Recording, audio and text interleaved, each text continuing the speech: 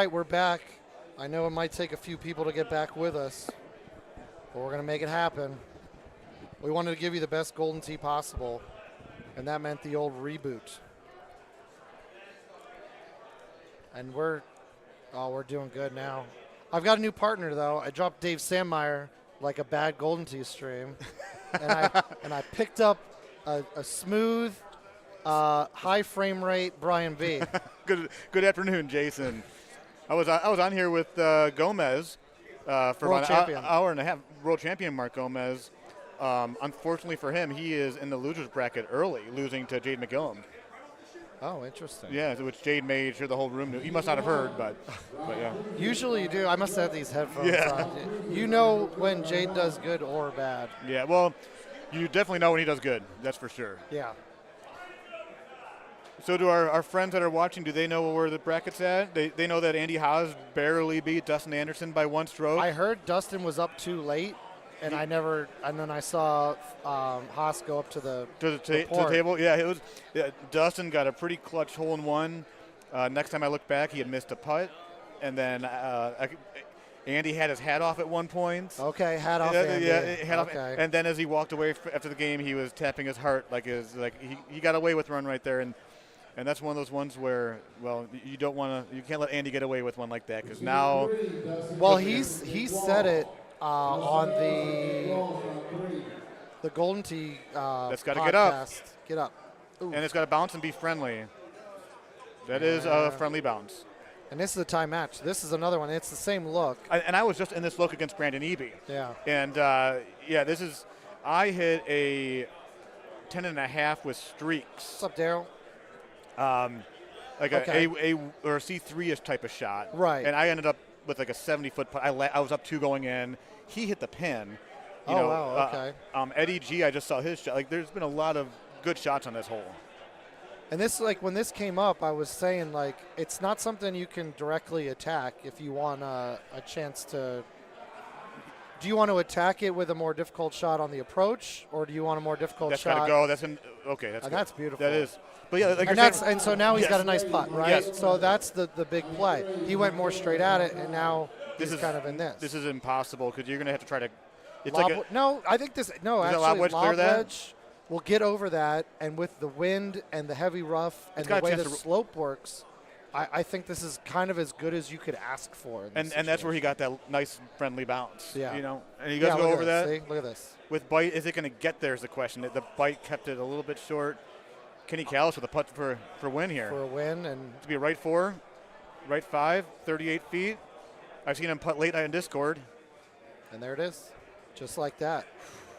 Kenny Callis. Acting like he's been there before. That's the Gator killer. Nice win. Yes, he chomped that Gator. 2 good players. This, the polls come up on the Golden Tee thing. It's like going into the app when the ads come up. It's every time. Hello, everyone. I hope everyone's getting on. It looks like we got 58.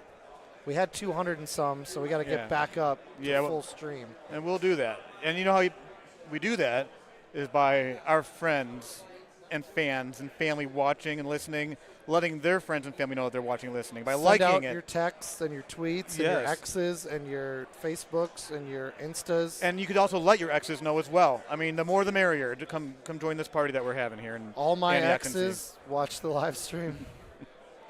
Speaking about reaching out to a lot of people, Steve Sobey reached out to a lot of the old school guys. Yeah. Casey Brock was one of the few that actually came. Steve told me that Tommy Campbell, the best known for Tommy Tuesday, he was planning on coming to this tournament. Things didn't work out.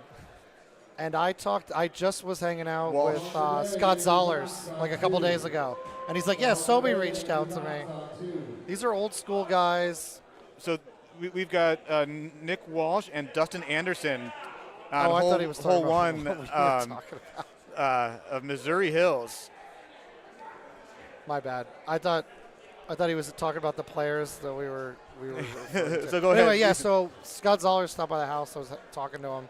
And he's like, Sobey reached out to me this weekend. I'm like, are you going? He's like, I can't. I'm like, okay. Yeah, I think Sobey pulled out his little black book from 1998 and reached out to. He's like, thank goodness these numbers haven't changed. Yeah, Jason Makovich was on that list, and and a bunch of other. Actually, no, I'm not sure about the Teej, but a bunch of guys from back in the day. I will tell you guys one thing. Steve Sobey's got the itch to get back in this game. Does he? Yay, fixed lag. So, okay, so if you're Dustin Anderson, you're up 2 against Haas late, and you gave it away, and now you're in a new match. Can you recover from that, or is that difficult to do? It's extremely difficult to do, especially when your opponent's a guy like Nick Walsh, who has been playing awesome Golden Tee the last handful of months. Yeah, for sure. I mean, he's a guy that found himself in the 16-17 match, I believe, early on. Obviously did not get the win, but he's just playing good. Dustin Anderson, kind of a surprise to be in the main bracket, right? You guys talked about him as a Group 8 member, as a potential. Right. And he did it. So, and I always say once you get past the first, 25 of you guy kind of players, like it kind of the field opens up, right? Anything can happen. Yeah. And this is a course where there's really not a whole lot of swing holes. This is the course where the lesser skilled players love to play because they can put up a score. Yeah. Which also means that the good players can hole out more because there's a lot more straightforward shots, right? So I was looking pick at your poison. I was looking at his previous match. So, like we were talking about, Dustin lost by 1 to Andy Haas on South Pacific, 27-26. Todd Clark beat Nick Walsh 27-26 on Cumberland. So Nick just coming off shooting a 26 on Cumberland, which is a nice round. Yeah, which is a great round. And shout out to Bacon for putting up a nice clean 27. Yeah, definitely. Did you take part in the Tommy Tuesday? I tried. I spent about $60 and walked away with nothing. Oh, okay. You're one of the few people. Yeah, one of the few people. I even had a list of places to go, and it's like you could make 40 grand or you nothing. could lose $60. Yes. Yeah, I'll never forget Gino's big thing when he was interviewing a bunch of guys for his podcast. I think I was his first one. He asked the question, so how did you do on Tommy Tuesday? You're like, oh, it's sore subject. It's funny that you asked. Out of the $1.2 million that was dispersed, I got none of it. Now, granted, it's my style of play.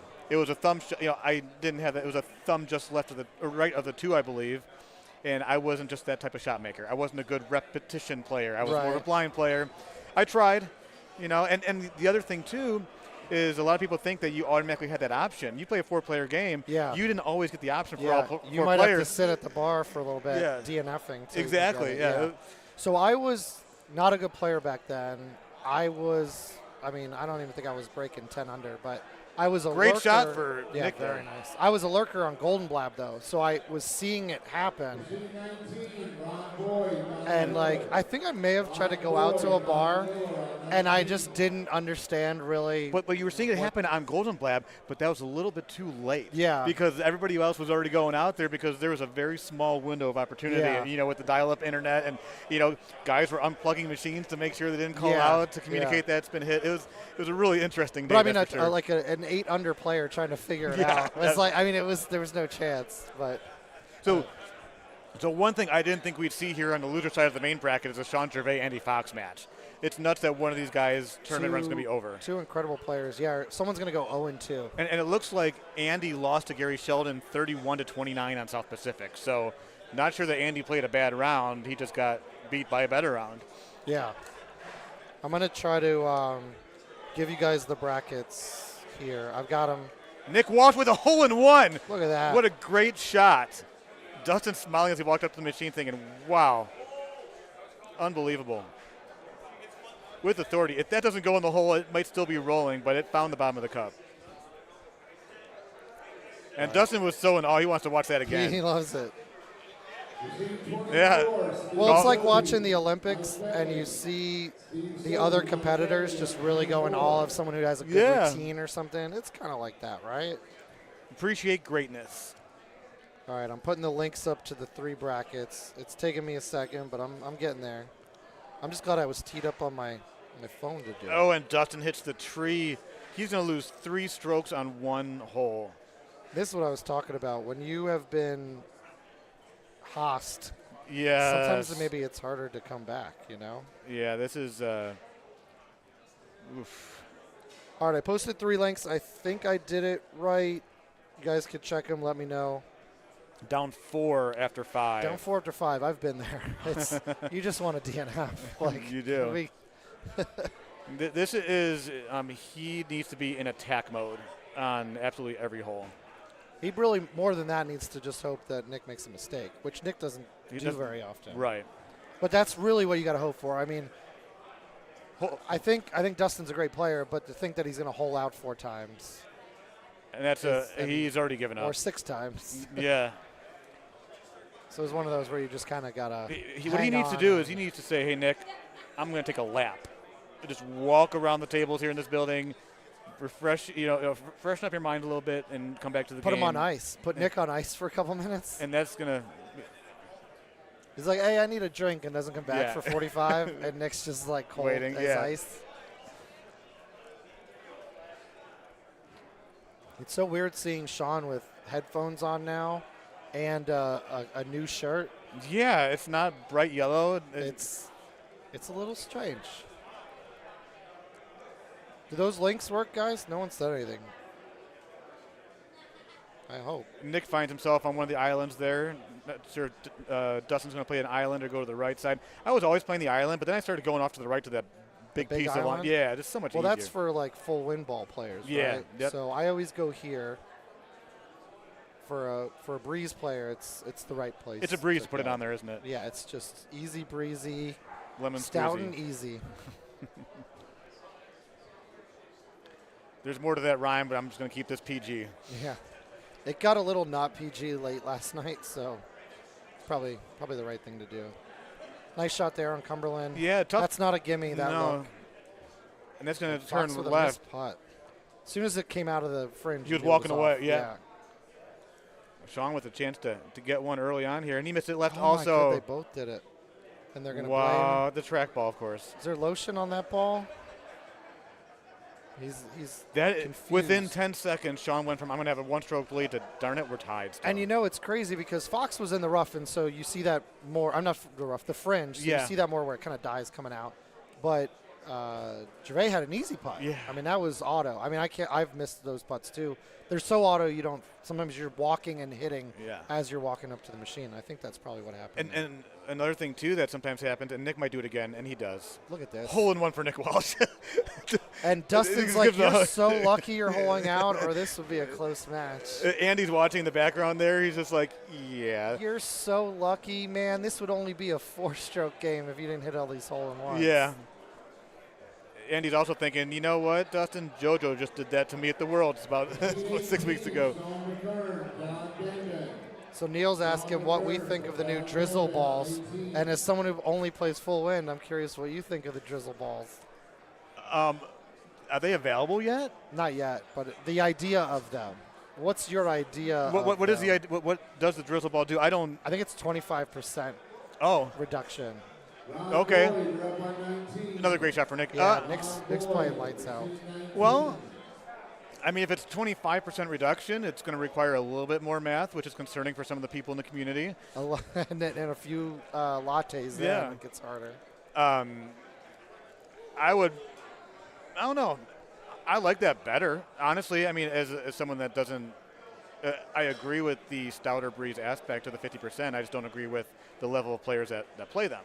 I think it should be more geared towards people learning the game.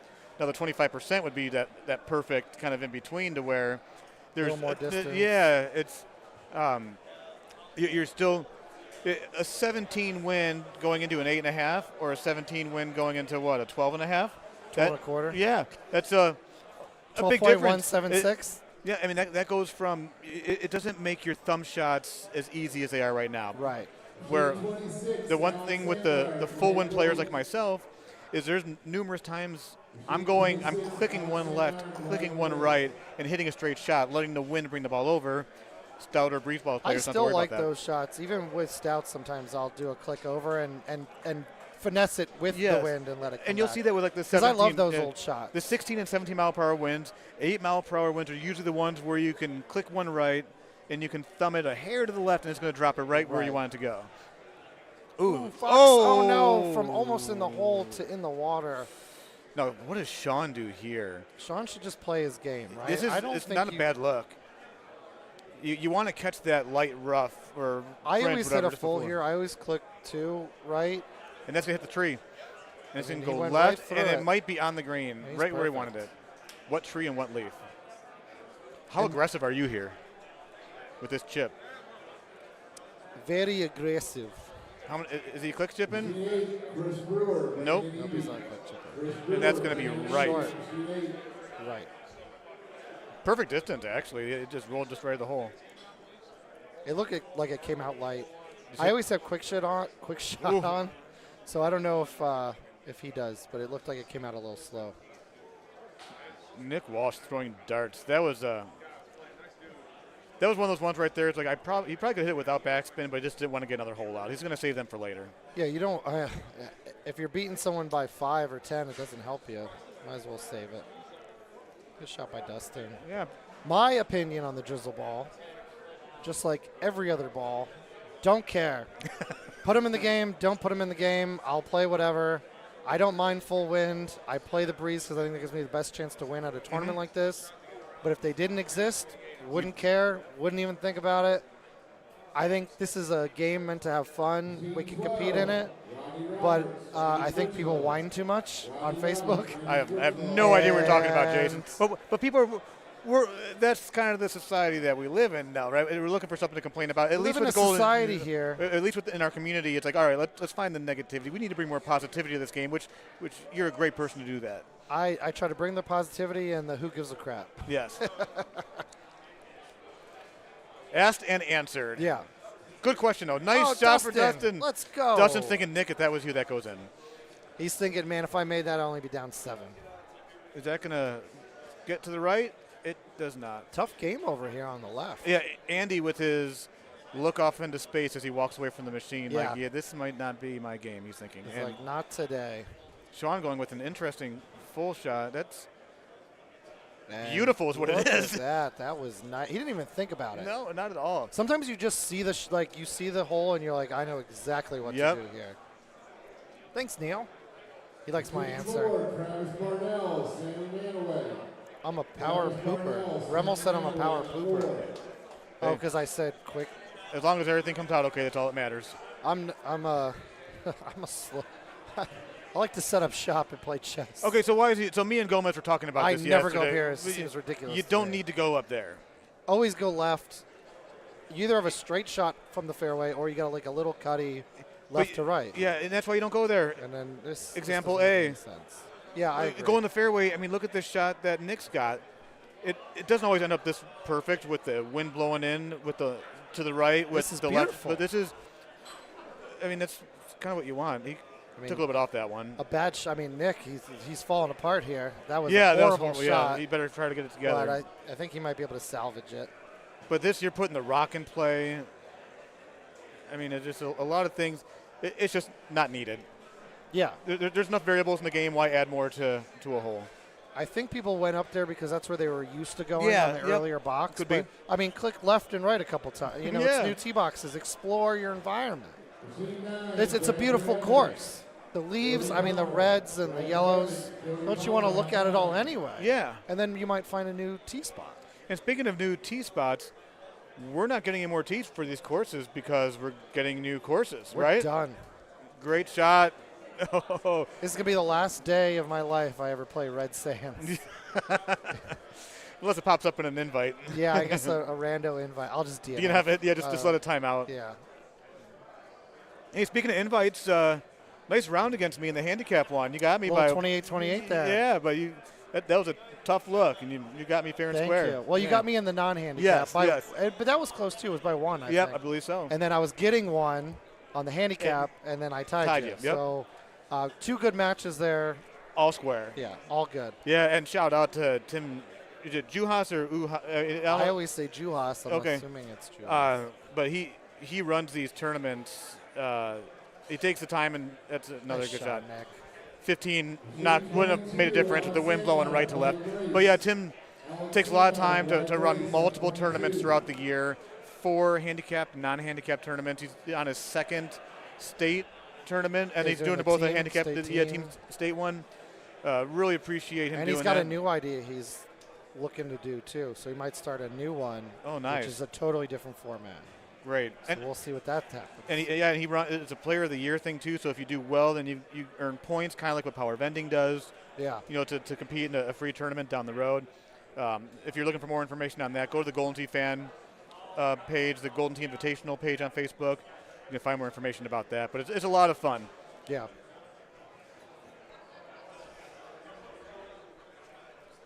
So, you know, this is a new stream. I'm glad you guys are joining. Looks like we got 150 people. You got to remember to hit the like button again. I know you hit it before when you joined the first stream, but we got the reset stream here, so that requires a second hitting of the like button. So when you get a chance, please do that. Make sure you subscribe and tell your friends and your family and the people, even the people you hate. Tell them too. Let's get them on. Let's get a little internet feud on this. Would be kind of fun too. I like that Dustin's at least having a good time. He's like, I know there's no coming back, but Yes. I'm at a Golden Tee tournament in my hometown. Made the cut. I made the cut. I get to see my friends. I gave one of the greatest players of all time a run for his money. You know, he's going to have that going. He's gonna for have him. that story. We're gonna hear that story for years. Yeah. So I was 2 up with a couple to go. Hey, sit on Grandpa's lap. Let me tell you a story. Back in the fourth Here's annual Music City Open. Here's a hard candy. Listen to my tale. Paul Sane down there on 16. I'm wondering if I'm going to have a match soon. I feel like it's been a while. But the beginning of all this is there's so many matches that have to be played. Yeah. I'm going to see if they're they are assigning machines to level 2 here.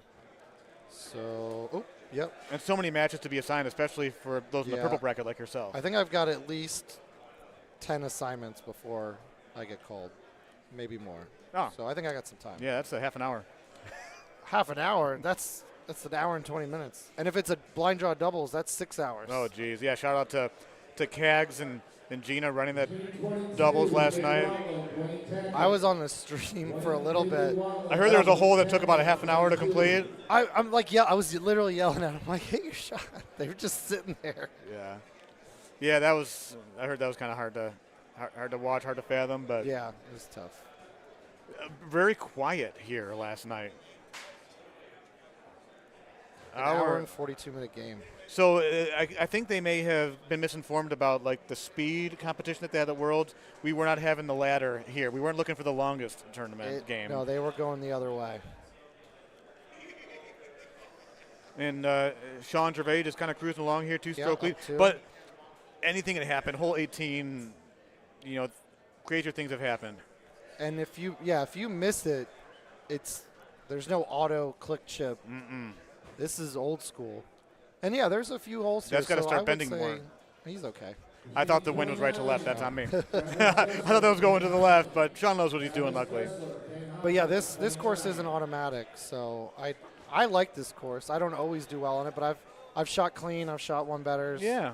It's a nice challenging course, and when you do well on it, you feel really good about it. That one, It's right at it. He needed one more bounce in the fringe right Yeah. there to give it a shot to go in. Andy And- Fox running out of holes here, who just got, third place in the World Nick Championship? Walsh with a nice 32 on Missouri. Yeah, that beats almost anybody in the room. Yeah, that's a nice round. He's 3 strokes up on the next person there. So he'll move on. Dustin Anderson's day is done. His day's just getting started. Yeah. I have a feeling, but his Golden Tee is done. His tournament play. Nice round. Nick walking by, going to the table to. I'd like to see Steve's eyes when he says 32. Hey, at least Andy's smiling. Don't see that much during the match when you're down 2. He's smiling incredulously. Yeah. Chris Busick, Greg Granda. Are you kidding me? He does not look like he wants to be there. That smile, I don't think was a He might need genuine- another IV, huh? Yeah, well, I got him to change his name. You see his name? Fox Force 4. Okay. Fox Force IV. Oh, it's a That's Force good, 5. right? Yeah. Yeah. That is so clever. From the guy that plays as Jackie's husband. Less clever. Needed some bite on that. That was an interesting shot. Andy's thinking about attacking this one a little bit here. I like Hard it. to do I mean, with the the wind's 8 good wood. and the but you got good wind with the break. Playing Bad one. streaks. but it's probably going to be a little too much club with that 8 wood. If You you're wish it was about 10 cutting yards it, back. Yeah, if you're cutting it, hitting it light, It's going to you just it's hard to get there. The wind Yeah. wasn't his favor. That is like the perfect wind. The 9 left to right, the 8 slope green. He missed. I thought he missed that left. Hole 17 can be kind of quirky. These putts are no gimmies. That's for sure. they're like you see them come off and you're a little scared. That's kind of a gimme. That is just. That's definitely a stout gimme. Yeah. Cool, calm, collected, new goatee, Yeah. Gervais. It's almost like a little bit of a Bacon look with that goatee, Yeah, right? definitely. Like I think Bacon was in the background. Yeah, it's a very similar. He lets it grow out a little more. Yeah, Bacon is a little bit longer. Oh, that is. Out of here. Oh, Is he going to chip this? Oof. nice chip. I mean, That was an old school chip. yeah, that was. You feel confident with your chipping. You don't want to putt out of the fringe there. Are you click chipper? Have you converted? Nope, never. You're like, I'm not converting. No. I've been doing this for 20-some years. Yes. I'm going to keep my win balls. I'm not going to click chip. Anything new in the game, you're like, I don't Yeah. have time for this. Get off my lawn. And this is about as nice as it looks Yeah, on this is 18. not what Andy Yeah. wanted. He wanted that 13 to be a little bit. You got less. the wind playing against the upslope. It's just, when Oh. you're up 2, that's exactly Yeah. what you want. Sean did want it to trickle a little bit down. He's going to have about a 20-foot down 10 putt. Andy is thinking, how am I going to? And the nice thing is for him with streaks, he'll get that little extra hop with the backspin. Hard to believe that Andy Fox is going to go 0-2 Yeah, after his run at Vegas. I mean, a great Worlds.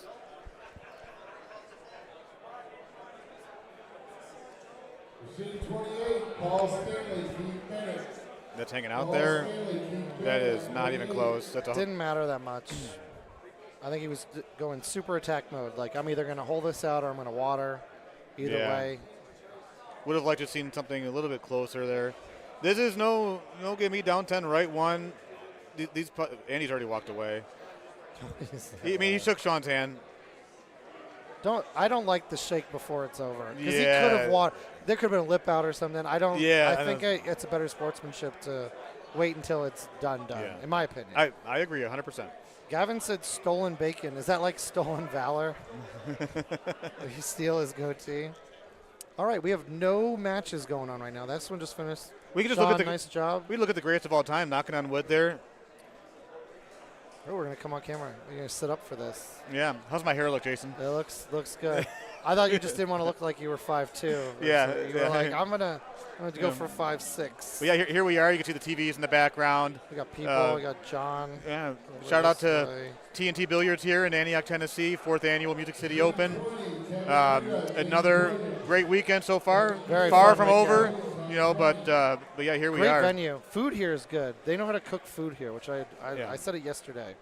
Great service. They've been taking care of us, walking through the areas by the Absolutely. machines. And to paint the picture where we're at, you can see everybody in the background. There's like an entire full billiard room that we're facing. Pool tables are off to the side for the most There's part. a nice room for sure. And I'm then glad I- we switched cameras. Yeah, and as you can see, I think I had 15 cameras on me. Yeah. The way how much weight I looked like I had there. Home Edition pre-orders now available. Home Edition comes out, I believe, in October. I already ordered mine. I ordered mine the day I got the email. And as you can see right there, use the code Olympics.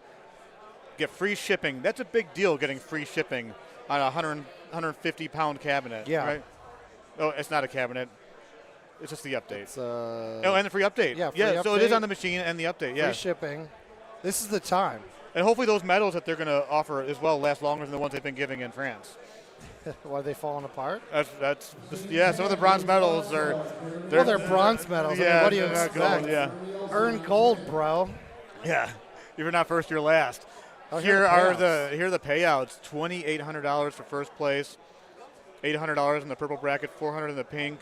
Nobody's winning money in the copper bracket. You know why, Jason? Because there is no copper. As there is no copper We were bracket. just short. Look at that Calcutta pool.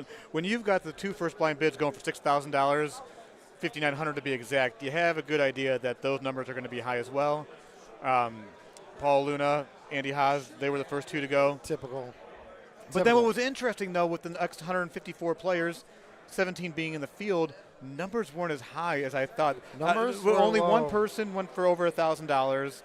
You had a few that went for like 800 What and did 600. Taylor go for? I think he went for 1,200. Which makes sense because he's almost always in the top four. Yes, he's right? a podium So guy. I think that's where the money should go. We should call him Podium Paul. I guess we could do that. We But- can ask him. He's right here. He's right behind us. But you see the distribution, the main event person. Steve Kramer, Paul Luna just announced they will be on the stream. We got a nice stream match coming up. I like it. Wait, so does that mean Luna is in the losers bracket as well? Wow. The main bracket's wide open, and I'm sitting in purple again. Paul Luna giving a shout out to the Powercade, his old stomping grounds back in the day when he used to bang out games with Evan and JoJo and Sean Gervais and Damage. and Jeff Harlow, to name a few. Luna recently married, I was at living that life wedding. in Houston. Were you there? I was in Western Illinois. I was not in Vegas. Oh, you were in Vegas. Yeah. That's right. If I was in Vegas, I You would definitely have would have been I forgot. there. Yeah, you couldn't make Worlds this year. You will make Worlds next year. I will be I heard there. the podcast. Yes, I will be there. If I can qualify, I will be there. Andy Haas, Todd Clark on one. Andy Haas, Todd Clark just called on one. I wonder if Andy's a little disappointed he's not in the stream. Gary Sheldon will be playing Paul Taylor. And Got some I will good be playing matches Gordy coming up. Brown, Ooh, Gordy Hot Streak Brown. Yeah. He's playing well. which I played him in Sussex. I got the best of him on Scablands. It was a pretty good match, so I know that's one of those things that's in the back of his head. He has gotten better over the last several months. So it's those moments when we keep a decent track record in our head of how we do against Right. our friends here, and knowing that even like me and Brandon Eby, when we started our match, he's like, I don't think we've played each other before, and I'm like, I don't think we have either. yeah. So you know if you do. so Gordy, I'm sure he's been looking forward to an opportunity to play me again. And then if someone's gotten the better of you, you kind of feel it. I know I know I'm in the middle of the pack, but there's people that I've just somehow have beaten several times. And when they finally beat me, they're like, I've been gunning for you. I'm like, you've been gunning for me. They're like, you beat me 3 times in a row. There was Taylor told me about that. Actually, Taylor and Gervais, they had both, after I'd beaten them at one point, it took some time for me to get back to that, because there was a certain time where I wasn't playing the best in Right. tournaments. So while they were succeeding, in the main, I was not, if I was even in the damn main bracket. but getting there, and then finally, I think Sean had told me, like, I'd been waiting 2 years for this to happen. And it's like, all right, fist bump, you got me. It's just like poker. You remember your bad beats. Yep. Your wins are forgotten the next day. Yeah, yes. You tell those bad beat stories forever. So you see King in the background there. Great to see him around, doing a great job, taking pictures. Walking, not limping. Yeah, giving our words of wisdom to CJ. He's I would just- to be a fly on that pit. I was you back then. Yeah. No, Rick King, you never were. But it is glad to see him. Looks Unbelievable. healthy. Looks They're more throwing- healthy. They're throwing stuff at us. Jerks. Todd- I'm going to have to get off in a second anyway because my match is coming up in probably 10 minutes. And you don't see it, but Todd Clark walking over to the machine, big smile on his face. Me and Todd played a practice round. He's feeling pretty confident. He looks gorgeous. Yeah, he does. A new And he- Todd Clark. And he just kissed us from afar. Yeah. He's like, watch out, Andy Haas. Don't give me 2 strokes. Gary Sheldon in the background. For those that listen to the Gino podcast and want to put a face to that name, he's sporting a Coca-Cola Classic shirt, got his hair tied back. And Gina's there. Yeah. Is Gina. Gina, I've never seen Gary happier than he is now. Yeah, I love to see it. The He's- 2 of them are such a sweet couple. Yeah, they're in a good place. Gina supports him 100%, helps him out with the ultimate side pot that he does. By the way, did you hear that someone hit one yesterday? Oh, did they? They were not in. Oh, I heard that someone hit it They and were, wasn't they, in it. they were not in the ultra. I said ultimate, but the Yeah. ultra side pot. They were not in it. So when you come to a tournament, find Gary or Gina. $5. $5. You waste $5. There's so many $5 wasted. Yes. I mean, heck, you probably look around. There's probably $5 laying on the ground in about 10 different spots around here. Exactly. So find them. Get yourself in the ultra hole in one side pot. Gary Sheldon, Paul There are his headphones. They were asking where Puff's headphones were. Hickey's on stream. The Paul Taylor Gary How is Sullivan the match. hick pick doing? Is the hick pick, Travis Parnell. I think he lost his first one. was that the hick pick? I thought it was Olsen. Who was? Or was it Jeremy Olsen? It might have been. How is he doing? I haven't looked. See if the hick pick is worth it. And like I said, it's better than the alternative. I'm not going to say what kind of pick, but NFC check-in failed. Try again. Uh-oh. Hey, living on the edge there, Andy. Does that get in your head when you go to check in and it fails? Are you like, oh, this game is already setting up bad? Right? Like, this is lunaquirk.exe in full progress. Jade and Oh, Eddie G on the okay. show, too. Jade is getting his wish. And what are the odds he walks by and says something before he gets to the machine? 97%. And then he's got to like high five you really hard Yeah. for some reason. And When he goes to like knuckle me or high five, I'm like, easy. It's painful. Jade, I'm a delicate flower. great player, qualified #1 in St. Louis, had a rough Sunday.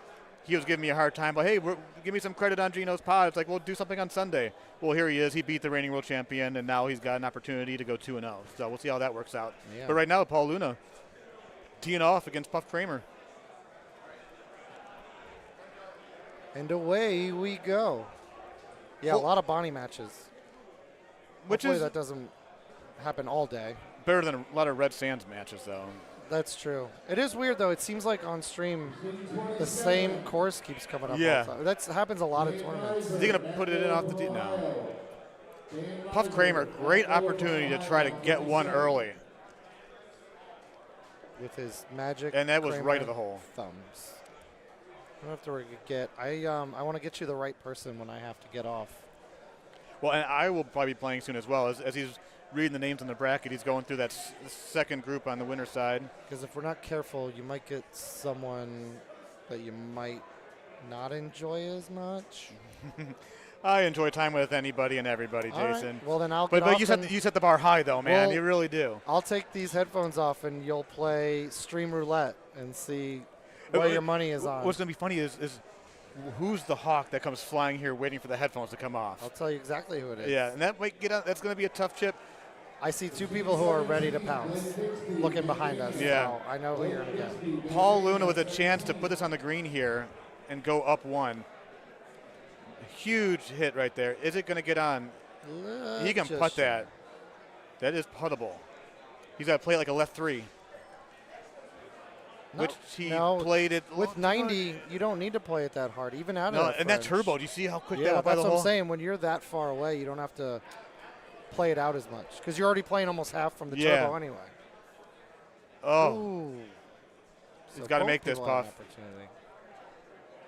No problem. Center of the cup. Easy peasy. Lemon squeezy. On to hole 3Z. Yeah, sorry, James. I think that's what's going to happen because I'm just watching what's going on behind me, and when I leave, I see that happening. So. And you got Eddie Godfrey versus Jade. Eddie's short of the green, and Puff almost putting one in the hole. Maybe Gomez. No Gomez. Okay. No Gomez. CJ maybe? Does CJ want to do it? Anybody want to buy a track ball? Up to Russ, $75. This is a click chip right here for Eddie. And right. that was a really poor shot. I'm gonna have to leave you because I know my match is coming up and I have to get prepared. You're all good. It was a pleasure streaming with you. Yep. Maybe we'll do it again later on. Maybe you got it, Jason. Alrighty. Jade with a chance here to go up one after 2. And he does just that with authority. Andy kind of smirking in the background there, knowing he let one go.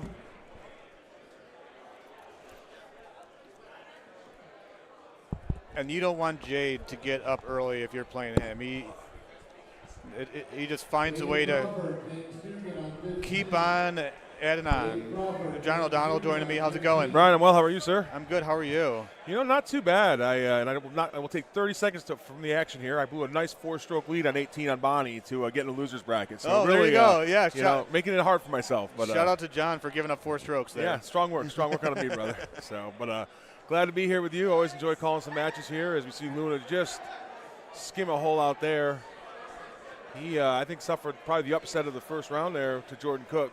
Yeah, definitely. I was surprised when I heard that match called, and I knew that Puff had lost to Evan, and I'm thinking Luna's playing Puff. That means, you know, so you got Luna in the losers bracket, but then you got Andy Fox, who's already been eliminated. Yeah. You know, Jean Gervais got knocked down to the bottom, and that was he lost to a great player. You know, sometimes you have those tough matches early on, but yeah, big names just because you're one of the top 8 to 10 in the world doesn't guarantee you an easy day on Sunday. And one of the things about this game, I was talking with Steve. That is way left for Jade. Oh, God, terrible shot. He gets that stroke on hole 1, and from my experience with Jade playing rounds, what he needs to do right now, it hopefully gave him a good drop.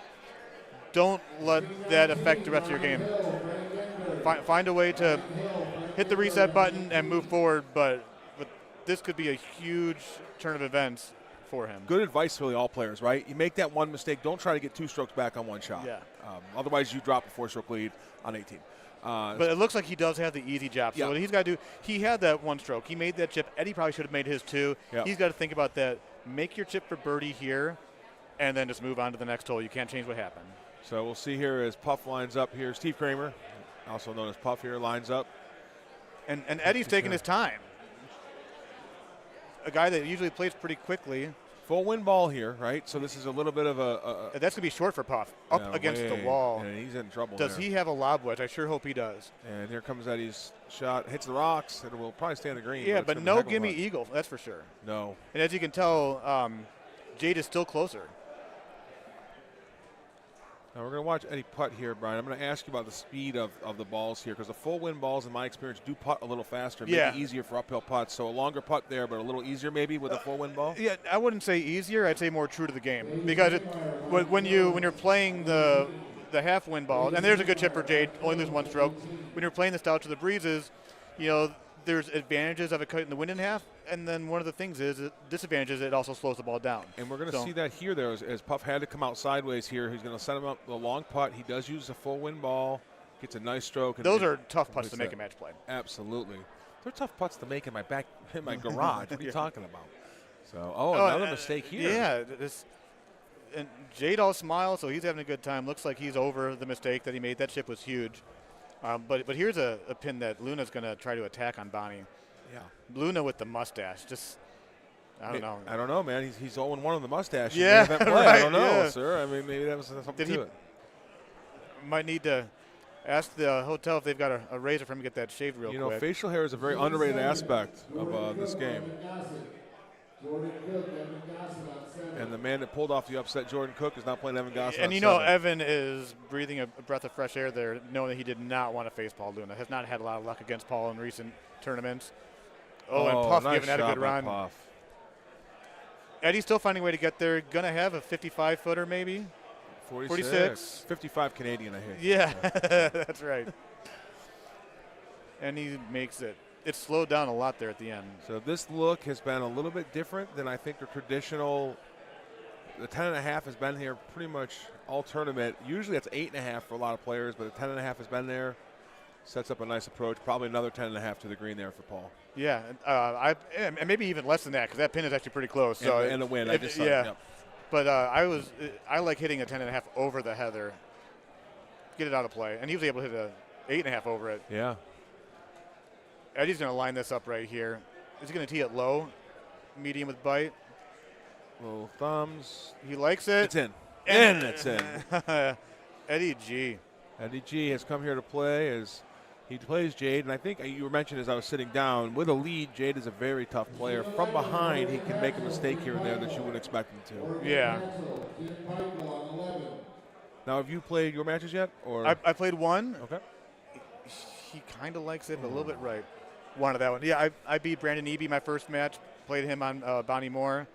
Then I play Gordy Brown next. I'm guessing I'll be called here pretty soon. Puff keeps leaving himself very long putts, but keeps draining Keeps making them. Yeah, hey, it's in now, right? You know, it doesn't matter what it looks like. Yeah. So this shot, I think, is one that a lot of good players have a disagreement about whether to go for the short side, narrower gap, or to wrap around the big left gap. Do you have a preference on how you attack this hole? I like going around the left-hand side, but I still haven't figured out where that leaf comes from sometimes. So it's like the 3-wood is usually my shot. Well, you know trees are 90% air. Yeah, and that's a great shot That's there. a great Fred. shot, yeah. I think a lot of players at maybe the 25, 26 handicap level don't have the confidence to hit that cut shot. Now we see Jade's going to do the narrow gap, probably a low 10. It is. He's going to be just fine. That's going to be a really good It's shot. going to bounce right towards the end. That's going to be a good shot. Two good shots there. Two different, and it's fun to see that. And that's, as Puff is. Yeah, he's still throwing darts out there. Listen, Puff's a tough player. Yeah. Thomas Twig, Phil Garceau. Thomas Twig, Phil Garceau on 26. So we sit here and we watch Paul Luna and Puff in the loser's bracket, kind of disbelief myself. Jordan Cook's actually from my hometown. I taught him how to play 3 years ago. Biggest mistake I ever made. Yeah. He kicks my ass every time. So now. the student beating the teacher now. Huh? Listen, that's been happening for a while. But I'm really proud of him and great win. So. But Eddie right here, he's going to put roll on this, which he does, tee it high. You want to hit the rock, I believe. I don't know if the rough will get him there. The rough will not get you there unless you do Oh, that. yeah. Unless you hit the That's a fantastic shot. Yeah, if you hit the apron, if you will, of the rough, it'll get you on there. But anything 4 or 5 feet back, you're in trouble. As a Puff again rolls one right by. I don't know much Luna here. We really haven't called him out much to it. Too much. There's a couple good bounces there. Little pinball action here on hole 7. So soft 8-wood, curving it in towards the hole, and he will point there. As a top player, Brian, I think you can relate to a little bit what Paul's going through here. He lost the match. I'm sure he thought going in he was going to win. Yeah. Obviously, he's never going to say that, but I'm just saying if you look objectively, yeah, right? So now here he is after his first round in the loser's bracket. Does your mentality change at all trying to work yourself back up, or do you just trust that, cream rises to the top? How that's a good question. I think, you trust the cream rises to the top, but at the same time, you're like, you have such high expectations for yourself, and you've got to win at least the next 5 or 6 matches to get to that point, and it's a very tough road. The one thing he's got going for him, you got to make sure that you go one game. You can't look too far ahead. Right. One game at a time. When you're in the loser's bracket, you play numerous games back to back to back, so you have a chance to have a good rhythm, which would be in his favor. And Puff, again, he is going to get one of these. Yeah. And Luna will probably, too. Don't get me wrong. Luna, I just have to say, watching that match on Kangaroo with Jordan Cook and then watching this, Paul Luna is not Paul Luna yet. Yeah. I mean, he's going to get here. As that one almost goes in. He's going to show up, and he's going to do great Paul Luna things, but he's not here yet. Yeah, and what'll be interesting, we talk about it a lot when certain courses come up at Bonnie Moore, hole 17, how does that play? What's the score when we get there? How does what do they do when they get there? This pin's interesting because it's, on the closer part of the green to the tee. I would use a medium 10.5. He does. And it might go in the hole. Oh. Just misses the bunker by about a foot, comes back, almost hits the hole. As we watch Puffs, I'll tee this question up for you because people may not know the courses as well as we do. What are the challenge holes here as Puff and Luna come down the stretch? Hole 17, definitely. Hole 18 can be very difficult. Really on Bonnie Moore at this point in the game, I think that's about it. Hole 8 can be a little tricky. Sometimes we've already seen them both get past that. Hole 2, depending on the distance, being able to get on the green or making a chip. But at this point, pretty straightforward. You do have opportunities for hole outs, this being one of them right here. Yeah, and we'll watch that here as we see Ed Godfrey hole out again. Holy Yeah. cow, what a great shot there by Eddie G. Just laying it on Jade McCullum right here. Misses that first chip, and no looking back after that. So here we go. Jade's got to start thinking about putting some of these in, which he likes it. He's standing right there looking at it, and he does puts just it that. in back to back with the answer there. He is such a point whore, that guy. Anything you can do, I can do better. And Eddie, look at the smirk on his face. He's like, okay, and it's really interesting when you go from that point to thinking, all right, I got another one. Yeah. Oh, wait, no, I didn't. Now he's one stroke up still, Yeah. even after that trade off as Puff. This one slides out a little bit. Not a good shot for Puff No. there. He had a chance of going after that one, and unfortunately did not. And we'll see here. I will get to ask you the next question that I want to ask you. I will not, as he's not click chipping, but we'll get to that topic in a minute. Eddie Godfrey, nothing really on these tee shots here. That approach shot's going to be interesting because you got the wind blowing right to left. Is that where you're going, John? Or okay, and it's not going to be the easiest shot. How he cuts it. This is one of those definite advantage for a style player, which looks like Jade is. Easy for him to get it just above the hole. And Paul Luna. Oh, just misses the hole out. And do what Jade did. Luna is up by 1. Yep. And then you've got Eddie here playing the streaks. You don't want to hit the 6-wood because the 6-wood cuts the worst, and he knows that. But it might be his best option here.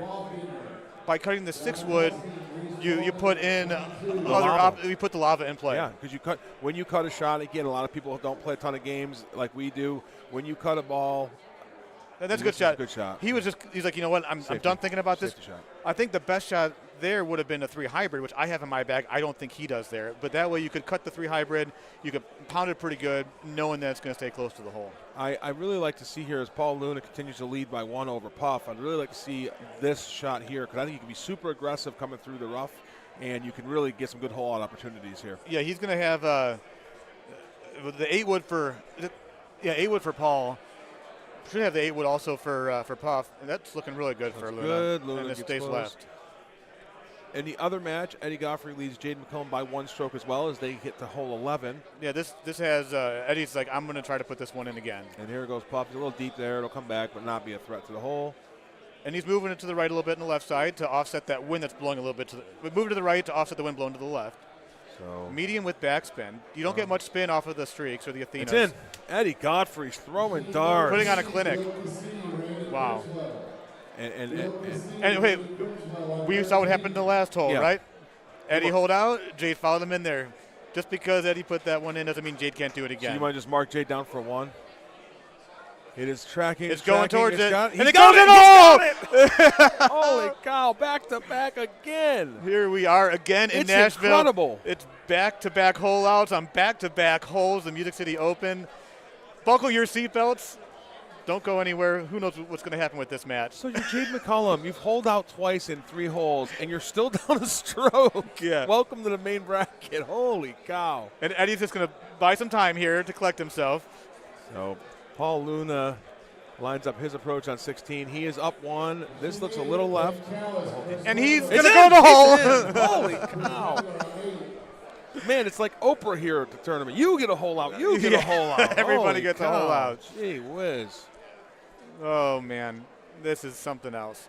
Well, and that's part of the fun of sitting here, isn't it? Yeah. Part of the fun of sitting here and getting to do this. And, lucky for me, I'm no stranger to this. I was able to watch and call, Luna and Haas's match last year in the finals.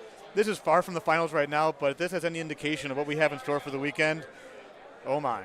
So Paul Luna now leads by 2. And it's a pretty simple look. Kramer did not want this. Now, will he be any more aggressive than normal trailing by 2 with 2 to play? I think he knows that he's in a very aggressive mode right now. And he just, without bite, I wonder if that goes in. So Paul Luna. With the putter, right 7, no gimme, but he made it. Yeah, he got it. And this is a really tough spot for Puff to be in because he knows he's probably going to have to get a hole-in-one here. Yeah. And it's a very difficult hole to even put on the green. See here where the look is. And it's an easy look, and that is a hole-in-one for Puff will not be enough with the way this looks. Yeah, you would need to miss here from Paul, and I don't think we're going to see that here. Paul's thinking, do I tee it high or not, which he's probably going to have to get it there. So we talked about Jade. We'll watch Paul hit his tee shot, and then I'll kind of go into my question for you on Jade and Eddie here. Paul giving us a little more look than I thought he would. He wants that backspin. He doesn't want to tee it high and lose that backspin. Nice putt for Eddie there. Of course, the only real danger is that bunker on the backside there, the bunker of death. Yeah. If you end up in there. So, and what can happen here is he wants to avoid that bunker you're talking about. It puts the bunker in the left in front of the green in play. He's laying up.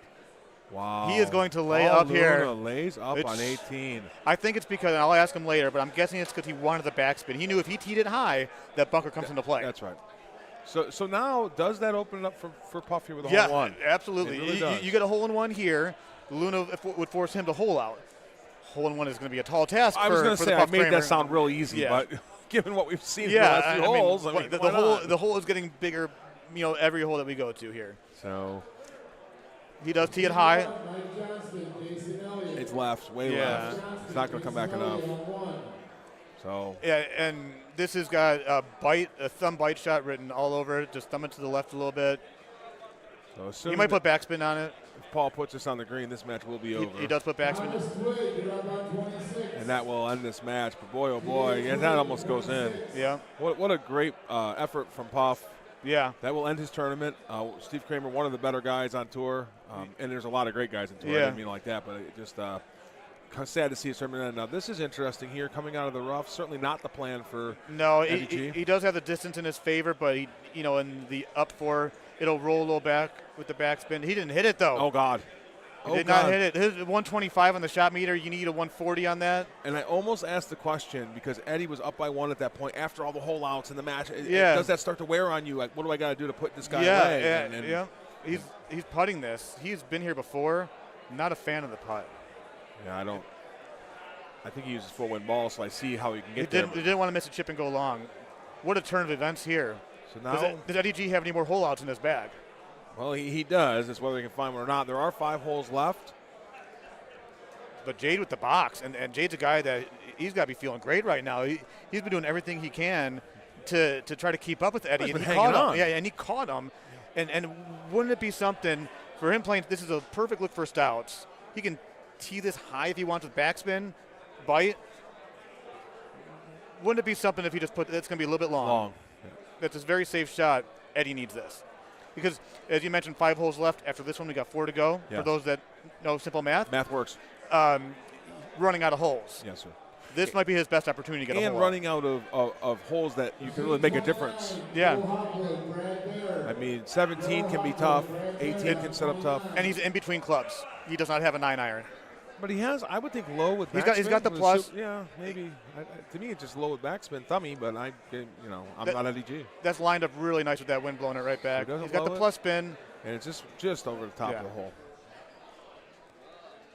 So as you said, Jade now does have the box. I would say the advantage because absent a hole out, this course doesn't have a lot of teeth left in it. 15 is probably the toughest hole, and here we come. Yeah, with lava around it, Jade looks calm. He looks really calm, really friendly setup here. Does he hit the 5-wood or the 6-wood? I'm not a fan of the 6. But he can go right over that high with backspin, which is what he's doing. Hits at 130, gets a little cut into it. It's going to be safe. Yep, it's right on top of the hole. It'll trickle down just a little bit. Yep. And Eddie's going to be able to hit probably a 6-wood with backspin, maybe a 5. Take a 5. This sometimes will play a little longer than amateur players expect it to, and you can end up catching the ridge of that island and going in the hot lava. Yeah. So. And it looks like he is going to go with that 6-wood. Not sure about the bite. I want backspin here. Yeah, you want the ball coming back at some velocity to have a chance to go in. And there it is. And now he's looking at the 5-wood backspin. So he's got a number in mind in his head as far as how far it's going to go. No matter what happens, he's going to pull it back a little bit to the left. You don't want to pull it back too much, but when you hit the green, you want it to spin towards that hole, that right 5. Oh, wow, it's left. Yeah, way left too hard. That 5-wood was too hard. He needed the 6-wood, and he knows that now. I think the 6-wood with backspin would have been a good shot, too. I'm surprised he never considered that. It was either bite on the 6 or backspin, and he makes the putt. It's good now. Yeah. Jade maintains his 1-stroke lead. We are here at TNT Billiards and Bar in Antioch, just outside of Nashville, Tennessee. We're at the Music City Madness Tournament. Brian Bernhardt, John O'Donnell. Please, as we watch a tee shot here from Jade, hit that like button. Let's make sure we get those algorithms going in the right way because this is a lot of work, and they deserve credit for the work they've done. They definitely do. Well said, John. This is going to be an interesting look here for Eddie. I think he's going to try to drive it to the other fairway. I'm guessing he's going to lay it back. I like if I'm able to get like a 6-iron with my super spin or plus, I've got super spin clubs, going after the pin where it's at to spin it back up. That's something I enjoy to do. And what ball do you use? I'm using usually the Titans or the Athenas on this. Do you usually use stouts at all? No. Okay, and the reason I asked that question is we'll watch Eddie here. I'm gonna let this play out here because this could be a chance for a hole out, and then I'll ask a quick question. Scott Nussmeyer, Ryan McCook on 3. So yeah, so he's playing the Athenas, which are the Titans, the equivalent of Titans. So I think I may have misspoke earlier with the streak and flush. It's hard to keep track of all these. It's going to hit the fringe. Yep. And one of the things, as you said, that when it hits the fringe, the bounce becomes totally different. The spin becomes much, much less. Yep. And the result, not what he wanted. Right. So I was going to mention the ball you use and the impact that the super spin and the power spins have. Yeah. With the stouts, not as much of a factor. You really wouldn't use those with stouts, right? Usually you're going to use those with full wind balls. Yeah, and I'm not sure. I'll be honest with you. And this is a tough look for Eddie, Yes. by the way. This is not a good look. Jade is happy with this. Yeah. But yeah, I'm not sure how the stouts play, but I know that with mine, the super spin, you know, Ooh, that is. it's actually going to work out okay. It's going to work out okay. Yeah, that's a Right, great shot. That's a great shot. Yeah. Boy, oh boy. A little more aggressive than you thought, maybe? A little bit, yeah. but he did have, it was a pretty straightforward shot as long as he hit it to the left. Eddie, this is difficult. He might even tee this high just to control it with bite or backspin a little bit. Because as we mentioned, he's running out of holes. Do you rely on the last hole to get your stroke? Yeah. 18, it's not the easiest hole, but as we've mentioned, he's running out. By teeing this high, you can put bite on it or backspin. It'll slow it down a little bit, and it'll slowly roll towards the right. If you don't tee it high, then it might spin too much and it won't even get to the hole. That's what I'm getting at. And he is going to go with the second option that I was talking about, I believe. Yeah, I don't think he looked at a high tee at all here. He was measuring up the medium tee the whole time. He has such little green to work with there. He's got to hit it as far left as possible. Hit the left part of the green, which he does just that. But see right there, if you tee it high, it's got a better chance of trickling down towards the hole. If you don't, it bounces up and it doesn't even give it a chance. That seemed to me like you don't lose much going for high tee there. Right. Why not give that ball a shot? That ball. It might have been and it could have been a distance thing. By teeing it high, you're adding more distance. Sky Nussmeyer, Ryan McCook, and start on Scablands on the right side. A pretty simple setup. Now the main thing with hole 18 here is Jade's got to make sure he hits the darn track And ball. no, 20, Nathan Webb, Jeff Ellis. it's got to go. There it goes. He hit it too hard. Rocks. On 20. Oh no. And he's going to have a putt or he's got a chip. We both said that because once it hits the fringe, Yes. it's a much friendlier chip than it is putt. Now Eddie's got a chance here. The pin's in a perfect spot for him to go chasing this pin.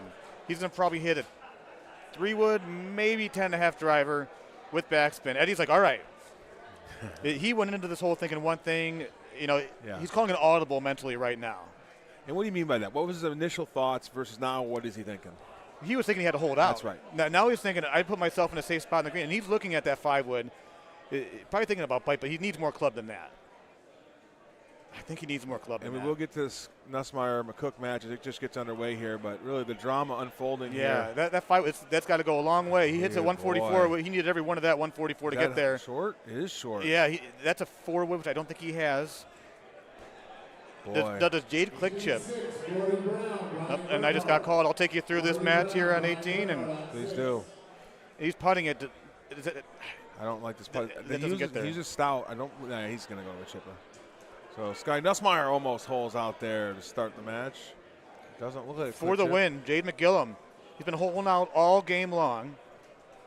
Can he do it again? We're about to find out. A little bit of nerves. Yes. I think you can see the nerves. He's resetting. Well, Like a golfer stepping away from the he tee. is. And maybe it's just a matter of getting those. I don't think he's click chipping, but I think he's just trying to. Oh, now he's actually switching. And he's got Boy. release. He's got to make sure he pays attention to And we see here. as he pulls back with the release. He's got release. He hits it. And it it's goes in the hole. for the win. Jade Wow. McGillum over Eddie Godfrey. Congratulations on your first win there, Jade. Nice fist bump there. What a great shot. Eddie G. I mean, there was nonstop holeouts right there. Wow. And it really did go down to a maintenance game by Jade Gillum, really not looking for Yes. holeouts to needing one, as Godfrey taps A defeated, looks very defeated, Eddie. You know, missed that chip early on. Jade gave it back. A whole bunch of holeouts. What better way to end the match on a 28-yard 5 hybrid chip for the win? And a great way to end our time together, as I know you have to go play I Gordy. gotta go Great play Gordy. talking to you. You too, John. You take it easy now. Yes, sir. We'll catch you all later. Ryan Bernhardt stepping away now as you're left with John O'Donnell as I get to call Ryan McCook and Scott Nussmeyer here. We are at the Music City Madness Tournament in Antioch, just outside of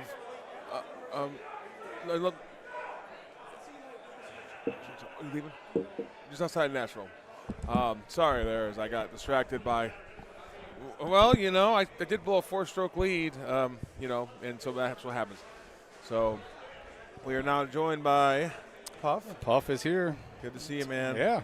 Got to call your match. Literally just walked up with that crazy ending there. Yeah. I got to call your match, Paul. Was hoping for a different outcome for you, but yeah, thumb's got a little wonky on that par Yes. 4, and then he does what he does and holds out. well, you were all over the hole there, and we'll get to the Nussmeier-McCook match in a second here. But you were all over the hole for that match, and then just couldn't get the hole out. Yeah, it felt good. Everything was feeling good. Just It's hard. Chip here by Nussmeier gets caught in the rough, and it'll leave a putt.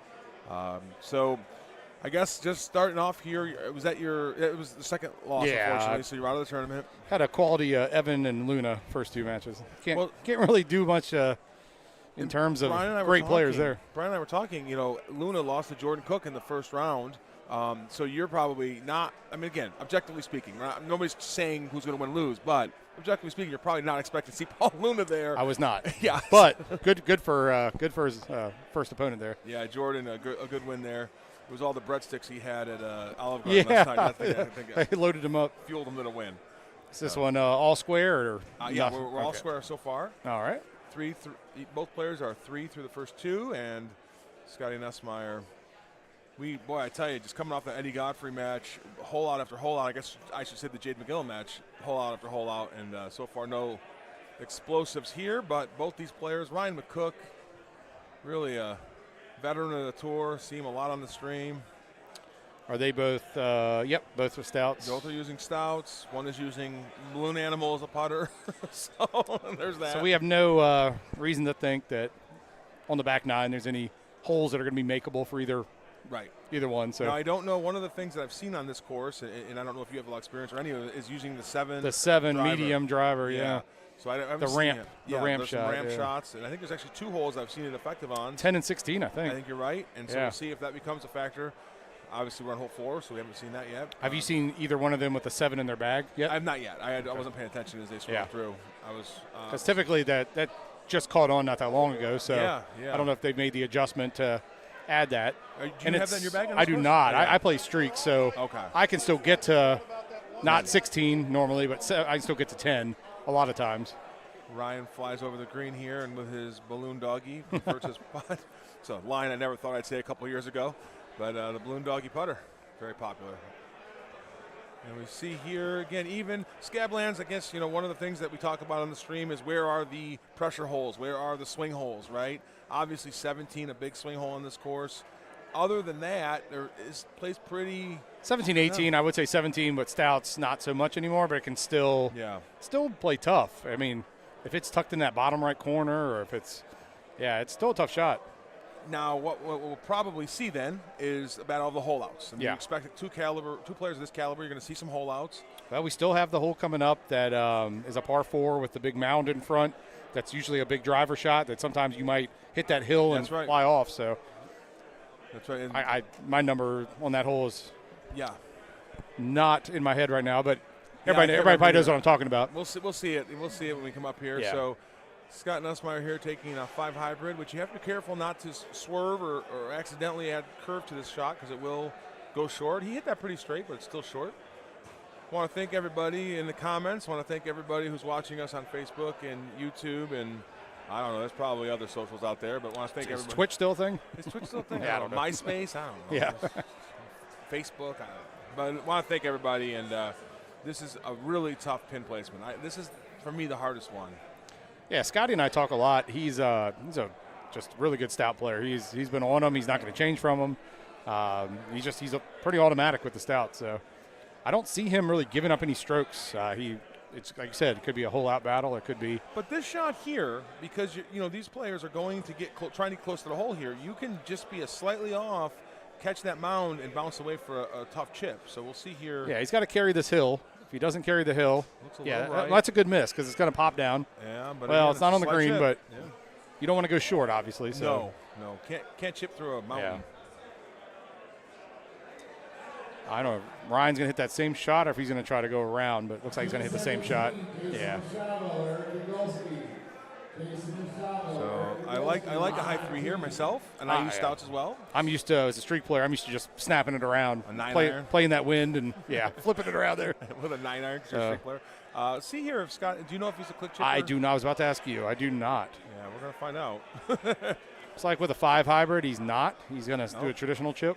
I don't know. Looks like he's Maybe. Yeah, he's trying. I play a 5 chip, and I don't click. Just watching his hand, it looks yeah, like he's clicking. He's clicking. And he hit high. Yeah, I went long. So as I mentioned, though, you put that mound in play, that can become a difficult chip. So there's two. Oh, good putt there. There's 2 ways to gain strokes here. As Ryan McCook gains 1, draws first blood here on hole 6. One is to get a mistake out of your opponent. We didn't really expect that in this match, so we'll see here if Nussmeier can either hole out or if McCook maybe makes a mistake down the stretch here.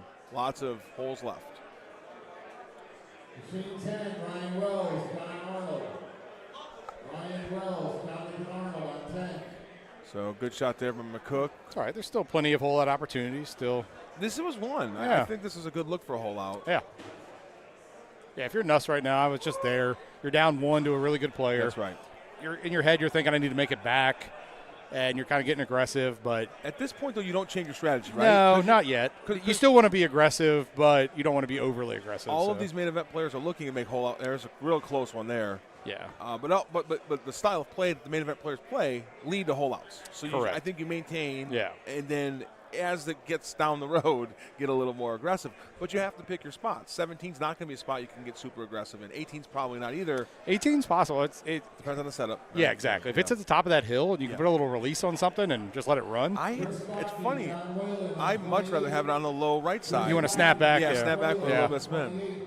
But I'm left-handed, so I do everything weird. There you go. Yeah, you're hitting from the wrong side. Anyway, I know, I tell you, man. If I could just get somebody to program a left-handed golfer. I was going to say this hole, if it's in that tucked in that back left, can give you a little problem sometimes, but this look is usually pretty automatic. All of the IT professionals here have cut my microphone off. I mentioned left-hander. Yeah. It's too much code. I get the Way backhand of doom. I get it. Too much overtime there. Good shot here. Curving in a little. Yeah, light's going to help out. He'll be fine. Perfect. So one thing I think, and I'm curious on your thoughts, Puff, on this, this course, we've mentioned hole outs and things of that nature, but because there's so many curve shots and because it's a lot of elevation changes, I don't think the hole outs are necessarily as common on a course like South, where it's a little straightforward, or a course like Missouri, where there's a lot of straightforward shots. Your thoughts on that? No, that's correct. I mean, there's still some par 3s here that are going to be really good looks, obviously, but yeah, you see a lot of these guys shooting the 32s, 31s on this course, so had to hole out something. But exactly, yeah. For the most part, if you just play, you get hole 2. I didn't see a hole 2 set up earlier. It wasn't great. It wasn't, yeah. For me, with streaks, I can usually just crush one straight on, but a lot of the guys play arrows, get that extra benefit. Now, do you have experience with stouts? Did you ever go to that? I played them for last year and a half or so, and then when the tee boxes changed, I went back to the long balls. I used to play streaks back in the day, so I just went back to them. And I'm really, really, really hoping that these 2024 5 courses have some benefits to the long ball because I've gotten really used to them and I really like them again. Yeah. And I know I'm giving a little bit of an advantage to Stouts players, and I used to be one, so I understand it. But I'm really hoping that there's a little more advantage to playing wind balls again. It makes the game fun. I did try to go back to Titans, and I ended up back to Stouts. Oh, that's in. Oh, it's not wow, in. That was a good look. Really good look. I'm terrible at that. I was sure that was in. I was sure that was in. The old got it, and then it just flips out. That's one of those where you're like, and your opponent's up, and you're like, oh, that's all. Oh, then it flies out. Yeah. So looking at the live chat here, we have 200 people watching the live stream. I want to thank everybody for that. There you go. I'm going to pull up the YouTube now, too. This technology thing is amazing.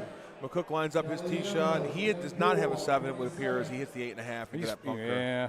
That's okay. So I've seen the players with Stouts hit that 7, and it rolls up the left side of the rock. Yeah. A lot of times it will just stop right on the rock, and that's fine. I mean, you're not in jail. You just chip it up. But here he goes. Looks like 8.5. 8.5. So he'll be doing the same thing. But yeah, it's an interesting looking shot. I've heard with upwind, it does ramp and flies up.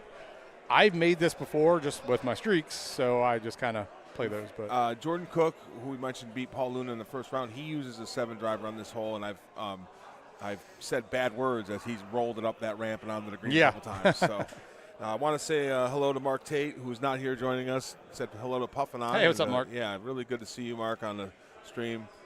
Good player and a player who has made a ton of tournaments. And if you're one of those out there who have not made any tournaments, really get down here and experience this. I think there's some intimidation sometimes of the quality of players because you get to watch these live streams as McCook just misses a hole out there. you see these live streams and you think how great these players are, but there are skill levels all over the place, and I think it's important to come here, learn a lot, learn a ton, and get to meet some really great people in this community. So you're trying to say on a handicap match when you're giving up 49 strokes, there's guys of every skill level? I played the guy who was giving up 49 strokes. Boy, he was bitter.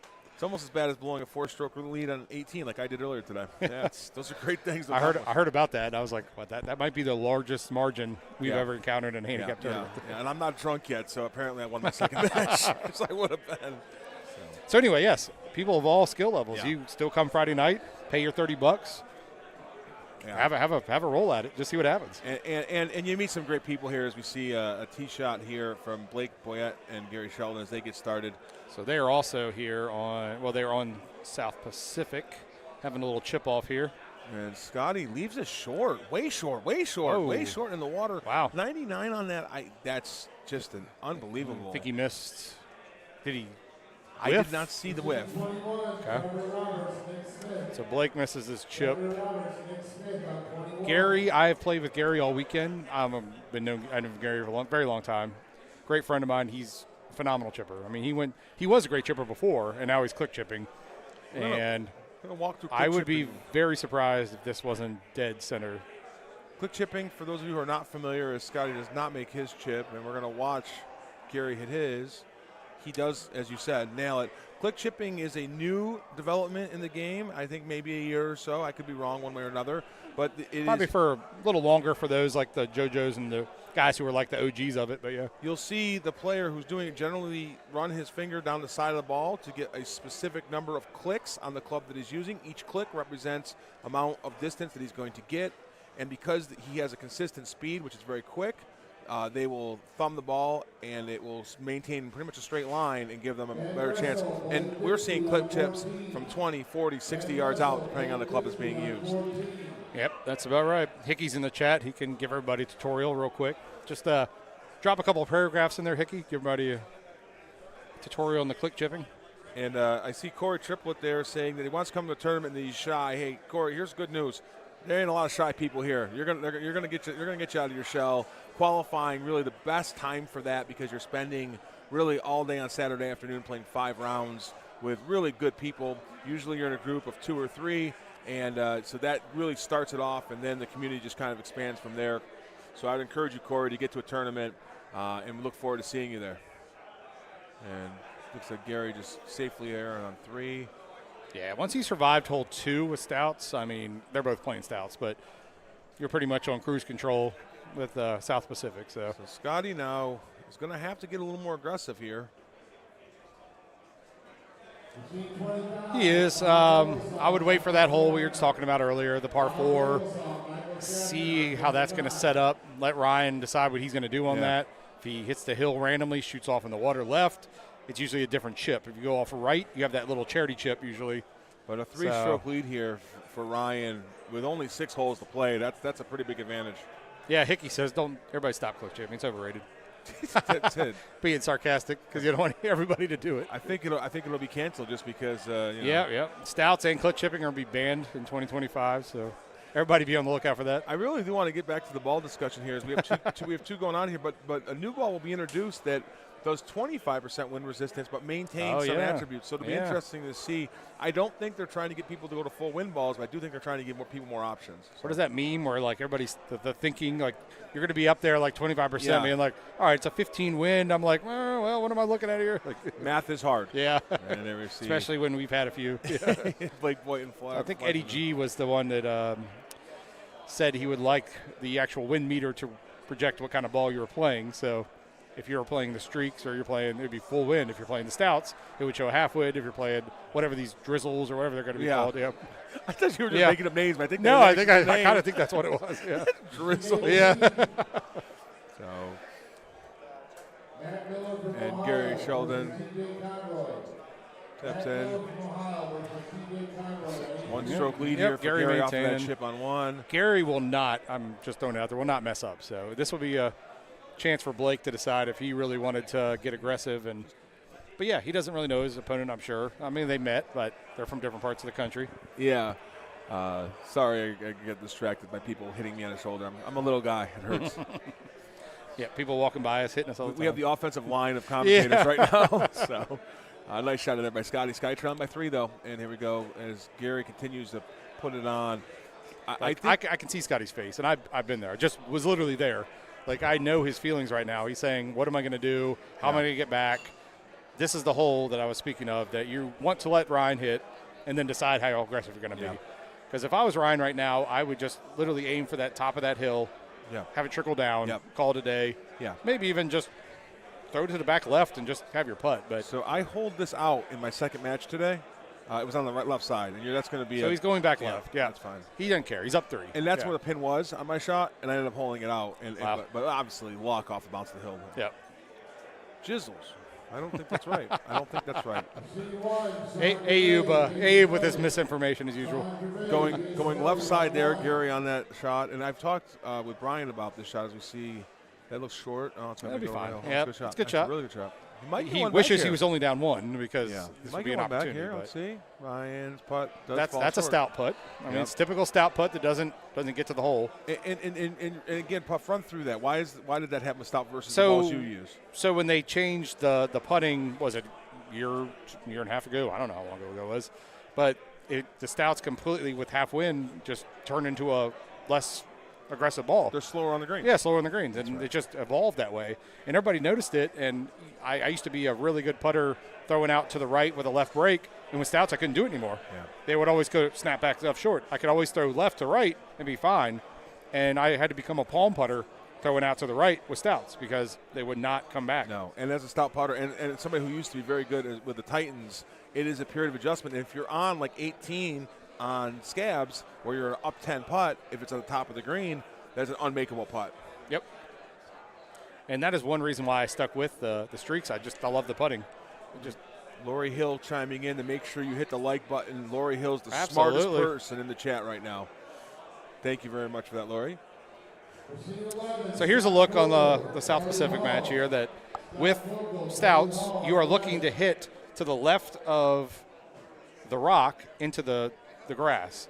The grass will stop you and let you come down the hill a little softer, just like Gary just did. That's perfect. If you hit that rock, you're going to bounce hard right. That's right. But if you're too high on the grass, you won't make it down the hill. Then it hits that bush and sits there, As a stout player, I like a full here. I usually come in at a pretty hard angle. Even if I hit the rocks, I usually get a pretty nice chip. Here we are on 17. Yeah, that set up pretty cake. I mean, that was literally. Yeah, it's going to be. There's nothing else you could ask for with that. Just straight up thumb shot. So he is down. And as you said, Blake just went high and got stuck Look at up. that. I spoke into existence. Yeah, I got stuck. He did not like you saying that. But that's all right. He can't hear me. Get in there. Oh, nice try. We'll just delete it off the tape. Yeah. And Blake Boyette, who I have played with a number of times, great guy, and like to see him on the stream here. So, all right, we continue here. We are at the Music City Madness tournament here in Antioch, Tennessee, just outside of Nashville. You have Puff, you have John O'Donnell. We're calling the main bracket matches here. Just getting underway, only in the second or third round here. And really, this is not the meat grinder that Saturday is, because there's not a 6-hour player auction, but there is some stamina that comes to play in these, right, in this tournament. Well, especially if you're in the main bracket and you win a couple matches, you're going to be sitting for a while. There's times where you might be sitting for hours waiting for, especially when you get closer to King of the Hill.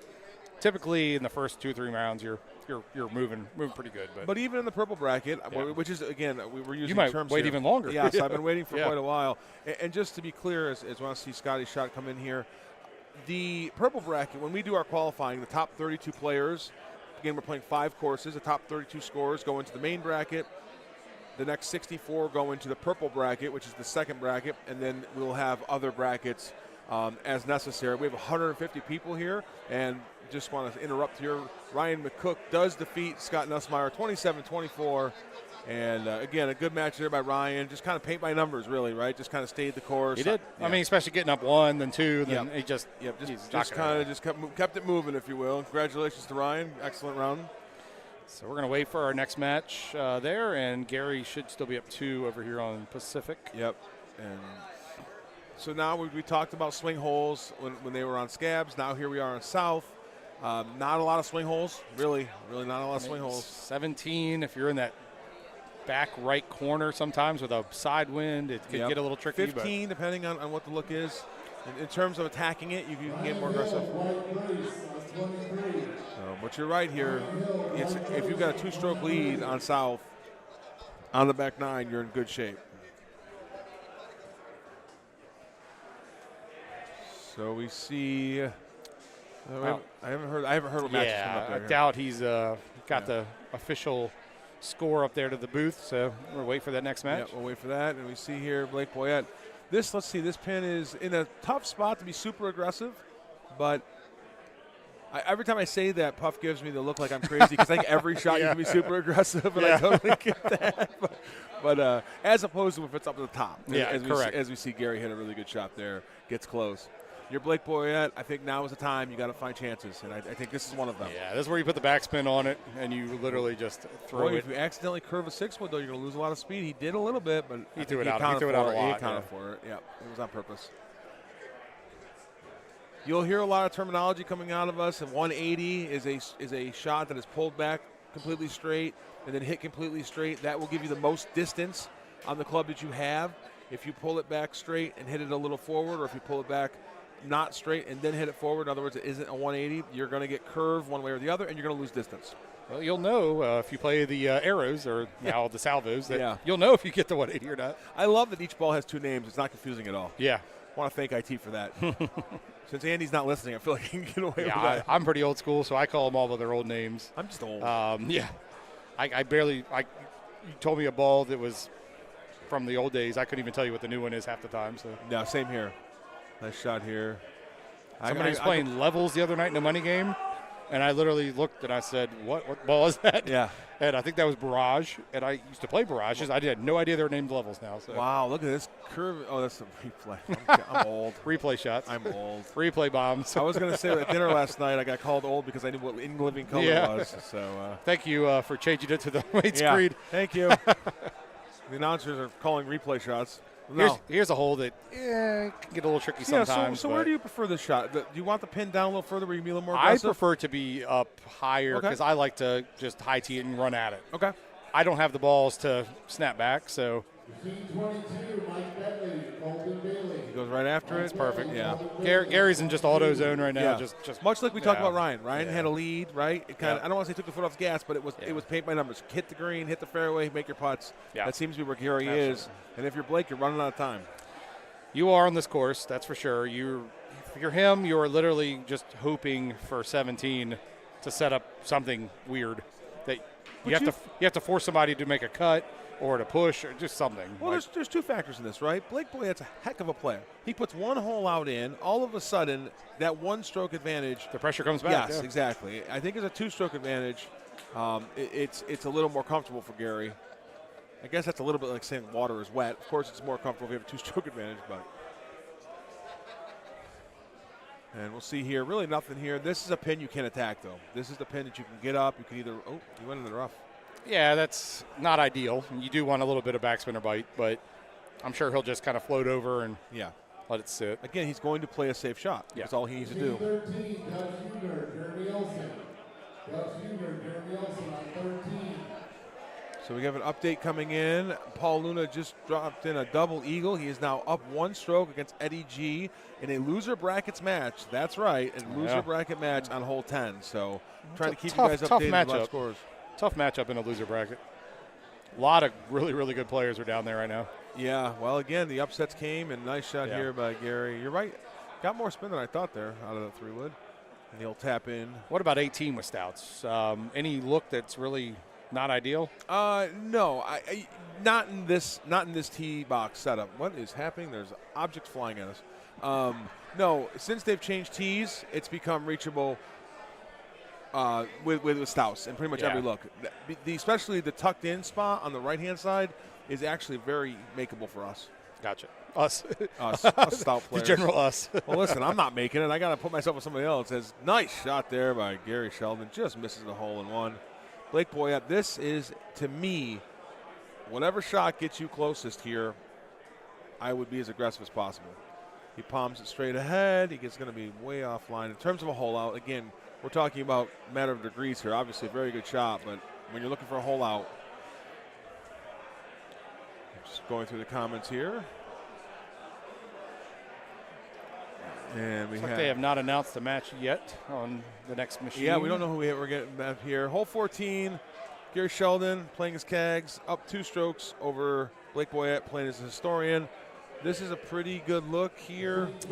High T release, high T regular. Yeah, he's in a high T regular. I would give Blake. I'd put release on if I was Blake and just go at it. Again, you have to be aggressive here. Yeah. Whatever shot he has to be going towards the hole. The thing about this hole is release likes to shoot off the That's back. right. So I was gonna say that. Yeah. Roll is not in factor, and release even can. Here, he's throwing release. Look at that.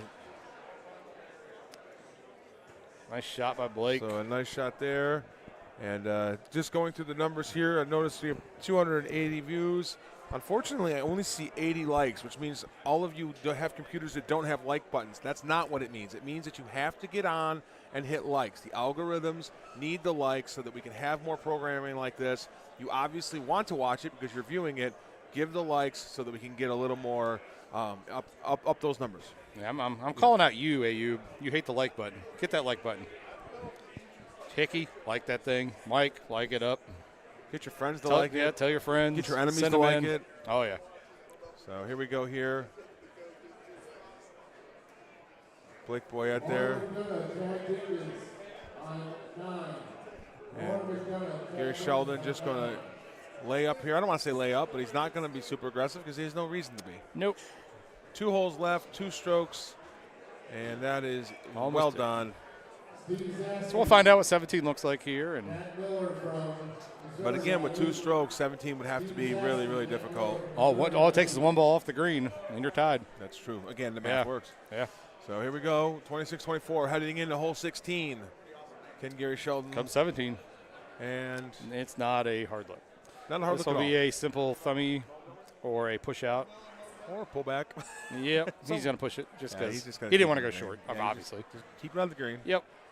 But if you're Blake here, you're thinking maybe low T? Are you really thinking that? I think I have to come up with whoever's going to make a shot. I have to get 2 strokes. I'm not getting 2 on 18. A low T snap, like just push it hard? Yeah, I think I don't know. I would have gone mid with back. I don't think that's going to come not gonna back. come back, So, yeah. you kind of need to think low T there if you're going to push. My target on that shot is going to be literally the hole, though, right? Yeah. Like I'm literally, and I'm not looking to snap it back because even the problem with low T is clearing that. You're going to try to that ultra? false front. Shoot for an ultra? I mean, almost. Yeah. Almost. High T it, just try to float it in. I think you have to. All right. You said 18 is never a problem, and that does not look like a problem. It is not a problem. Yeah. It is not a problem. At least getting it to the green. It's Yeah. not a problem anymore. It used to be. And 17 used to be a problem. So Gary Sheldon lands the screen. The match is over. You would have to make a terrible mistake here to give Blake Boyette a chance for a comeback. I see him just throwing it out. Probably had about a 20-foot putt to the right. Yeah. He does Just being happy with pretty that. much 180 it. It's pretty good. It's fine. Or he'll just just try to ace it. Yeah. There's that. Who cares? Just There's no hole in one pot Yeah. on Sunday. What are you doing, Yeah. Gary? Jeez. So Blake Boyette drawing dead here, really. But yep, good effort. Just it is what it is. He'll throw it So out many good there. players here That's today. going to hit the rocks. Bing. And that's going I to still stay dry though. Yep. stay dry. Give him a chance to work on his chipping, practice chipping before he ends his day here. All Looks right, like he's- so Gary will go to 2-1. and that chip is just high. So Blake will collect his envelope as I have. and just move Get some on. cash back. Ken Hobson, Don Miller on 26. And I don't know if we've got a match queued up yet. As I look over there, I don't see anybody. I see warming Jason up on the Elliott floor. standing there. I wonder if he's knowing he's coming. Oh, it is. Jason and Gervais are on 1, not on the stream. That's but correct. Yeah, the stream is on 2 and 3 here. Yeah. Machine 1 was bad, and it acted up. I don't Oh, is it? I don't know. I don't know why they did it. But 2 and 3 must give better looks. I So don't we're question still the waiting on IT Sobel people. to. Yeah, waiting on Sobel to bring us some streamed matches. While we wait, all of you guys out there who play Golden Tee in the bars and at your friends' houses, you can pre-order 2025 for your home edition now. And I suggest you go out and do that. Golden Tee is having a sale. It's free shipping on all home editions, and you get a free update to 2025 when it comes out here in early October. You need to use the code word Olympics at the website store itsgames.com. Get out there, get a home machine. I know I have one. I don't know if you have a home machine. I do not, but I'm looking to probably add. There's a sale going on. Well, free shipping. That's like $600 off. I have a home edition. I had a Legacy, and now I have a PGA. My Legacy is now an arcade game that my kids play constantly during the summer months. Here's the payouts. That main bracket. That's a lot of math. Everybody here is pretty much done from the 25-32, so we're looking at that 17 and above. The Calcutta continues to grow. Calcutta was a little disappointing, but that's because certain people didn't show up. Yes. I tried to contribute as best I could. You did. I was impressed with your bidding. Yeah, and to that point, just so, again, not everybody knows what the Calcutta is who's listening in. That's basically a player auction where you pick players and you buy them, and then depending on their performance, you are able to win money yourself. The top players are drawn in what's called the blind draw, where you can pick any player you want. I believe it was $3,100 for the first, maybe around $2,800 for the second here. And I believe it was Luna and Haas that got picked. Yeah, Haas was 1, Luna was 2.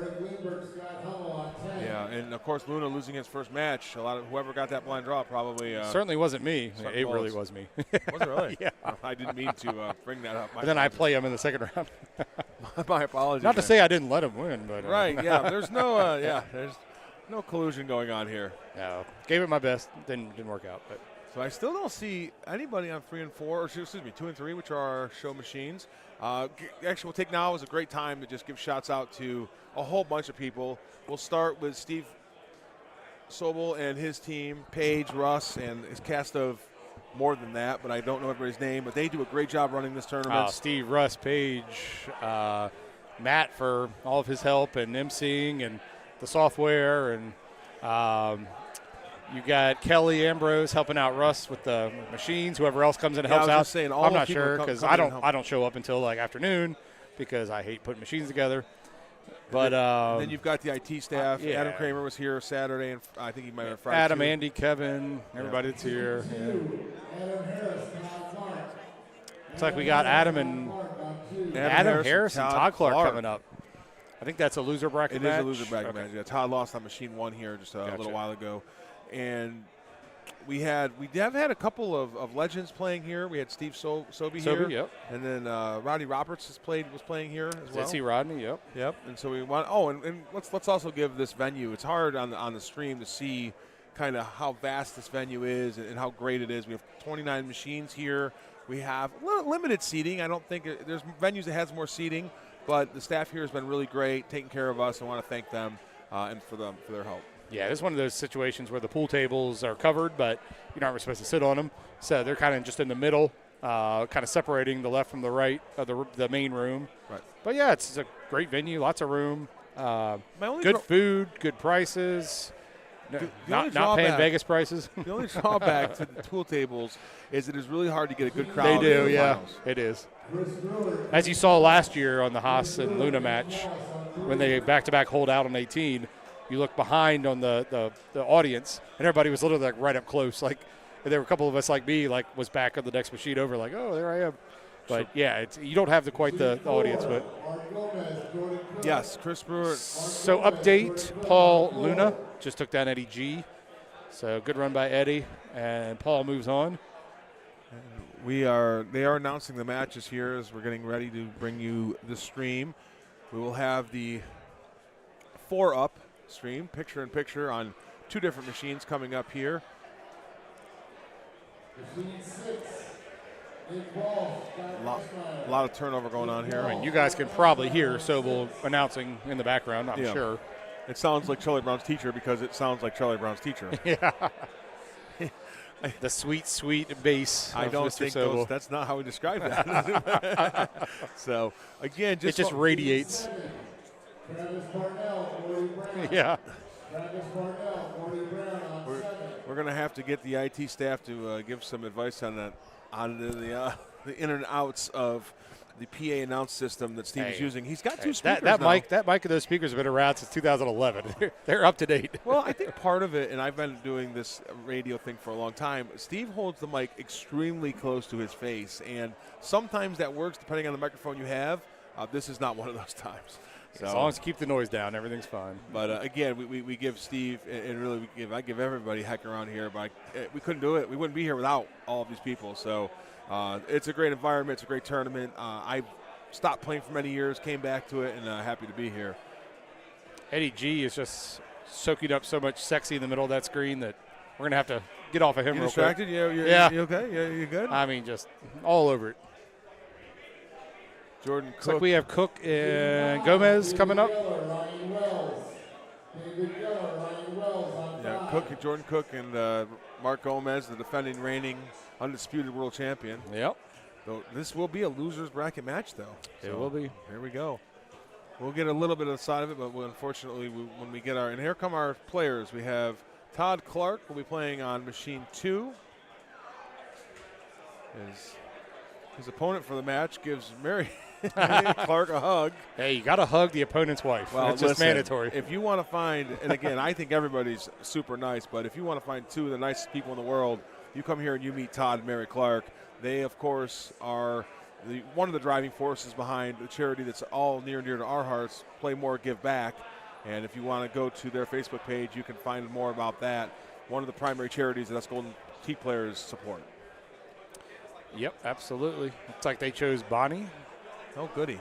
Bonnie's, of course, we talk about swing holes. We talk about where things can be made up. If you happen to have a 4-stroke lead and you want to blow it, you can do it on 18. Well, so Todd is also a Titans player, I believe.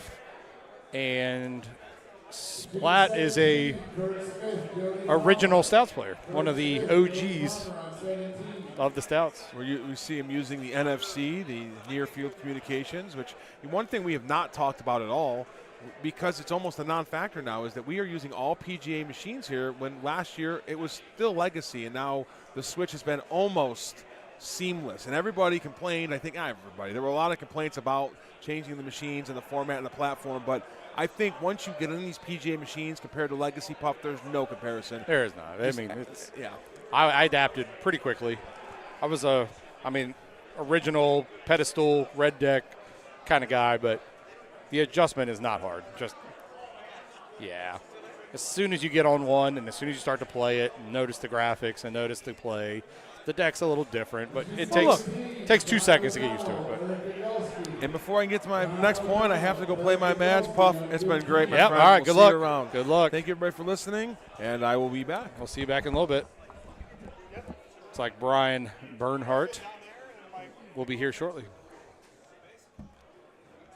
Oh, almost a hole out hole 1 for Mr. Harris. Like I said, Todd is repping the Titans. Brian knows all about that. I am a big fan of the wind balls on this course. I'm all about repping anything that uses full wind. Yes. Yeah, it was funny. I was getting ready to sit down by one of the speakers because that's the best place to sit, right? Yeah, nobody's sitting around there. Completely. I heard John O'Donnell get called, and I thought, you Yep. know what? You're I back. just won my next match. I'm not going to be playing for a while. Might as 2-0. well sit down. Yeah, Nice, Birdsey. thanks. I mean, I'm glad there's somebody here that has their confidence in you as I do. Yeah. As I buy That's you right. almost every Calcutta. Yeah, when I heard those numbers going up and it was like 200 going 220, crickets. I'm like, all right. Like, where's Puff at? Oh, Yeah. there he is. And he's not snookered, but will he can get there if he's not playing stouts.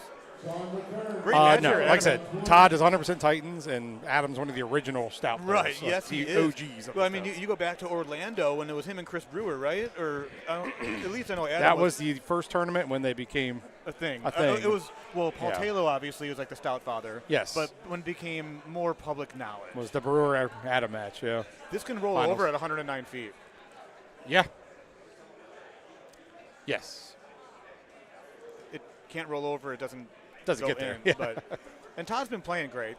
And Adam is just now this is loser side, correct? This is loser Okay. side. Yeah. Adam's a guy where he always usually finds a way in the top 12, top 8. He just doesn't go to a whole lot of Nice tournaments. chip. And he makes shots like that in tournaments. Easy you click know? chip. Yeah. And we got Kangaroo for a change. I Wow. love seeing some Kangaroo here. It's a good match there. Yeah. Chris Brewer, someone I know that has gotten his reps in on the remastered. Kenny Kalis, we all know he's a home machine player, plays a lot of Golden Tee. The only thing that will really play a very large factor in that match is tournament experience deep into a weekend. Chris Brewer's been there. Can Kenny, find Kenny's been there. He's just been up and down. Yeah. Can he keep calm, cool, and collective? We have a question. Yes, this is the main bracket. Main bracket, 2 loser sides. We're going to get you some loser bracket matches, and then Mr. Bernhardt here, I'll get back up and get some of that Calcutta money. I get to played Jade McGillum. Wow. Who just he's came holing off a hole out. Yeah, Yeah, hole out win. Like 3 hole outs in that round. I think there was 6 total in that game. I Nice was shot for playing Kenny. next to them when they went back to back on a par 3. That was nuts. Yeah, I was calling that, and Yeah. it was, and they had gone back to back on the hole before that, and it was just nuts. And in games like that, it is really unfortunate that somebody's got to lose. I walked by the bar to use the restroom, and Eddie was there, patted him on the back, and he didn't even look back to see who it was. He just knew. Yeah. was defeated. And he's over there playing Luna right now. I know Luna had a hole out on him. So Eddie's a guy that's played great Golden Tee this entire weekend, and if he loses against Luna, he's going to lose to just a bunch of holdouts. Yeah, it's crazy. 29, Kevin Duda, Brad Baird. Kevin Duda, Brad Baird on 29. But yeah, so just to kind of go over the bracket real quick, the reason that Todd Clark is here on the loser's side, Andy Haas knocked him down there. Andy Haas plays Paul Talo. I played Jade McGillum. And then you got Evan Gossett and CJ and Michael Johnston and Ryan McCook, 2 indie guys. I haven't even seen MJ playing yet today. Yeah, playing well. Yeah. MJ beating Blake Boyette and Jason Elliott. Pretty decent draw for a way to try to find a way to get into the top 6 area. So what is so Brewer's playing The Breeze. So he's back to stouts, and it looked like Kenny was playing. Is he playing grabbers? Possibly grabbers. Great shot for Chris there. Both on the green. And he is playing the GR2s. Which are grabbers, right? Yeah. Grabbers, yeah. I was just telling everybody earlier, the new ball names, I have no idea what they are. We need to color code them. Yeah. Red ones, blue ones, black ones, green. Except we all make our own colors. So yeah. That's a great shot for Adam. Yeah, this will be interesting if Todd can find a hole that the wind will help him a little bit, maybe that not benefit the stout so much, but that might not happen until later on. Exactly. So, and I was just going to say, I mean, this is one of those courses to where there's not a whole lot of opportunities. I think early on. Maybe 18 if it gets weird. 18 can be weird, but I think early on in the front 9, hole 8 can be kind of difficult. If it's playing deep, that would be an advantage for Todd if you need to have a ball that goes a little bit longer, maybe getting over that heather there. And get a little snapback, too, with the Titans, yep. And then, obviously, like you were saying later on, 17 and 18. It kind of does – first it comes down to 17. Is someone going to lose 2 strokes in that hole? And then we can address 18 after that. But for the most part, those are the 2 most difficult holes on Bonnie. And then hole 2, and are you going to get one on hole 2 or not, which Adam Harris did. He did, yep, with the chip at that.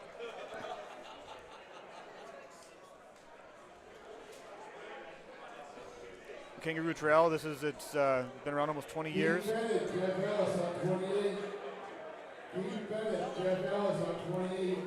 Right, I'm going to pop off for like 2 seconds. I had a couple drinks flowing through me.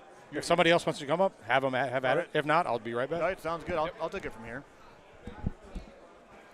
It's always fun to do when you're watching this. Obviously it's easier to see on a bigger screen. So if you're on your mobile device, it's kind of hard to see some more detailed images. But watching the players' eyes, looking at their facial expressions, kind of trying to figure out what's going through their mind while they are getting ready to hit their next shot. Puff steps away. This is a hot place to be. Speaking of hot things, Matt Van Hoosier sitting in next to me.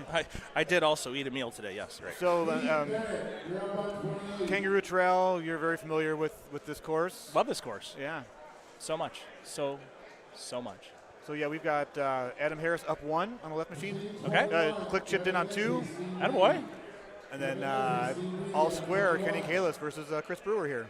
Really nice look here for the straight over the top shot for Adam. And that's what I was talking about for maybe an advantage for Todd, not having to worry about going around, having to win balls.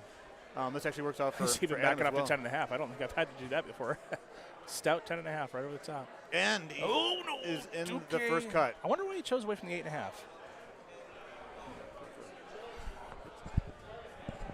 Am I loud enough now? That's a little better. Am I loud enough now? I had to put this headset back together. It was kind of laying in shambles all over the ground over here. I'm curious why Adam chose that 10.5. 8.5 would have got way up in that fairway, I thought. Maybe he was looking more for the height. The height, you get the height, but yeah. It works. He's in the fringe. First cut. The crunchy green, I believe, that Bex calls it. Yeah. Well, it's got a lot of green to play with here. He does. The He hit a offset's pretty good shot. 137 the shot all right, meter. Release is a great yeah. choice. Release is a great choice there. Yeah, the offset's the only thing you got to worry about there. It's tough to get a line on where you want to go over the grass. Yeah. Yeah, gotta get over it. This here on Kangaroo, that hole. This is probably one of my favorite holes on Kangaroo. Just I love the way it sets up. The shot opportunities it provides, and Chris Brewer is a great one in there. Yeah, and you've got, which I've talked about before, like postage stamp greens. This is one of many on the Kangaroo Trail. It is. Not much room for error. No, and you got to be really selective about how you choose to spin the ball on that one because it's real easy to drag off. Yeah, and which it actually did. I mean, I know we can both tell our qualifier stories, but for me, I'd rather not. Yeah, but I'll just talk about it then. For me, I went into the sand and I hit a low wedge, like a lob wedge or G wedge with roll, and it actually just bounced right over. Then my next shot came back to the same thing. So I ended up powering the hole, which happens. But it does. But I digress. Here we are. Release is an interesting look here. He's going to want to hit that. It is up the hill and miss. Yeah, I think he was planning on landing that on the green and not short. I think this is you want to run this back to it, maybe with some bites. I mean, generally with the pin in the front of the green, that's what you want to do. And there's the bite for Chris Brewer. He's going to shove it. Yeah. Light shove too. Doesn't like it. He didn't hit the right line at all. He knew it. His non-hitting hand, kind of you can just questioning what happened there. Yeah. Chris Brewer, a guy that plays a lot of Golden Tee. Sure does. He's about 40 or 50 games a day. He's moved. He's no longer in Murrells Inlet, South Carolina. He's somewhere in Pennsylvania. 2 hours from the nearest airport, and he does have a different schedule. He moved there to be with his girlfriend, and keep him busy. Priorities are changing slowly for Chris as she has kids, and okay. So he flew in. That's a lot. Flew in yesterday morning. Chris Brewer, a guy that would usually fly in on a Wednesday or Thursday, not coming in until Saturday morning. Yeah. So that's just a little different there for sure. Kids change that math, as me and you both know. Yeah, I flew in at 11 o'clock on Friday. Nice shot. Oh, my goodness. That was the Gomez effect right there. Yes. Gone. Todd knows it too. He's like, I can't believe that didn't go in. He's glad it did, though, because he didn't want to be down 2. Yeah, you do not want to be down 2 at any point during a match, that's for sure. Although it is just one water ball. Yeah. Well, and Bonnie, right? You've got 17 in play. Yeah. So you're not hopeless at that point, but it's not where you want to be. No. And even Adam's kind of chuckling at that. The pin here on hole 7, Kangaroo, a lot of green to play with there. Yeah, love running this one back. He did lay way back there. And that's going to be left. That'll work, but I do like that pin spot where you can run it up there, but I do prefer to go to the further fairway if I can and get like a hybrid running back there. Yeah, 3 hybrid would be the ideal clubbing situation. Yeah. But not enough distance for the 3, obviously. No, he was. We're seeing some shots right here that are not the greatest for Chris and Kenny. I'll be honest with you here. I mean, they're making it work, but I think both of them would tell you for the setups that they've had in the last couple of holes, it should have been a little easier on the putter. Yeah, but both of these guys know that they're, this is win or go home territory when you're down there in the loser bracket. This is another one that I like when that pin's in that back half. On the left, you can run one back there if you want to. A lot of players playing high tee bite, that kind of thing, just letting it settle. But because I'm silly and aggressive, I like to just play something medium and let it run back. Just kind of it's a high tee. It's the same shot shape, but great shot, and he kept it right there. If you're a little bit too far to the left, that's when that little bunker comes in play. Now it's a really high bunker, so it's pretty easy to chip out of there, but you still would rather be on the green. Yes. This is one of the farther looks I've seen, too, at 310. Yeah. Usually you're more like in the 280, 85 ballpark. Well, this is an interesting shot, Bonnie 12. Yeah, that pin's been over there all weekend long, it seems like, just right on that little corner. Who's working the greens on Bonnie? They got to wake up. Yeah. And we're going to see a bunch of discs all in the same spot. Get up there. The fringe was wonderful. Yep, the high tee got him. Yeah, this is one thing with the stout players. They got to hit that high tee to get it up there. I really do prefer being able to have my spin on this green. Yeah, this is great with that 12 wind going left to right there. Yeah. 7-degree slope. Yeah, lots of space to hit. I think this is a 3-wood, but you got to make sure you hit it. Yeah, you really got to smash that. Just like the like button, you got to smash that too, folks. And he kind of cut it a little bit, just a little bit, but still it worked out. It worked out. But like Matt was saying, smash that like button, subscribe to the page, let your friends and family know that you're watching and joining us this beautiful Sunday. If you're feeling particularly involved and interactive, you can share the stream. Yeah, absolutely. Speaking of stream, I'm going to pull up the stream here and, Yeah. check out the comments. See Just, see what we if got. you have any questions, feel free to ask. Got 200 of you watching. It's great. It's a great number. Machine 22, Colton Bailey, Chris Scotty. Man, that is loud. Colton Bailey. And yes, James Hickey, Matt does sound better on this equipment. He maybe the mic that Gino got him, he needs to get him a headset. I feel like I got sabotaged. I've only done 18 podcasts with that microphone, but this time This time you had to flip it the other way. this time I had to turn it around. Yeah, it's good to see a lot of. It means I should go play roulette, right? 17 in a row is not bad. That's to each his own. And Kenny Callis got something in the eye. Oh no. That's one of the more rare Golden Tee maladies that I've Yeah. ever seen. It's a lot better than someone having to take a dump while they're in the middle of a match. Sorry, Tony. Too soon. But yeah, hey, what's happening there, Danny boy? Always around. Just one of those guys just can't get away from the game. Doesn't play as much as he used to, Doesn't but play- he's just no. always around, keeping an eye on everything. And A passion's a passion. you know? yeah. I'm sure you're sitting at home on your couch watching the big screen in your white T-shirt. Back-to-back par threes on this course is that's a rarity, right? It sure is. Well, no, it wasn't until the tees changed. Correct. This was It a used to be a four. par four. Yep. But turned it into a par three. Didn't pay attention to the previous hole, so back-to-backs.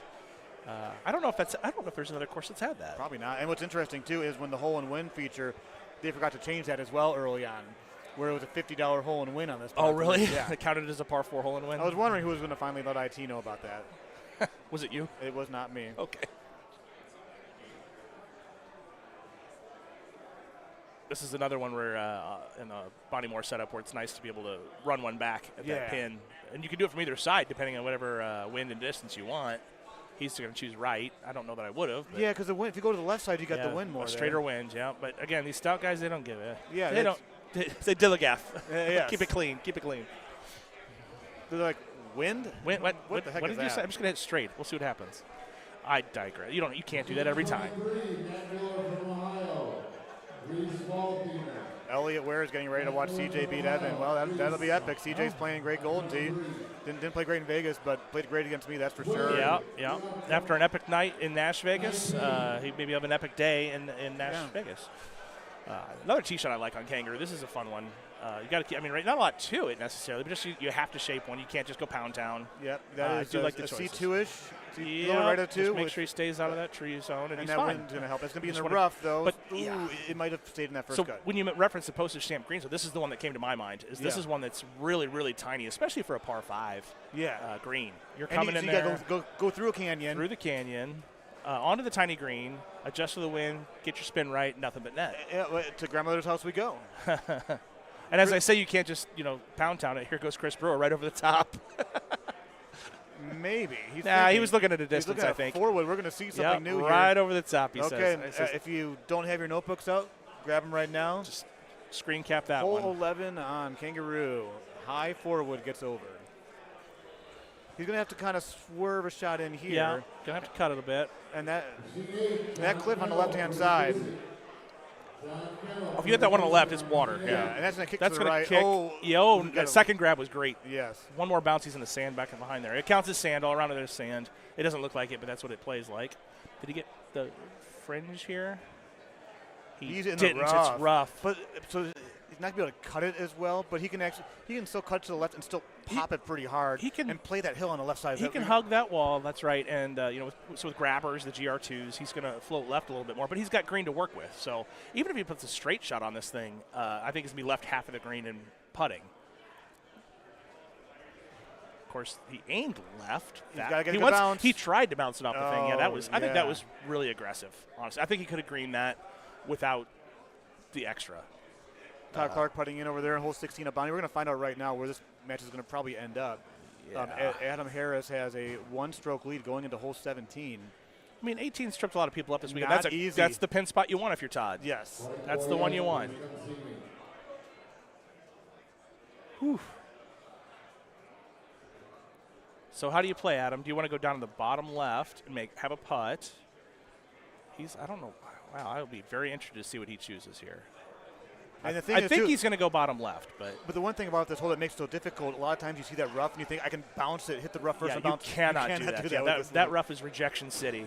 And Kenny making his chip, by the way, so down one, going into one of my favorite holes personally on Kangaroo. Oh, he cut it in there, and it was and a beautiful cut. Oh, my goodness. That was gorgeous, Todd and is it just so not happy tight. with it.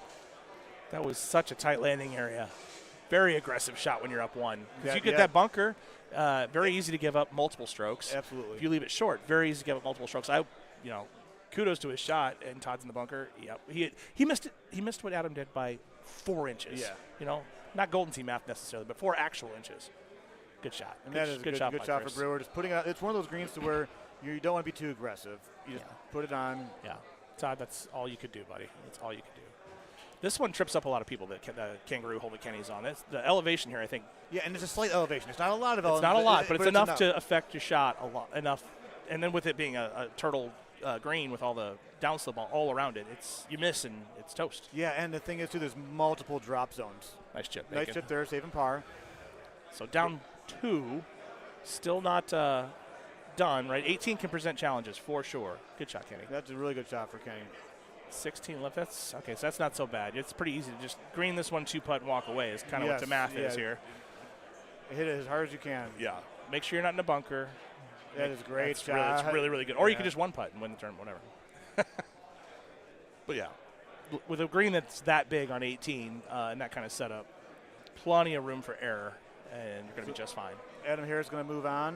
Chris Brewer still throwing darts over here. Mm-hmm. Kenny got 2 of a kind there. Running a little bit missed it right. out of time here. He's running out of runway, as they say. Yeah. But you just never know what's going to happen on hole 18, right, Matt? That's right, Brian. For those that don't know, Matt had an unfortunate situation in the qualifier. It was just the ball, and if you haven't seen this course, you'll see it here in about 5 holes. If you end up off the green, there's really no love. It'll drop, and you got chipped backwards. It complicates things drastically, and for Matt, hitting a really good tee shot on the green. I did. I was and just to 15 or 20 feet, right? Yeah, that's exactly what you want. A 20-foot right 9 that just stayed high, right? Stayed high side. That's and right. And it trickled over. Get up. Do it again, just for good measure. Backwards, forwards. Make your putt for a 7 instead of a 2. Drop 5 strokes right there, and feel real great about your day. And at that point, I saw what was unfolding, and Matt's getting ready to play.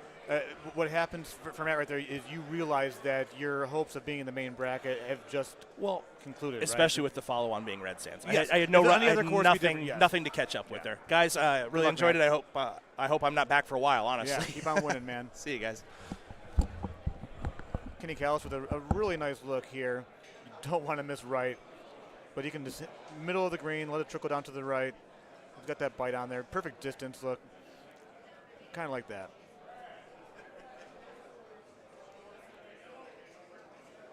But here we are at T&T Billiards, Antioch, Tennessee, 4th Annual Music City Open. 156 players from across the country.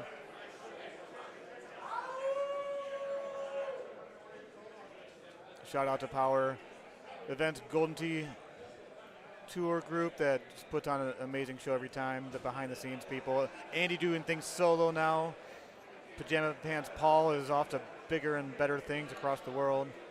So PJ, if you're watching and listening, hope everything is well. But this is a tricky one. You've got the tee box kind of further back there in the group of boxes where they go. You need the fairway. Worry about where your next shot after you hit the fairway, which he's done just that. You can hit a shot to the right, through the tree openings.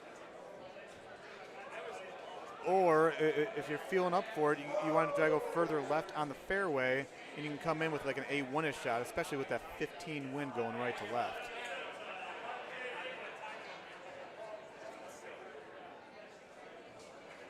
And that's exactly what Kenny is trying to do. It will roll off of that a little bit. It's going to be a very difficult shot for Kenny right there. He actually would probably need to go right one more and go for that gap because he's not going to be able to cut that very well. You can see the 8.5 driver shows 298. That's about 22 yards less than what he wanted it to show because he is in the rough. When you're in the rough, it makes it difficult to cut. It minimizes your backspin, and as you can see right there, he tried to do a big A 1.5-ish shot, and it went absolutely nowhere.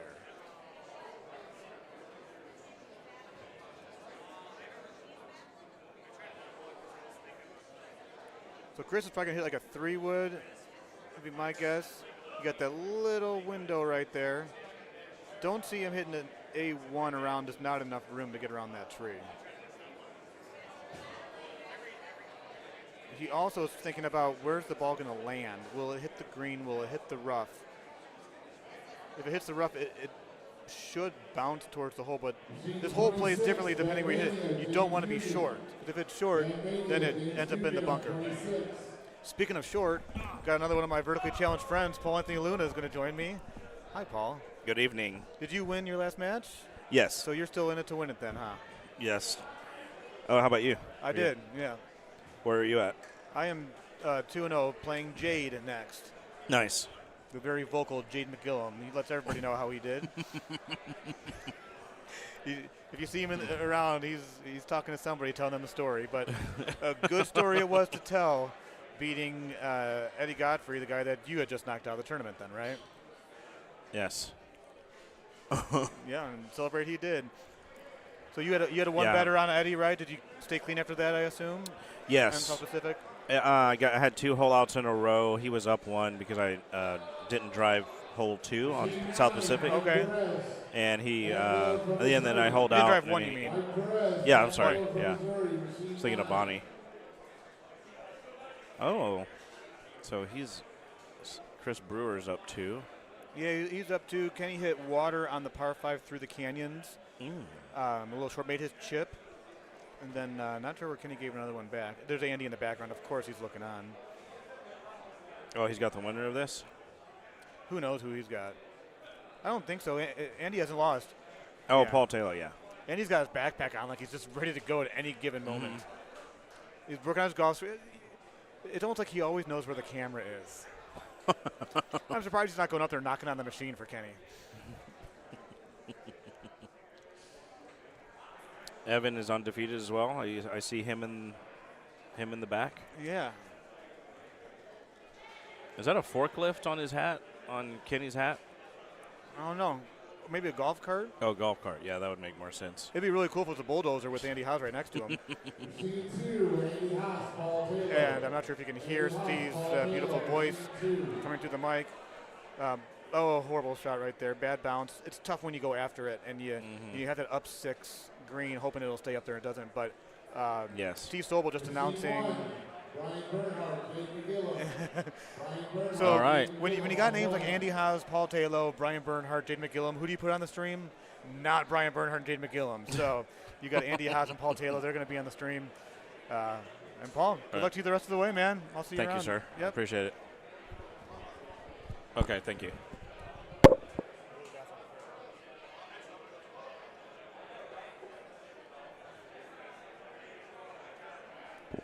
We can play swords for 100.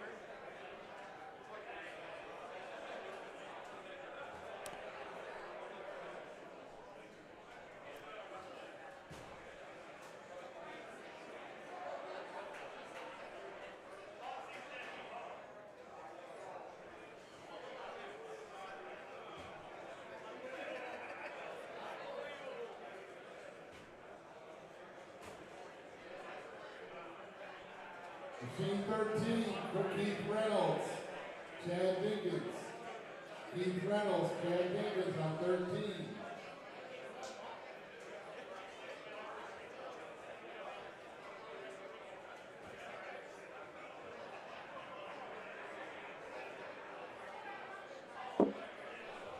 Hey. We have Mike. Hello, hello. Hello, how are you? Iron Mike. Are we live? We are live at the Music City Madness. yeah, I don't know if this is is this the 4th or 5th? Machine 6. fourth. Fourth. Well, never mind. I just City got called Madness. to a machine. So that didn't work very well. Anyway, everybody have fun. All right, buddy. Good luck. Thank you.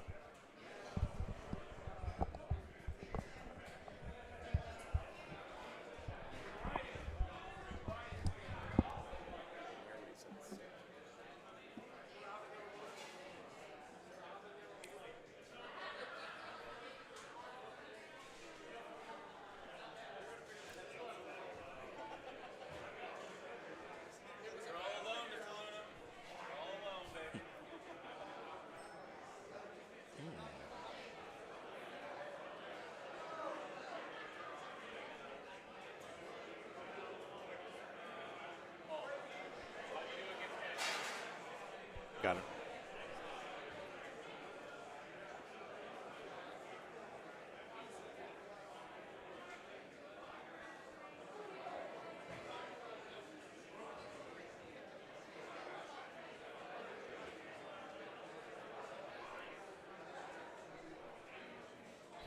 Machine 4, Gary Sheldon, Evan Harris. Gary Sheldon, Evan Harris on 4.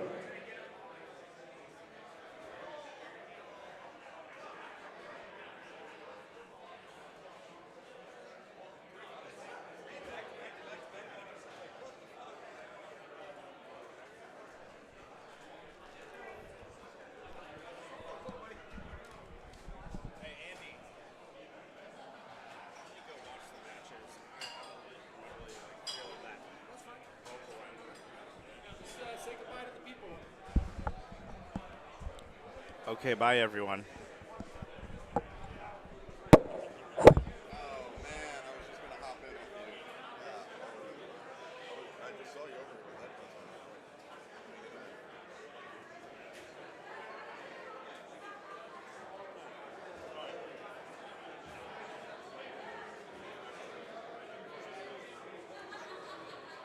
Machine 25, Trevor Roberts, Michael Schaffner. Trevor Roberts, Michael Schaffner on 25. There we go. All right. All right. Nope, we're good. Green The light. microphone feels good. I'm just glad I'm not Evan and I don't have to play CJ. Yeah. Just 'cause. There you go. Beautiful. All right, what we got here? Well, the match just ended, so. Got it. Oh. Ooh. Evan okay. kind of looks nervous over there because I think he knows he has to play you. Evan is nervous. I think Evan versus CJ is probably the match of the year. Yep. It's gonna be. It's yeah, gonna be I think the nuclear. crowd, yeah, well, minimally. Minimally. I will definitely be very annoying in the background. So it will definitely test both people's patience on how annoying can a person be in the background. It'll be fun. That's for sure. But this is an active bar. This venue's awesome. A lot of people here. There's a lot of people showing out. They know it's a good tournament. Good gig. Well, we had the match of all time last year. Yeah. That was incredible. And so we'll see. That's a great shirt. It is, yeah. A lot of colors. What do you think Luna's saying to him right now? It's a good question. Probably to F off. Some advice. Oh. No, just kidding. It's got to be some advice. Letting him know which way the greens are going. Here we go. This will be a good match. Oh. All right, beautiful. There's a lot of great players out here, so whether the stream's on 2, whether it's on 3, there's just game to be had every match. Oh, game. Yeah. What'd you think I said? Something else. All right, well, can't trust this guy. This will be a legendary matchup for sure. Straight cash on me. Is that his slogan? Or Or is he burying someone? He wears that. That's like his Tiger wears the Sunday red. Yeah. Well, I wouldn't bet against him then right now. I'll tell you that much. Well, they have 3 world championships between the two of them. 3? Yep. Andy has 2, and Paul won last year. If I went up there, there would still just be 3 of them. Do you feel like you get overlooked in the world of Golden Tee because they have so much history between them, and you're the feature?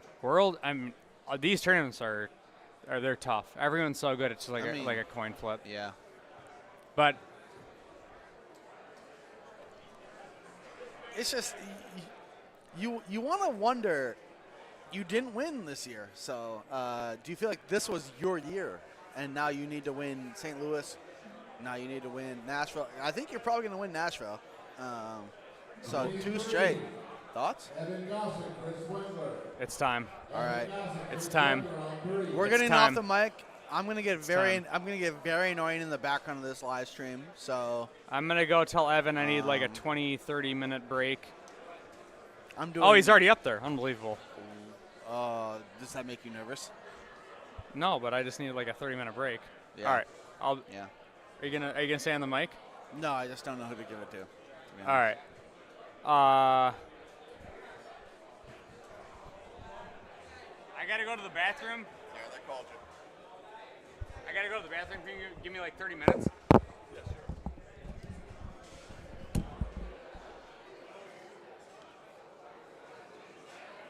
It's time. That's fine. I'm going to be super annoyed in the background of the stream. I'm going to tell everyone to suck it. There you go.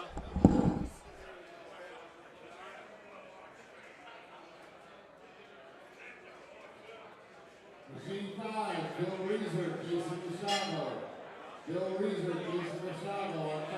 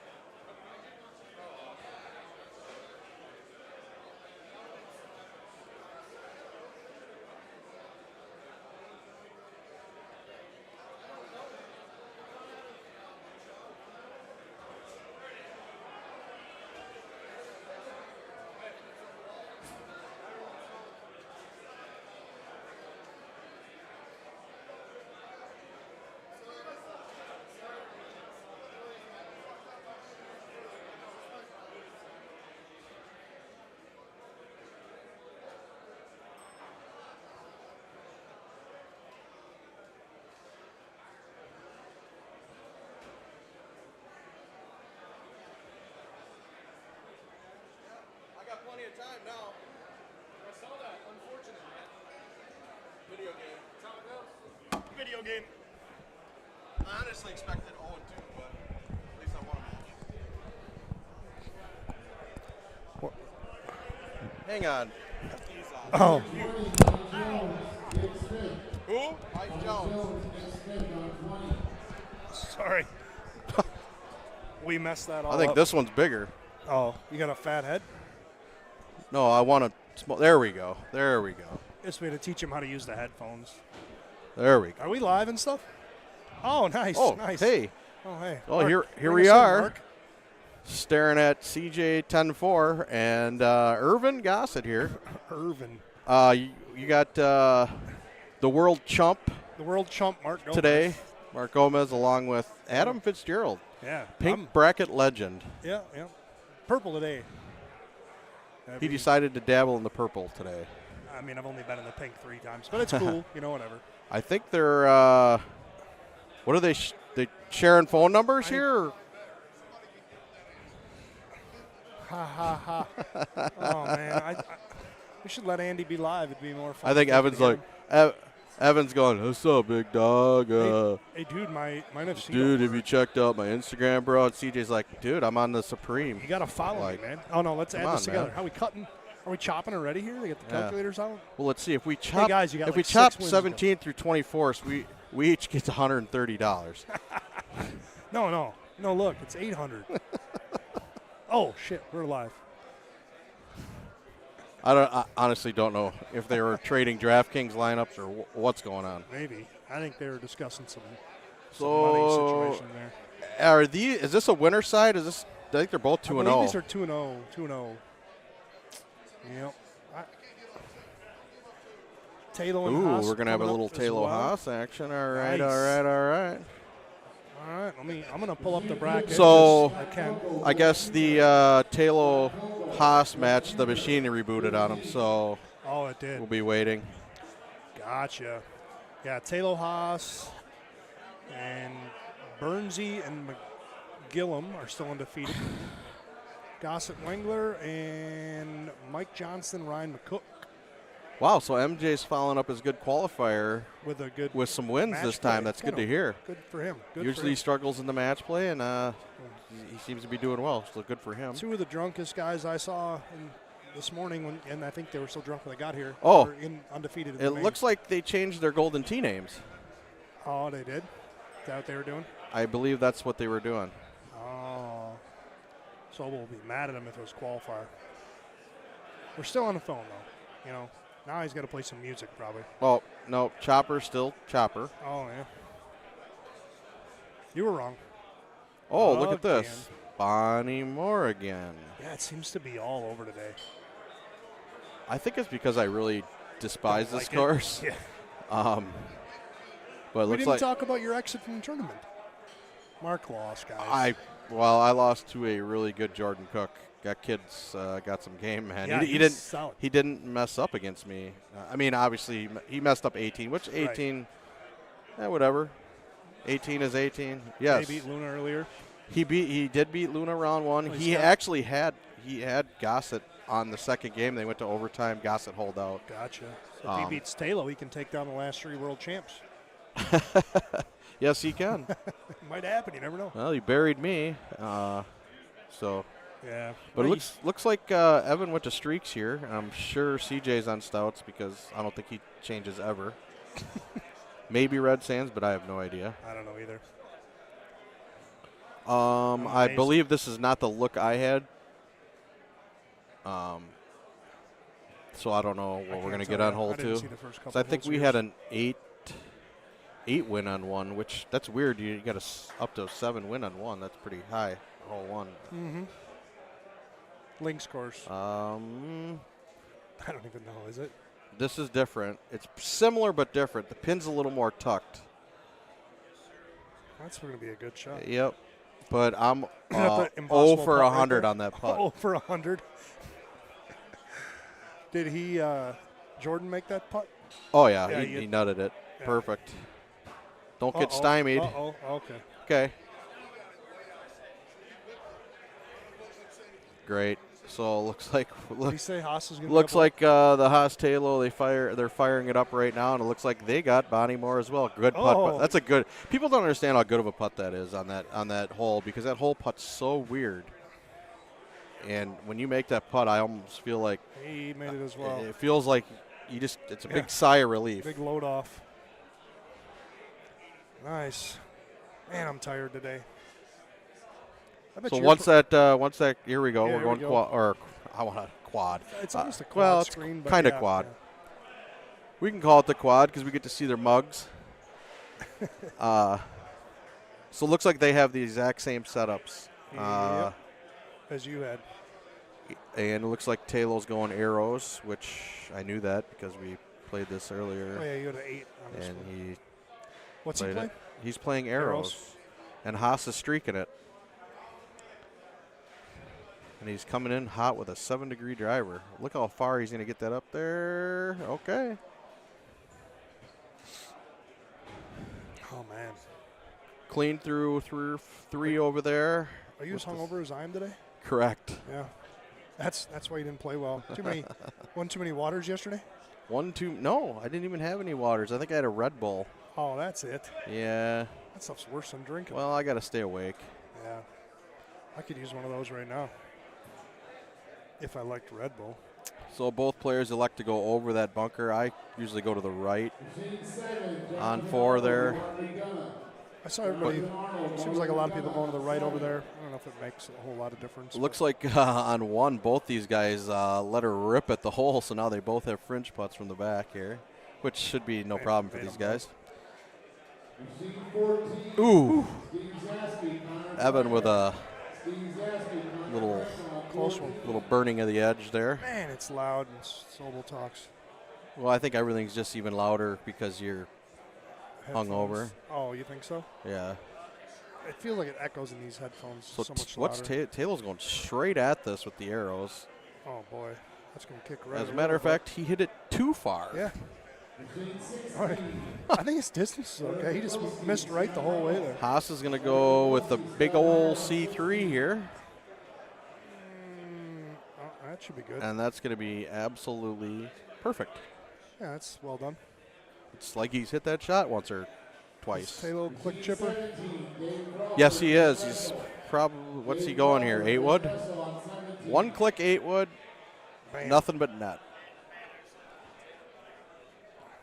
CJ excited about his shot there. Just a bit outside, tried the corner and miss. Alex Sandmeyer goes, how is CJ functional? I was with him all night, and I'm a disaster. He actually, I was talking to him. I think he is drunk right now. Yeah? Yes. That could be it. But it's CJ, so. Yeah. He's young, too. He's used to it. He can handle it. I guess. I would be dead if I I should go get him a bucket of Nooners. He's probably got one. It doesn't look like he's been drinking over there. Oh, man. So. Yeah. Just chilling.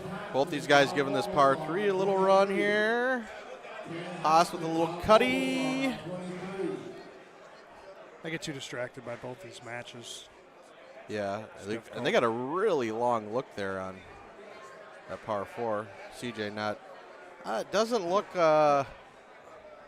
in form right now. Doesn't look hitting doesn't some look real chipper, does he? Hitting some iffy shots for him. Making some big putts. Tied up on that one. Tied up on both. One. Ooh, we got a really good look here on the hole 7. I'm going to say somebody makes this. Yeah, that's a good one to Jen back in there.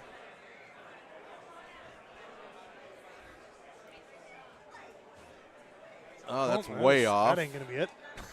Way off. CJ's like, I can do better than that. I feel like this is going to come up. Like, is it going to get past the hole? I don't think so. Oh, it did. Okay. Yeah, well. Yeah, Taylor doing Taylor stuff. Neil is chiming in. He wants to know where his gift card is, Fitz. He doesn't get one. Oh, yeah. Probably the same place everybody else is.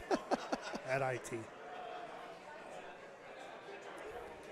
We don't give out gift cards anymore. Caesar, since just Mark go. left. Hey, what's up, Caesar, by the way? I hope the Astros lost today. But anyways, It's rude. It's if you just go to pegttour.com, click on Music City Madness, and you can check out the bracket on there. Brackets on there. Rudy wants to know how the pink's going, I'm sure. And Taylor is just throwing darts over there. Let's see what else I can find out about this. Nice shot by CJ there. He'll even text me about the gift cards to make sure. Thanks, Neil. Mark doesn't get one anymore. Actually, I have one coming this month. Roski messaged me. Oh, I think it's like a $40 or $60 gift card or something like that. So the guy doesn't even live there, and he gets my gift cards. So I'll come up for a day, play, and I'll fly back. All right, fair enough. You can crash at my house if you need to. Not permanently, though. Oh, no. I'll find you a house. Taylor comes up short, and I think he's in the bunker. Check out the or losers. even short of the bunker. The loser's side. If he's short of the bunker, that's real fortunate. Because now he can actually get a chip at it. We're going to find out. No, he's in the bunker. See if we got any big names eliminated so far. Definitely wouldn't surprise me if he makes this. Sean Gervais is out. CJ feeling the high nooners right now. It's like, oh, man, finally cost me. So Taylor's going to go down a stroke. Yep. CJ is going to need to make CJ this. can save this one. CJ will go down a stroke. What's up, Sparky? How you doing? Kenny Callis eliminated. Sean Gervais. Mark Gomez. Gervais eliminated? He is. Who did he lose his last game to? I just had that. I think I told you. Jason Elliott. Really? I'm going to have to let him know he got buried, I guess. Nick Walsh eliminated. And oh, my God. CJ missed both chips. So we had 2-stroke difference. Eddie G was 0-2. So it's a 2-stroke swing here, it looks like. Eliminated. Todd Clark eliminated. 2-stroke swing on the Gossett Wengler. Ouch, he didn't make that other chip either? No, I think he click chip missed. Sounds familiar. That's what I did all day today. Mm-hmm. I think I made 1 click chip. And I probably got lucky because I missed every other one. Haas got 20 bounce ruled there. Oh, Not this very is an happy arrow. about it. This is an arrow right over the top. No problem for Taylor. Machine 8, Glenn Baughman, Eric Glazer. Glenn Baughman, Eric Glazer on 8. Oh, I gotta wake up.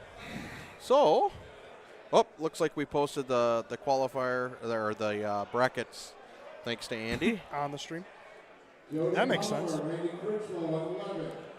No, Mr. Swindell, I cannot use my lounge gift card at the Vector Room. I can't believe that doesn't work that way. It's kind of crazy. Tickner's so mean. Look at Richard King walking around like he's a new man over there. Walking around normal kind There's of. new hips and everything. Good to see him. What's up, Lee? Mr. Lee Chepanek chiming in. Hey, Lee. Been a while. I missed Florida last year, so I didn't get to see you. Yeah. This year, I'll you be back. you didn't go, so I didn't go. I'll be back this year, I think. Maybe. I don't know. I don't really play Golden Tee. Maybe I'll start. Mark moves. Is it me or CJ's eyes keep closing more and more as this round goes on? Maybe a bucket of Red Bulls maybe should be the thing he needs. I might have to go get him a shot. Oh, they both? Oh, so Taylor with another unforced error here in the bunker. They both missed it. Yeah, Andy came up short too. Did he? But, Wow, I wasn't paying attention. But he's right. He's chippable, I think. Well, I think Andy. It's funny. I was talking to Paul. He's like, I got this F wedge in here, and I didn't even know how to use it. So he's working it out. So he might not get this out of the bunker. You remember when Dave Sandmeyer used to have the F wedge he the whole time? He swore to the F wedge. He would never get rid of that thing. Dude was playing an F wedge, a lob wedge, and a gap wedge for a while. It was awesome. Davey Andy's fine. Should probably get rid of one of those wedges. He's 9 out of 10 making this. And there's there's the 10. Way to jinx him, Mark. Well, I want to see a close match, so. I see he's not click chipping yet, huh? Yeah, he does. He does. Okay. I remember after the Wisconsin tournament, I was loading up machines on Monday, and he was trying to play them as fast as I was loading them up. I'm like, come on, man. Go to the airport or something. And he's out there looking, I don't understand this click chipping crap. I better learn it, though, I suppose. He's all mad about it. So CJ's struggling over here. Comes up a little short again. He's going to have a click chip.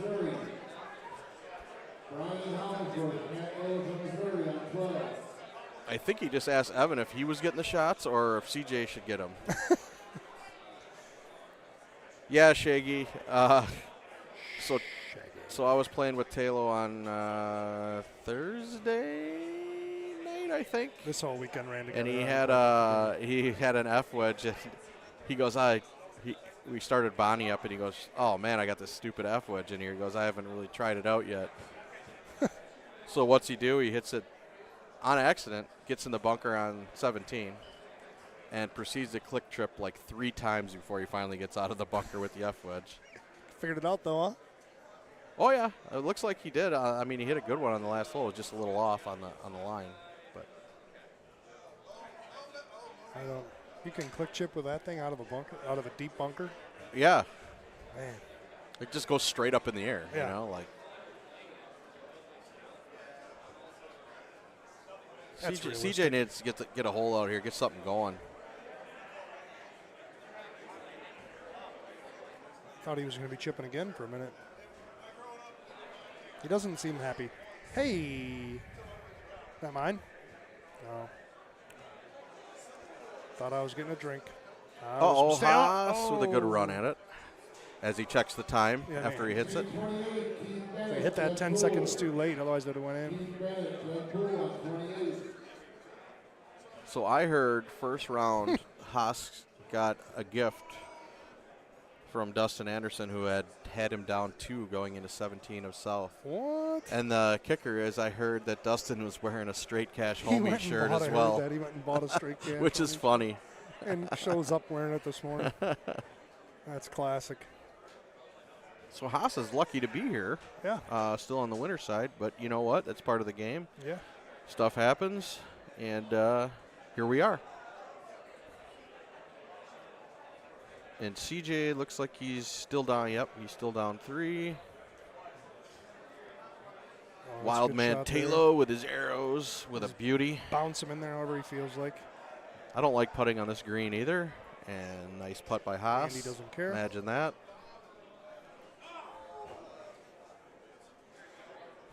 Jade and Brian B are going at it over there. Jade looks excited or angry or something. Gravy B says the F wedge just 34 clicks for 10 yards. Chad Dinkins, David Diller on 13. 34. All right, Taylor's got to make something happen here. Taylor's over there drawing on the screen. I'm assuming it's probably going to be a fulloid. Negative. No, it's a full. Oh, it is. Oh, yeah. Forgot he's playing arrows. And it's not coming back. It's going to have a little clicker here. Imagine that he made it. Weird. So is that a 2-stroker almost yet? like these guys are good. No, it's a 1. Andy will hold one. This is a really good look.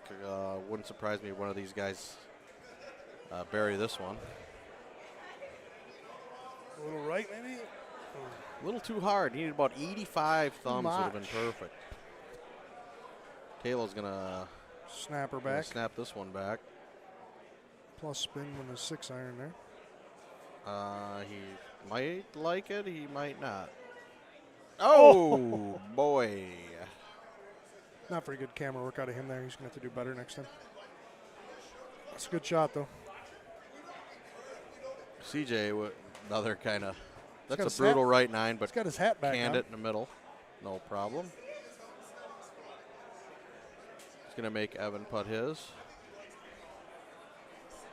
And we still got a 3-stroke. Let's see what 17-18 look like. Never know. Never know. This is cake. That's about as good as gets this right there. This is cake. So we're going to be still with probably a 3-stroke lead here and going into 18. Yeah, Evan should be pretty safe there. I guess 18 can be a wild card sometimes. Unless CJ makes this. It's a good chance. Hey, that's possible. We'll do it.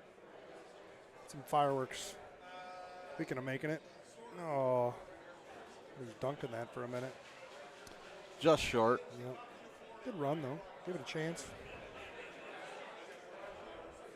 See how hard the look is on 18? Evan might even just lay up if it's ugly. Like our buddy Rhino should have done a couple minutes ago? Yeah, poor Rhino. Poor Rhino. That was a tough way to lose. Nah, this is pretty standard. This is an easy look, especially with wind. Taylor doing a Taylor thing over here with a full. Full into this is pretty good. Yep. So it looks like Evan's going to be moving on. That's a winner side. So I don't think CJ's out yet. He's not. CJ's still alive. He'll just be down to 1 loss. Probably got to wait on an opponent yet for CJ, I would imagine. And he hit a great shot in there.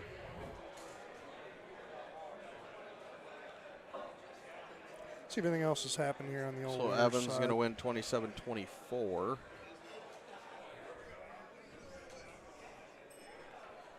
27-24, Evan. Angela wants to comment. Bonnie Moore, we're going to go single screen here. I believe this is still a one-stroke game. Taylor trying to find the perfect spot for his full coming in. I'll bet on it. I'd bet my world's check on it. Oh, yeah? Yep. It will be a full. How's it coming? To the form of your account online, or? They paid me in bricks of cash. Bricks of cash. Andy with a butte. That guy's trying to steal my spot already. If they want it, I don't care. Told you. Double up my account. You didn't say that. You just said you'd give it to me. Don't do it to me, Paul. Don't tease me like that. That was awesome. It's almost like he was listening.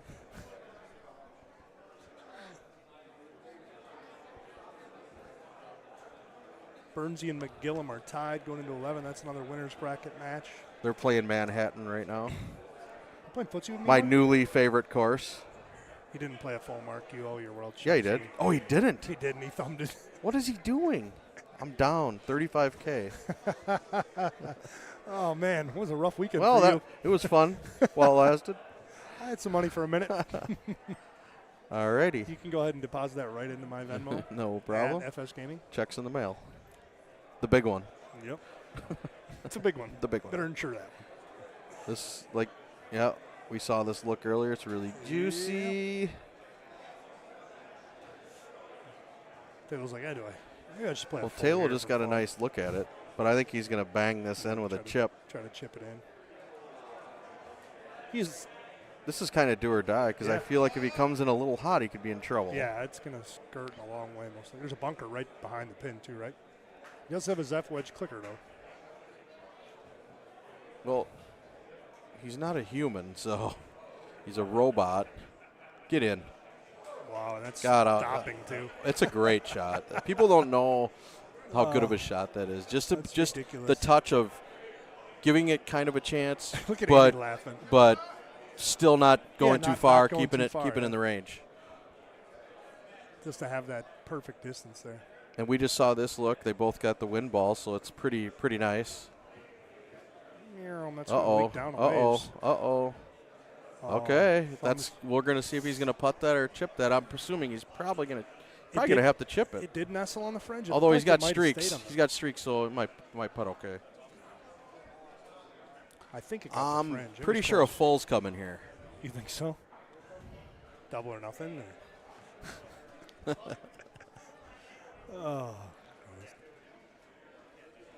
I'm going to wake up eventually. He's dialing it in through his head right now. He's like, okay, if I go here, and I'm here, then this happens. Hammer it really hard. Hit no! And that's water every time. That didn't work out. So looks like we got Andy Haas moving on. Move on. Doesn't chip it backwards.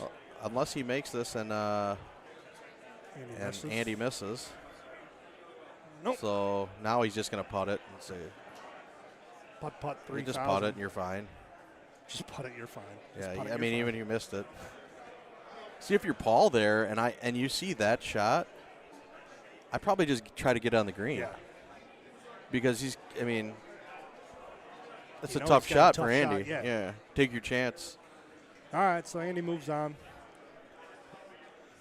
So I won the double or nothing, so I'm back, so you can send that check back. Okay. All right. So we got Haas moving on. What do we got coming up? I'm just taking a peek here at this McGillum Bernsey match. They're still square through, looks like 14. That's the famous hole 14 on Manhattan. The famous 14. Looks like you can pre-order your home edition. You're just putting this home edition stuff in front of me to make me jealous. Let's can you pull it up on your phone? Cause what do you want? I got the bracket. I got it. Yeah, can you bring up the purple? Because we kind of know what's going on in the gold. I already have the purple. Let's see what we got going in the purple here. I already got her up. We have And if you haven't, everybody, please like, subscribe. Andy Coleman, Richard King, T-Rav, all these guys from IT here, they working hard. You don't understand what they Keeping go us on through to get air. these streams going, and it's free. So it's not that hard to like, subscribe, share it. Tell your friends. Um, Put it on Facebook. We have and don't forget to buy. You see these guys in an event, which I haven't done yet. I'm about to do what's it, buy soon teas? here. But no, get these guys a drink. Get them, get them a drink. Get them something, for helping out. Somebody should get us all drinks. Okay, so the purple bracket. Yeah, so let's hear it. Our undefeated fellows in the purple bracket are Kevin Lindsay. Kelvin Lindsay making a run. Bradford Evans. Can he win a World's Pass? I don't think so. Can we get confirmation on if Kevin Lindsay? He cannot. We just got confirmation that Kevin Lindsay cannot win a World's Pass. Chris Schersick, Matt Van Hoosier. All undefeated yet. James Dugan. Phil Resser, Jason Lociavo. Jonathan somebody. Lauren McDonald. Steve Zaski, Connor Franta. Is Connor lost yet? Nope. Remember all the undefeated. I have a really weird feeling he's going to win it because I qualified with him yesterday and he was not happy how he played. So I figured today he would take it out on everybody. So I am trying to figure out. So you can say I'm gonna call it right now and I'm gonna say Connor wins the purple. Kevin Lindsay beat Steve Beatty to stay undefeated, by the way. Wow, it had to be tight though. On Red Sands. One stroker. 25-25. Oh, they on tied, Sands. went to extras, huh? All right, so it looks like we got another match coming up here. Beatty's got some work. Looks to like do we to go got back. loser side match. We got Paul Anthony Luna, right? Is that what his name is? I believe it's Paul Pal? Anthony Luna. Sporting the Power Cage shirt today too. That's kind of funny. Wow. And maybe he knows something. looks we like don't. we got Travis Parnell too, Nashville guy. Maybe he's just still rolling. Maybe Luna's just mad because at Travis's shirt. That's awesome. Legend. And I don't know what they got. Is it Missouri? Looks like Missouri. No, it just shows all the courses in the background, so we won't know until it. I thought we were going by that. I'm gonna say it's Cumberland. Didn't see. I didn't see either. I'm guessing. Red Oh Sands. no! Yay! I thought he was never playing this in the tournament. Hey, look at Border Jumpers got the great shot points on that. Nice. So have a nice day. Have a nice day. It'll probably go down. So right I'm here. assuming we're gonna look. Oh, so Travis is going Breeze. Maybe. Maybe. Negative. I think he said, Luna, what ball are you playing? And Luna said, Breeze. No, I'm playing the Grabbers. Are you sure you're not playing? I'm playing the Grabbers. No. Well, Haas won that match against Talo. Neil, you must stand on a chair or something so you can see the screen. Oh, you're so mean to him. I love him. If I don't make if I'm not giving you crap, then I don't like you. Been pretty Notice nice. how I haven't given you pretty crap nice yet? to me lately. Yeah. McGillum hands So Bernhardt. looks like Jade's moving on against Brian B. Jade 3-0 today. Yeah, He was an absolute wreck when he got here this morning. his first round match against. Pronounced Nussmeyer. Okay. So I just got word that it's Scotty Nussmeyer. That's how you say his name. So if anybody wants to know, it's Nussmeyer. Did I say it? I don't think I said it. I don't know. He just came up and said it's Nussmeyer. All right, we'll get it right. Good one, Neil. So it looks like he did switch to the salvo. And hit it short.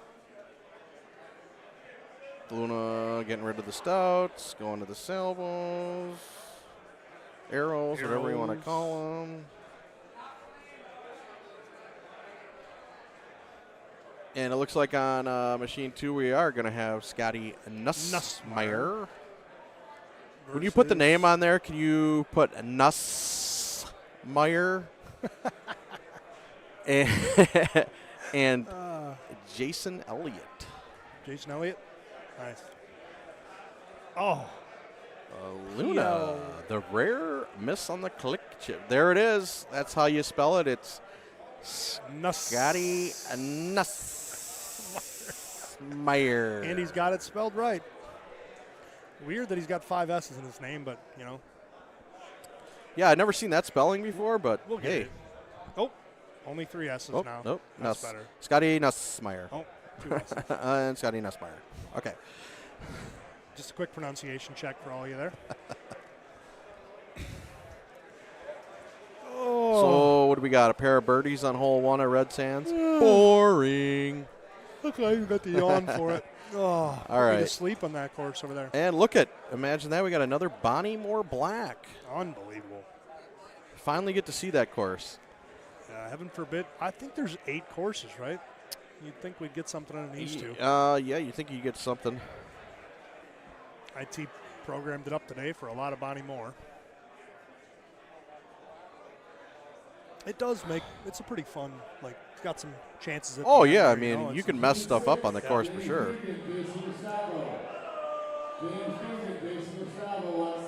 Oh. yeah, we. I would love to see Kangaroo. I would love to see some Kangaroo, even some Scablands. Yeah. Kangaroo, Scablands. I like Cumberland, too. I'm a Cumberland guy. I like that course. I don't like any of them. One guy I was playing earlier today asked me if was there any particular course I didn't want to play before we spun. I said all of them. He's like, that's not going to work. We're going to have to play something. Oh. Yeah, can we spin Agave? Yeah. I think Baja's in the rotation. I could probably play some Baja, yeah. All right, so I have a problem staying awake here, Marky. That's fine. If you want to find a replacement, no, it's not. That's actually awake. Anything just starting. All right. I was talking to the old some other drunk guy who asked me a question. Completely. Well, that narrows it down. Mike Johnston. He just asked if they were starting or if they were in extras. So they're still tied through 2 on Red Sands. It looks like they're tied on Bonnie Moore, and we got a super long look. So and it looks like Jason Elliott hung his out a little too far, and he ended up in the dirt. Let's see what Mr. Elliott. We lost our sound. Sorry, so now Mr. We can drop F-bombs quick. Nussmeier does, which he hits it. You can't really do any better than that with the breeze. Nope. So he's going to have a look at a click chip probably, and this is just going to be a P wedge of the release. A P wedge. Wow, I didn't know anybody played that club still. I thought it was just Dave Sammer again that played that. I think he's just. So we got a 4-click. We got a 4-click 6-wood here. You calling that? No, it looks like he's going 8-wood. And he's chushing. He's chushing. It's the rare. You don't see that anymore.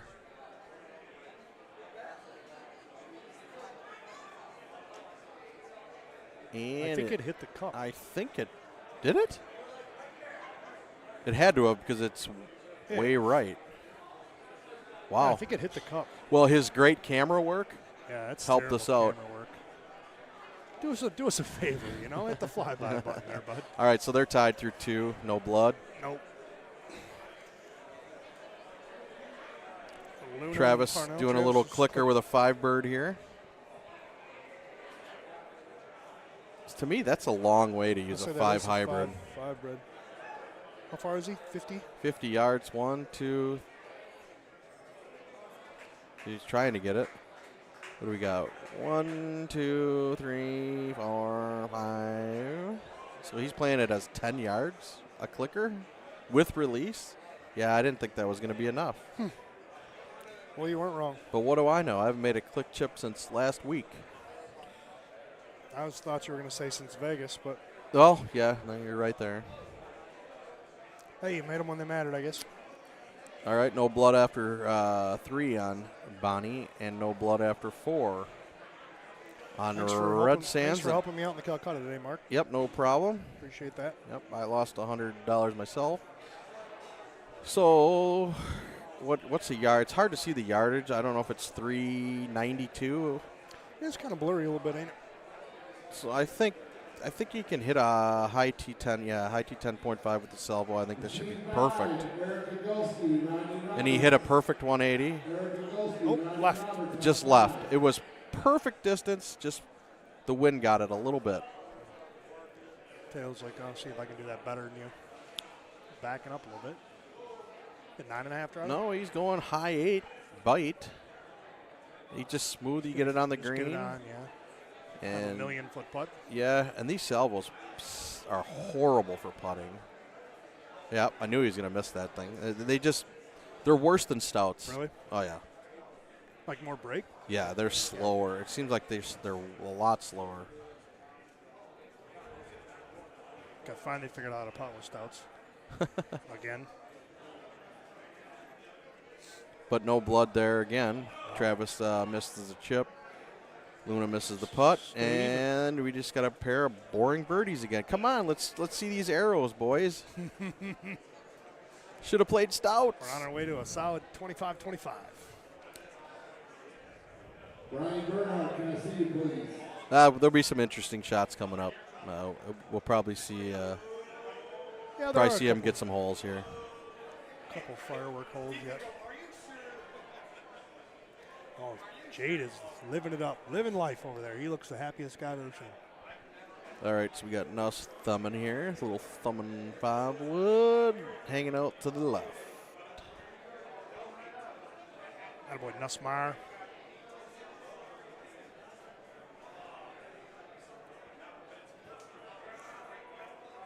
And Elliott just a little short. So no blood there. No. Another amazing. I always wanted to see where they lay up here. So he hits it way up. I usually stay back where. I always lay back and try to come in with an 8.5 or 10.5 under the tree. Said Firebird probably goes under there now. I don't know. I'm assuming it does. It Yeah. does have a Yeah. 3-bird though. It looks like it would go under there. What do I know? Never been up there before.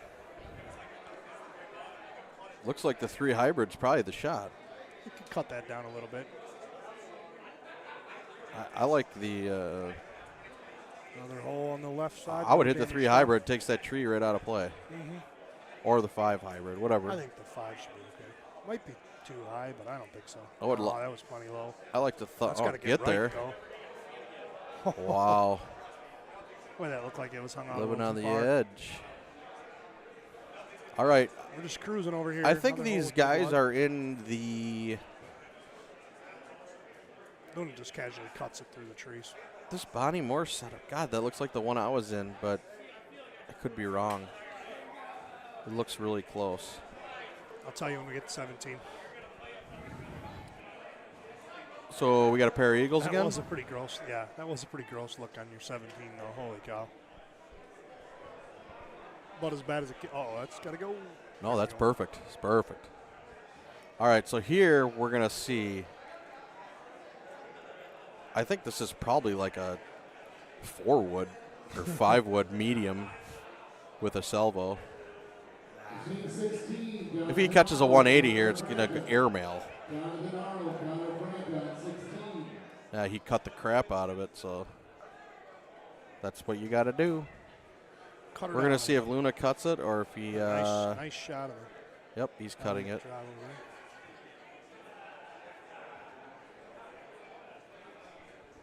Forward. Hammer a forward, huh? Brewer's a changed man now. Is he? Yeah, he's. Oh, is he drinking? He's a big family guy now, I guess. Because he's normally here at tournaments on Thursdays, and he didn't get in till Saturday morning. I guess he's pretty serious now, so the family stuff. So good for him. For sure. How'd he do today? How's he doing today? I'm not sure. Need a loser's bracket. I wasn't knocked out the last time we looked. I'll take a peek again. I know he lost. He did lose. He lost to Taylor. Gordy Brown. Oh, is that what it was? He's playing right now. He's playing a match right now against Jordan Cook. That should be a good one. So Haas is going to play McGillum.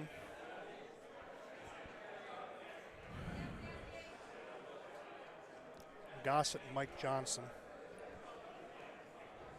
Still undefeated? Yeah, he beat McCook. Wow.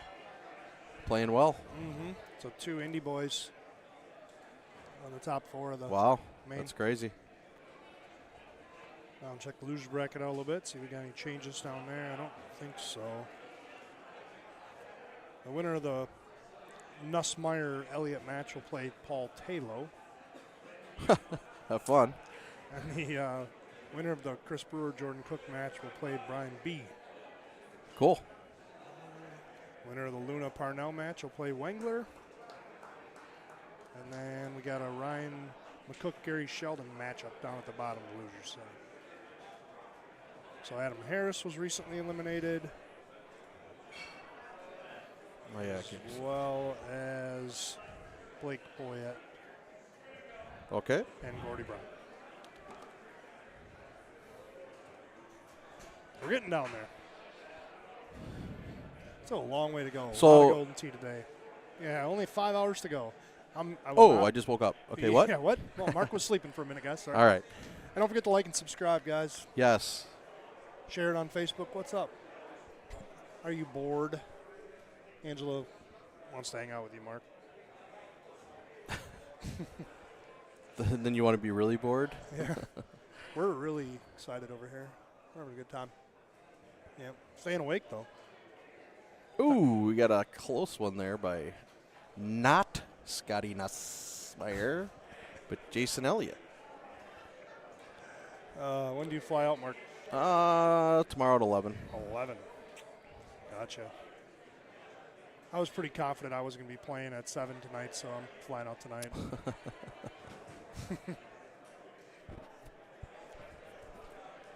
If I make it that long, awake. All right, so I'm Yanni. Anything going on here? 12-12? 12-12, and I think they're tied on the other match as well. They are still. We're in the middle of the lull here. Mid-round lulls. No idea. We're questioning Mark's timeline for leaving. I would think you'd be fine at 11. The mornings are usually worse. But Might have to call my work boss if I am late. Tell him I won't be there next day. Yeah. Wow, so. What, do you text yourself there? Yeah, they got a nice look here for the arrows on 10 here. Travis just drove the green. I'm sure Luna's going to be doing the same. The old 7-degree driver. Oh, no, he cut it, so it didn't go anywhere.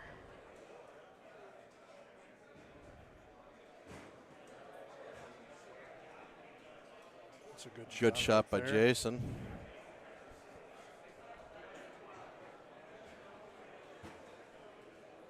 All right, we're going to have a possible putt for the It's a lead tough here. putt, but the 132-foot right one. Just a little tapper in her. With the gator chomp. Just a little tapper.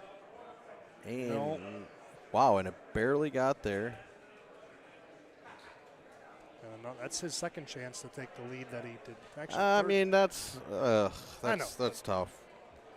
Putt he wants to make, guarantee it. Can't give too many chances to Luna. Yeah, you got to try to take advantage of what you can get, but I mean that was tough. Yeah. I mean, Speaking of tough, Scotty Nussmeier has a tough clicker here. I Oh thought he had it. man! All right, so it looks like we're gonna have a one-stroke swing there. He's not happy. And Jason Elliott's gonna go up one. Less than happy now again. And Luna here, deciding what he wants to do on his approach. It looks like a cutty 4-iron. Oh, he's hitting a pusher. Call that the clinker over. talked to old Clint lately? He messaged us yesterday, I guess, telling us good luck. But No. Oh, no. Travis missed his putt. So looks like Paul's going to go up 1 here. Brewer looks slightly unhappy next to him. I wonder if missed shot over there. Well, yeah, just playing Jordan Cook, who's playing absolutely solid right now. Hey, Craw. Still winning? Uh-oh, Luna. There goes the last of the Wisconsin people out of the tournament, Mark. Not a very good showing this weekend. You know, you win some, you lose some. You do, yeah. Tough. It's tough. Everybody's tough, so. Yeah, everybody's good. I mean, you can't be mad if you lose. I mean, too many bad players these days. It's going to happen with all these good players. Dave Sandmeyer went 1-2 in the pink bracket, though. What's that? Did he? Ben took him out. Ben's in the pink, too. I love two good players. All right. Luna's up there close. He's got a click chip, so he could possibly get another stroke here. Yeah. If he decides to. He might do the 9-wood here. What is he doing? Come on, Luna. Come on, Luna. Maybe he just figures I got a stroke. Don't do anything crazy. The guy asks me, hey, how many clicks for a 9-wood? I tell him it was a perfect 9-wood look, and he didn't do it. I think it was more the preventative, I don't want to make a huge mistake shot with the lead. Or he could have went up 2. Yeah. So. For what? Uh-oh. Elliott For what? with a hole out. Jerky? If you get me a drink. Sorry, guys. Luna with a beauty in there. Beautiful cut 3-wood. So Nussmeier's going to have to hold this to stay down 1. Otherwise, he'd be down 2. Great job And carrying this there, Mark. He will be down 2 here. Jason Elliott dialed in here. Yep. And Travis has got a beautiful shot. Beauty. 2 really good shots there.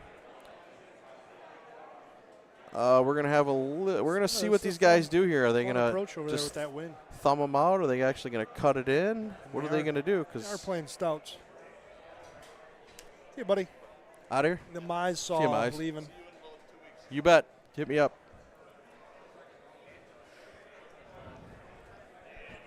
All right, we said our goodbyes. I hate when we get to this hole on red sands because for some reason I'm dumb and only have a gap wedge. Oh, which it's not bad, I guess. That's gap wedge. low gapper or something today. They're pretty easy. A little cutty, low gap bite. I don't know. I can thumb that, baby. So I wasn't paying attention to what Nussmeier did, but yep, he's turning left and hitting it. But he hit a tight one, so they're both good. Nice shot. So it's still going to be, I think, a 2-stroke lead over there on Bonnie going into 17. We'll see what kind of look we got. Ooh, Travis a little deep. Yeah. I wouldn't say the wheels are falling off look at this for Travis, but they're you see that? They're starting to wobble a little bit. That's the exact Mark look. That's almost I had the same kind of look, except for I had a 10 in our face. We had a 10 in our face. Yeah. I mean, what do you try to keep it up on the low side a little bit here? Wow, is this aggressive? He's going right at it. What a shot, dude. Look at him. With a 2-stroke lead and you hit that shot, that's incredible. That's amazing. What a shot. I give him props on that. Me? Wow, that's a good shot. You don't look the best, CJ. Over gig. A little over gig for CJ 24. Oh, man. Well, Nussmeier, you saw the shot. Yeah, right? Just duplicate it. Just do the same thing. There's 2 things about that. One, awesome. I cannot believe he hit that shot. Like attempted it. And 2, absolutely going in the trees. Nailed it. Perfect. What a shot. A little lucky there coming through. I mean, how do you follow that shot right now? at it. How do you follow that? This is actually. Get in. Oh my God. Them are 2 ridiculously gross shots there. That's unbelievable. I don't even have I don't have words for that. That's just That's crazy. He almost made that. yeah. He's thinking, yeah, great shot, but that didn't do me anything. Unbelievable. Oh, wow. And we got a really nice look here on 18.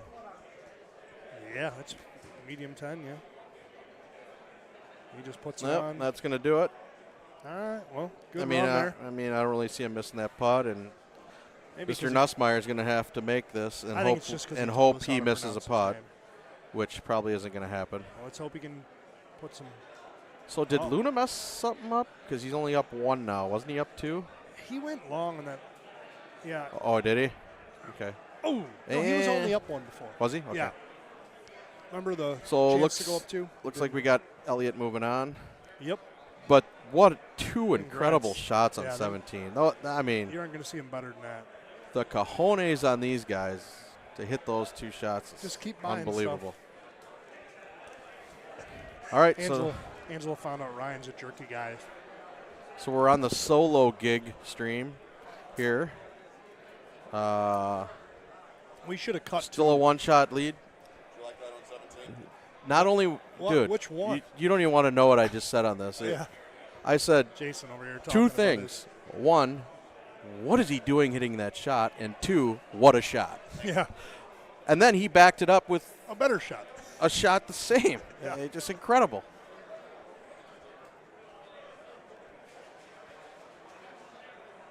All right. So no blood?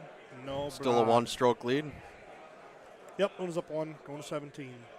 Hope for something that's negatory. Uh-oh. He's going to have to hammer a high cut here. He hammered a high cut. I mean, look who we're talking about here. That seemed pretty easy for him. Mr. Leaderboard himself. Yeah. Yeah,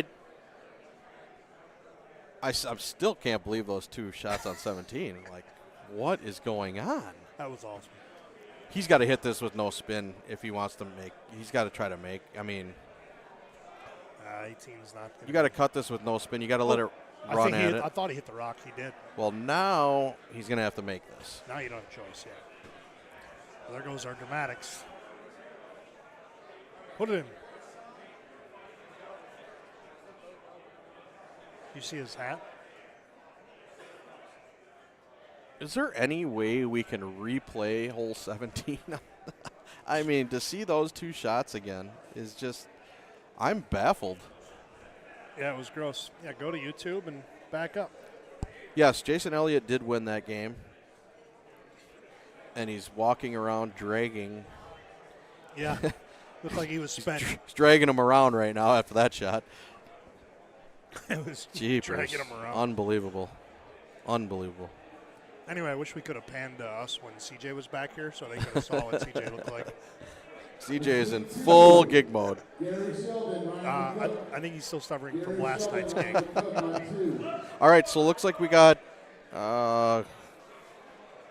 who did they call McCook and who? What did I tell you? I got that. Cook and Sheldon. Gary Sheldon, Yep. Ryan McCook on 2. Andy Ready, Haas, break. Andy Haas is dropping swear words. Assuming that means we had a development somewhere. No, we played Jade. They haven't played yet, right? Who? Yeah, know. Andy and Jade. Yeah, haven't played yet. So it looks like Luna will be moving on here. Sorry, I'm looking at the bracket. Seeing if anything's developed.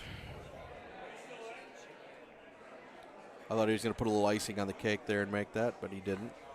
But it looks like it's going to be 24-22. Yes. Yep. 2-stroke win there on So that'll be the worst course in Golden Tee history, Red Sands. That'll be it for. I don't want to see Red Sands unless it's Luna and Haas. Yeah. Or Taylo and Luna or Haas or one of those 3. Yeah. Those guys are playing each other. That's when it's fun to watch because them guys are just, that's what they do. Yep. That's their specialty. So that match is done. We're going on to the the Sheldon McCook match. I believe, is this a loser side match? It is. Okay. And Luna's going to go on to play Chris Wengler. Oh. That'll be fun. Nice buy, Luna. Wengler can't even stand up. I don't think he's that drunk. I think he's just that. Did you look at him? Well, I think he tried to drink his way out of his hangover. I don't think it succeeded. I think he went the wrong way. I'm not exactly sure what's going on with him. Did Brewer Jordan Cook match ever finish up? No, they're still playing. Are they? Yeah. I wonder if they went to extras. Seems like that's something. been going a while.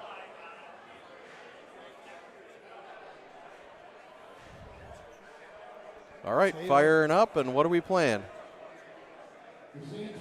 Kegs. Oh, we got a little Manhattan View. I got to check. Oh, something different. Yes, Kirk. Red Sands is way worse than Champ 99. Oh, Kirk Stimpert asked that? Yes. I think it's way worse. Oh, look at me. I hit another straight shot. Oh, look at me. I hit another straight shot.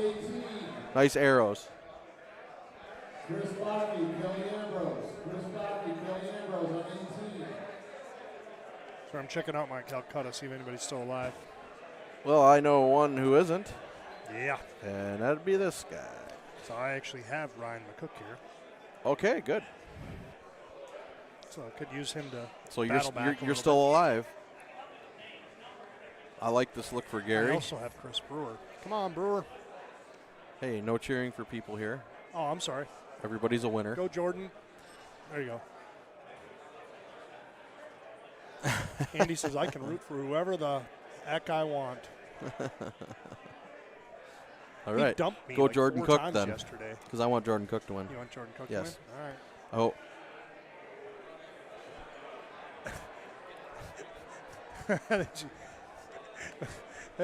That's funny. I think I only dropped one F-bomb. I think he just dumped me because I was saying funny stuff. I was a little drunk too last night, though. That happens. All right, they got the high 8-wood / 9-wood beautiful look. Yep, right at Center of the green, make your 25-footer. Move on. Call it a day. Oh, wow. A twig update. No. TA twig? No, you're going to figure that out on your own. He's still here, I think. Actually, I don't know if he is here. Well, usually you can hear him every once in a while, but I don't see him. Or hear him. Gary with the little sneaky left half. His updates come in Facebook. No blood here. Clean. I'm going to zing over to the purple bracket quick on the early part of this match. Sounds Here's good. Hopefully not too many fireworks. See what we got going. He's going to go with the pullback 8-wood here. I thought he was going to hit the low 6 backspin, but he changed his mind. And for good reason, he hit a great shot. McCook likes his thumb, so I'm assuming Lindsay he might thumb gets something here. Beat by Bradford Evans. Do we know who that is? Brad Evans, yes. Oh, Brad Evans. Why they put Bradford down here? Make it sound Oh, that's so what his weird. name is. I know who he is. Good player. Yep. Can't remember what he plays as. I could probably maybe tell you. Lumpy? No? It might be lumpy. I don't know. Anyway, Brad Evans is going to play Matt Van Hoosier coming up here. He took out Chris Juzik. How do we say his name? Chris Juzik. Connor's getting yelled at. Connor is getting yelled at. Sobel is not happy. But then again, he's not surprised. Not happy ever. I'm just kidding. He's always happy. Dugan takes down Ben Vigna. Who? Say that again? James Duggan. Oh, yeah. Good player. Oh, my, Gary. Almost Gary. He will play Jason Lociavo. Burning the edge. Who took out Phil Resser. Not took him out, but I just got an update. Twig is still alive and on the winner's side in the pink bracket. Steamrolling. Connor is playing on machine 16. I'm guessing that's why he's getting yelled at. No clue. Supposed to be playing, rather. All right, so moving on here. Against John What Arnold. kind of look we got? Who beat Wells and me today. Nice. I mean, Still- not nice, Still but on the winner's side. it looks like we're going to have a little cutty backspin, see if 10 I and a half driver. A little hard, but it was still good. Good shot. See if I can figure out if that Steve Beatty guy is still hanging around. That Steve Beatty guy, I wonder how many shots deep he is right now. Him and Kenny both. He is still hanging around. He plays Ben Beauty. Russell coming up. Ooh, Loser will be done. They're on machine 8, actually. nice shot by McCook there. I do have Beatty as well in my little investment.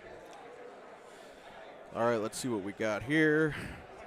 We are paying top 12 and both the purple and the pink. So if you get knocked out in that position, do not leave without getting paid.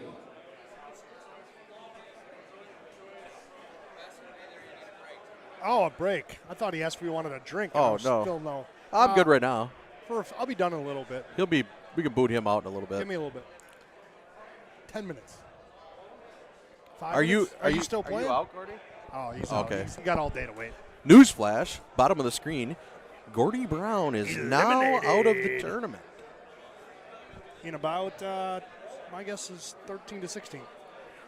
Machines 19, 20, and 21 are now open for play. And just in case anybody at home wants to know, machines 19, 20, and 21 are now open for play. So if you'd like to come and Is that what he said? TNT Billiards, those 3 machines are now All I open for heard play. was, ooh. So, on to the next hole here. This hole can be, they got the pin all the way back. I don't like this. I think they're going to be coming in with an 8.5 driver on this look. Underneath the trees. Yeah, it's a thummy. Ooh, he's kind of lined up with the tree, so you might have to cut it just a smidge. Pretty good to me. Huh?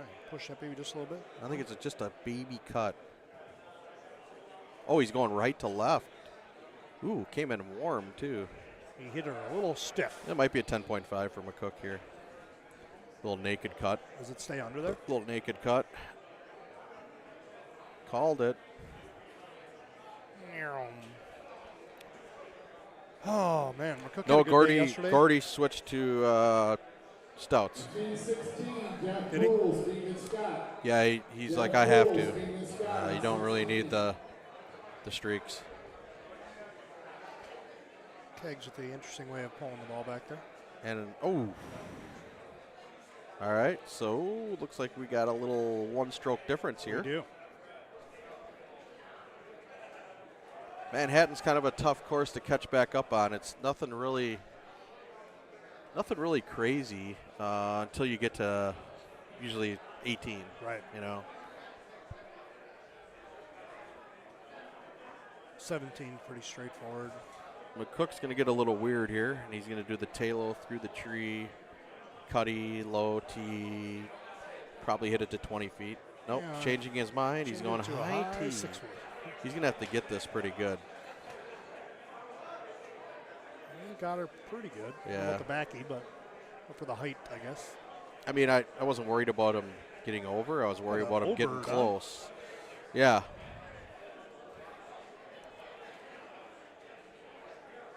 He's going to play it.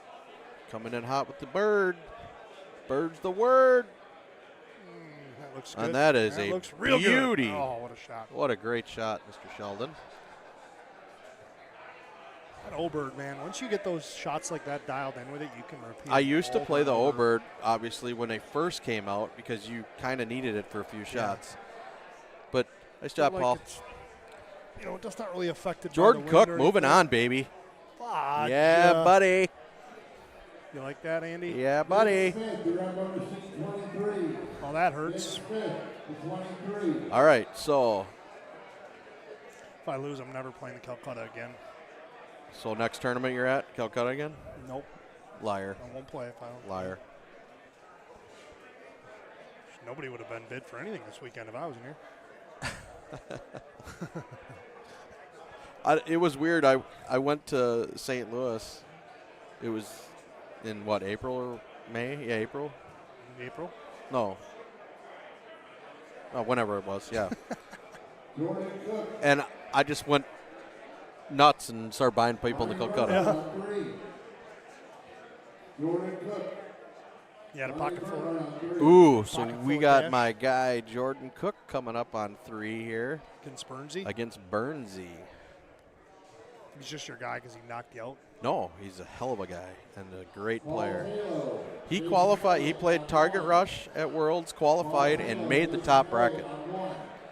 And yeah, well, when I played him, he played absolutely solid, lights out, didn't miss a shot. Right. Except for obviously 18, he messed up. He hit in the bunker, but he had strokes to play with because I can't putt. Because yeah, you were terrible. And but he played solid. And I watched him play Evan on Red Sands, and this morning. Evan made a couple shots to hang in there, Gotcha. and then pulled out on Wengler, in overtime. Wengler and CJ on the wrong. 3, we got Jordan Cook and there we go. Now who was it? Jordan Cook and Burnsy. Jordan Cook and Burnsy on 3. Andy's not happy. He wanted the Luna CJ over gigged match. Well, that Luna might win that by 4. CJ's pretty. Sorry, CJ, love you, but man. Hopefully he plays better than he looks. He can't see right now. Over gigged, he says. Nashville will do that to you sometimes. All right, so back to the action. McCook with a swerve in there and buries it. Brink. That was a sweet little shot. That's going to be another stroke, so he's going to be up 2 now. All right, well, at least I got this guy rolling. And they can get it across here, so they're going to have the good shot coming in.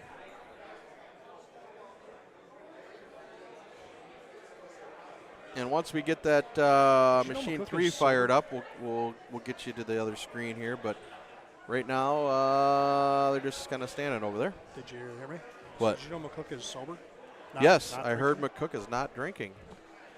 Not that's an issue at Notice, all, but I'm just saying like that might. I mean, be you a can factor notice today, why you know? he's playing really good because he qualified I think second yesterday. Yes. So I mean, obviously. Yeah, great yeah, player, yeah. It was Haas, McCook, Luna, top 3. And some guy named Mark Gomez 4th. Yeah, it's Some guy. one good qualifier out of the last 30. Yeah. Hey, it doesn't matter where you qualify as long as you're in that bracket. Young God, whoever you are. I'm assuming one of CJ's brothers. I don't know. CJ is actually playing on next to the stream machine, if he's still alive. I haven't seen him. He has to play Mr. Paul Anthony Luna. There he is. He's back. No. He's back. Nicely. Settle down. Hey, who's Young God? Do you know Young God? Young God. He asked where CJ is. Oh, CJ, he looks great. There's CJ. What'd you do to yourself in the 10 minutes you were out there? How'd you get yourself so cleaned up here?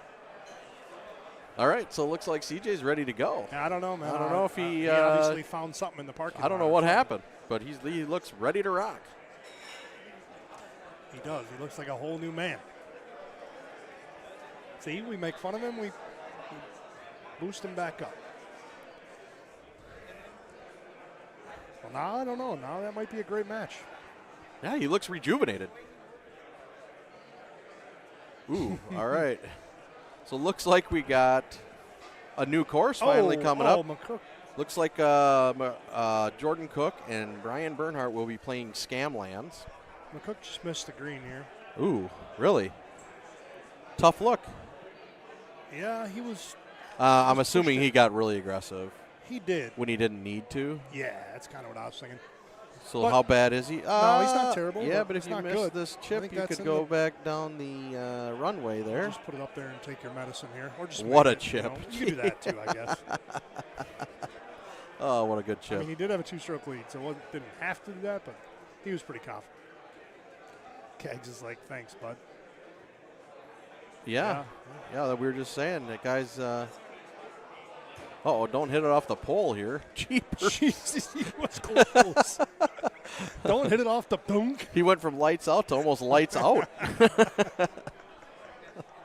Oh, that was probably something that you didn't even think about either. I'm sure he hits it all the time. Yeah. I know for a fact that if I tried that, I'd hit that pole every single time.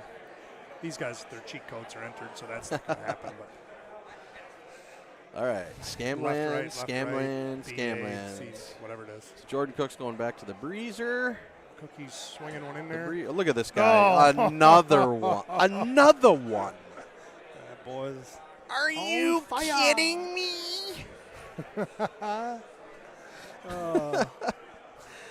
Unreal.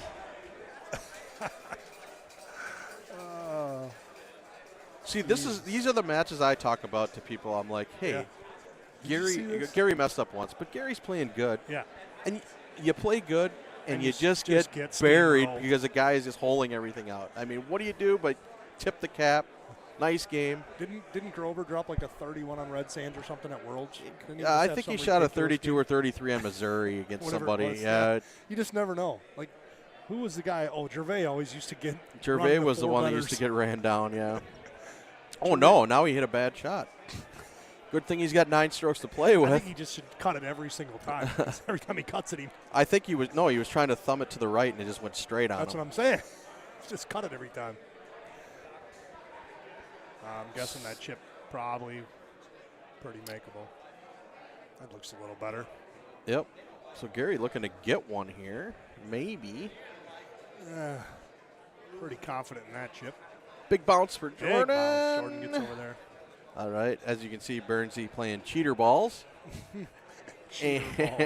Well, the stouts aren't the cheater balls anymore. It's arrows. Yeah. I think he's playing arrows. He might be playing streaks. Yeah, I'd say by the looks of It it's either or. A pretty decent look on 17. Yeah. All right, Jordan. Oh yeah, he's Just playing streak. throws her up there. Flush, same thing. Did McCook make that chip? He did. Unbelievable. Like he wasn't even trying. Yeah. Took him about 1 second. Lights out, party's over. Guys just can't miss anything. I don't even think he walked to the machine, pulled it back, and drank it in. Didn't even think about it. Imagine that. So it looks like Burnsy's up 1 here after that crazy hole 2 on Scablands. And we got a really good look here. Like Jordan could really attack this. I don't know why he cut that. You can go straight at that. He kind of got lucky and Cook's hung on. Doing the smart thing here and laying up. We got a tour player here, and he's laying up. I'm surprised he knew where to lay up. That's funny. I feel like he could have got there a little bit. Actually, the wind's probably pretty decent there. All right, Jordan with a shot coming in. Nicely, really nice shot. Yep. Kegg's got to get this on the green. In the hole would be nice best. putt by Burnsy. Great shot by Gary. Good job, Gary. Now he's got to hope for a mistake. Yeah, I don't see that happening. I don't either. He might even hold us out just for fun. He did. He left it a little short. All right, smart so we thing got to do there. We got McCook moving out. That's a good round there by Ryan. Yeah, he played pretty solid there. He missed a few greens, but it didn't even matter. He just was confident in his chipping as he was. Pretty lights out. Pretty lights out. All right, full screen for the Cook and Burnsy match. We got a good line here. Oh, he had the backspin on it. Okay. Jordan's down 1 early. Plenty of time left. It's Scamlands, so we'll see. It's a fun match play course. But 18 can be kind of brutal, can it? No, 18 is different? 18 is so easy now. 17 got easy. The difference is going to be what kind of looks we got on 10. If it's an outwind, Bernhardt's going to get on the green with the streaks. And I don't know if Jordan's got the 7-degree driver, but he could possibly bounce it up. And not quite on, but upper a chip. Quick chip. And then obviously hole 16. If it's an outwind, it'd be good for the stouts if he can ramp it with the 7. But like I said, I'm not sure if he plays the 7. And it could get a little sketchy with the with Burnsy I don't think he plays the skip shot, but I think he would. I mean, he streaks, so he might be able to just drive it straight ahead. Straight up there, yeah. But we'll see. Another good line there, good run. Taylor leads by 3 over Over Jason Elliott after 3 holes. 6 holes. After 6 holes. So 3 after 6. Paul.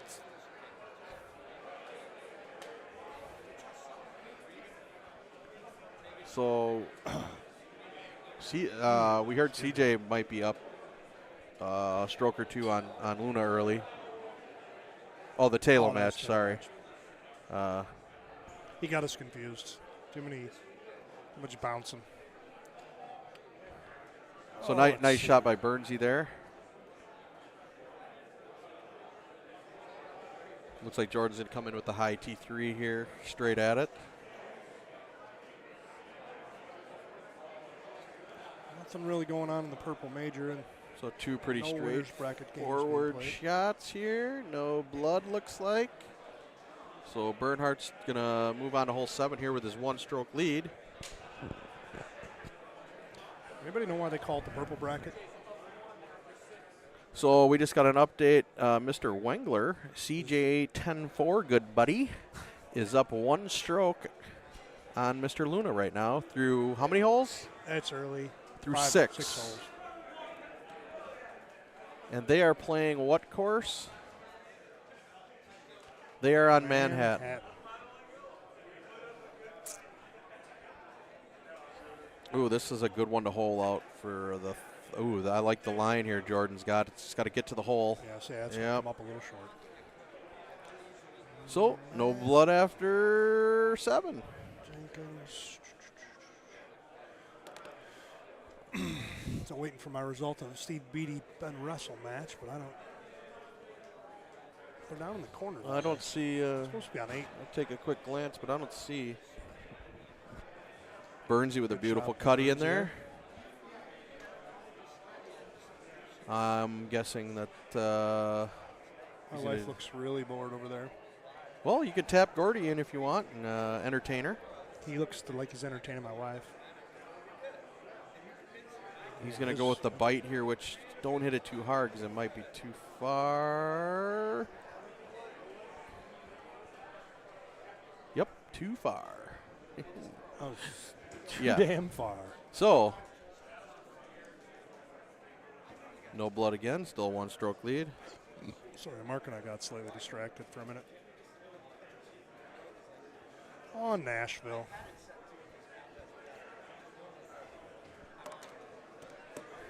Yeah, I'll probably get Gordy in shortly anyway. Okay, so some people go to the right fairway, some people go to the left. I do both. Just depends on windage, wind, and where the pin's at. I think he's going to go right here, and I'm wrong. Here, but I mean, I like left because it's barely any wind and it's straight thumb you can run it at.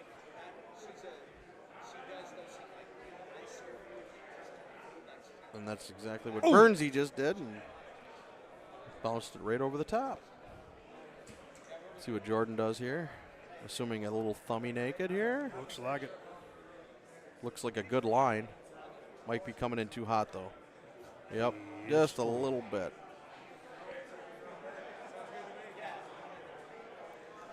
Oh my gosh, I can't stop burping up onions. I had a salad earlier. I think my body's yelling at me. I don't think your body's had a salad in a long It's time. rejecting it. It's like, screw you, buddy. All right, that so wasn't a bush light. so it's not drivable. Yeah, it's not drivable for either of them. But I think he's just going to try to get it up there for In the bunker. Yep. Oh, he does get a nice little bounce. That yeah, one but stayed up top. it there. always comes down and stops Yeah. right on the edge of the in the bunker. He does have the 7-degree driver, so He let's see does, if he can get a nice ramp up here.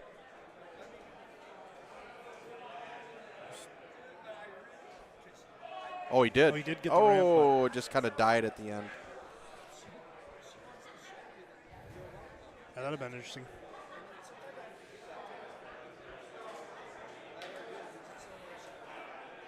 Taylor looks pretty comfy over there. talking Nice to us, thummy. giving us the nod while he's playing. I'm guessing he's feeling okay. We can give you an update here. I can see the problem. score. So we See got. how he does out of this bunker, edge bunker. Oh, that's a good shot. Oh, he makes Burnsy with the hole out. Nice. So looks like Taylor is. Looks like Taylor was up 2 through Taylor's up what 11 holes. 2 through 11. And I think they're on scam lands as well. We got 2-stroke lead now for Burns in this match. Jordan not really doing anything wrong. No, I mean, what are you going to do? Guy holds out, a guy holds out. Yep. But this Chance is a Simpson, this good look is a here. good look for the Stouts. Definitely got to give it a run. I'm a wild man. I think I would thumb that hard with backspin. I would be putting backspin as well. Give it a chance. It looks like a good line. Nope, it's going to miss left.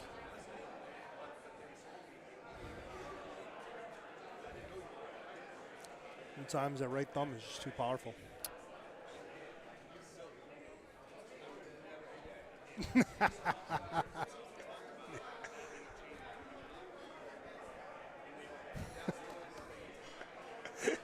CJ found a second wind. CJ gave us the thumbs up over here. He found a second wind. I told you he went out in the parking lot and found a second wind. Last we looked, CJ was up, I think, a stroke on Luna. Pretty sure he's going to win that match just because we told him he couldn't. So maybe we just needed to motivate him. So you're welcome. Let me see if I can get somebody to walk over there and check out. All right, we got Mr. Andy Kuhlman. Andy's getting his steps in. He's going to walk over, give us a little update on that Luna The match that CJ he's mad it's not on the stream, too. match. Andy doing this all by himself this weekend? Has anybody been here helping? Not really. It's kind of a solo gig for Andy. Oh, that's usual. But he's got her. doing it. Yeah, He's he's got her got dialed this. in. He knows what he's It doing. isn't his first rodeo. No. He's got us an update. CJ's up 1 after 12. On Manhattan. Up 1 after 12. Manhattan. So that's a good match, as we thought it would be. Whoops. Yeah, CJ's going to have to I guess my CJ losing by 4 is not a good prediction. No, not. Yeah. Andy Luna's going to hold something Andy's out. calling- He always Andy's calling does. the Luna comeback. He always does. This is a great shot. Oh, he makes. Jordan. Back in Bam. the ball game, baby. Are you kidding me? And no, that is not the replay of Lo Chiavo. No. That is the Latino heat coming at you. Oh, I was going to say, we could just record that baby and drop her every time. Oh, that's funny.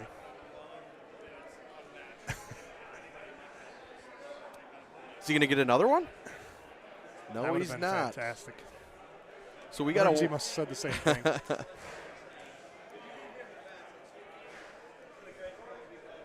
Did King buy another $20,000 in cameras? Seems like he's got 1 or 2 new ones every time he shows up. Well, he's shooting pictures with a 14-inch zoom lens. Right?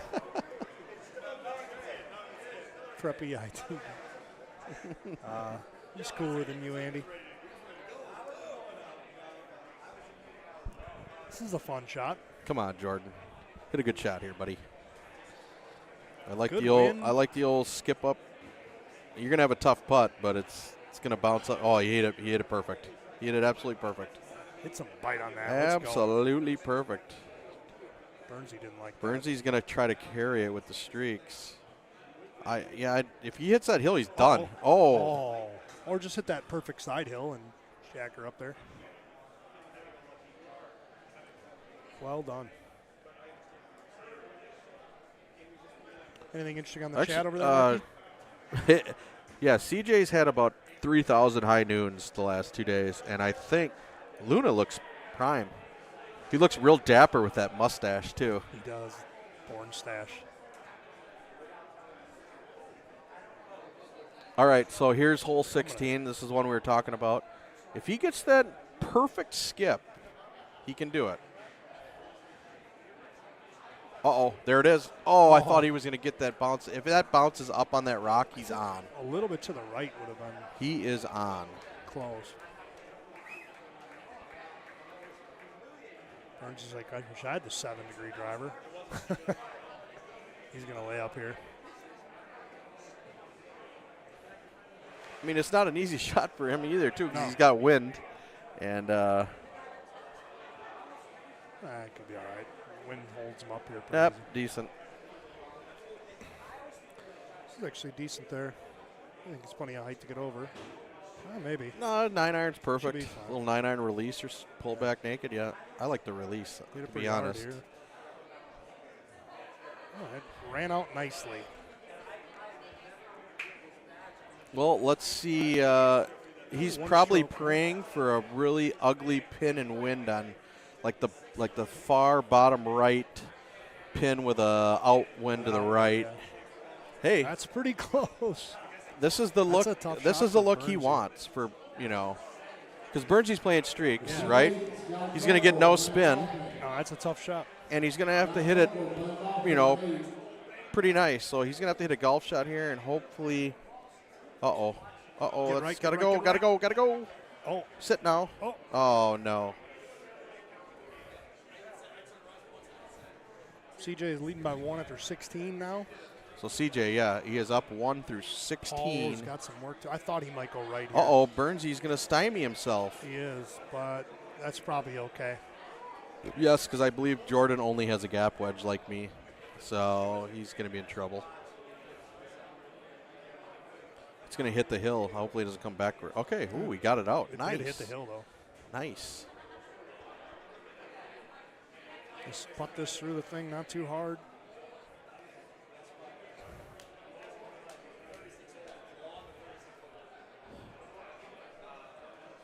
Good putt. Bogey and a par. Down 2 now, going 18. Yep. Luna. Wow. Luna holds we just got a hole in one by Luna on 17. Woo. They are dead even going into 18. I wish I could see the look on that. Man. Is he flipping us off? So Luna is hitting right now, and he nutted it. Nutted it. So now it's on CJ. Who Burnsy's can't remember? CJ can't see, so we're gonna see. He can. I'm telling you, man. He's sobered right up. Nice shot there. He's eyeing it up. He's eyeing it. Uh-oh. CJ went wet. Oh. He just went wet. He's turning around. He's asking Luna, what the hell just happened? Yeah, I'll be done in a minute. I think he turned around and said, I shouldn't have had that last nooner. Yeah. Oh, he's going to be so mad at you. Poor CJ. This match is over as well. And looks like CJ just player quit, didn't even finish it. So Luna doing what Luna does. Holds out 17. Ruins dreams. Gets him on tilt and bam. And CJ Wengler will be out. I don't know what place we're looking at here. Is that a 7-8 or a 10? 9 through 12 maybe. 9-12 maybe. Oh, that was hot. Luna moving on. I'm going to get out and let Gordy Brown come in here. All right, cool. This match is over. I got to go bathroom break. Look at all those hole-in-ones, he says. I think Burnsy's happy, huh? All right, man. Will you have fun? You staying on? Yes, I'm staying on. We'll bring on Gordy here. You get the man, the myth, the legend, Gordy Brown. All right. See you, bud. Rachel is pretty pumped up.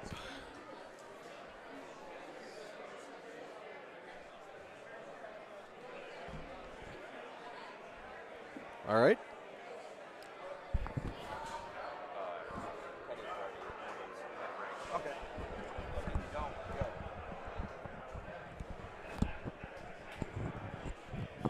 Alrighty, we got Mr. Gordy Brown. What's up, guys? We're just checking out Evan Gossett here, and look at Anthony Edwards jersey. Evan and Paige must be fighting because they're sitting separate. It's a full table width apart, and they're both on their phones. What else? I got the Frantas in the background. CJ's still wondering what's going on hole 18. What just happened? I didn't see the look. I didn't see the look, but CJ was up 1 going into 17 at Manhattan. Luna aced it. Okay. Tied it up. Luna stuck the green on 18. CJ watered it. And then I think messed up a chip or something and ended up just quitting. So now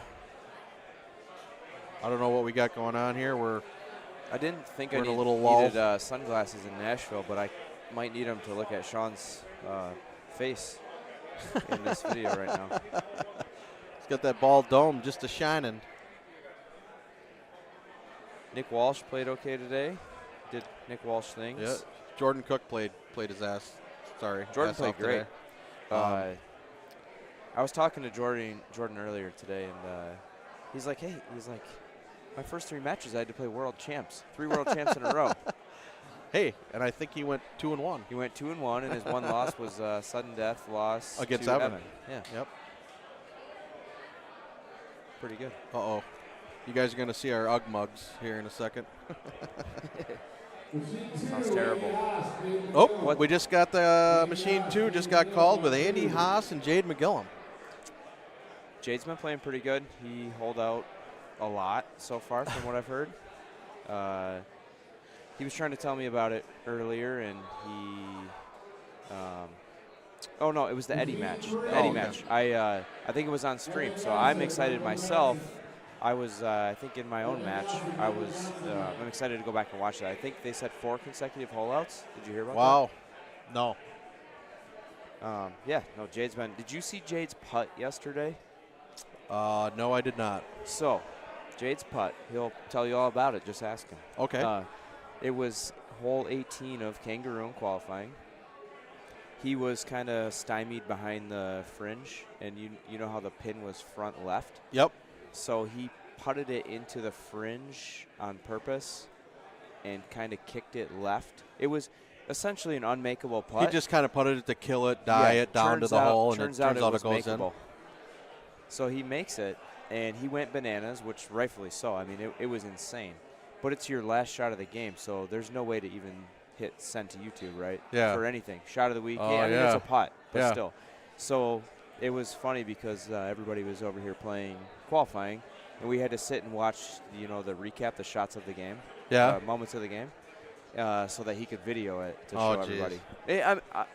I'm not taking anything away from it. I'm saying it seriously was ridiculous. That's crazy.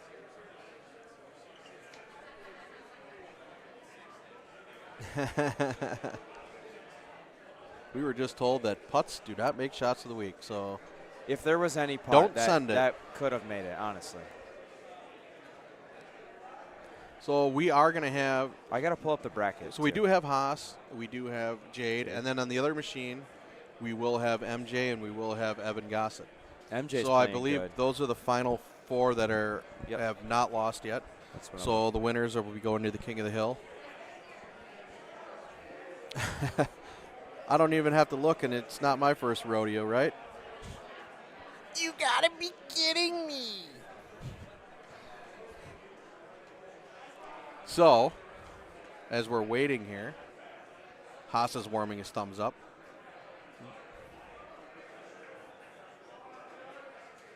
Machine 7, Luke Sponseller, John Pinnell. Luke Sponseller, John It's got to be Pinnell. killing him waiting there. Who I mean, did, he wants to hit right now. Who did Paul Taylor lose to? Haas. He Taylor lost to Haas, yes. Okay. He lost to him on Bonnie Moore. Yep. Got it. So, like you said, we have Haas, Jade, and we have Evan, MJ. And then This will be interesting to see. Oh, did they spin it already? So they spun for the course already, so we didn't get to see it, but I will let you know as soon as I see it, which will be the same time that you will see it. And one last recap for who's left in the loser's side. McCook, Luna, Taylor, Bernsey. Okay. So not easy, not easy, not easy, not easy. Yeah. Perfect. And it looks like we got Cumberland. We haven't seen that pretty much all day. I haven't played Cumberland all week. I'm a fan. I like Cumberland. No, it's great, but it wasn't in the qualifying. So if I could play Cumberland and not play hole 18, I'd be perfectly fine. I struggled with hole 18 playing streaks for a while, and then once I switched to stouts, I'm like, eh. So Haas is going streaks. Haas, I think, is. I don't know why. I mean, because he likes to. You don't need it. It's a stout course. He's gonna click chip hole 1 right here. You could be right. You could be right. Haas is up 1 after 1. Did Haas not get the memo about the backwards hat? Yeah. Yeah. Yes, he does. And they're spinning for course over there. It looks like they got another Manhattan. I say that he 4 clicks this, 3, 4, or 5. What's he got, a 5 wood? Yeah, I just didn't know if he's going to thumb it or palm it. Oh. Wow, he hit that straight, too. Ooh, Jade came in a little warm, I see. I was looking at their spin when Jade hit his shot. Didn't even see it.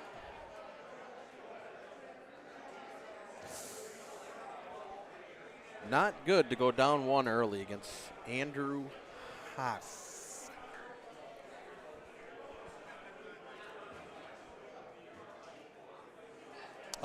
Yeah, he did it against me too.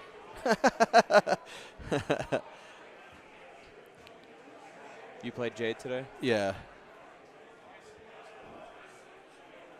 So another one down there very for Haas. makeable for Andy. All right, so we have Evan playing Breeze on Manhattan. I'm assuming it's MJ plays Titans all the way. Titans. Athena's. Is it Athena's or Titans? No, he built the ball. It's a Titan. He built the ball.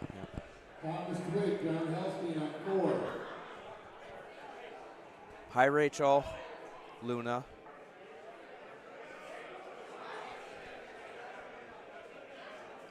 Still have your wedding card, sorry. Sorry, Ben. I'll stop. He doesn't like my LaChavo impression. And there's Haas. Fired it in. Now he's up 2 after 2.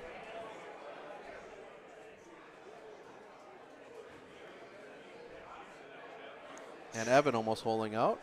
Right on the edge.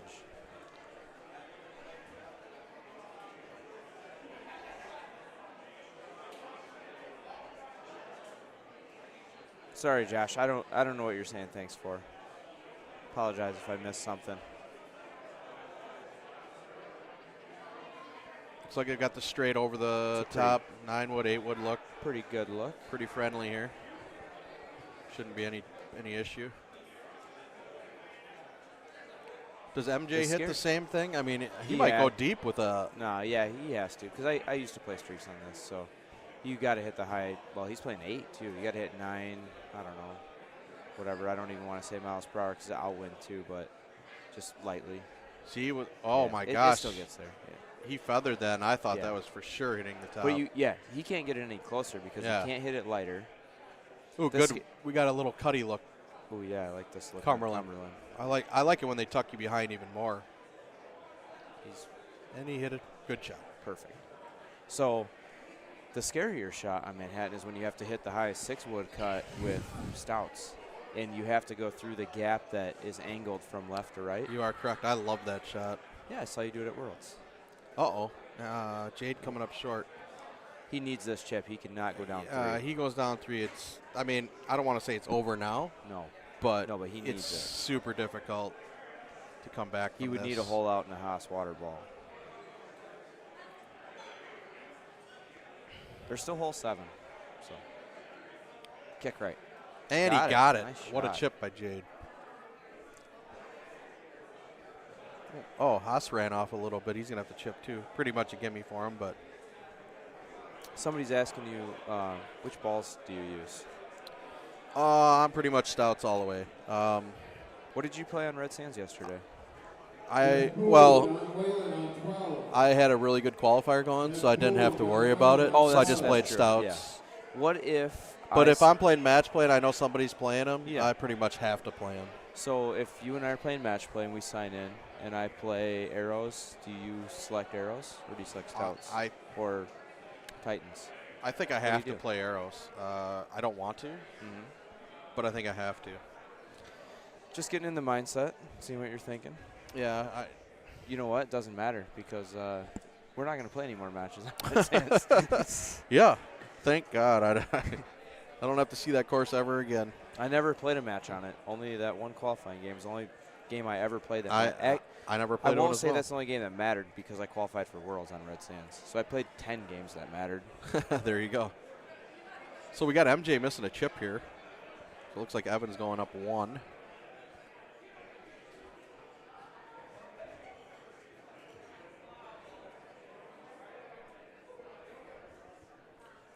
Sorry, we're not reading. Yeah, it's hard to watch 2 matches in the chat. Trying our best. Yeah. Well, not sure why many people aren't click chipping out of bunkers. Well, yes and no. Depends on height. I don't like the click chip with the gap wedge. It seems weird to me. Yeah, I mean that look that Jade had. I didn't see what wedge he used. He used a lob wedge. He used a lob. Yep. I mean, he could have click chipped a lob wedge out of there. Yeah. But I know James personally, he click chips with the sand wedge all the time. Really? I only have a gap wedge. That's all I have. Thinking, have you seen the new sand wedge that goes the same distance as the gap wedge but higher? Yeah, I heard there was 2 sand wedges. Yep. And one was like 10 yards farther or something. So it's the same as the gap wedge. I'm thinking about doing that just for the height, for like situations that Jade was in. Yeah. I don't know. I wasn't ready to change and switch it right before the tournament. So this Cumberland look over here on 7. This is I like this hole. Oh yeah.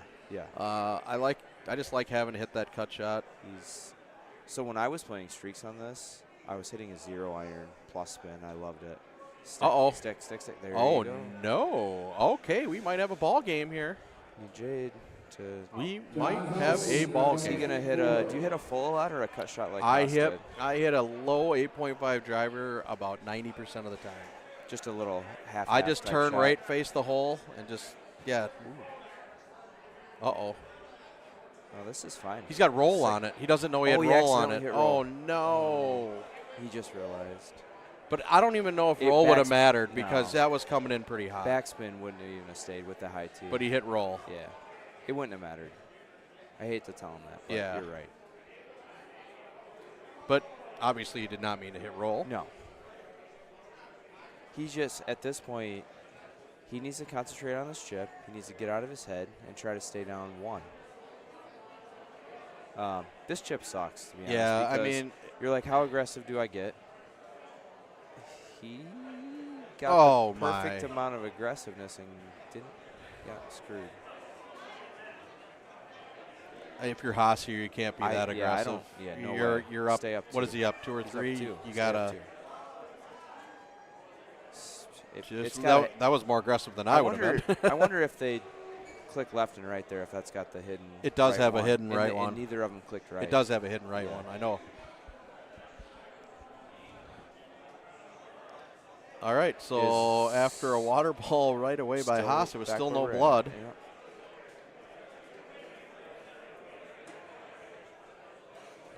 David Key, you're a funny guy.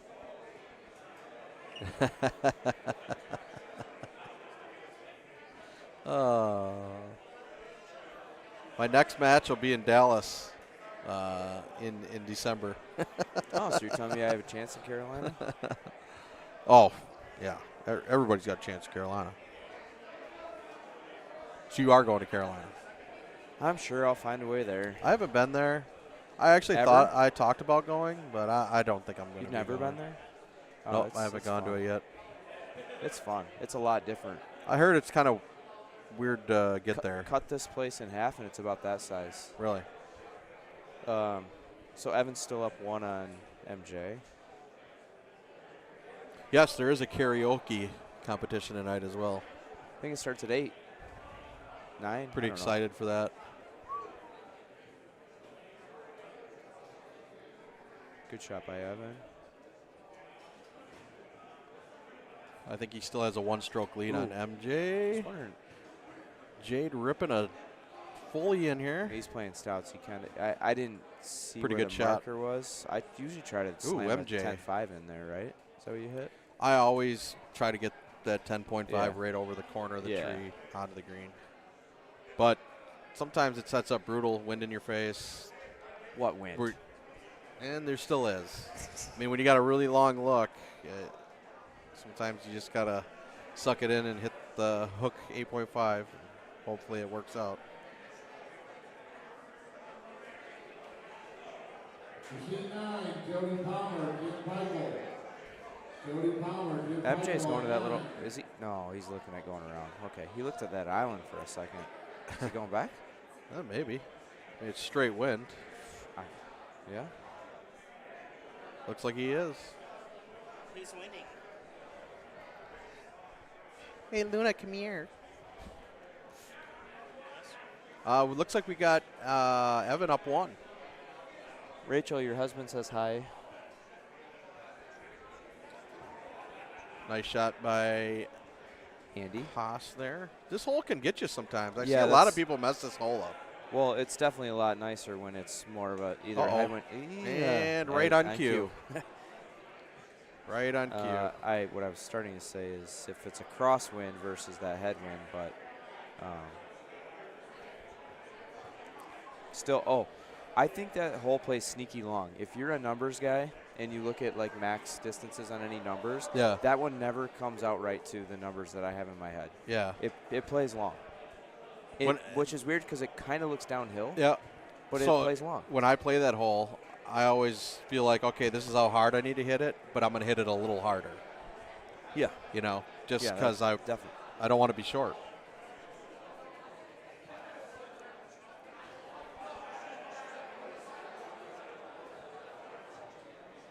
So we'll get an update on the score. It looks like it's gonna be 4, 15 to right? 12.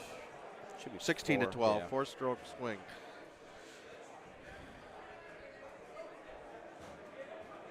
Yeah, I was playing only streaks and arrows at Worlds, and then I saw you. No, so after Worlds, I was like, you know what? There really is no advantage to playing streaks on specific courses like Cumberland, Ooh, MJ. Manhattan, Missouri, right? Yep. And my problem was I just didn't want to switch between half wind, full wind. I'm like, I can Yeah. switch between full wind balls. And then I just said, I think I need to. So I started playing stouts myself on Cumberland. Yep. And it's a consistency, right? Like Yeah. And there's no, like I said, there's no swing holes. So No, I mean, you can consistently shoot a 27, 26 every time. Yeah, the only you thing know? I was justifying it in my head was that I didn't want to have to cut the wind in half for every shot. Yeah. In my head. But then once I Gotcha. did, I'm like, okay, just do it. So. But Andy is showing us right now, you can play well with streaks on this course. Well, how many years has Andy played the streaks? He knows them. I do know that to a T. Streaks are his second favorite ball. Yeah, he now loves the arrows more. I agree. The guy is incredible with the streaks, and he's good with the arrows. So it's if you're good with it, why wouldn't you like it? Arrows are my favorite ball. Probably my least favorite ball. Not saying, I just. So here's something I learned. With I almost playing hate arrows. them. I hate them more than the stouts. I actually think arrows made me get better at other balls as well, because it made me.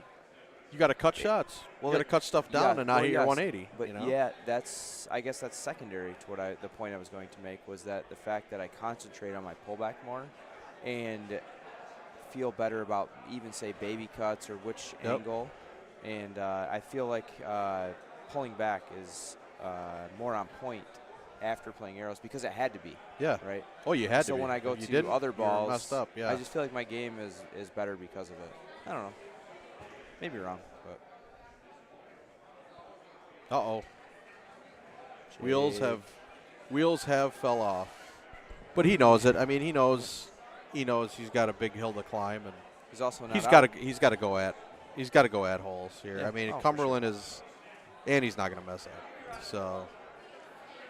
No, But like I said, he's not out. No, he's not out. He was still alive. He's just got to get this game out of his head and move on to the next one. And Andy's singing Tool in his headphones.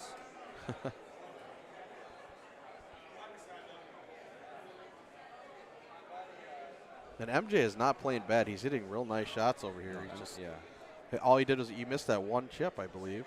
It just cost him. We'll see what it is on 17 and 18. 17 with Stouts now on Manhattan is, you know, whatever, 90 plus % of the time with these guys. But 18, you never know. I lost on 18, 27-28 today to Brian Bernhardt with a really, I called it a bad look for Stouts, so you never know. Yep. We got Evan Gossett up a stroke against Michael Johnson, and we have Andy Haas up about bulldozing 5 or 6 on Cumberland. I believe he's up 5. Yeah, I think we're just going to go full screen to the Gossett MJ match here. We got a 1-stroke difference. Now, if this is the same look as the Luna CJ match, Luna did hole out 17 on this.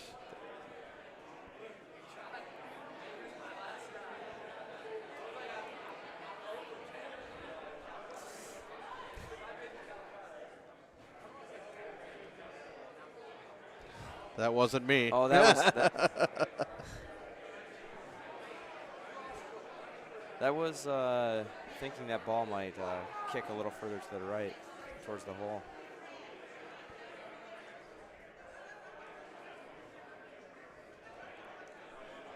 So you were on here for the CJ Luna match, right? No, it wasn't on stream, but you could see it we from kept our getting seats. updates. Okay. And then I didn't know, but somebody had come over and said that Luna just A17. Gotcha.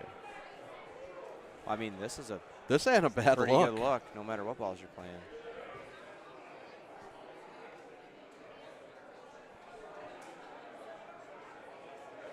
Kick right. Uh-oh. Okay. All right. So he's gonna. I don't think MJ click chips. No, and he always chips with a gap wedge. He does a lot, but he's good with it.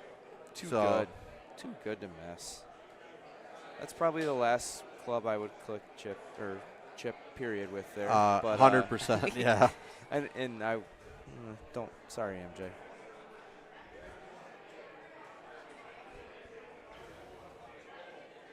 But he's playing Golden Tee, and I'm talking about Golden Tee. Yep.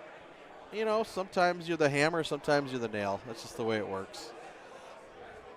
All right, Evan's safe. So Evan's safe. I want to know. 7 Hybrid is a club I've been thinking about a lot. A lot of people play it. I don't, and I want to find a spot. I want to try it out. I'm not a big hybrid guy, so. Uh-oh. Okay, Oh, no, I was waiting for the kick off the wall.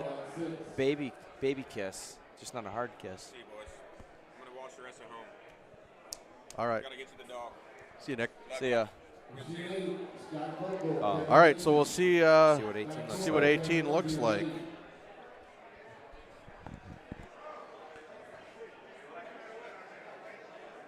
Okay.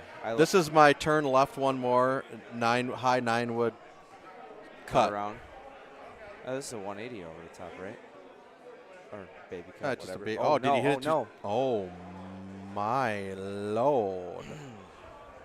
We have what they call a ball game now. Yeah. And this is actually pretty like juicy hit at 120. Uh-oh, did he hang it out right? Yeah, that's watering, right? Nope, it's coming. Oh, it hit. No. It did. It hit like the edge and fired. My God. Okay, it's not over yet. You can make this putt. This should be a putt off, and if I'm so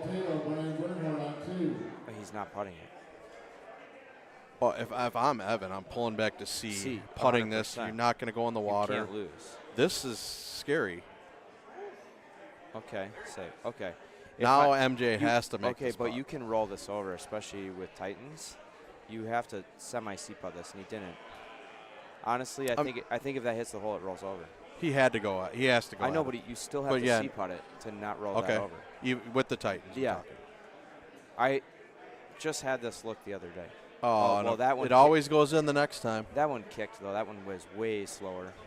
I didn't look at the meter. Maybe he did C-putt that. But so even after Evan Watering still comes out with the victory, MJ follows behind Waters as well. Jade's telling MJ, you're. So we had two Indiana guys to play in the King of the Hill match, and unfortunately, both of them go down. So why do you think that is? Do you think eventually, that's something to do with the Team Indiana thing? I don't know, but eventually, if they both keep winning, they're going to have to play each other to get there again. There can only be one to come back. So it looks like we're going to have a Goss at Haas. It's a great shot of Richard King taking pictures of his shoes. Yeah, he's a foot guy. I got made fun of a lot this weekend. Why? For all my shoes. Yeah. Everybody's got their thing. Kidding.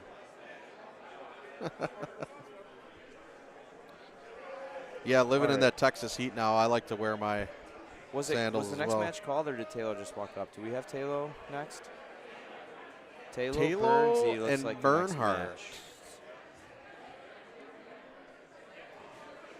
This wouldn't even be a bad one to watch because I know they would both play arrows. This is a. Yes, I would love to see Kangaroo. Let's go Kangaroo.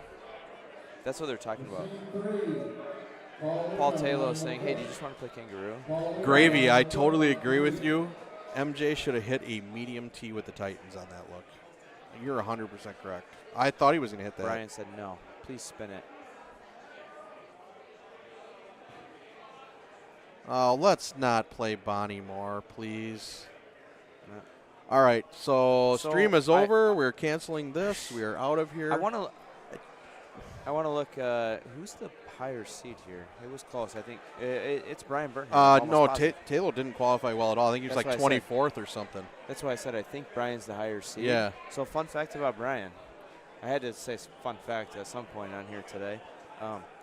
Even when he's the better seed, he loves to tee off first every single time. I think Haas is the same way. And we have Paul Luna. We got Luna McCook. Luna McCook. Split screen. And we did not see what they spawned. I hope it's not Baja Ria or Bonnie Moore Black. What about Bonnie Moore Original? Actually, that would be kind of fun. It would be. I think they'd both do it. 100%. Yeah. Oh, Missouri. Okay. We got something different. I haven't seen Missouri yet today. We got something different. We're going to see we're going to see Stouts across here. Not Brian. No, on Missouri. Oh, yeah. I'm going to guess. I know Luna. I know Luna plays Stouts on him, and I know McCook's they're pretty much Stouts Stouts for sure. Everywhere. Yeah. I'm looking at Paul Taylor. Taylor plays arrows on Bonnie. Okay. Love it. And he plays an F wedge. Yeah. You don't? No, didn't know about the club. I'm lying. Okay, I'm lying. Dave Sandmeyer swore by the F wedge back in the day.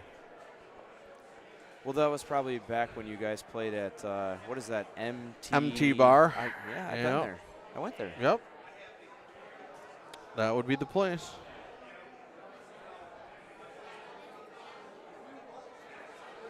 You know what I did when I sat down? I liked the stream from my phone. And subscribe. No, I've been subscribed for years. But if you're not subscribed, please subscribe. And if you're watching right now, please hit the like button. Please. It's not that hard, guys. There's. I mean, we have like 130 likes and 280 people watching. Yeah, there's like a couple. We need to get with the program here. Like. Good shot for Brian. I'm very with arrows on here. He just hit it straight at it. He went deep. I love it. Oh, he hit this against Haas, and he went over the green and chipped. I love this. And he's doing it again. Over the green. Nope, he's perfect. Man, I have not watched Paul play arrows on this yet. I'm very interested to see this. Nice putt. I apologize now for watching that just abomination of a golden tee round. You're all good, man. I got fucked on that spin, though. I hit my spin. You want me to be honest with you? Oh, here it's we still go. going to go in the water. With backspin? Hell no. No way. It was you had a high tee, right? High tee backspin. I feel like it was still going to go in. That was all over the fucking I'm sure but when the I viewers saw it can coming hear this down, I in the go, background. oh no, you got roll on it. I didn't know I had. Jade's apologizing for that round on stream, and Mark's not really consoling him very it's well. only one loss. You're still good. That's motherfucking right. Wow, we need a dump button for the background. Hey, can we say shit? Okay, okay.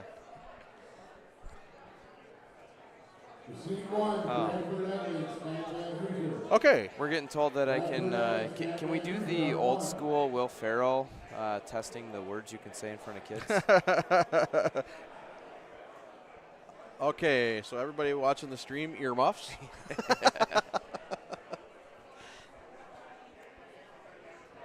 All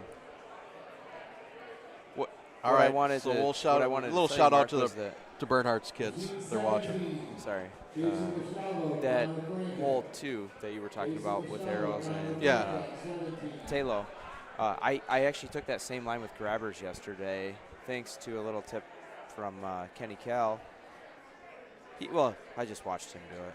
And so I tried it because the wind was straighter for a click chip from up on that hill. Like, I couldn't get all the way down there. I missed the chip, so it didn't really matter. But Haas plays streaks on that, and when he was playing Taylor and Taylor 180'd it, Haas hit a C3, rolled it down the hill and onto the green. So after Kenny hit his shot, I walked up to him and I said, I wonder if you clicked one further right, if you hit a C3. And so Kenny plays grabbers and I play grabbers, and they definitely catch more in the rough than streaks do. Yeah. So that's what Kenny said. He's like, I've tried it, and it just catches up in the rough. But Gotcha. I can definitely see it with streaks. Oh, yeah, he fired right down, right on. You could right probably by the use pin. backspin, so it bounces He hit like once. Yeah, I think he hit roll. Yeah, probably either. All right, I like this hole on hole 5 here on Missouri. I'm a fan of cutting it every time because that's just me. Is he going to rip a full? Yes, he is. He's going full. 3 wood. Stay. Perfect. Good shot. Bernhard with a hole out. That boy good. He doesn't need double win balls. Yeah. Taylor with the patented pullback thummy. A little deep. So it looks like Burnsy's going to go up 1, if I believe. So there's no real. I want to know what, outside of hole 2 now, what advantage there is to playing arrows, because I could see potentially hole 8, the funnel hole. Yeah. But I would think with Burnsy playing streaks, right, or Titans streaks. Streaks. On this one, he's probably going to go over to the top with an 8-5, almost every look. Yeah. So I don't see that there's going to be any advantage with arrows from here on out. But we'll see. Come back. McCook. Oh, my goodness. Wow, that looked good off the Thought club that was face.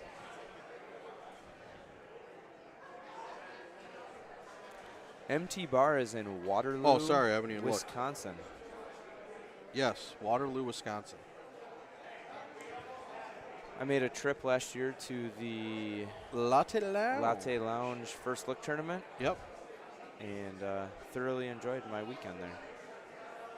Just a little town, nothing to do. There's the MT Bar. And there's the MT Bar. Bar. I went there with none other than, I'll give you one guess, Dave Sandmeyer at 9 a.m. Well, you can't drink all day if you don't start in the morning. So.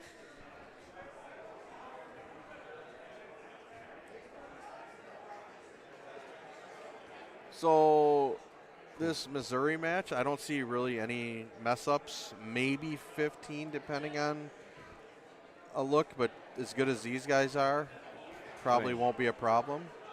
So I'm going to say this is going to come down to a hole out for sure. What's the odds on a hole out? 50-50? Two guys this caliber playing probably stouts. higher. There's got to be at least one hole out. Here's the look on Bonnie 8. So I did not know this. Burnsy already went over. I did not know this, but I hit it over the corner with a high 10.5, straight over the corner with stouts. With stouts, it was in there in qualifying yesterday. And I was like, why didn't I think of this? Yeah. And Luna, almost on cue.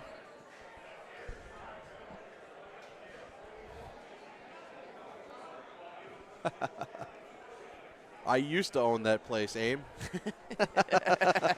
Then I moved. Now Bryce does. Then I moved. Now it's the house that Bryce built. Hey, your interview with Longino was pretty good, explaining what happened and how get in. Oh, Taylor, good run. How the backstory to the Latte Lounge. Yeah, it's crazy. COVID basically is what got it started. And I'm sorry, I forgot the guy's name there. The owner? Yeah. Kevin? Kevin. Yeah. Kevin was awesome when we were there. Yeah. He didn't want us to leave. He was fronting money for us to play side tournaments. Yeah. He was awesome. Yeah. He's like, I just want you guys Every to time enjoy. we have a tournament, he'll like, here's $100, throw it in the prize pool, Yeah. you know? Like it was awesome.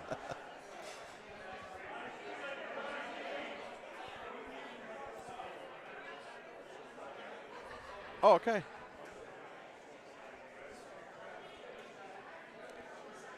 Shoo. These guys are just running it by the hole. Yep. I think McCook's going to make this. It's a if really he good thumbs look. this straight, it's There's going in. Paul Taylor. He's back. Do you see the matching jerseys in the background? Oh, my God. McCook Rooting almost him on. leaked that putt to the right, and that was Luna's guy. All right. There's a lot going on all of a sudden. Yeah, all of a sudden everything at once. I'm actually wrong, too, because this jersey that Paul has on today is unveiled today, and the one that Shannon is wearing behind him, rooting him on, is the one he wore at Worlds.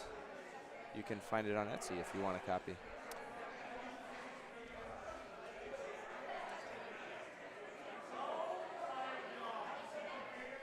The course on the right is Missouri Hills. The course on the left is Bonnie Moore Black.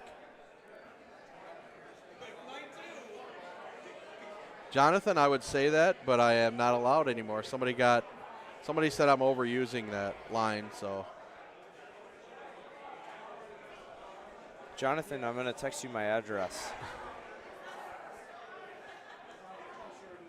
I need that hat. Oh, Burnsy with a good one, and Luna with a cut. We got a lot going on here. A lot going on. Kidding, I just haven't ordered it yet. Taylor with another. Oh, my Lord. He's done it. Taylor with another one. And just like that, down one to up one after a couple holes. Yep.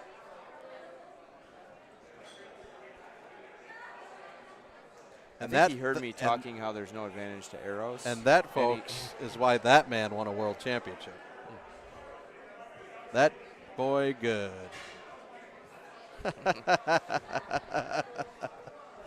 Oh. My favorite thing so far about being on here is listening to Gomez laugh when the viewers can't hear the producer. I know, right? When Andy's burying me behind the scenes. Yes.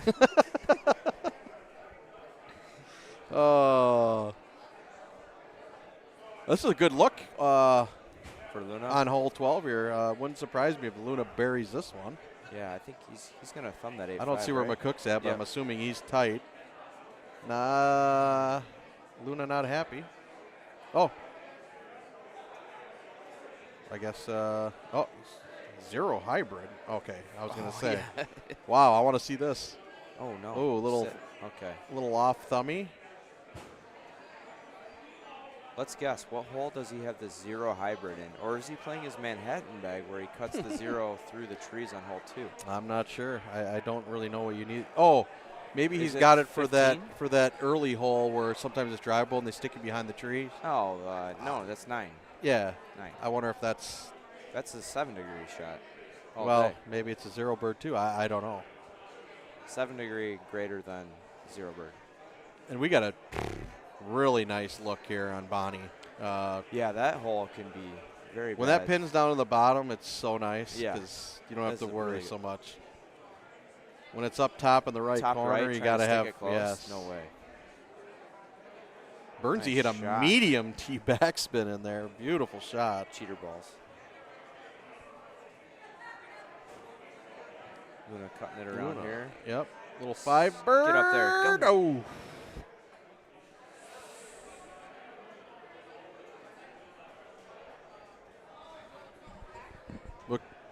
McCook hitting the same, pretty much the same shot. Yeah, Luna's looks like Luna's starting to dial in. He was a little shaky early, but now he's. It's given me shades of qualifying at Worlds with him. Once he warmed up, he was, I mean, pointing everything, holing out. It's coming. Oh, it is. Uh-oh. Uh-oh. Uh-oh. Oh, okay. He hit high tee. I was like, oh, that's going to spin. Oh, Jonathan, talking about the Tiger goat.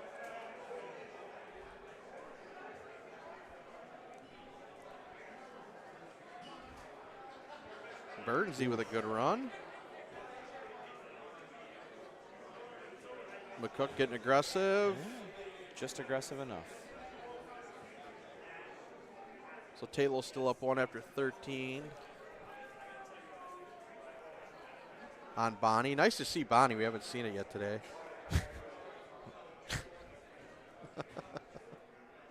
Luna repping his second home. Okay, so on this his is t-shirt. this was the one I was talking about, but this is pretty juicy. Nothing crazy here. A little high 8 wood. Yeah. The problem with this is. Oh, and he even cut it because he can. No, you have to take a little distance off, but it's so tight with that. I mean, I think that it's not as bad as I'm making it out to be. You just can't hit a 180 or you're gone because you try to take some off of it and you clip the top. I think you have to hit that exact shot. Yep. So 2 really good shots there. Very. Didn't expect anything else. Taylor going into 15 up 1. And the reminder, I said it earlier, today is the last day we get to see these courses on stream. I am so happy. I am so ready for new courses. Yeah, it's about that time. I feel like the next month is going to be trying to find a reason to play when we're not going to play these at a tournament again. Actually, I'm going to play a tournament in a couple weeks. It's in Texas. In right? Austin. Yep. Yeah. I saw there was a flyer, I think, posted. Yeah, I think I'm going to head up there, check it out. How much did they give you for an appearance fee? Burnsy! And we are tied back up. What a shot. What a match here. I mean, going from Taylor down 1 to up 1, and now Burnsy says, not today. Not today. This, this would not surprise me if Taylor comes right back at him. I like this. It's got to get out. These guys might play 4 or 5 rounds of Missouri here before this match might end.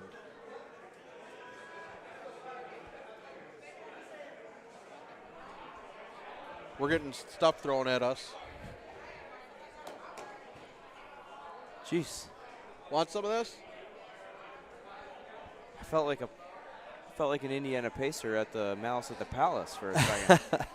It's getting stuff thrown at us from everywhere. Luna just a little short, I mean, Missouri is just too straightforward. Yeah, I mean, the only way I feel like there's going to be a mess up is if you know how grueling it gets when you keep playing and constantly. Yeah, I mean, somebody's going to make a mistake because it's just you miss a putt on a hidden. You just you take something for granted. Yeah, for sure. But I mean, hole 18. Are you this shot? Even this shot right here. I've been hitting. I'm biting a 3-wood here. 7-degree driver. I don't have that in the bag, so I'm biting a 3-wood. Love it. Taylor, what a putt out of the God, frame. that man is not human. And here's Luna. Gave her a Called run. it. That's the shot. Yep. Man, that putt by Taylor. They are. It looks like this is going to go to extras unless McCook cans this, which it's very doable. Bernsey and Paul are tied too, right? Oh, he laid off it a little bit. But yes, we have a tie. We have ties on 17 and 18. Oh, So we are going to be going to we're going full city. Extra holes. He's double checking the math. This is trying to figure it out. I'm trying to think like Paul Taylor right now. I wonder if he's thinking about thumbing this. Well, he clicked 2 left for a second. Yeah, Yep, okay. he is. Stay up. Okay, great shot. Safe, but a chance. 99 thumb. Yeah, when you said thumb, I was thinking it wasn't enough until he power thumbed it. All right, let's see what we got here. 18 has been on Bonnie today. It's a kind of boring game. They got them guys weren't pointing at all. I once went into Bonnie 18 up 1 to a soon-to-be world champion, lost. Well, I should have been in the bunker. Oh no, that wasn't you. That was a different match. It was that was against James Hickey. I thought I hit it in the bunker on 18, and so did he. But I got lucky. I'm over it now. But you got to put it in the past and move on, right? I mean, did Bernsey Well, already hit that shot? I wasn't even paying attention. He took 1 second. How? Is that a baseball bat? He just. Look at this shot by Wow. Taylor. You That's unreal. gotta be kidding me. With great So putt. we're Great gonna go putt. to We're overtime in that game. Yeah. All right. That was. I mean. That was a great that was match. a great Back and shot forth. by- Back and forth. By Paul. This is a great look Jeepers. for Ryan. And he's cutting it. Interesting. Why with Stouts?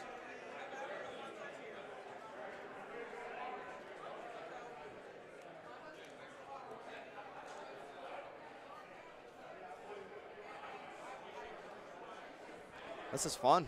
Ooh. We're in 2 good spots. You got to take that. It's 160. 163. Yeah. Come on. Oh, this is a great 7-degree look right here. 7-degree driver, 1 click right. cut it He's back got left. the 9.5. Otherwise, I would be cutting the 10.5. Look at this. Look at this. Okay, good run. Good run.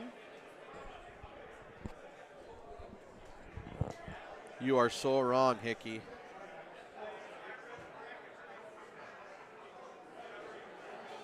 Wow. He hit the 8.5. Yeah. Okay. Yeah.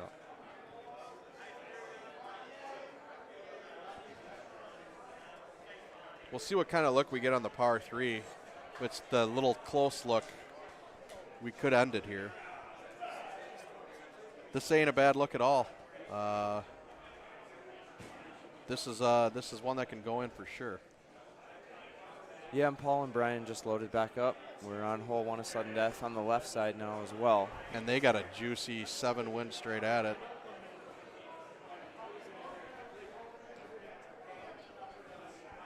All right, so McCook got a chance to take it down here with a straight thummy. Pretty much.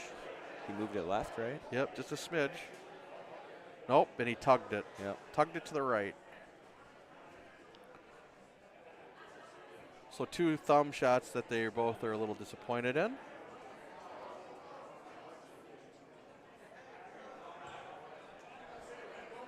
And we're going to have 2 good looks coming in here on Bonnie.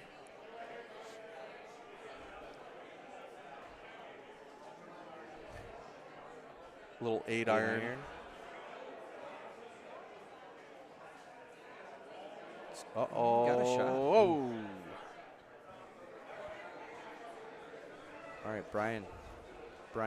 No, J-Mac, they don't play all 18. They could play all 18, but they play till somebody messes up or somebody holes out. And Ryan just. I've been on cue a lot lately, so let's hope that didn't happen.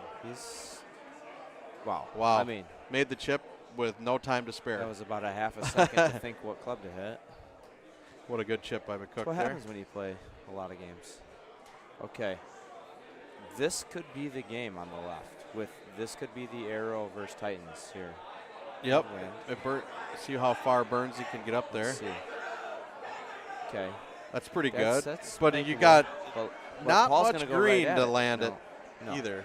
And it's a little bit, it kicks left. Paul's going 7 degree, it looks like. Yeah. Yeah. I mean, what he's going to do is put it just left of that bunker and roll it all the way up there. This is. Oh, my. Over the bunker. Okay. Well. Okay. Burnsy got to make a chip thought here, he and was he gonna doesn't cut the click corner. chip. No. He pulls back, probably No. a 6 iron, 5 hybrid. Yep. I swear to you, though, you almost have to play this like a left, too. What a chip. shot. What a chip by Burnsy. Nice shot, Brian. Unbelievable. So. He didn't take any time either. Man, both these guys are just. I want to win. No, I want to win. That was no, awesome. I want to win. I mean, honestly, I think that's why you play arrows on Bonnie for hole 2, right? I mean, we just saw the. Oh my God! Another good run by Burnsy. I mean, we just saw how easy it was for Taylor to get a putt. You know. I mean, I hate to say it, I play arrows. I was shocked that 7 carried the bunker on the fly. I didn't. Yeah, I couldn't thought believe he was that either. Put it a hair to the left and just and it would run all the way up there. No, he's not. I think there's a little lip there. On that. Yeah. That chip for yeah. Paul. So that's definitely a good chip. The problem is every single time you click chip, you take the risk of getting that crooked right pullback. You are I correct. hold my breath every time.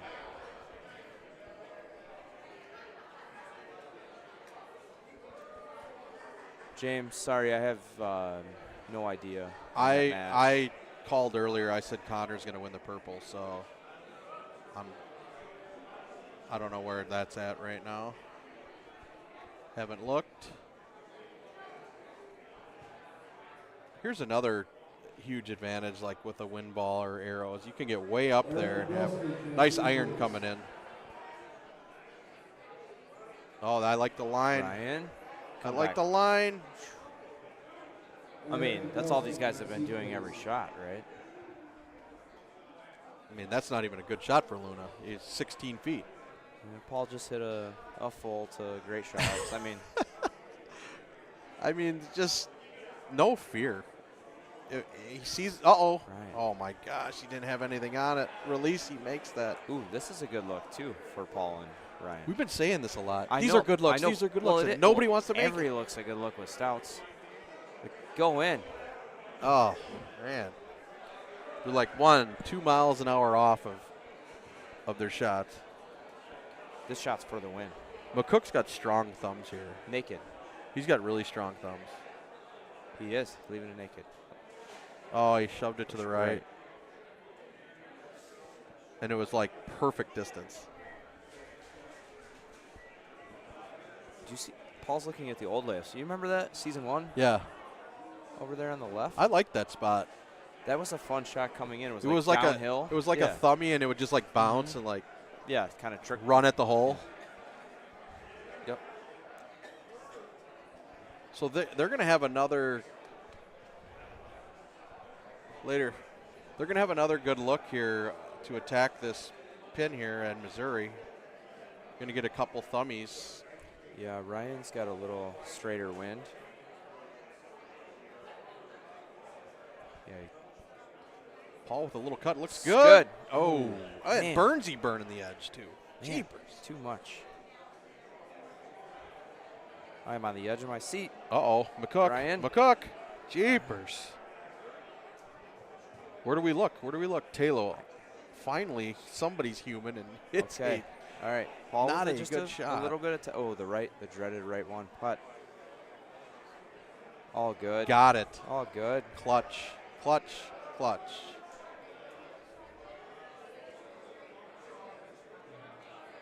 All right, so I just got an update that Connor and Lo Chiavo are planning to go to the King of the Hill match in purple. That's great. Nice to see Lo Chiavo playing well today. There's Burnsy. Unbelievable. These guys are all over the hole, both matches. Nothing will drop. It's unbelievable. really no mistakes, right? I mean, no, nobody's really messing up. It's just,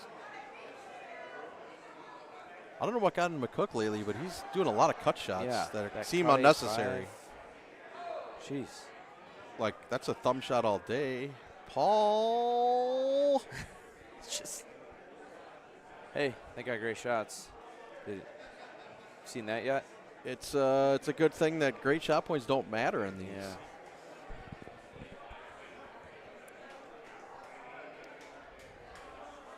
Ooh, okay. I think so that's a yeah, putt he's still. fine. That's a He's putt with streaks. Titans. That's Streaks, nothing. yeah, That's streaks, nothing. streaks. Ooh, we got a long look here. Don't miss your 180. Nice shot by Paul. That's good. James said that Connor beat Jason. So Connor would be, that was to go into the King of the Hill match? Yeah, to right? the King of the Hill match. Uh-oh, look at McCook. Oh, boy. What a shot. Man, that hole 11 on the right there, when that's a headwind with stouts, I hit that like a 1.5 now, and it's ridiculous how far you get it. Doesn't matter. All right, so is Paul going to get a, yep. See, the risk with Paul playing this too is he's got to catch that straight shot every time there. If he misses that 180 there. So over here in Missouri, Luna just hit it right. I don't know if he's up. I can't remember how much rough or fringe is up against the right edge. Uh-oh. Man, they're both there. Overcutting. Okay, so they're right on each other. Yeah. And they have the same putt. Yep, he's going to give McCook a read on the putt, but I'm assuming he's probably just going to putt it in for him. And he hit the exact same spot on both putts.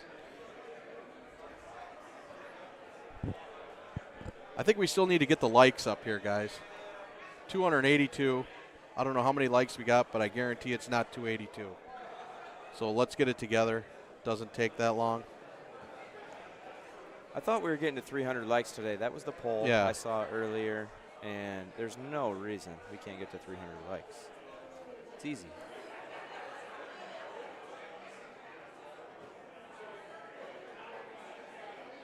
So this Missouri hole, I see people still go up top. Oh, I saw it today. Why? Yeah, I know. It makes zero sense. I agree with you. So if you're listening out there and you go up top to the right, stop it. Just hammer it. Look at this. Yeah. Look what they got coming in. Why would you not go here? Look at. Oh, my. That would have been the ultimate on cue. There is no. You have no business going up top anymore. None at all. Yeah. I mean, maybe because you can't see the hole, you think it's dangerous. Yeah. Always hit it to where they did. You have that pretty much the same shot coming in almost every time.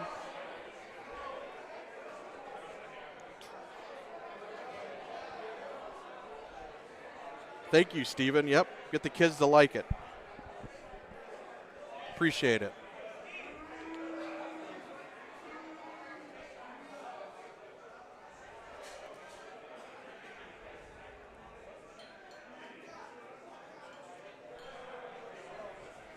All right. Let's see. Ryan's see what McCook does. Got another shot here. I mean, this ain't a bad look for this hole at all. I like it. Hard thumb, 97 thumbs. Land right above it. Just kicks a little left. Taylor with another full.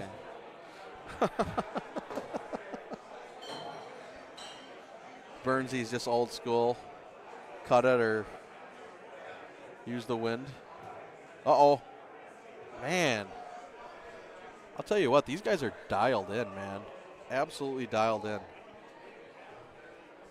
That needs to get down. That needs to get down.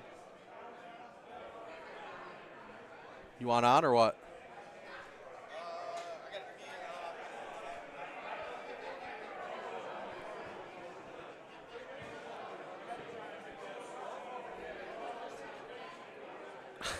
I mean, I feel like I'm hogging it. I mean, I don't want to hog. No, let's get through these matches, huh? Okay. I mean, I feel bad, you know. I don't want to hog.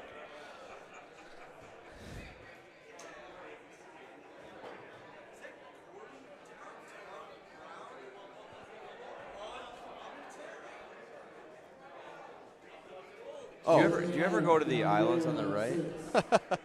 You know, way back in the day, I was dumb and went over there once, and I'm like, what am I doing? Yeah, I mean, you could go there to line the wind up potentially a little better, but.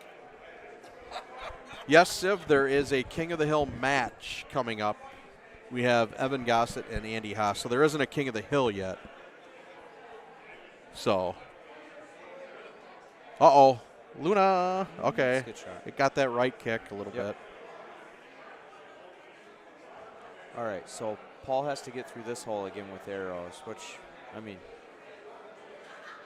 come back. Okay, so Oh, yeah. math So, here. This is going to play. well, my math doesn't math because I don't know the This math. is up there. You don't know arrow math? Uh-oh. Just do that. How good is this guy? Jeepers. Oh, and then I thought he was going to miss that high side. I've been on, like I said, I've been too much on cue lately, and I don't want to ruin it. That the commentators jinx. You hit a low tee naked here if you're sandwich, if you're Paul, maybe. I like a low tee push shot with bite here. And right on cue. It's super smart. Yeah, which is fine. Perfect. Yeah. Safer. For sure. And probably and probably the right shot. Yeah, it's definitely the right shot. I mean, there's no harm in it. What I was saying is I don't think a low tee naked goes down the tier still. Yeah. No, you ain't going that far. Yeah.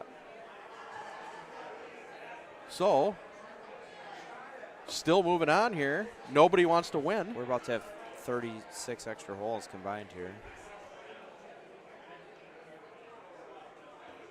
And a pretty safe look here on 18 again for Missouri. Yeah. High T thummy for Luna. Oh, he changed to 10.5. All good. He's good.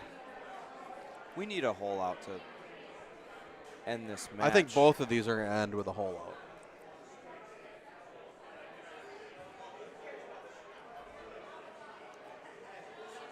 Oh, my goodness. Taylor just throwing absolute darts.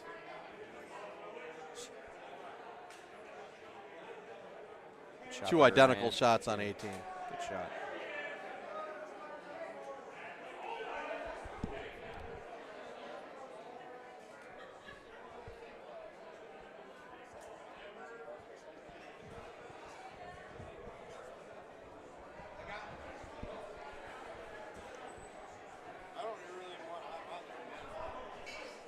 What's that? I don't really want to hop on there. I was just going to give you guys a break. Oh. I'm right there if you want. All right. All right, I'll let you know. So we're going to hole 37 with Paul and Ryan. And we are on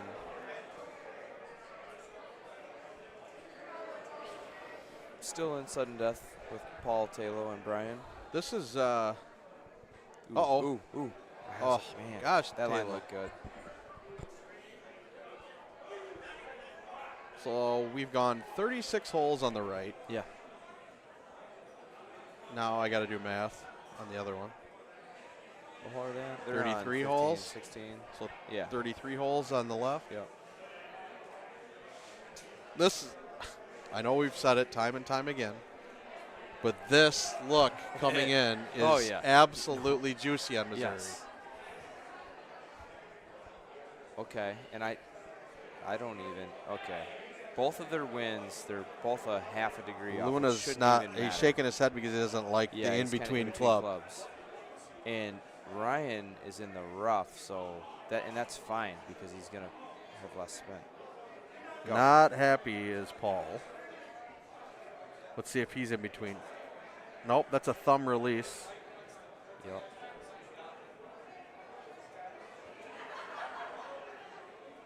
Sometime today, he pulled it.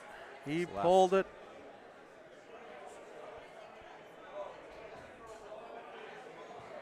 All right, so hole 2 we go. Hole 38. Yeah.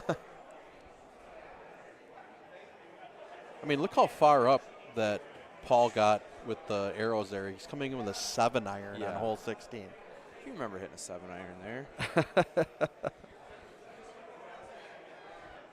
Let's see. Cuddy by Luna.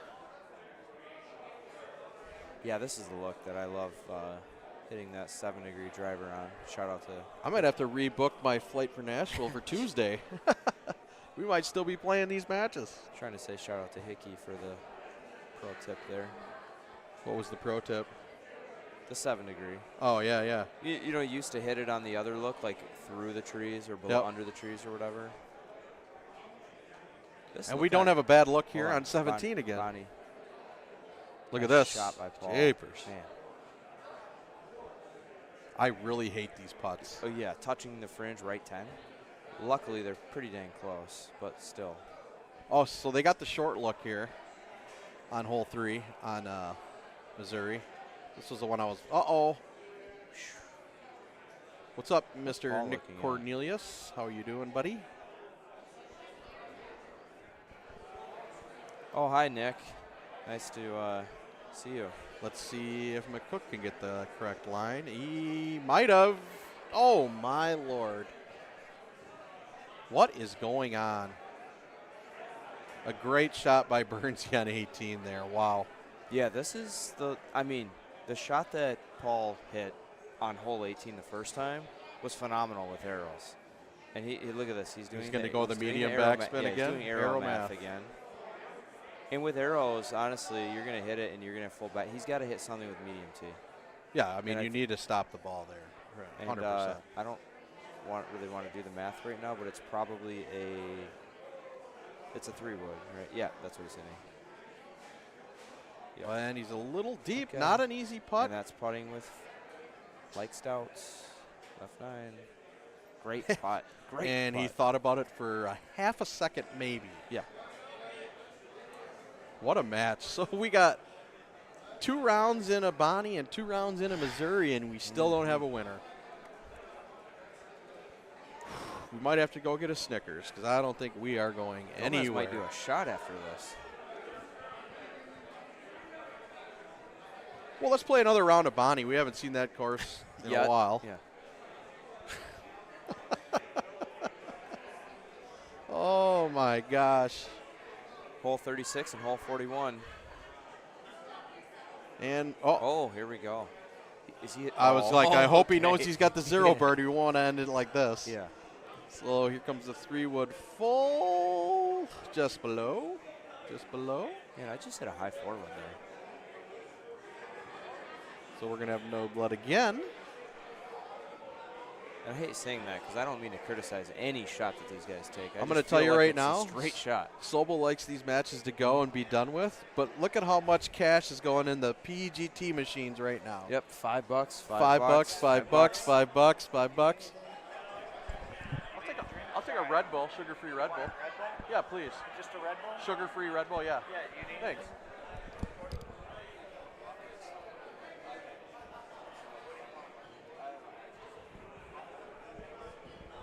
All right, so it looks like we're going to have a low T thumb backspin look here for McCook. I'm not sure what Luna. Oh, this looks good. Line looks great. Oh, he just thumbed it too hard. 99. Power thumbs. Unreal. My thumb would fall off if I hit it 99.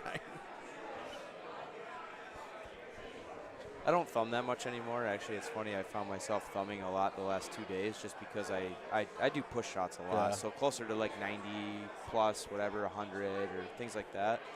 And I started thumbing. Oh, no. That's oh, good. Jesus. You're good. Scared me for half a second. It was a weird camera angle. Woo. I thumb. So when I thumbed too much. Yeah, well, what happened is I do. Last year when I was qualifying for Worlds, I was thumbing a lot of stuff and obviously playing more games than I normally would.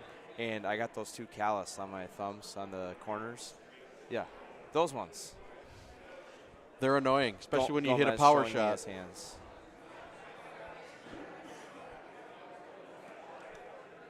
It was great meeting your dad this weekend. Yeah, my dad's here. Yep. He really loves Nashville, especially downtown. Oh, yeah. We hung out at Morgan No pun Wallen's. intended. Yeah. Oh, Good one. Yeah, we hung out at Morgan Wallen's the other day. That was a great time. All right, so I think Taylor is icing the kicker on Bernsey right now. So once he gets back and they get going, we'll get that one back on. But right now, we are going to watch Luna make this par 3 quick. And he does. He did it. Thank you, Jack. Guys, thank you for what you're doing, man. Appreciate that. See you guys. So this, what hole is this right now? This is hole. No, it's more holes. This is hole, like hole 40. No, it's hole 44. Hole 44. Nope. He needed the naked shot, I think. That was an unbelievable match. What a match. And I called it. I mean, it's the only way to end it is with a hole out. I mean, that's the way it's supposed to end. What an incredible match between those two. Incredible playing. And now we are back to the lovely Bonnie Moore Black. Okay, let's get a hole count here. 37. 37. We are on hole 37. We went from 44 holes. Let's see if they can break 44 holes. Sorry, I was trying to tell Jack Wallen, and I'll give him the shout out for thank you for the drinks for each of us, but he came right as Paul was holding up. This looks good if it gets there. Bernsey! Bernsey! He does it. Hole 30. Hole 37. I lost track. Hole I just said it. 37. Okay, do we get the answer? You know what? It would not surprise me. I think he tugged it unless he cut it. It's left. And Bernsey. Wow. Brian Bernhardt will be moving on. Two awesome matches. Incredible matches. This is why people tune in to see outstanding Golden Tee, and we love it when nobody messes up, right? Yeah. I mean, everybody's just playing steady. Everybody, and this match early on, if you're just tuning in, early on in the first 18, Bernsey had a lead right away. He had a one-stroke lead early on. Yep. Taylor proceeds to ace a hole, and then the very next hole holes out. So it goes from a one-stroke lead to now you're down one. Yep. And then Bernsey holes out later to tie it back up. And that's what started this whole extras. And that was an hour and a half ago. Yeah. Both of those matches were incredible. I'm glad that I think we got full screen for both of them. I mean, that was awesome. Yeah, that was incredible. That's what we love to see. That's why we play the game, man. That's so fun to watch. So it looks like, what are we going to have here? I believe it's Jade. Jade and Luna? Yeah. I think Haas is watching us on stream right now on his phone. Hi, Andrew. Kangaroo. I tried. Scamlands. Oh, they're respinning it. It's going to Bonnie Moore Black. And I got kicked off. Machine 2, Brian Bernhardt, Mike Johnston. What a match, man. What a match. Yeah. Wow. All right, so Bernsey, with a huge break in between games, is now going to play MJ, right? Is that what they said? Down to Mike cheeseburger. Johnson? Got right back at it. So Luna Jade, Scamlands. It's going to be Arrows versus Stouts. Trying to figure out Rachel's LFGPAL. LFGPAL. Let freedom go. Yep. Please, and Please. I don't know. Okay. Here we go. So I want to. Okay, so I think Paul is going to play Arrows. Oh, 100% Arrows. Yep. He's Arrows here. He's Arrows Red Sands. He's Arrows Kangaroo. Yep.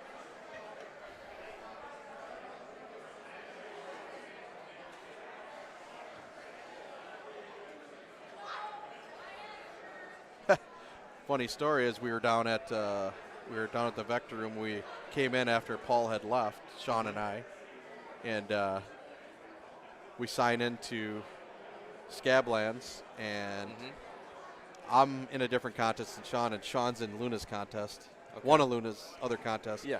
And Luna shot a 34. And so Sean sends him a message and says, geez, nice round, dude, 34. And Luna responds, did you get me? Yeah, okay. That's an all-time reply, actually. I mean, that's fun. Oh, okay. So we were just informed that the winner of the Jade Luna match will play the winner of the Bernsey MJ match. So we could have an Indiana versus Indiana. Yep. So Paul's going to go right at this with arrows. Oh, 100%. High T backspin.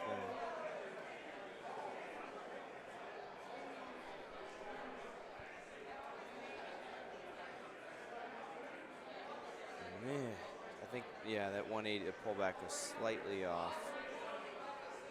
But that's a good chip from where Paul's at. Yeah. It's I like coming out of the sand because you don't cut it really. It's you can't. It should. Yeah, but here we go. I was just gonna say I think this is going to be a straight chip. He could actually chush this, but he's gonna. I think he'll click chip it. He's not. He's real chipping it. No, he's click chipping it. Yes. Okay.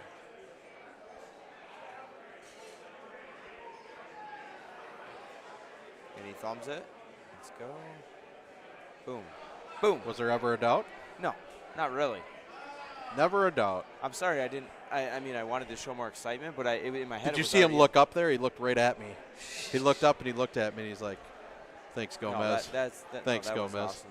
So, for anybody listening out there that click chips or wants to know about click chipping, you need to add clicks out of the sand. So I was going to count Luna's 6-iron clicks there. It's tough though because he thumbs. He thumbs it hard. Yeah, and I push mine. Great shot. I push mine, so it's hard to compare anything. But you definitely need to add a click or two, or depending on whatever you're doing. For me, it depends on height. That's what I was going to say. If you need to clear that lip, I'll go a couple extra. Right. You know.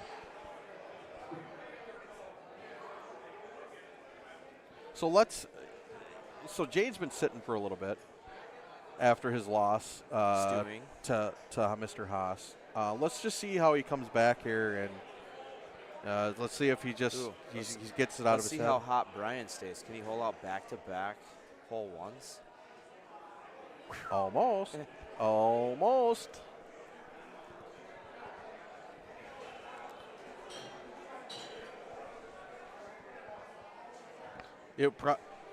Did we do a wheel spin when you were there, Gordy? We did do it. Yeah, who's asking about the wheel spin? We did do a wheel spin when I was at the Latte Lounge, actually. So, yes, you are one wheel spin in. Yeah. Yep. We did do a wheel spin. And I would love to tell you the theme, but it was probably past midnight, and I don't remember. Yep. I was sober and don't remember. I know. So makes me feel better at least. You also left the Latte Lounge at about 3:30 in the morning. Oh yes. Trying to Correct. win the daily. Yeah, well, CJ didn't want to leave. Yes. 100% of CJ's fault. CJ was drinking straight out of a Captain Morgan bottle. Yes. Yep, I saw that. Great shot by Jay. And he told me he did not want to leave. Yes. We have Brian Bernhardt, the Players Charity Champion from inaugural Players Charity Champion from 1988. I don't know what year it was. Maybe 89. But it was sometime around then. Right in that area. So we got two win ball guys as well. So you're going to see the Streaks, you're going to see the Titans.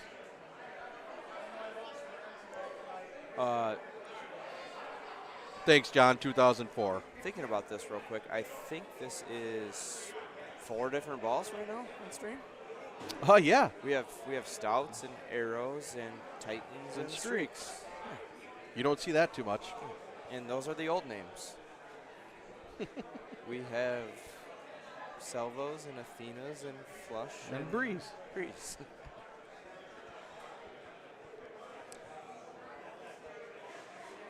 Get up. It's got to get a good bounce. Okay.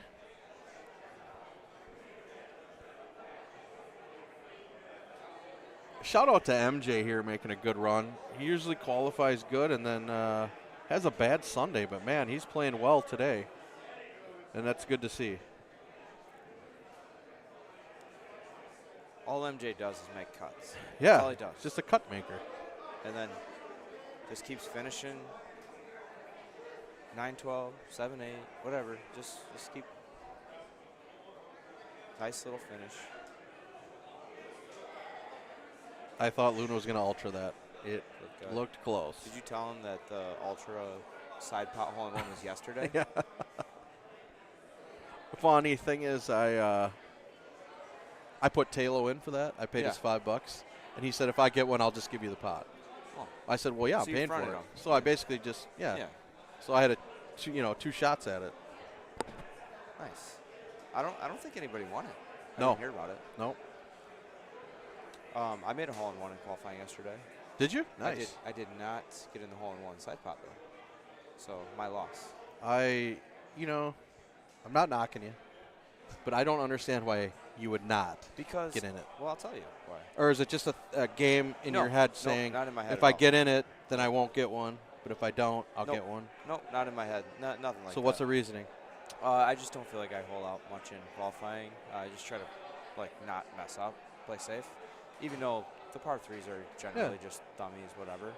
But the rate of return on your $20 never seems high enough. I won $84 with 2 hole-in-ones.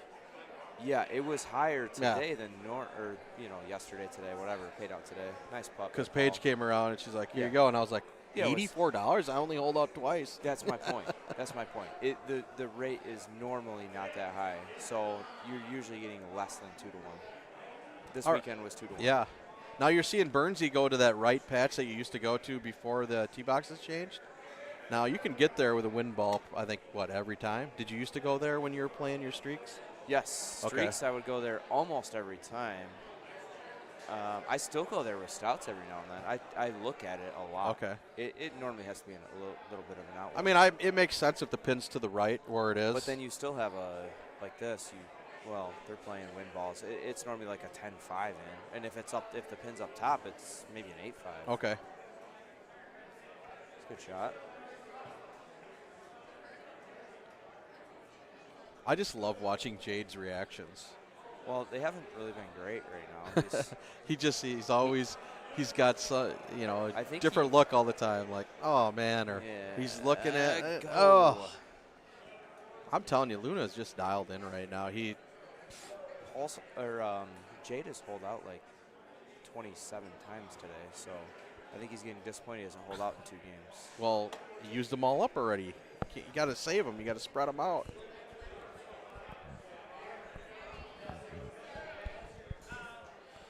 Lodell Parks. Sup? Yeah, now I can hear you good. Yeah. I mean, I can still hear you, that was but Lodell's recommendation. I didn't know. All right, so No.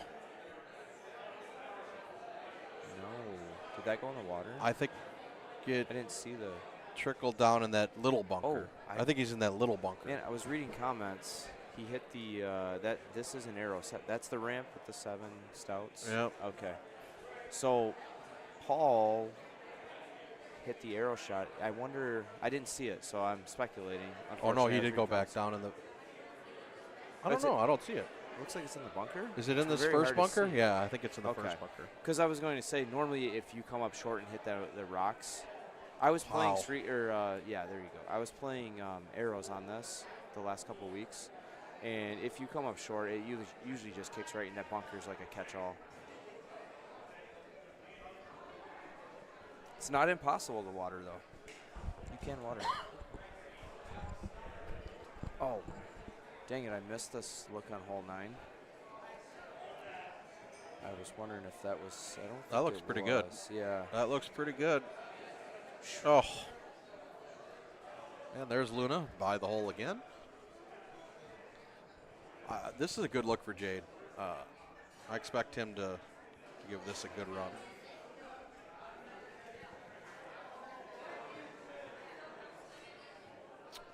And got it. I absolutely called that. Thank you. Thank you very much. Hole out 28 today. I'll be here all week. Great shot by Jade. He's explaining to Paul the exact way he lined up the tee and trying to tell him how to do it next time.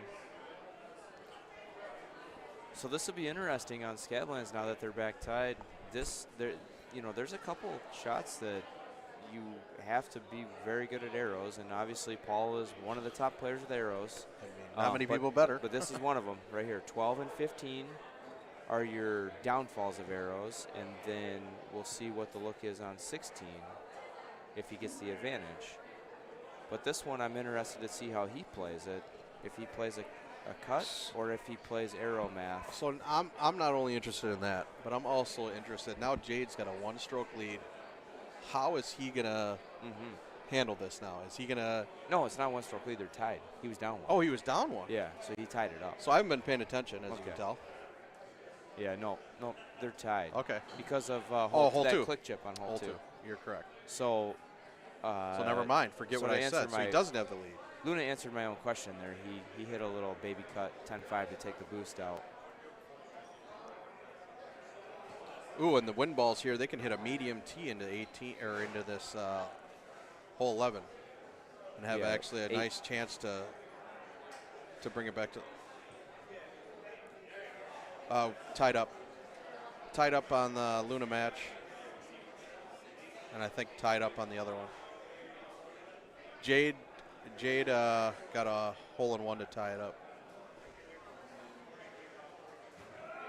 Now, this had an interesting tuck pin up here on the top right.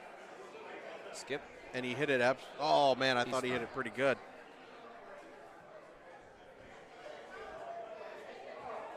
Do you smell roasted cinnamon almonds? Yes, I'm so hungry right now. Totally off topic, but where did that come from? They do not sell them here.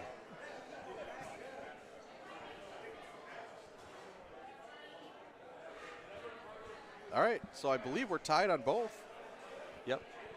Could we have another 44 and 37 hole match?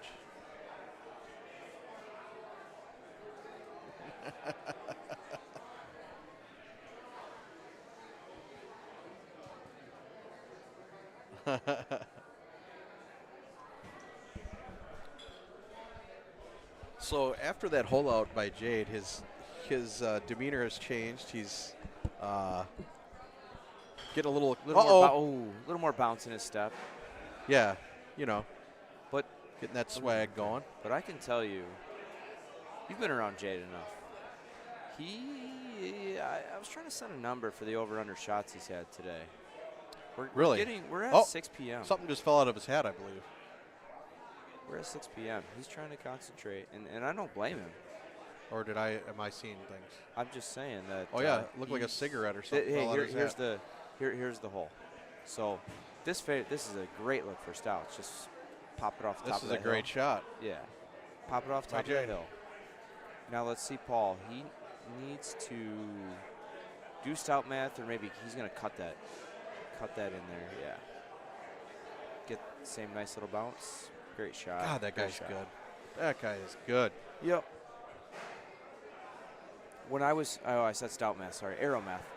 When I was playing arrows on there, I was always in between hitting that shot and trying to, if I'm going to hit a 180 with the boost. But now, that's different. Okay. Here's a question for you. Can you still get there with arrows with the wind in your face? Oh, yeah. This is there all day.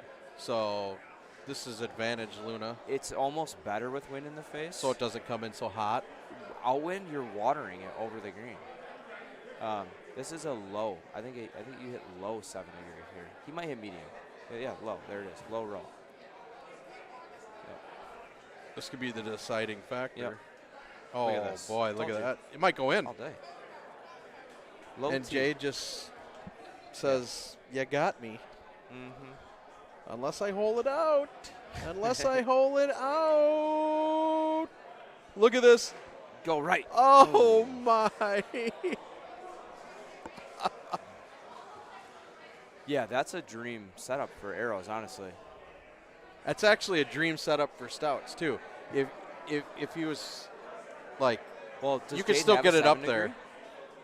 Because he didn't play. No, he just laid I don't back, think he and does. He doesn't even play the 7 degree.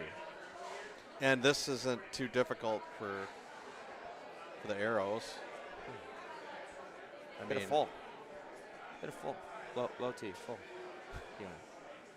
Just missed a putt, so we got a missed Looks putt like there MJ in missed a Missouri. So putt. MJ's down 1. Paul's gonna hit a. He's gonna cut it a little bit. Yep. Little cutty, half. And there's just.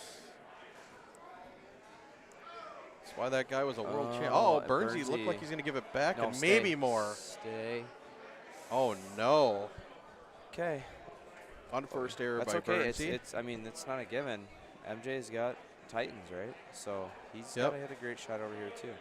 You know what you hit here? I like this You is know a what high you cutty. hit? It's an 8-5 into the trees. Oh, I don't know that shot. Yeah. Beautiful shot. Nice shot.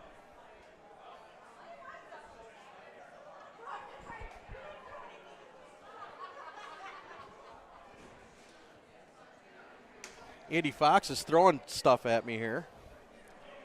We have a legit peanut gallery behind us right now. I mean, seriously, look back. Well. Okay. Paul just needs to land this green. Thanks, Andrew. All right, so. Back or, high tee. No, he just yeah, push. High tee push. Yep. Great And shot. that's going to do it Well, unless not Jade yet. makes it. Nah. Oh, take the hole and win, Jade. You got to do it. You got to make it. Yeah. Might as well get the $50 worth, right? Not so fast. Jade makes this. Lee Corso. This actually is not a bad No, hole. Like, it's- this is a really good hole to attack.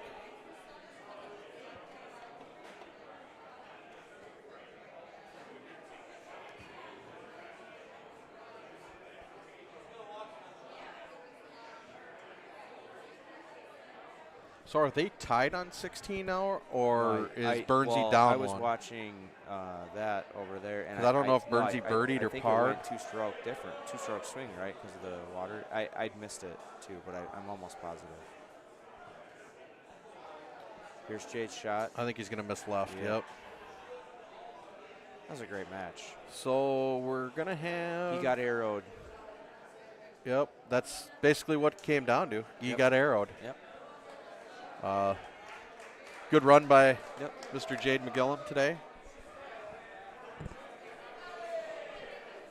You just run into the arrow master himself, Yep. Mr. Paul Antilonia. So MJ's up 1 after that two-stroke swing there. Okay.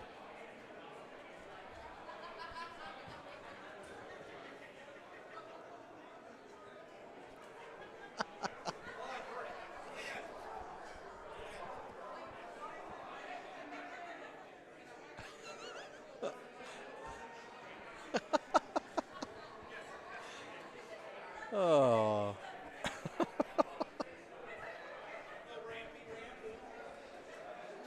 All right, so it's going to come down to 18 here. See what kind of look we got. I wonder if they're in that same contest that well, they got to be in one of the McCook Luna contests, and they are. Yeah, the first. And this is this ain't bad. This ain't bad at all.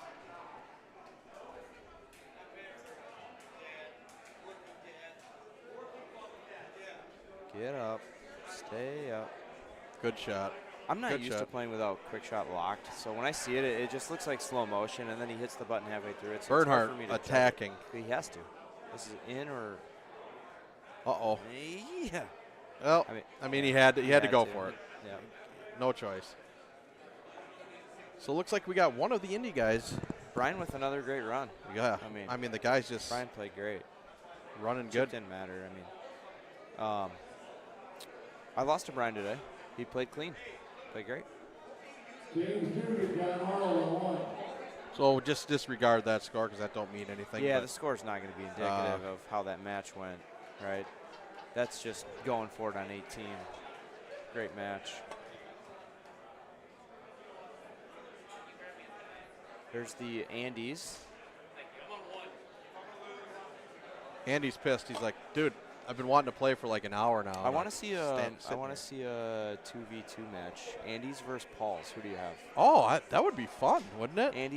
Andes and Paul's. I would have. Boy, I don't know. That'd be pretty good. That would be pretty good. As soon as there's another Gordy, I'm getting in.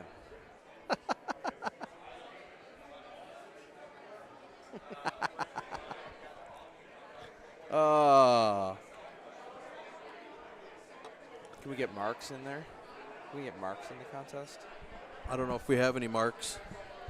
There's other marks here. Is there? I don't know if they're in the main.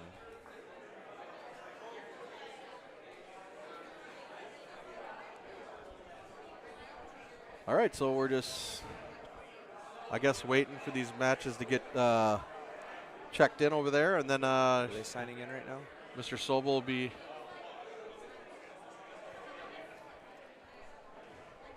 Mr. Sobel will be calling them soon, I'm sure.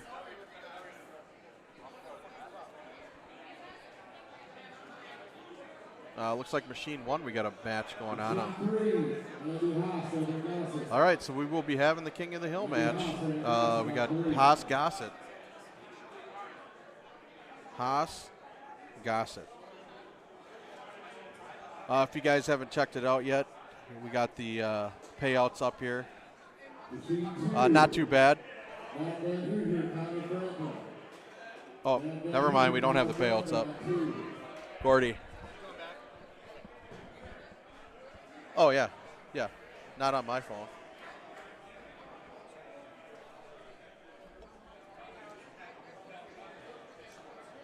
Yeah, we got the payouts.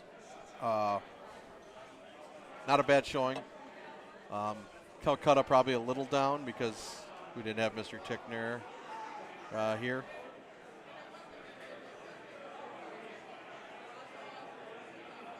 Okay. I'll ask Gordy when he comes back. They're lining up. There's. Okay.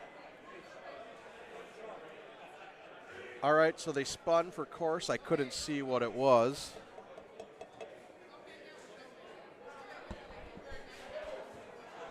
I'm trying to peek around the corner here.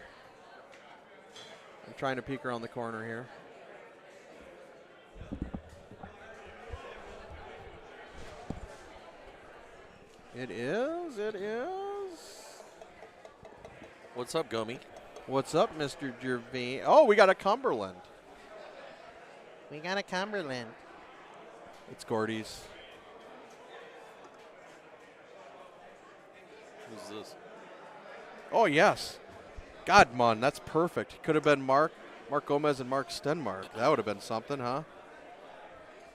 That would have been fun. All right, we got Mr. Sean Gervais with us here. What's up, everyone? John Whalen, can I see you, please?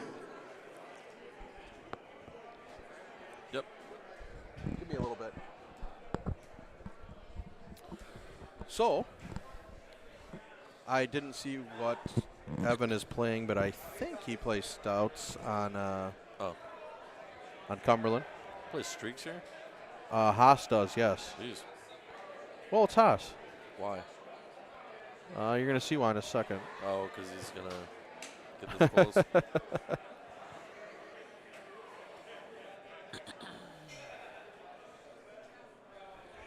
Breeze. Yes, it is Breeze, 100%. Evan deciding what he wants to do here. Looks like he's probably going to chush. Later, man. Way left. I missed it, but it looks like I can see it. Way left, as Sean said. Machine 6, John Whalen, Russ Lincoln. And Haas looks like he's clicking it. How many clicks is this with a 5-wood? I have no idea. He went 4. And just a bit outside. Evan dodges a bullet because you know he's going to make this. Okay, and on the other match, hey, we got Kangaroo. Oh, just kidding. What happened? So we got King of the Hill purple match. We got Matt Van Hoosier You also know him from the Gino podcast, the guy that picks all the wrong players.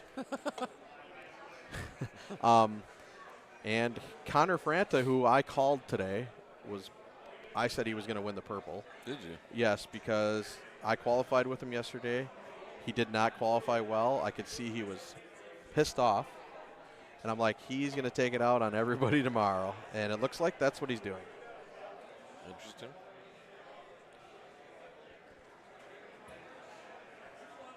And he wants that World's Pass. Right? And that's another reason why Haas plays the streaks. He got her way down there. Is it always a chip to get down there?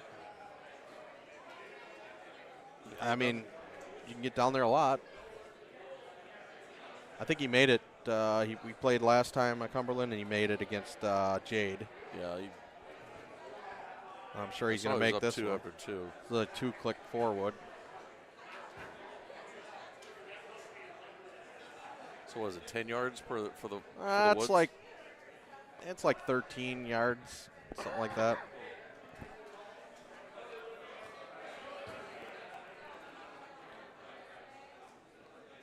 So Haas goes up 1 with the old click chip. I guess there's no way they could both lose. 'Cause that would be awesome. I somehow get a rebirth. How do you feel about this match again? Be great if they both lose. All right, so Kangaroo 1 wasn't too easy. So it looks like they're both going to birdie. And looks like Haas is still going to stay up 1 after 3.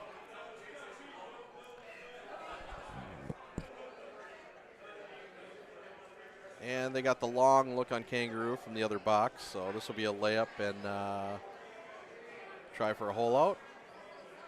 I'm disappointed in this look on Cumberland. I wanted to tuck behind the tree, cut it around look, but they can just go straight at it. Boring.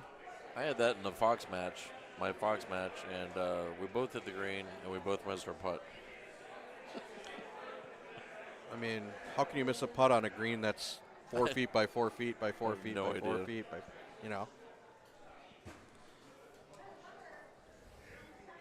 So Connor decided to pound it way up there, come in with a sandwich. Super lob? Super, Is that a sandwich? Or sorry, super lob. Yeah. What am I talking about? You don't know anything about lob wedges. Yeah, that's for the birds.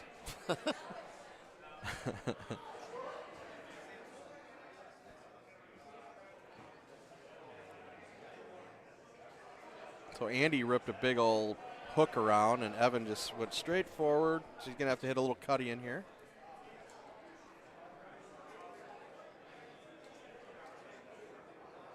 Wonder if he's looking at a full. Yep, he is.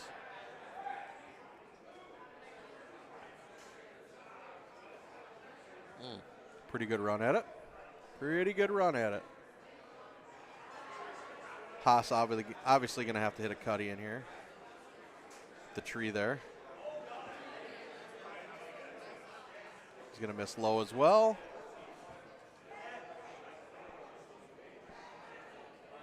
And we did get Kangaroo. And now Andy left.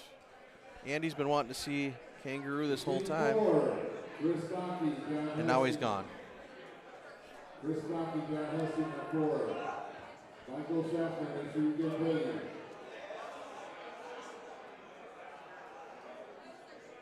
Now, when you play this hole, Sean, I think you lay up on the bottom all the time, don't you? I do when I'm playing just regular games. But what's the reasoning? For some reason in match play, I always go up top. Why wouldn't you go up there? Don't you think it's a lot easier to hole out if you go up there than it is from way back? Match play. In match play, I do. But when I'm playing just regular games, I go to the bottom for some reason. I don't know why. Can't explain it. Man, Evan's hitting some good shots, just nothing going in.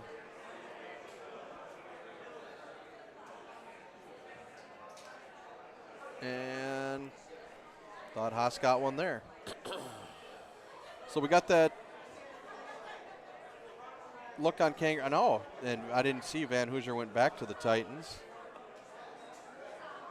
What was he playing? He did switch to stouts eventually. I think last year for Worlds and stuff. I didn't know he went back to the Titans. But that's actually a really good look for him. Andy with a nice shot on 7.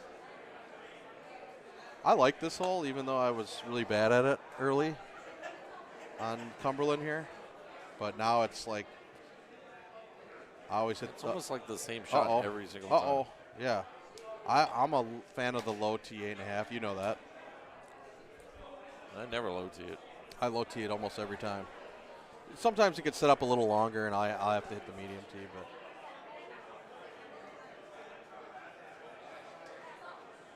I just hit it softer if I feel like I need to low tee. Let's see how aggressive we get with the super spin here on this par 3. He's going low, thummy. I think There's also streaks. Yeah. So if you're playing streaks and you have super spin, does it make it normal spin? I think it's a little more than normal to me. I mean, if you thumb that, you think you would have got that much spin on a normal ball coming back? Yeah, probably. I don't think so. I've never been a fan of the super or the pluses. Uh-oh, there it is.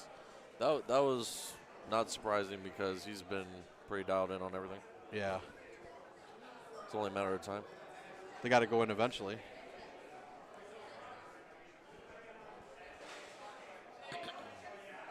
They got the nice look on Kangaroo and go across. The Andy Haas face. I'm not up 1 anymore. It's look? like, am I down 1 or did I just fart? Oh, yes. May have just sharded himself. All right, so let's see what. So they both laid back. This is, I mean, streaks are going to be fine. We're going to see what Evan's going to do. Uh-oh. Ooh. Okay. Yeah, of course he gets the We got Kangaroo, Andy. The kick of love. Yeah, he can just hit this hard with release. And be just fine. Maybe. Ooh. Oh, he got that. This is the putt he always misses. Oh boy, he's gonna jinx him now.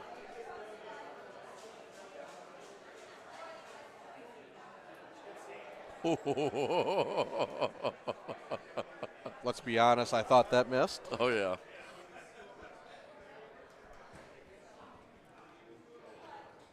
So we got a tie ball game on, I believe, Kangaroo.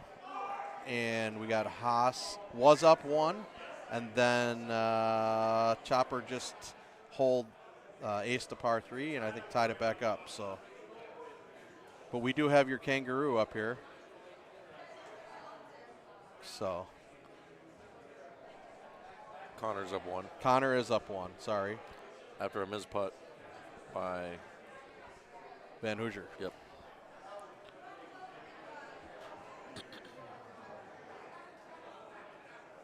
Nice shot by Connor. He didn't like it, but it was good. Oh, Haas a little short here. He spun it off. And no problem.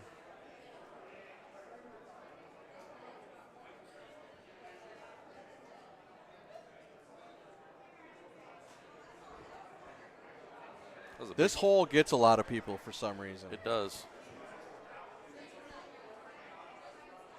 Uh-oh. Okay. He's okay. That's a chip. It's a chip.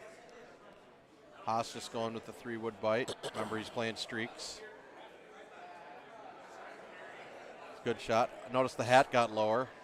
Now it got higher. Evan does not click chip. Ooh. Maybe you should start click chipping. Wow. He pulled that way back. He always does, though, on his chips. If you ever notice, he always pulls it high. And then just looked way back. He's obviously disappointed. I wouldn't have thought he was going to miss that. As you say, this hole always gets everyone. But it does. It wasn't the way we thought it was going to be. Yeah, 100%. Normally it's the water, and we get a It's always, it's like a 2-stroke chip. swinger. But See if he can hold out again. He's going to need it. Yep.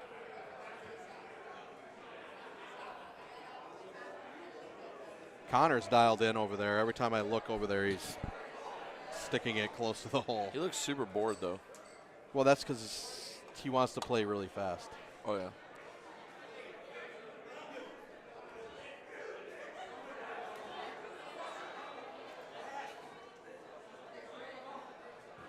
They got the real easy layup look here on Kangaroo. It's Was Connor in the speed round at Worlds? You know, I don't think he was. I think he should have been. But it would have been fun to watch because he plays really fast. He plays 100 miles an hour. Yeah.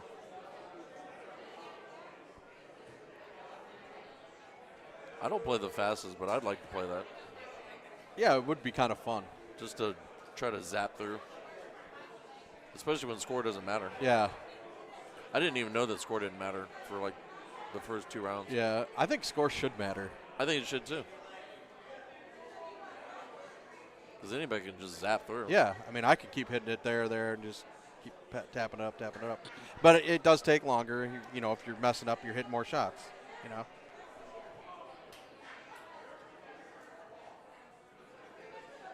Yeah. Probably a full on Andy here.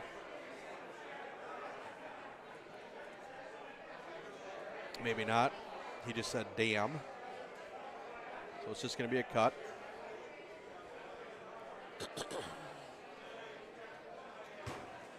And Connor cruising along over there, literally. Looks like a push bite. Yep, perfect. Get in. Oh, man. He is just dialed in.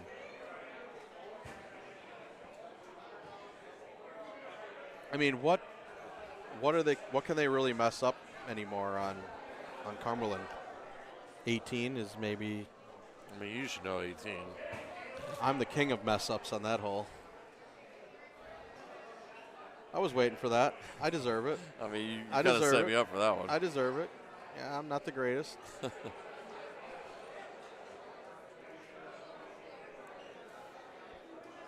Yeah, I don't really see any issues for Andy the rest of the way, other than if he gets just a real nasty look on 18. Crosswind. You get a crosswind and you get like that 16 cross, either up left pin or bottom right pin or something. Yeah, I'm not a big fan of the top left for some reason.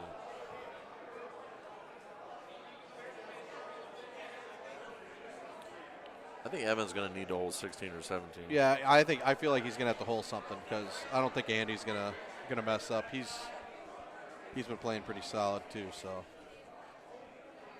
per usual. He's in a full air. Perfect. Oh, yeah, kind of.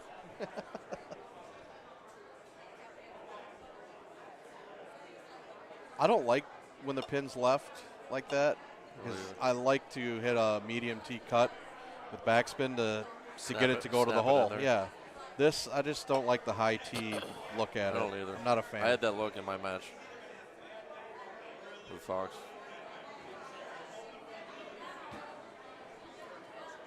Wasn't a fan. Nope.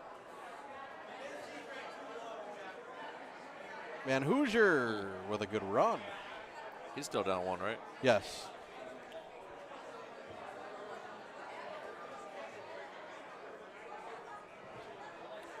See what happens on 15. They could have some tree trouble with an offset. Yep.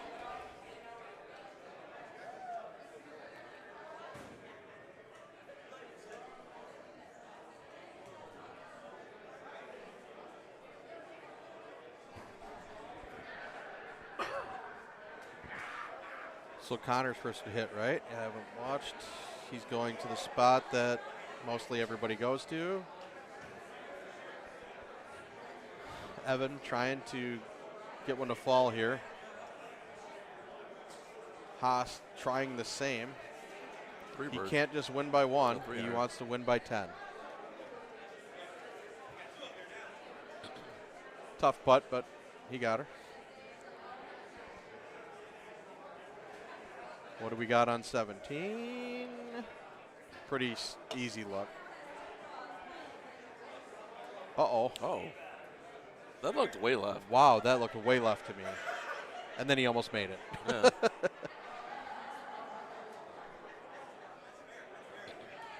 No, J-Mac. Calcutta pays, I think, top 5 through 6. 5, 6. Gets money that's where it starts.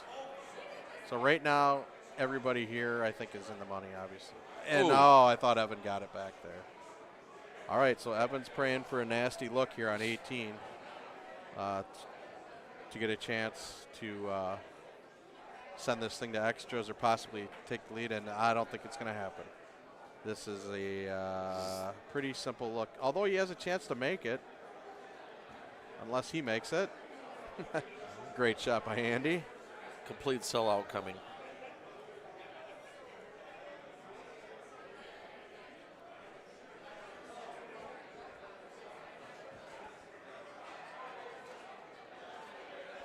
Is he going to cut that with backspin or bite, maybe?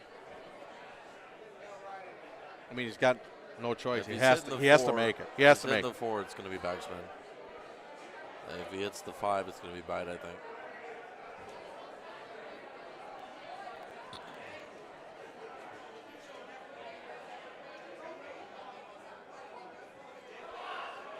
Van Hoosier giving another run over there.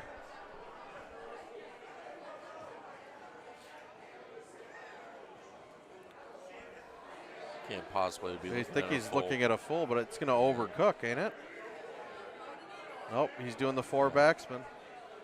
I think that's the shot. You just got to. I mean, you got to make it. Yeah. Oh, no. Oh!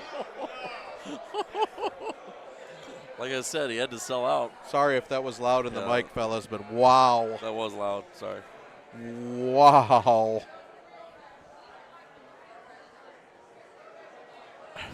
Oh, my goodness gracious.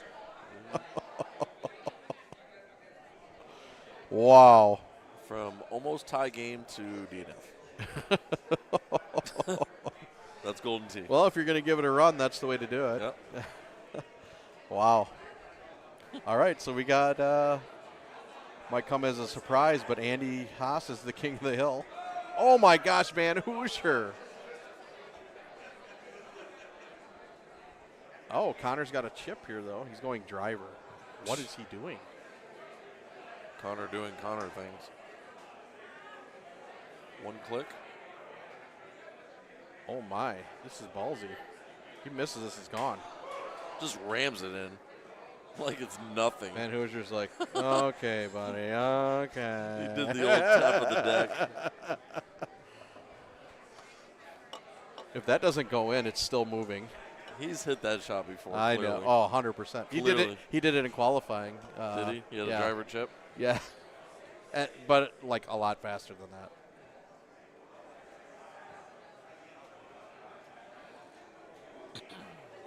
Ooh, not an easy putt. He's up 2, though.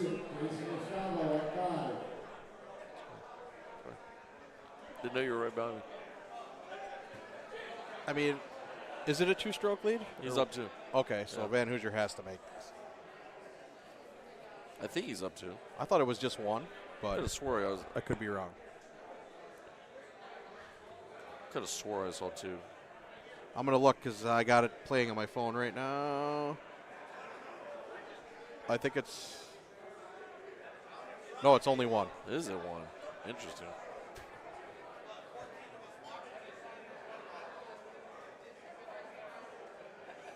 Stop. Ooh. Okay, no, he's fine. He's got a putt. So Connor's going to have to make this putt here to end it. Oh, and he high-sided it. He's fine here. Perfectly fine. Wow. Nice putt by Van Hoosier. And once again, we are going to overtime. I could have swore he was up 2. Nope. Wow, that was incredible.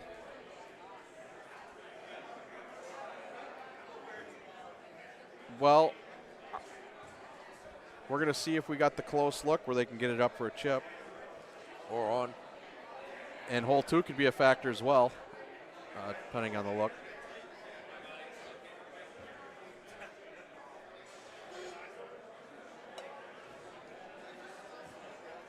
Wow. Wasn't expecting that.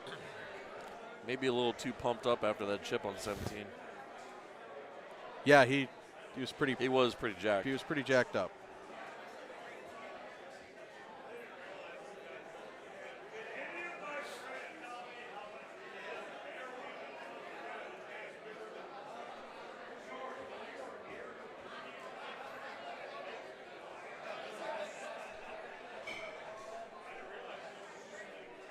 All right. Well, we're off. Look at his face. So they got the tucked right pin. Do I hit the A1? I think he can just hammer it up to the left side with roll and possibly have a chip here.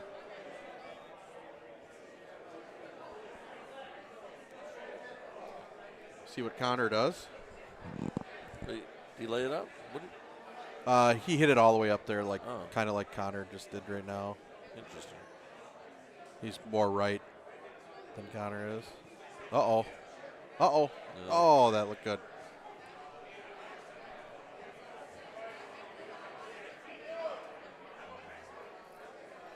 All right, he's going gap wedge backspin. Is it going to get there? No.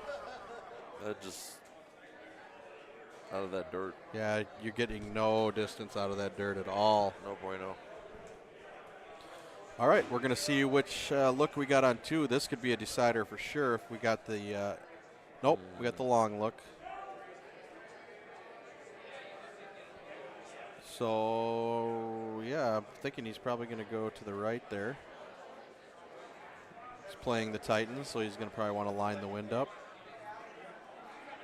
It's only a 2 win, but it still matters. All win balls matter. Way back. I wonder what club he's got coming in there. It kind of looks awkward. That looks way deep. I like laying up to like right there, not way back there. I don't know. If I'm Connor, I don't know if I do that. Unless he has a lob wedge, which I think he does. 5 hybrid. So don't come up short. Oh. Yep, lob wedge roll, hammer time.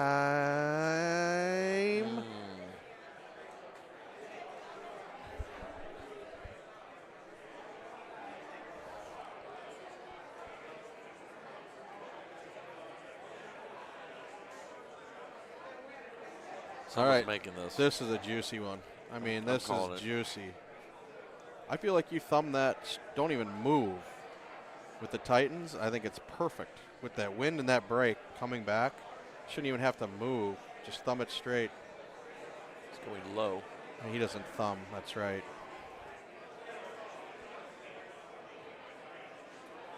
Rip. Wow. Absolutely ripped it. Yeah, I didn't like that pullback anyway. I thought it was a definite. Connor might make it, it might not even matter. Oh. He loved it when he hit it, I could tell. Yeah, I mean, he walked away like it was in. This is a big chip here now. Nope. And he missed it. Damn, that's not the way we want that to end. All right, so Connor will be your king of the hill in the purple bracket. Very exciting. And Van Hoosier having a few words with the machine here, and he's still talking to it. Team 17, James Dugan, Bradford Evans. James Dugan, Bradford Evans on 17.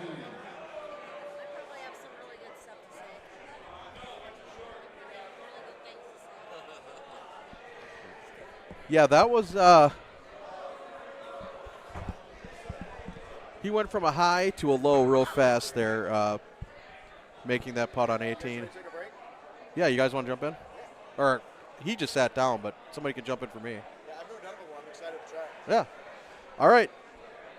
Well, I am going to take a break, and I'm going to hand it off to.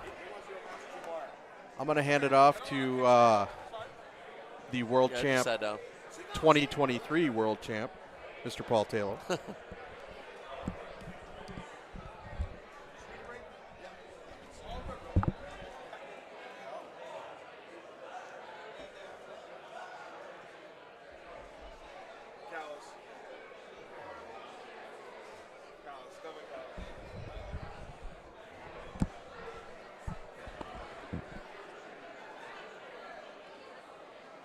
All right, here we go. Here are the payouts for the tournament in the Calcutta. If you're curious, take a screenshot, please. Send that to Let Me Rock. He doesn't come out much, but he likes to stay informed. Guy has to know all the info.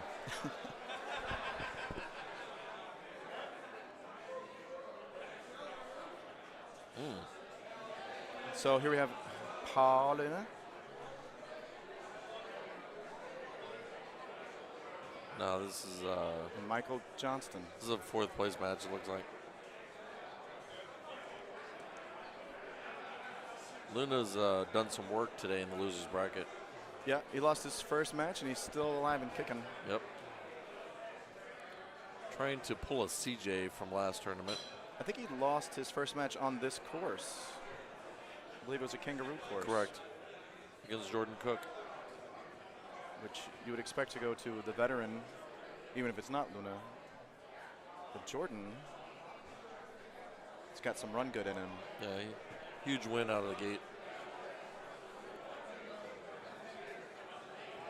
Unlike me. I like the driver 7 here. If you've found room for it in your bag, you can stick this green pretty consistently from this box.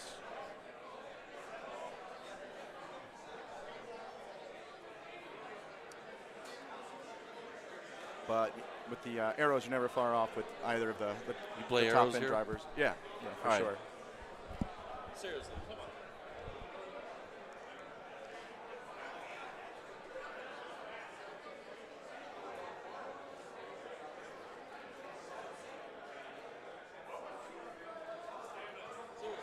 For a normal thumb,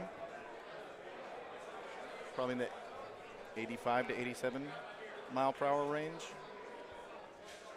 What you might call a flip thumb or medium speed, whatever you call it in your area.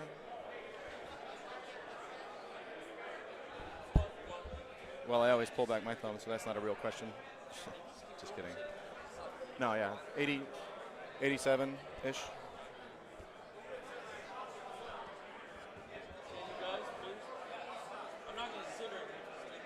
I think of the people left in this tournament, Michael Johnston might have the most desire to win outright. I think some of the perennial podium finishers like Luna, the desire is to not let himself down. Johnston wants a win. He has got something to prove. I didn't hear anything. I think everybody left today, Mike Johnston probably wants to win more than anyone. Oh, yeah. Is this his first podium? As far as I know, I'm not the historian that some folks are. But I think lately he seemed like he's felt a little looked over. He was brought up earlier that maybe Indy didn't get the love they deserved in Gino's podcast. It was a small gripe. A lot of guys don't get love on that. But Indy showed up this weekend. Jade and MJ came on a mission.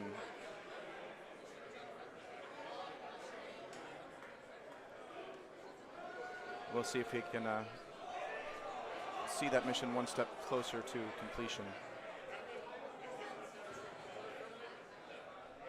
Against an absolute behemoth.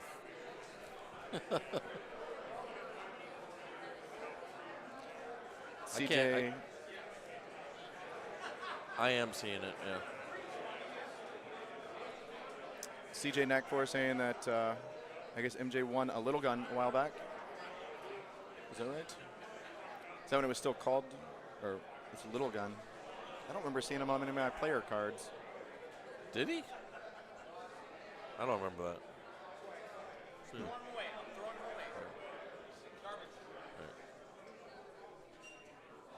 Let's see. Gravy B says Luna's going to destroy karaoke, so he's already got a win lined up even after the tournament. So, So do I, actually. You ready? Yeah. All right. Do you remember what I did last year? Yeah, I remember you and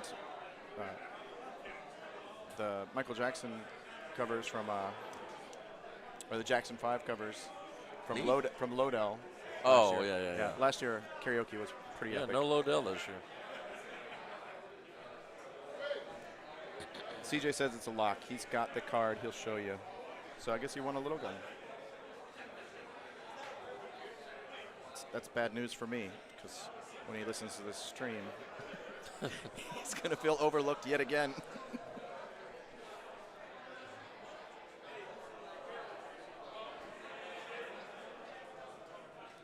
Steven Mantooth, Gervais wins the karaoke. Yeah, I don't know who his competition would be this year with Lodell not in attendance. It wasn't even Lodell last year. Anytime I take Whitney, it's over. It's That's fair. That's fair. It's absolutely over. Unmatched. Lodell brought a lot of energy, though. It's true. He brings the energy. I bring the high notes. Yeah. All right, this is a pretty generous tee box on this hole. It can set up pretty long. If you didn't bring the right balls, you might have to park yourself behind a tree somewhat, especially with this pin all the way there on the left.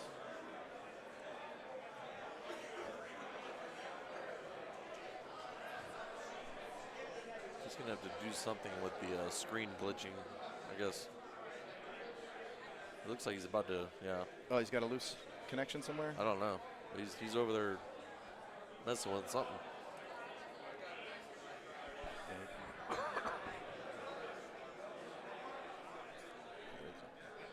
All right. Still doing it, though.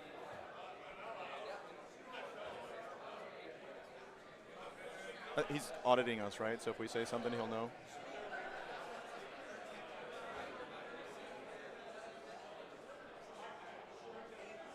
We're seeing a little bit of like a flicker on the stream. It's still doing it. Looks like some bars flashing across the screen.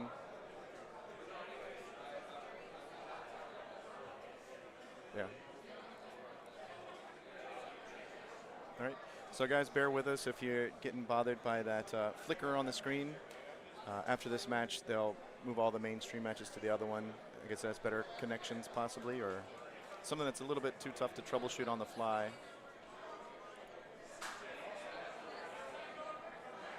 J-Mac, somebody punched the screen. It's not the screen. It's probably a connection somewhere. But all right, these guys are neck and neck. Hole 9, pretty straightforward.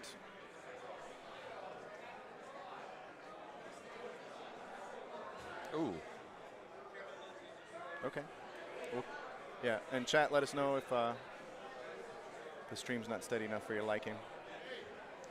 Andy Coleman went over and punched the screen, which was, I can't remember whose suggestion that was.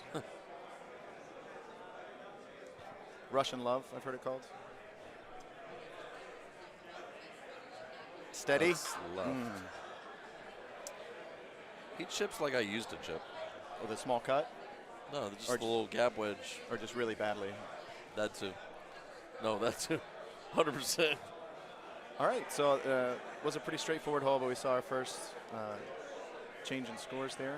Luna's got an advantage now, which is not something you want to give Paul Anthony Luna, if you can avoid it. CJ, good run, by the way, Paul. Thank you very much. Good way to go out. I hold out twice. He holed out 3 times. So stellar stuff. Tied my personal best in Nashville, 7th-8th finish.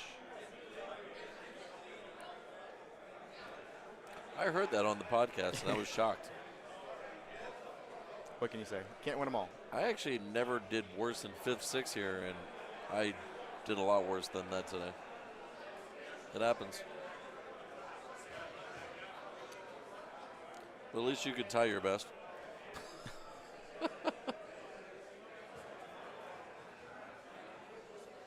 Mike Johnson's, he's been to a lot of tournaments. Obviously, we don't normally see him this deep in a tournament with a field of this size. So it'll be interesting to see on the stream against the behemoth that Paul Luna is, how he reacts. Hanging at the moment. I think if it's me in his shoes, I'm waiting for the very next hole, hole 12. I'm hoping for a difficult look that I can take advantage of. I believe he's using arrows though. Luna's arrows and MJ's with the Titans. Yes. Yeah, so they both got wind, which is. Yeah, I just consider 12 one of the swing holes, so yeah, I'm hoping for something to happen there. For sure.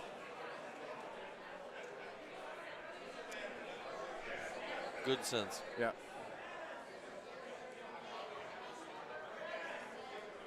Oh! Nice screen. What a bounce there. Wow. So now if I'm MJ, I'm hoping for no swings on 12 so much.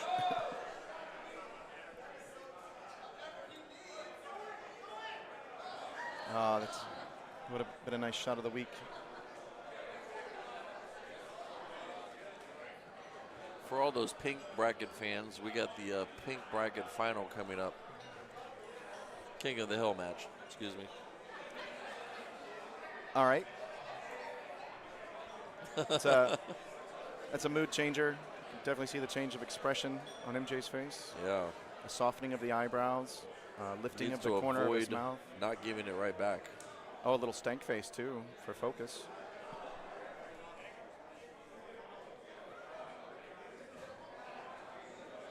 Uh-oh. Hanger? This Yeah, looks it's pretty hanging. good. It's hanging. Oh, it's not. Pretty good.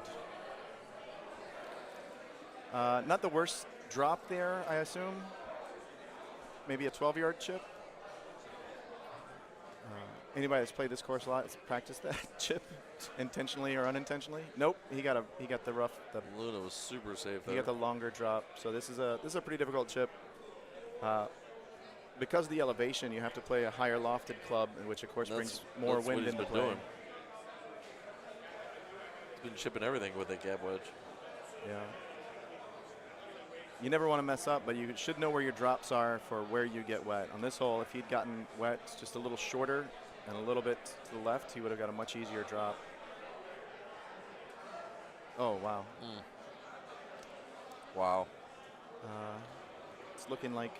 So he gets the story is... The lucky hole out off the bounce, and now it could be over. It could just be. Like that. There are some 1/3 of the course left to see what can happen, but it's hard to recover from emotionally. Yeah, quick 3-shot swing. And hard to ask any favors from Paul Anthony Luna when it comes to strokes at Golden Tee. I know he's a very kind and generous person, but not with the strokes. Not with the strokes.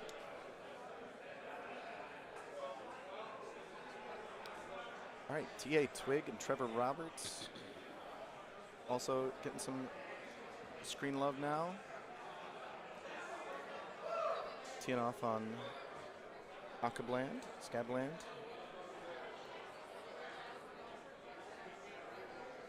Do you know where in the bracket they are, Sean? This is the pink King of the Hill. This is the King of the Hill. Wow, so they're both undefeated. T.A. Twig, it was worth the 10-hour drive, I guess. Luna's going for it. Ooh. It looks tricky down there, but you get a lot of Invisirock and Invisibush once you're actually in it. Yeah, everything just disappears. So it's not as dangerous to get close to the green there as you would assume with a flyby. I know I've played some cash games with Luna, obviously, this weekend. And I know he's worked on that chip from down there. With that wind, potentially could have made it. I think you would have to try for a fairway bounce. But, yeah. Should be a harm, no foul situation. Machine 6, Russ Layton, Chris Baki. Gravy Beast says Twig needs to relax. Looks a little nervous. Maybe a little sober, others are saying. There's a lot of interest in Twig's game. I like that. Trevor Roberts is looking like the steady hand. Ooh.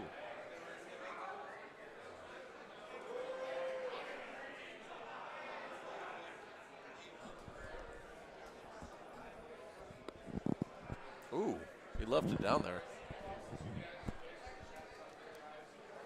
How many strokes does he have to play with? He's up 3. So not a lot. If he makes this one, it's still 3. I don't see him making this chip. I mean, it is Luna, but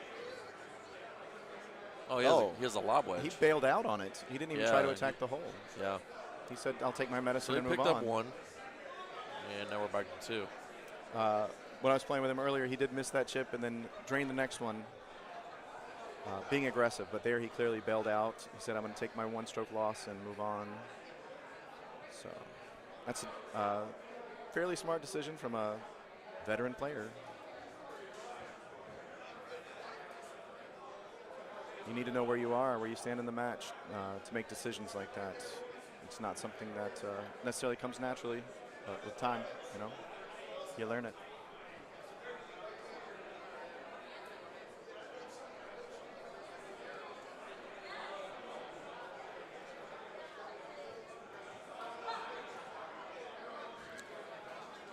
Big offset. Twig is having a little bit of a early crumble. Yeah. Okay.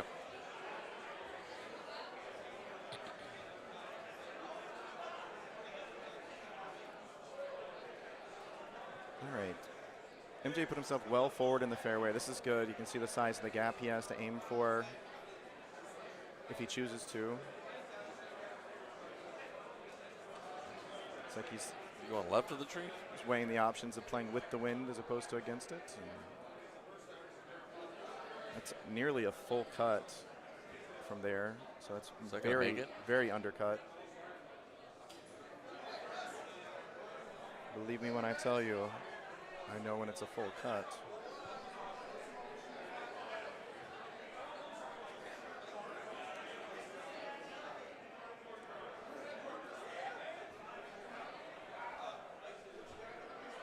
All right, and the action continues here at the 2024 Nashville Motor Speedway Open.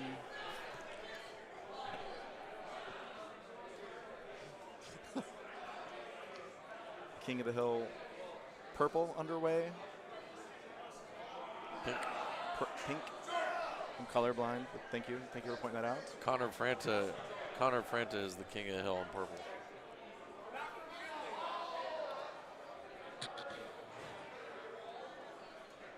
Yeah.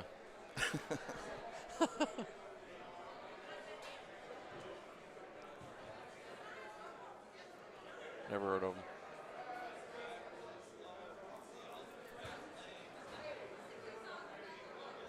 So, yeah, hole 16, most people are being pretty straightforward with this. Out in the fairway, wood straight over. 17 can be, 17 on Kangaroo can be challenging. I feel like with the remaster, they might have reduced some of the difficulty on that hole. It feels like there's not as many branches that pop up magically in your way above the tee box. On 17, correct. Yeah. Luna's kind of struggling with this hole. He messed this up against Jordan Cook round 1. He flew it. They did some so strange now he things. shorted it. They did some strange things to that hole during the remaster also. You can see They flipped the green. It used to be a down 6. It was only a 2-breaker previously. It was not a 6 I think it was a down 6. I mean, we can find a 2022 machine. See, I'm pretty sure it was a gentle break. break. It's completely flipped. All right, 17 got a straight win, so this should not present much of a challenge. No matter how much more fun these guys want to have, goofing off. Well, you were talking about how Luna was struggling with that hole. MJ missed his putt. So. Didn't take advantage there. He definitely had some opportunities.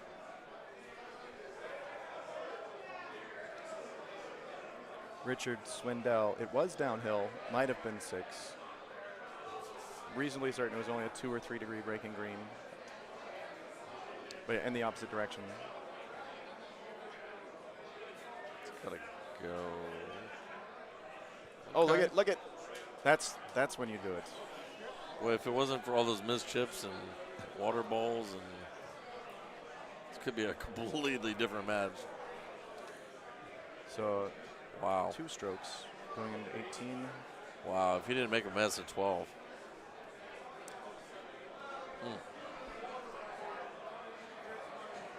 Who knows?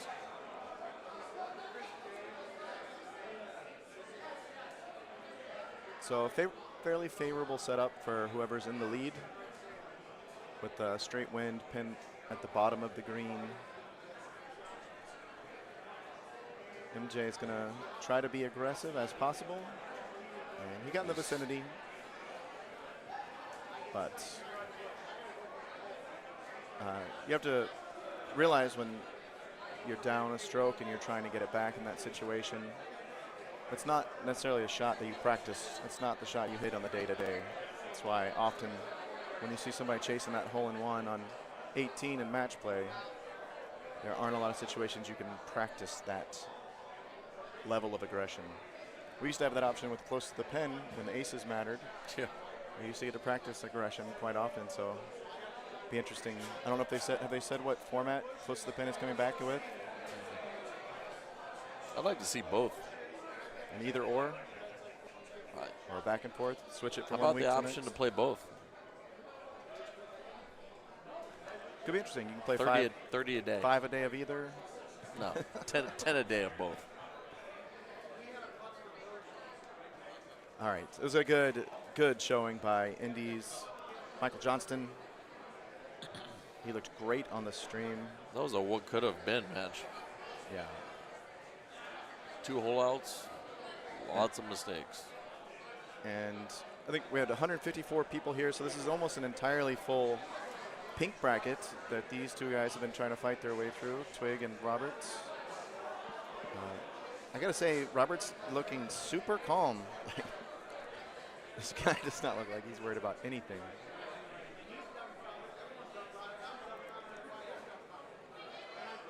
Sitting at 11 under after 7.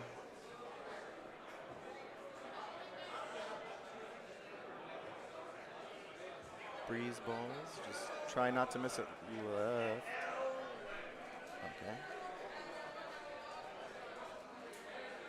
Okay. Twig's only down 1. Thought it was a bunch. Seemed like it should have been more than that.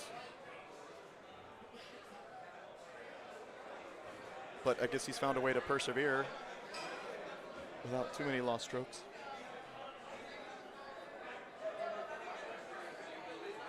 Richard Swindell says the original one, I believe, 1 hole and 1 wins you money, which, you know, a lot of players have missed, but it wasn't getting a lot of attention there towards the end, so maybe the revival will help it out. Gravy Beast, both modes will be good, so they can see what gets played more. I think we already know the answer to that. But The hole ones.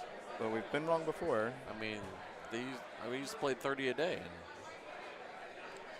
2009, when the game mode came out, there were hundreds of rounds closing per day, uncapped. Those were the good old days, like old bastards like me like to call them.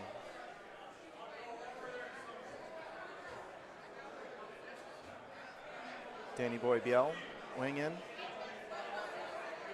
Make it 50 for first again, and people will play it with only 5 exclamation points. He's showing some restraint in the chat.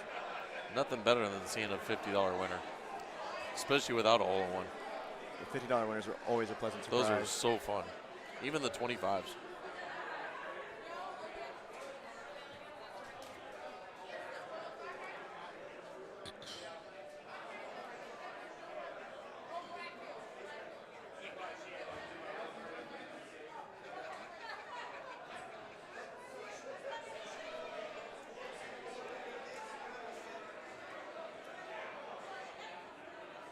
78 miles an hour. So this is Twig's first tournament outside of Florida? I think so. Or did he make it up to Columbia one year, possibly? That I don't know. Big T Toodles. Twigs just watered 2, that's it. So How do you water 2? I think he's probably thinking of hole 3 that he watered. Oh yeah. The drivable par 4 that has water on it. So Twig has been to Carolina Clash. Yeah. But he's decided to spread his wings a little bit further. Come out to Nashville, and he's having a fantastic showing. He chipped in for birdie, I was seeing too. On 3. I didn't even see that.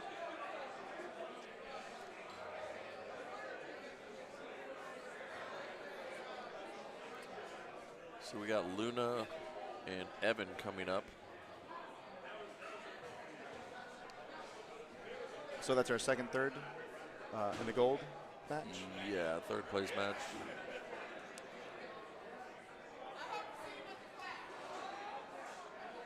Looks like, I can't tell.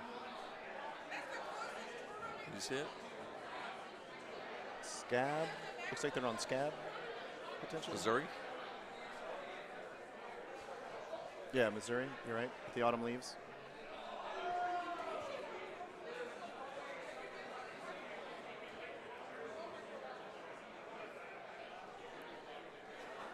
Mike Greenwalsh, there is water, Hickey. You've just never been there. I also do not believe there's water on hole 2 of Scabland, so I would like to see it. If there is, I'm sure Sean Tickner found it.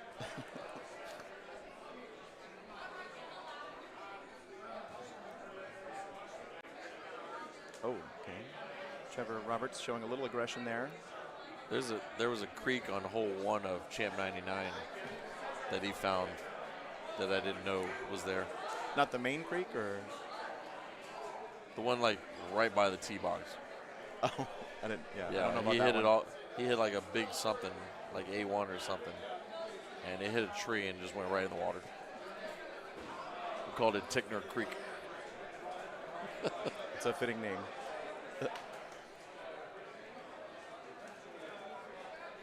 James Hickey flying over the tournament at the moment. Have a safe flight, James Hickey. I don't know if you phoned in an entry for Fantasy Golden Tee, but if you didn't, everybody else that played thanks you for abstaining.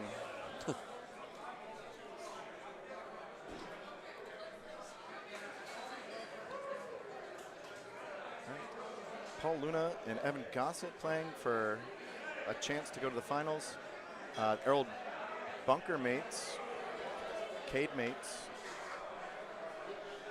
years playing together. They know each other inside and out, I've heard, and seen pictures confirming it. Luna is even flexing the Power Cade shirt today as he goes for the hole and win.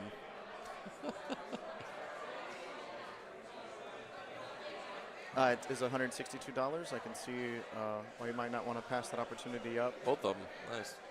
In a balanced match between two veterans, you can't call bad form on this. If, say, a more experienced player was playing a newer player, it might come across as a flex, an intimidation move, and you wouldn't want to do that. That might seem rude. But between these two guys, I think they can go for a hole and win without offending anyone. Little side commentary on Golden Tee etiquette for you folks. Etiquette being situations where there are no rules, but there are feelings. We got a stout versus breeze. I saw someone ask what's the difference on Golden Tee Fan earlier today. I said the name. Yeah. Nobody that I've talked to has been able to tell the difference between the two. Again, when I was playing cash games with Luna earlier, he went to take a bathroom break, and I went to change his balls for him on a fresh course. And even Paul Anthony Luna had a build-a-ball for arrows and a build-a-ball for salvos, because he wanted to make sure for himself there's no difference between the two pieces of equipment with different names. And I believe he chooses the arrows over the salvos for anybody wondering how that turned out. It's funny because he was playing as salvo enjoyer for a while too. Oh yeah, whenever he finally figured out how to hit a 180 on red sands. Yeah. One of my least favorite names of all time. I don't know why that. For some reason, that just really bothered me. Right, because I'm not a salvo enjoyer. All right. Looked like Twig made a. Did he put that or chip that? He made a nice little chip there. A nice recovery shot for missing the green. Still down one. Hanging in there.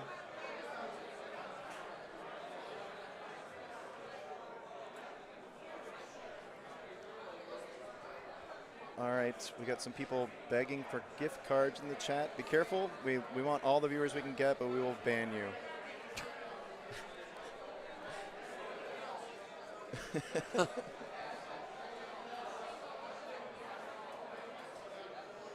Don't forget to like and subscribe.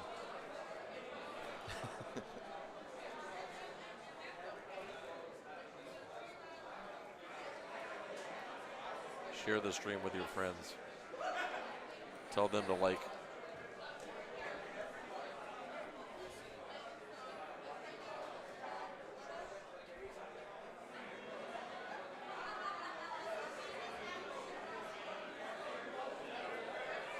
He's normally. Oh, okay. That's a little bit more aggressive than that. I feel like since the beginning of the match, Twig's been able to calm himself down maybe a little bit. He's definitely hanging. He's after settled in. Yeah. And I'm seeing a couple of grins out of Trevor Roberts. I don't know if that's nerves starting to kick up for him or if he's just. We got 19 to 18 after 12 holes. Ooh. Twig missed the green, and wow. He was close, and Roberts missed Couldn't have a putt. tie game here if he could make this chip. It's a big opportunity for sure. Kind that you cannot pass up. And he said no chips for dinner. It's too fancy. Yeah,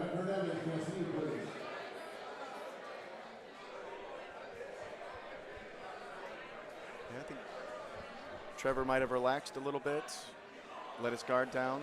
This happened, and you can see that smile we saw 2 holes ago is missing from his face. Emotions can change on a dime in match play, which is what brings a lot of guys back time and again.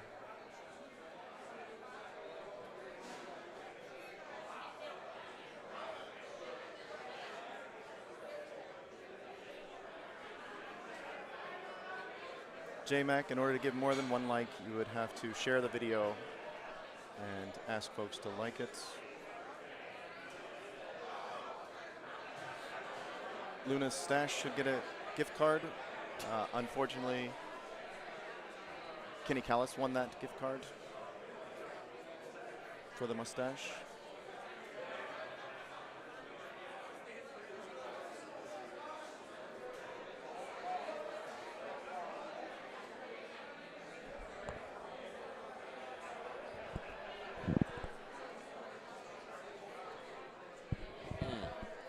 Luna trying very hard to get a little side door action. Hoping to get surprised by a game that holds few surprises for him any longer.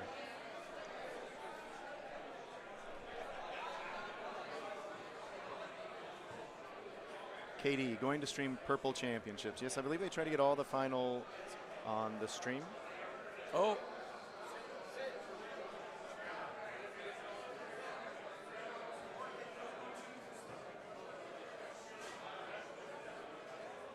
John Ribble, are you going for any other MVB cooler, Paul? Yeah, I played quite a few games last night, so see if it's enough.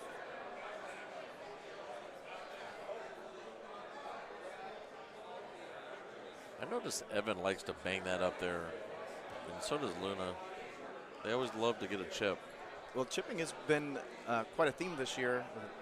A lot of players like myself and Haas newly adopting the click chipping style.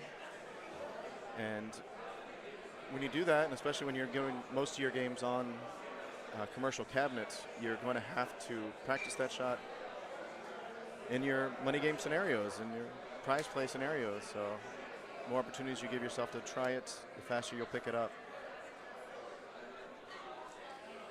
Like you guys need more weapons. So Trevor Roberts looks like he got a break here, trickled off the green, and took advantage of that lucky hang up, that lucky. Yeah, he almost watered and ended up picking up a stroke. A little bit of run good there by Trevor Roberts, but also a good chip to take advantage of it. Luna spraying the thumbs a little bit there. He hit that like he was playing wind ball. Yeah, that's one of the things that happens when you switch your balls between stouts and wind balls. You are going to spray probably more often.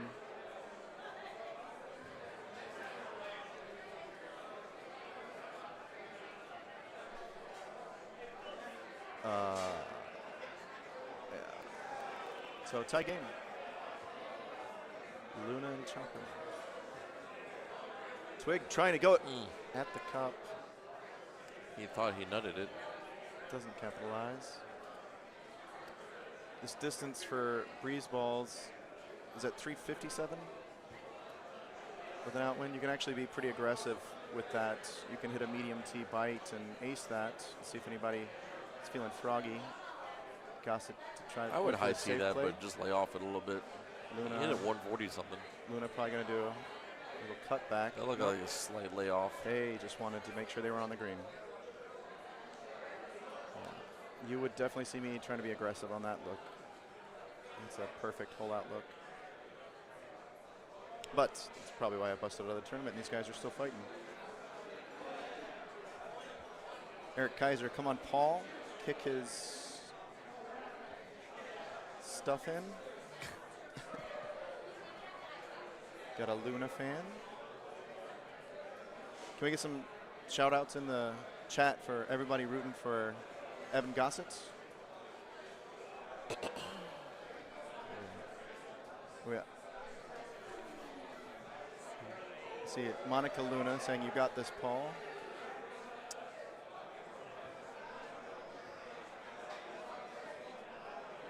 Oh, 2 gift cards just went out. Wow. Golden Tee Golf.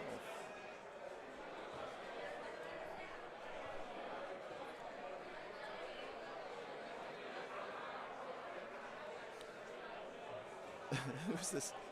Seth S. Is that Seth Standupper? I'm rooting for 2 handsome bald men commentating. Too kind, sir. Too kind. Missed you this year. It was good seeing you last year out here at the Nashville Motor Speedway tournament in Nash Vegas. Nash Vegas. Minus the slot machines. John Tatoria, curious, Taylor, do you ever shoot a 7-degree driver on Missouri 11? I did my first time last night. There was a 10-mile-an-hour wind in the face. I was playing stouts, and it got on beautifully. I was playing with Thanksweed, player whose player name is Thanksweed, and he gets to take that shot home from this weekend, assuming he was sober enough to remember what happened late last night. But it was my first time trying that shot, and it was quite nice.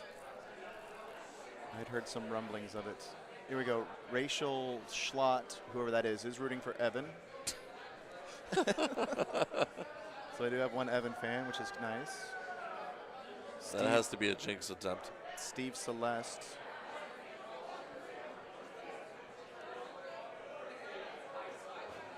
I'm rooting for Evan to not beat Paul. Okay. She broke, speaking in broken sentences. Hi, Rachel. How are the cats? Monica Luna, this Paul wife, I feel like that's a lie because I was at the wedding and his wife's name's not Monica. Monica's his sister. Rachel's the wife.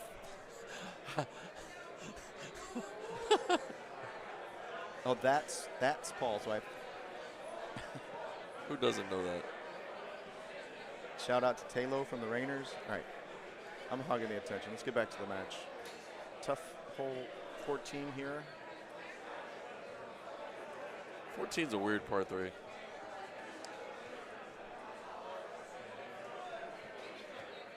Twig leaving the King of the Hill pink match with his tail slightly tucked between his legs, but might not be the last we see of him in the brackets. Probably the last we see of him on the stream. That pink tends to finish pretty late, and IT's got equipment to load up. That was pretty safe. I think he's going to cut this a little more and be a little bit closer. I wish I could say I don't hit this shot ever. Very slightly. I like to turn into the green with a full and be aggressive as I can.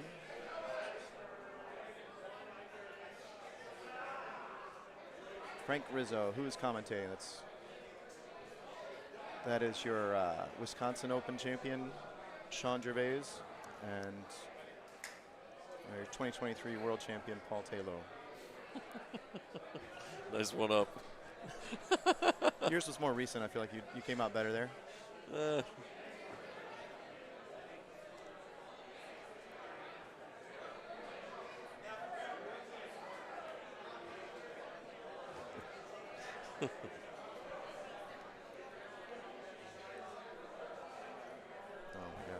The chat's going to pot down here. You guys aren't giving me much to work with.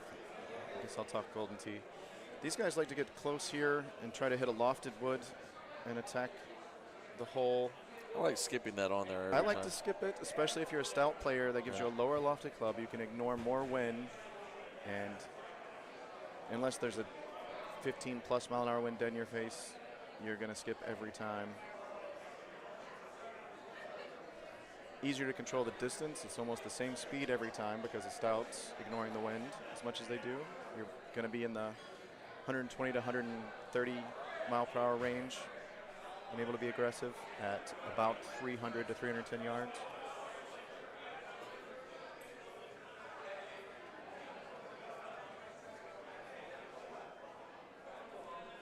Hot rod. Paul, do you cut your clicks based on green breaks? No. I do a max blast click chip, so my clicks are always distance based.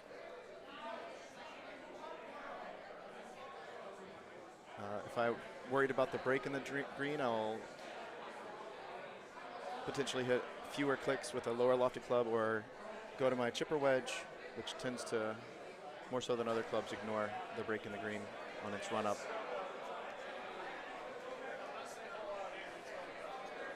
So we're looking pretty set for extras here, unless we see.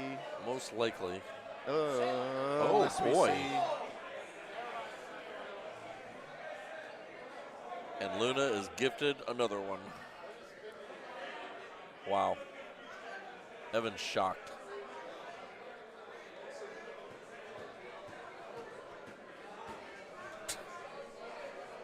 I take it personally. I feel like he was just trying to prove me wrong as a commentator.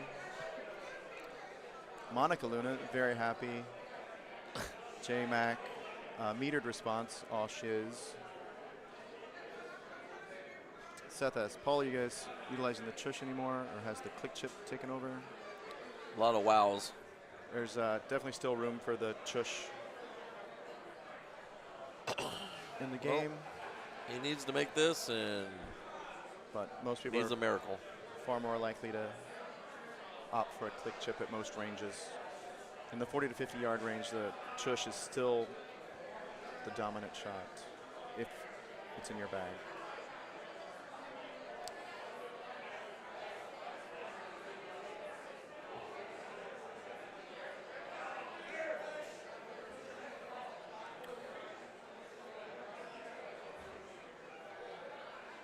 Oh. He missed that. He missed that to troll him. 100%. 100%. That was a troll miss putt. It's definitely not a putt you have to make. So. All right, so we got the finals that everybody wanted. can they do what they did last year? Eric Kaiser with da-na-na-da-na-na. Whatever that means.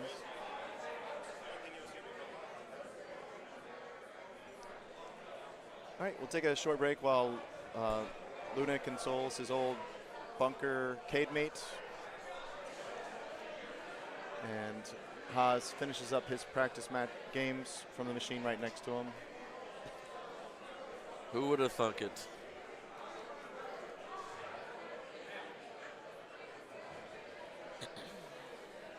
Again, we've got the payouts for the tournament and the Calcutta on the screen. If anybody can screen grab that and send it to Let Be Rock, he would be very appreciative.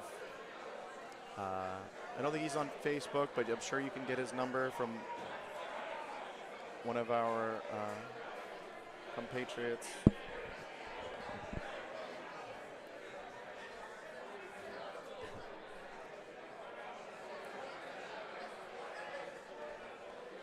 Let Be Rock, having taken an extended break from social media, does miss out on some of this information. But does like to stay updated.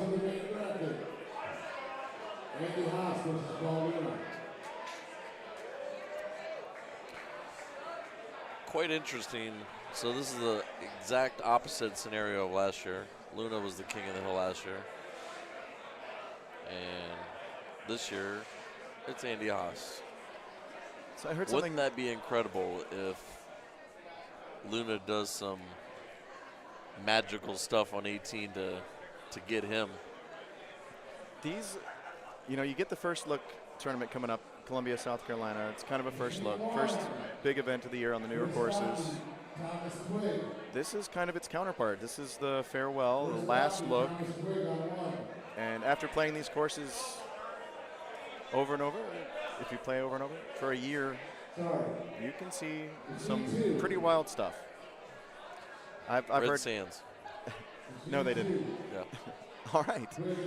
So we're going to see one final game for the finals. This will not go to game 2. You don't think?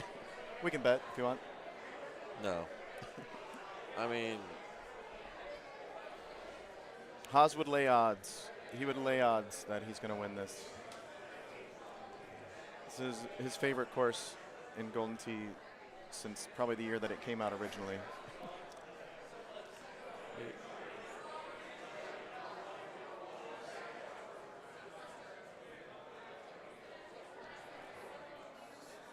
All right, we got Paul Gestall with a go Paul. Robert Anderson, let's go Luna.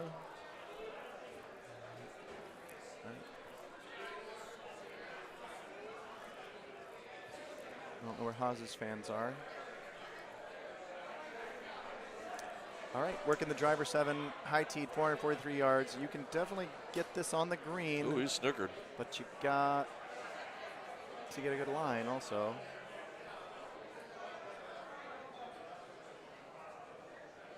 Luna, 6-iron, 40 yards. That's an 8 clicker. There's 7.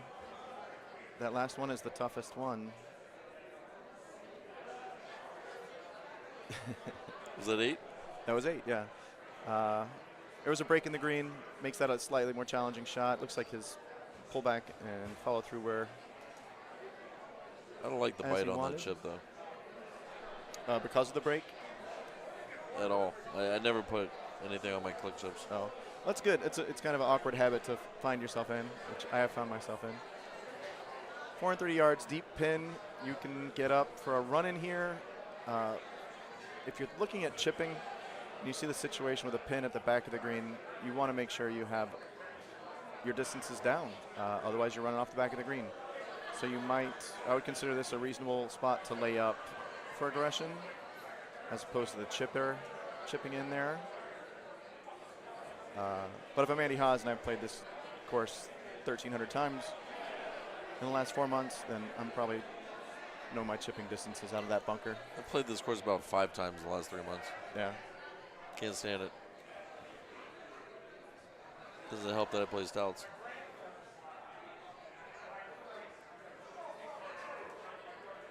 Luna opting for a flip thumb sand wedge. Didn't like the chipping position he'd put himself in. As far as a bump and run type shot, or whatever golfers call this. This is short. That was a old school, old style chip. Yeah. I think they both would have benefited from some fairway there, given the pin position. Yeah, I was done with this course when one day I shot 3 better, 27, and lost by 3. I was done. Lost by 3 and the winner had 0 shot points? No, it was very little. I was like, yeah, I'm done with this course. You can have it. J Mac, is this really the finals? Best of 3. This is really the finals. It's the situation is that Andrew Haas is king of the hill, so he has 2 games to lose. Luna, coming from the losers bracket, or the not undefeated bracket, has 1 game to lose. So he has to win this to have a chance to win the tournament. Haas would have to lose 2. That's the way that works out in this bracket structure. Got another gift card out for you guys. Got to be quick. Snatch it up.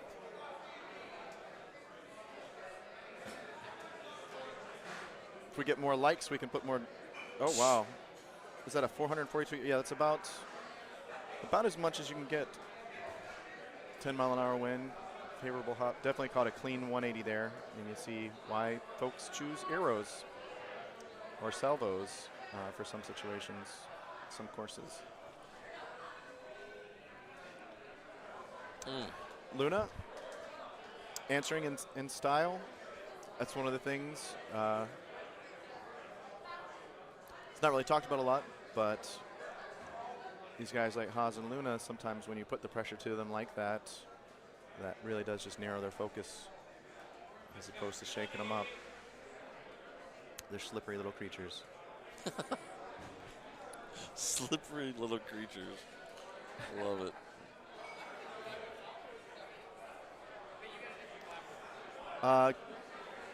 This is actually a pretty good wind here. Whenever you hit this 180, you tend to hit it left naturally. Luna looks like he was maybe a little scared of the rock. Try to be a little safe there. If you want to stick the green, you got to flirt with it. Can't get strokes for nothing.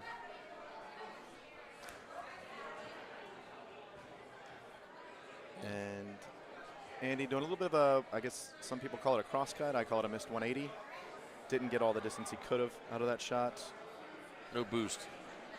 Nah, not the full boost. For arrows, you will get partial boost for a semi, for hitting close to a 180. So that's what makes them more squirrely than you'd like to be. I'll be honest, I tried them for 2 games, and it was all over the place, and I was like, done. I think they are Can't do it. the toughest, currently the toughest ball in the game to master. Oh my goodness, he can chip like old Andy. Wow.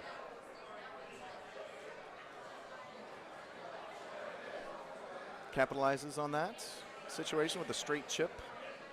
Straight up the green. Paul, the much more complicated chip with a breaking green. Drops a stroke. Not often you see this back pin, do you? I don't get to play on PGA as much as I'd like to, so I don't see as many, haven't seen as many variations of this course. Not that far back, honestly, that I recall. Seems way back.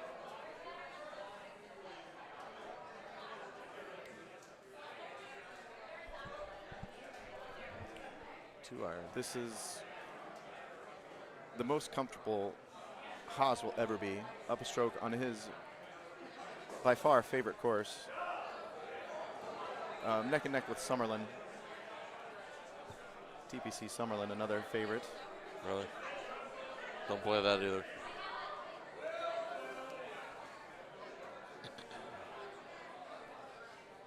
Well, great. My 3-year-old just learned how to.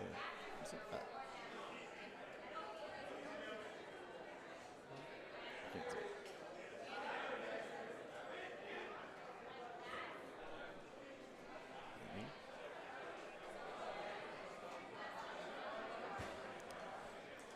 Challenging look here, 352 yards with a front pin. He's going with an aggressive 10.5 medium tee.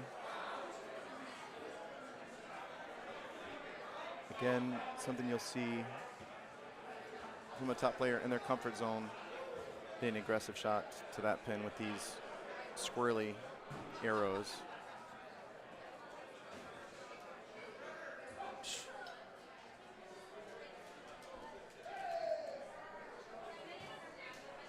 It's one of the riskier holes,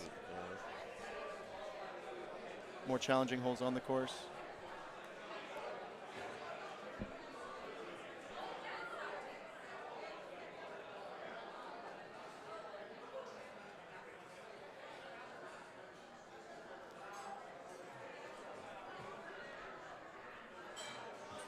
Main bracket finals. Andy Haas, who typically gets at least 64% picked on the fantasy sheet, showing us all why we all pick him for our fantasy sheets. Sneering in the face of the top qualifier curse. It was top qualifier this weekend, and it looks like he's going to take home all of it. Unless he doesn't. Something happens. It's always a 50-50.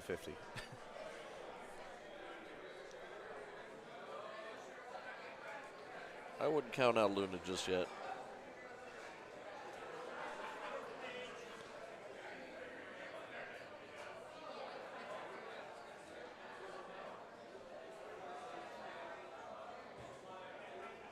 It's another shot you only see when you're comfortable. Haas told me before he avoids using the 180 if he doesn't have to use the 180. But I guess he's got enough reps now. He will just rip one over the fairway when it's not necessary, which can cost you strokes.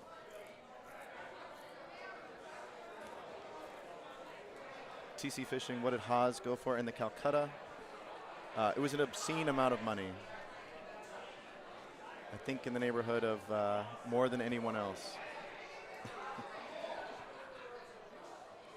3.1 million. Yeah, it's a very juiced up Calcutta. Without Sean Tickner.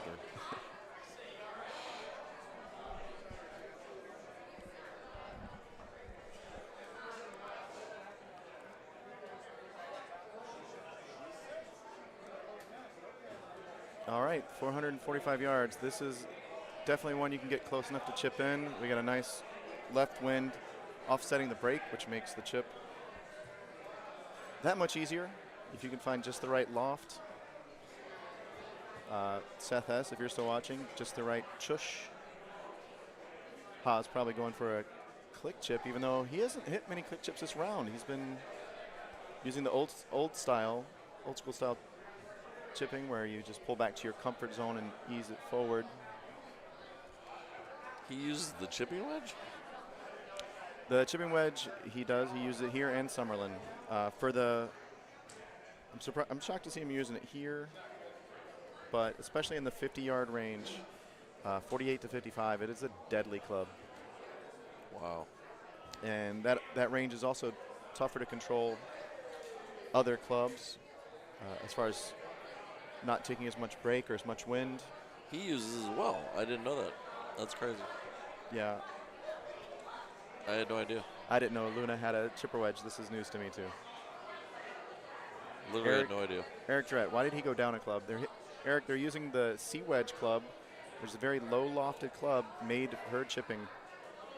It stays under the wind and tends to ignore a little bit the break on the green because of that low loft. It's from me to you guys.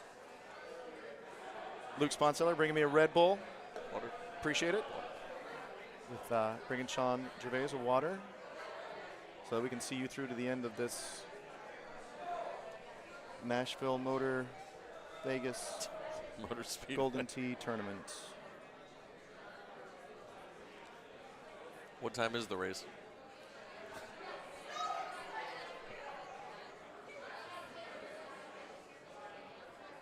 Luna with the dejected look in his face there. I don't know if he Very has, disgusted. I don't know if he has the spirit to come back here, but you'll know it shortly before he hits the ball. You'll see the gleam in his eye when he sees a setup that he likes. Haas going conservative here. He likes to hit the release shot to the edge of the fairway, about a 130 speed. That release tends to bury in the fairway. Is that there? This is drivable with the high driver 7. He's not trying it. Maybe just not comfortable enough to go for it. That was a chance to get a stroke back for sure. So this is another chipper wedge. There's no tee box on this hole. You cannot drive that green with a driver 7 with an outwind. And that is not a big helper win, but it was enough.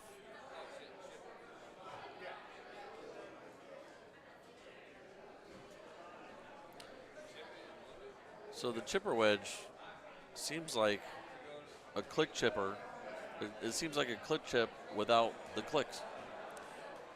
It's a little limited in range if you're using a thumb or a pullback. You really want your shots to be in that 50-yard range, 48 to 60. Luna able to use it, so I guess he had a reason not to risk possibly missing a 180 for that driver 7 shot. Like I said, I wouldn't count him out. And some of you, as I said, might have noticed the gleam in his eye as he stepped up to that shot.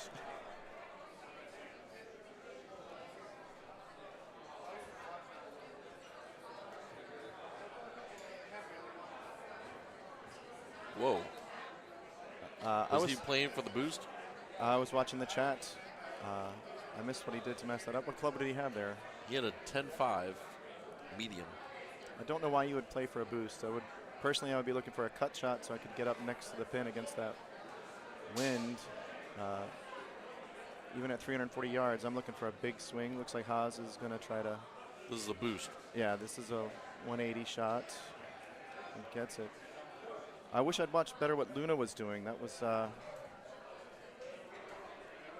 It looked like he was playing for the boost, but... Little turbo putt from 91 yards.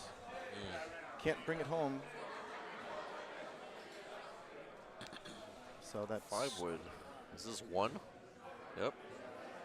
This is risky shot, folks. You have to know what you're doing with a 1-click. You have to have really quick thumb speed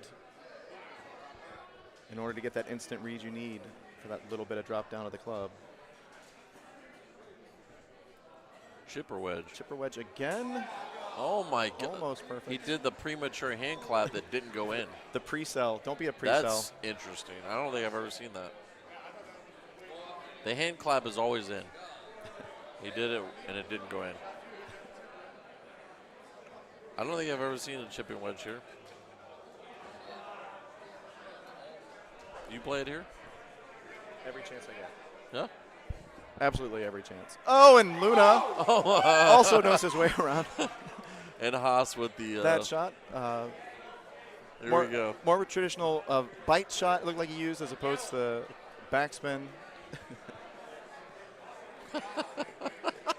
The hat is off. If you can watch... Uh-oh.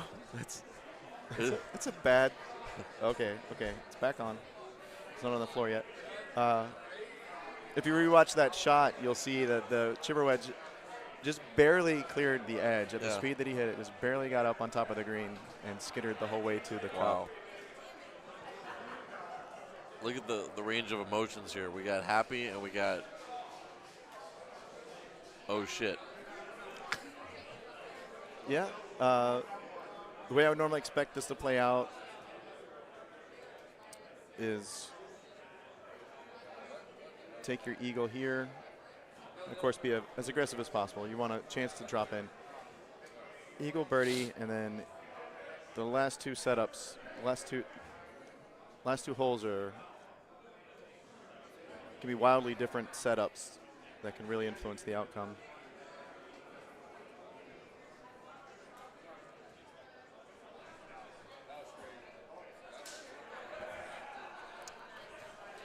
Can he get another one?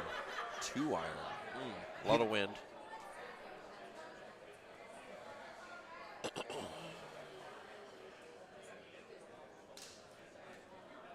Luna looking relaxed, letting a little chuckle go.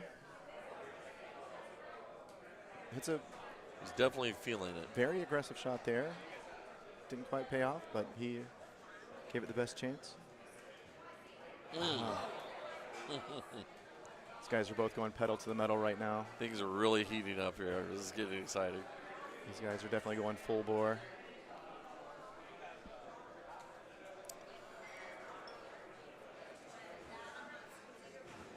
From two arrows of the game. Can't say two titans of the game. This is a pretty friendly look here. You get to swerve your arrows. You don't have to worry about accidentally 180. We got a balk there.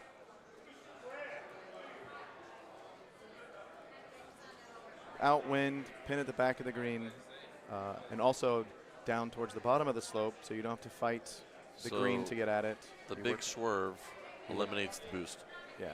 You see he put a cut on there because these guys know their cut shots. You wouldn't necessarily want a cut shot here, but with the arrows / salvos, you use it to get rid of the boost effect and control that distance. And well played by both of them on what was a fairly generous look. This game's not over. 18 can absolutely be a swing hole on Red Sands. This, if you get your 180 here, if you find the right line, you can have a putt. But you want to make sure you at least get a chip. Is it too long? No. Like I said, potentially drivable, but definitely chippable. Ooh, that's a good kick. He needs a gift from You think Haas. he gets this? He needs a gift. This is when Haas is at home playing this course. He imagines himself in this situation on this hole with this look, and he plans for this. I guarantee you. Oh boy.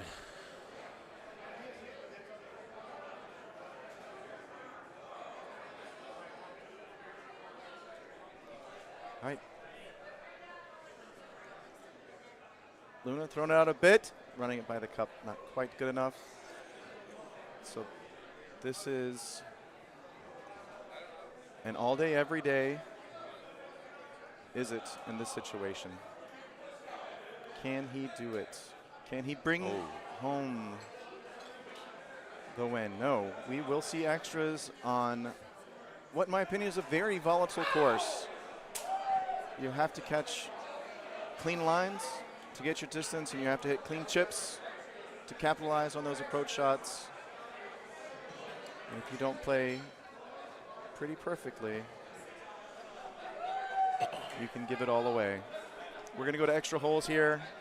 Luna maintaining honors, that birdie finish. I like having honors in sudden death in order to put pressure on my opponent. I also like not having honors in order to relax when they don't hole out. So don't think there's a really big advantage, and it's not dependent on your personal psychological situation. Serious W. Andy will probably make this. Oh, that's from last game, I guess. He probably didn't. Danny boy, why do you play the wind so much? Yike. Switch hitter.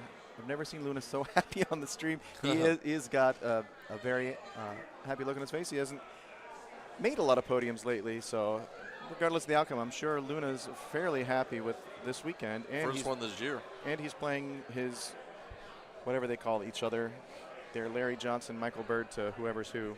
I don't know which one's which. Two of the best players to ever play the game. Playing each other for the finals. Now he needs to make a chip to stay in this, essentially. Andy putting a modicum of pressure on himself by not getting all of that drive. He makes it. He has no problem with that one. Brings it home. Hole one. Luna does a little half-step dance up to the machine to clean up his putt.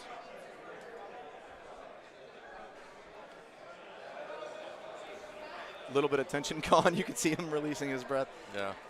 Hole one, especially on this course, is a high-pressure hole.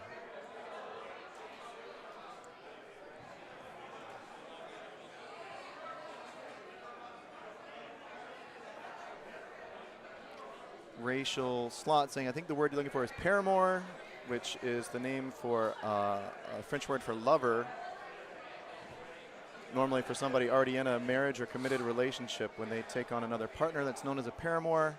So Haas would be Luna's paramour. Thank you, Rachel. Interesting.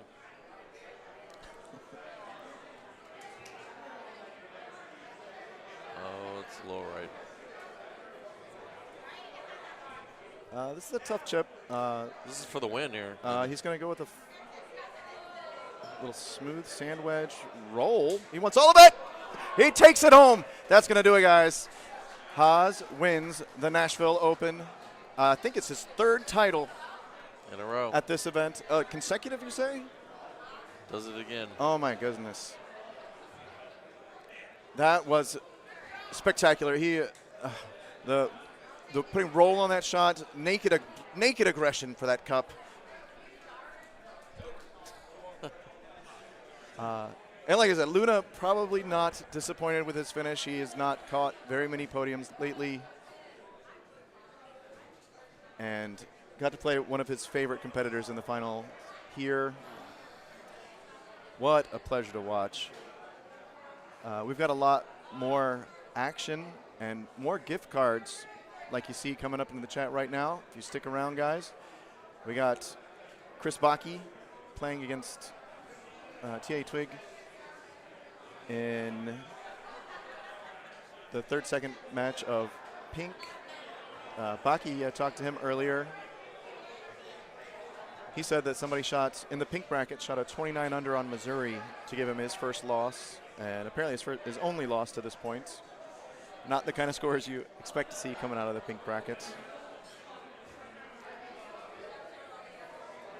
Twig still seeming settled, looking comfortable in his own skin. 2 respectable shots there on Manhattan, hole 13, drivable par 4.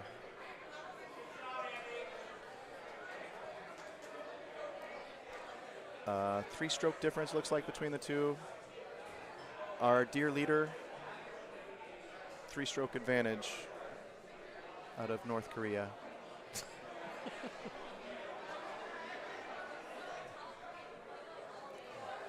Nate Stoll, let's go Bakke. Yes.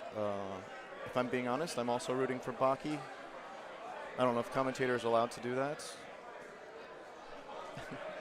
I can try to stay more neutral if you guys prefer. Play better. I got to. Oh, John. John Rimmel missing Sean's reaction from last year. Where was Sean Gervais? Are you not entertained? Jump out of the chair on the chip. Yeah, not this year. Sean getting the prime seat this year in the commentator's chair. We got the 32-inch about 3 feet away from our faces. We're definitely deep into this. And honestly, I throat punched him right as Haas hold that out, so I could get the glory of calling that moment. So I stole that from him. Gary Durkee being nasty. 2 sandbaggers of qualifying. These guys played to their best of their ability all weekend. You know, that ability changes based on various factors, which might be an 11-hour drive, might be 11 shots the night before. J Mac with a big Haas. Very happy with that win. Haas, I'm sure, also very happy. Mr. Luna stopping by the commentator's booth. Congratulations on your run. Very well played, fighting through from losing the first match to all the way through to the finals. Hello? Mr. Luna, welcome to the show. Hey, guys. How's it going? It's good now that you and Haas are done. We get to watch some good Golden Tee. Yes. The second. Some non-red sand. This is the second, third place match for pink. Nice. Chris Baki, T.A. Twig. Dear leader up 3 strokes.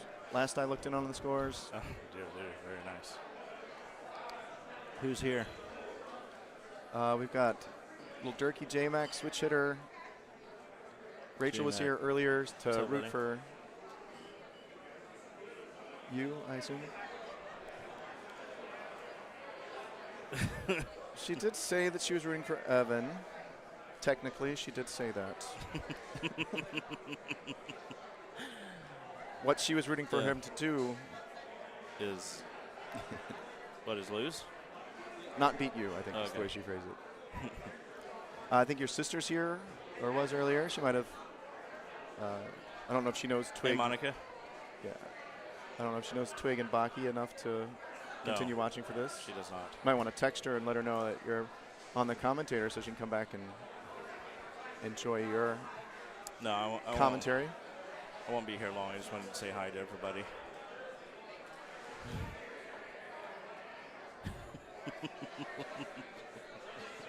Got a send out to Paul's kitty. Yes. Did the cat make it up for the tournament? No. No, unfortunately, they did not. All right, Baki eyeing down hole 17. It looks like with some appetite. Rachel. Appetite for the middle of the green. What the heck? And now the gift cards are getting spammed to the chat. Oh my God! Grab one up while you can, guys. That's 3 gift cards in the last 15 seconds. Yeah, man. So those of you that stuck around after Gold Finals are getting paid. Wow. Just directly getting paid for viewerships. I'm pretty sure that's legal.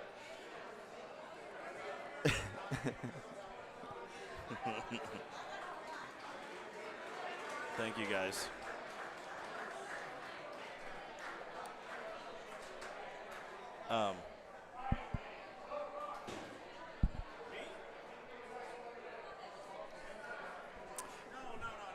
Yeah, I'm about to get up too.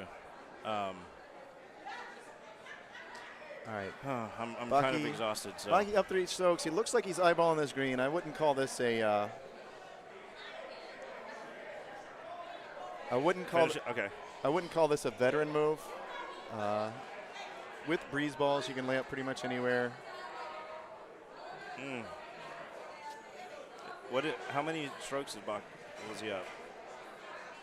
I believe he's still up 3. Okay, he's up 3. If there's any doubt about making that green in that situation, then you definitely want to take the safer play. Lay up. Don't put yourself in a situation like this where you can putt into the water 3 times and lose the match completely. Absolutely. I wouldn't guess that's what's going to happen, but he isn't. Put himself in the position to allow that to happen potentially.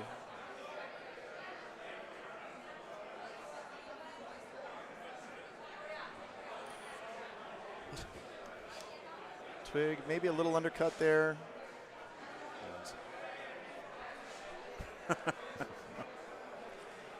All right, so the best thing to do here is putt it as hard as you can. If you're up 3 strokes, it's just a full cut it and let it leak down on the green. Yes. No need for aggression here.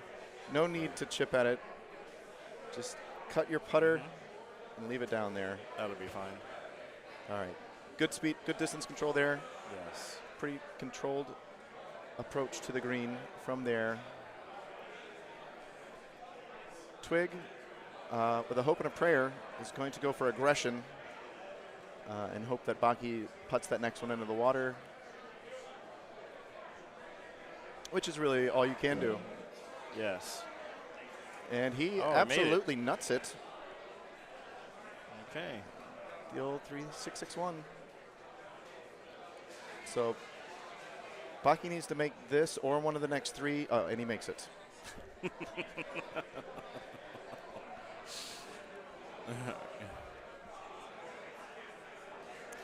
So Twig goes home with a 3rd place in pink. Baki goes on to fight in the pink finals. All right. All right, and I am signing off. Good to see you guys. Congrats. Luna, it was good having you. A great tournament, great run. Thank you. It was fun to watch. It looked like you were sleeping after about hole 11, and then you found a second wind. Yes, that is correct. It was a lot of fun to watch. Thank you, sir. Appreciate it. Good to see you. All right, and eventually we'll get a chance to see some more Golden Tee. Here you'll see the medals that were awarded at the Paris Olympics for Golden Tee. Unfortunately, the U.S. didn't take home any of those. They're awarded to Croatia, Lithuania, and Liechtenstein, respectively. Golden Tee just taking hold in those countries, of course.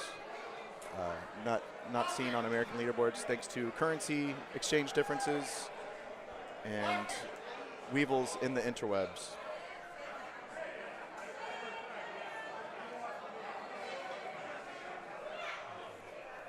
Once again, we'll give you guys a chance to send these payouts to Let Be Rock. If you have his number, he'll be happy to study this sheet when he can't sleep and put it under his pillow when he does. You can see that it was at least 100% of the prize pool paid out. I was told earlier for the handicap tournament, in order to make a full 32 entries, Power Events contributed an extra $230 to that prize pool for the Friday night handicap satellite tournament. Always doing what they can to create the best experience for their players.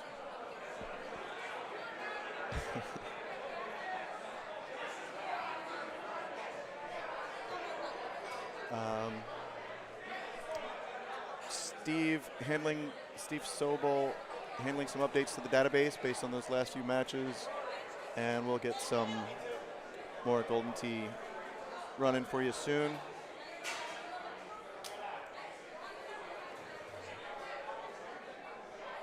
Back behind me, I can see Trevor Roberts getting a good luck dap from David Sandmeyer, who of course trained Mark Gomez up for world domination. So nice to get a good dap from him on your way to play your finals to take home a pink championship.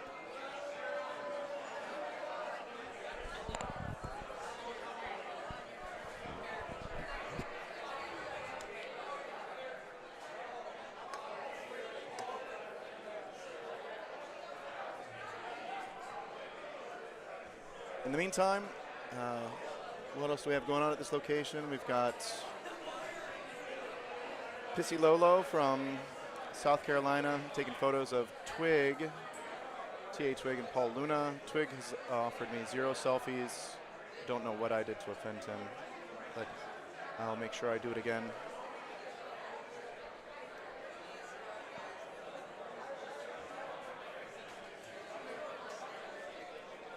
Steve Sobel also over there being commemorated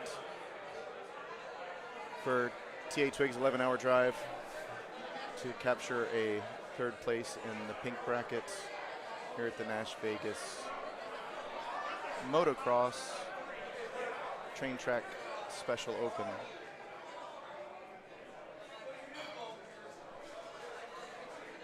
Brad Baird sweet talking all the ladies about 1 row back from the front row on the stream machines.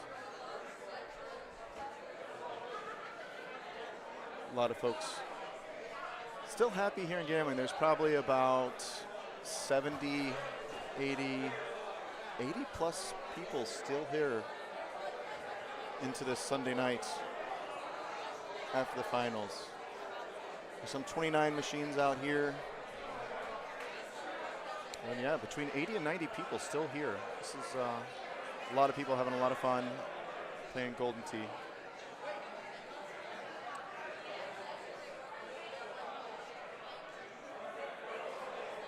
Looks like Chris Bakke and Trevor Roberts starting up a game now. They're having some conversation, maybe discussing how to chop their Calcutta wins.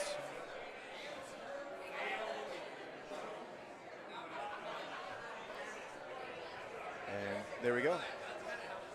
We got Luna, CJ, Evan, and Pissy Lolo in the background. There with a couple members of the Power Events Golden Tee Tour. Steve Sobel and Paige Gossett. And now I'm being joined by Don O'Donnell. I feel like one of those letters was not in the right spot there. Well, I'm sorry, did I transpose? It should be John O'Donnell. What's John O'Donnell, not Don O'Donnell. Is it John O'Donnell? It is, but not Don O'Donnell. All right, John O, it's good to have you. It's good to be had. Joined here with Paul Taylor, one of the top 5 North Carolinians I've ever met in my entire life. You're one of the top 5 O'Donnells I've ever met. That's right. I feel like we've got some sort of purple going on here. This is the finals in pink. So we got pink. Trevor Roberts, King of the Hill, facing off against Chris Bakke, Deer Leader. So what I'm probably thinking, we're probably gonna have pink on one, maybe purple on the other. Probably got both going on. Yeah, once they both get swiped in, we'll be able to track the one that. So these are great people, and I plays don't the know how closest. familiar you are with Trevor Roberts. Got to play with him all day yesterday qualifying. Great guy.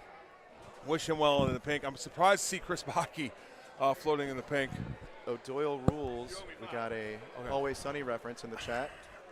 O'Poyle. I'll find you. All right, Luke. Have a good one. For those of you out there, I want you to do one thing right now. You must do it. Give us a like. You must give us a like. If you want to continue to see the high-quality product that IT puts out, please give us a like. And if you don't, what could happen is it might go to black, and you may not get to see 2 finals of a national tournament here in Antioch, Tennessee, just outside of Nashville. Antioch, I like how you know your place names. Well, you know, it's not my first rodeo, as I say. I want to say, Paul, it's been the first time we've been on the mic in about 2 years, and glad to be here with you because I don't meet many Carolinians I like, but I really do like you. Sounded weird. You should make it out there sometime to the Carolinas. You might meet one or two. So Trevor going to start us off here. Trevor opting for the breeze balls, which play very similar to stouts, I've been told.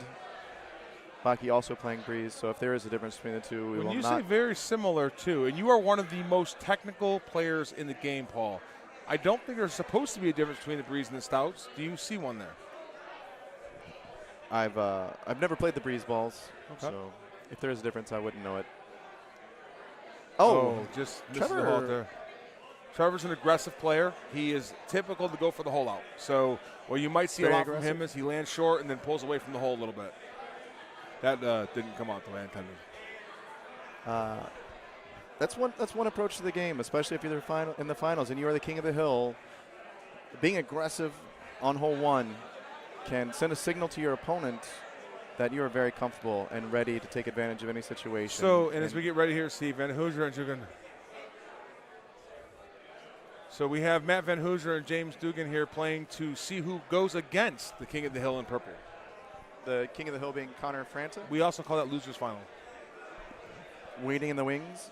I call it the not undefeated bracket. That's right. Not undefeated bracket final, yes. Bob Gorda, I'm not fast enough, I guess. Yep. There's been a slew of gift cards dropped in the last 20 minutes. If you weren't fast enough, better luck next time. So I want to tell you right now, too, James Dugan and Matt Van Hooser, 2 excellent people, not just great Golden Tee players, but also great people. Got to know both of them fairly well in my short time here on the Peg Tee Tour. Big fan of both of them. Matt Van Hooser been around the game much longer than I have, back into the early aughts. And still just a lovely person to be around, even after all that exposure to this community. One wonders how. So Matt Van Hooser now holds the distinction of being my second most traumatic experience in Golden Tee. My first being the 4-stroke league that I gave up on hole 18 of Bonnie today. That was the most traumatic experience that I can remember. Well, we'll talk about that after the stream, how you can avoid ever doing that to yourself I again. would appreciate that, Paul. So good start here on the pink bracket. Everybody making their birdies and eagles 3 under after 2 holes. One of the things, Paul, that I like to point out here are the swing holes. So here we have Missouri and here we have Manhattan. On Manhattan hole 2, that is a potential swing hole. You have a slightly right pin, which adds a level of challenge to it. Van Hoosier deciding to ignore the pin and just get safely across the trees to leave himself a chip. It's a reasonable decision. If you're playing, I don't think Van Hoosier plays stouts, but if you're playing stouts, to get anywhere near that pin, you're going to have to cut an 8-wood.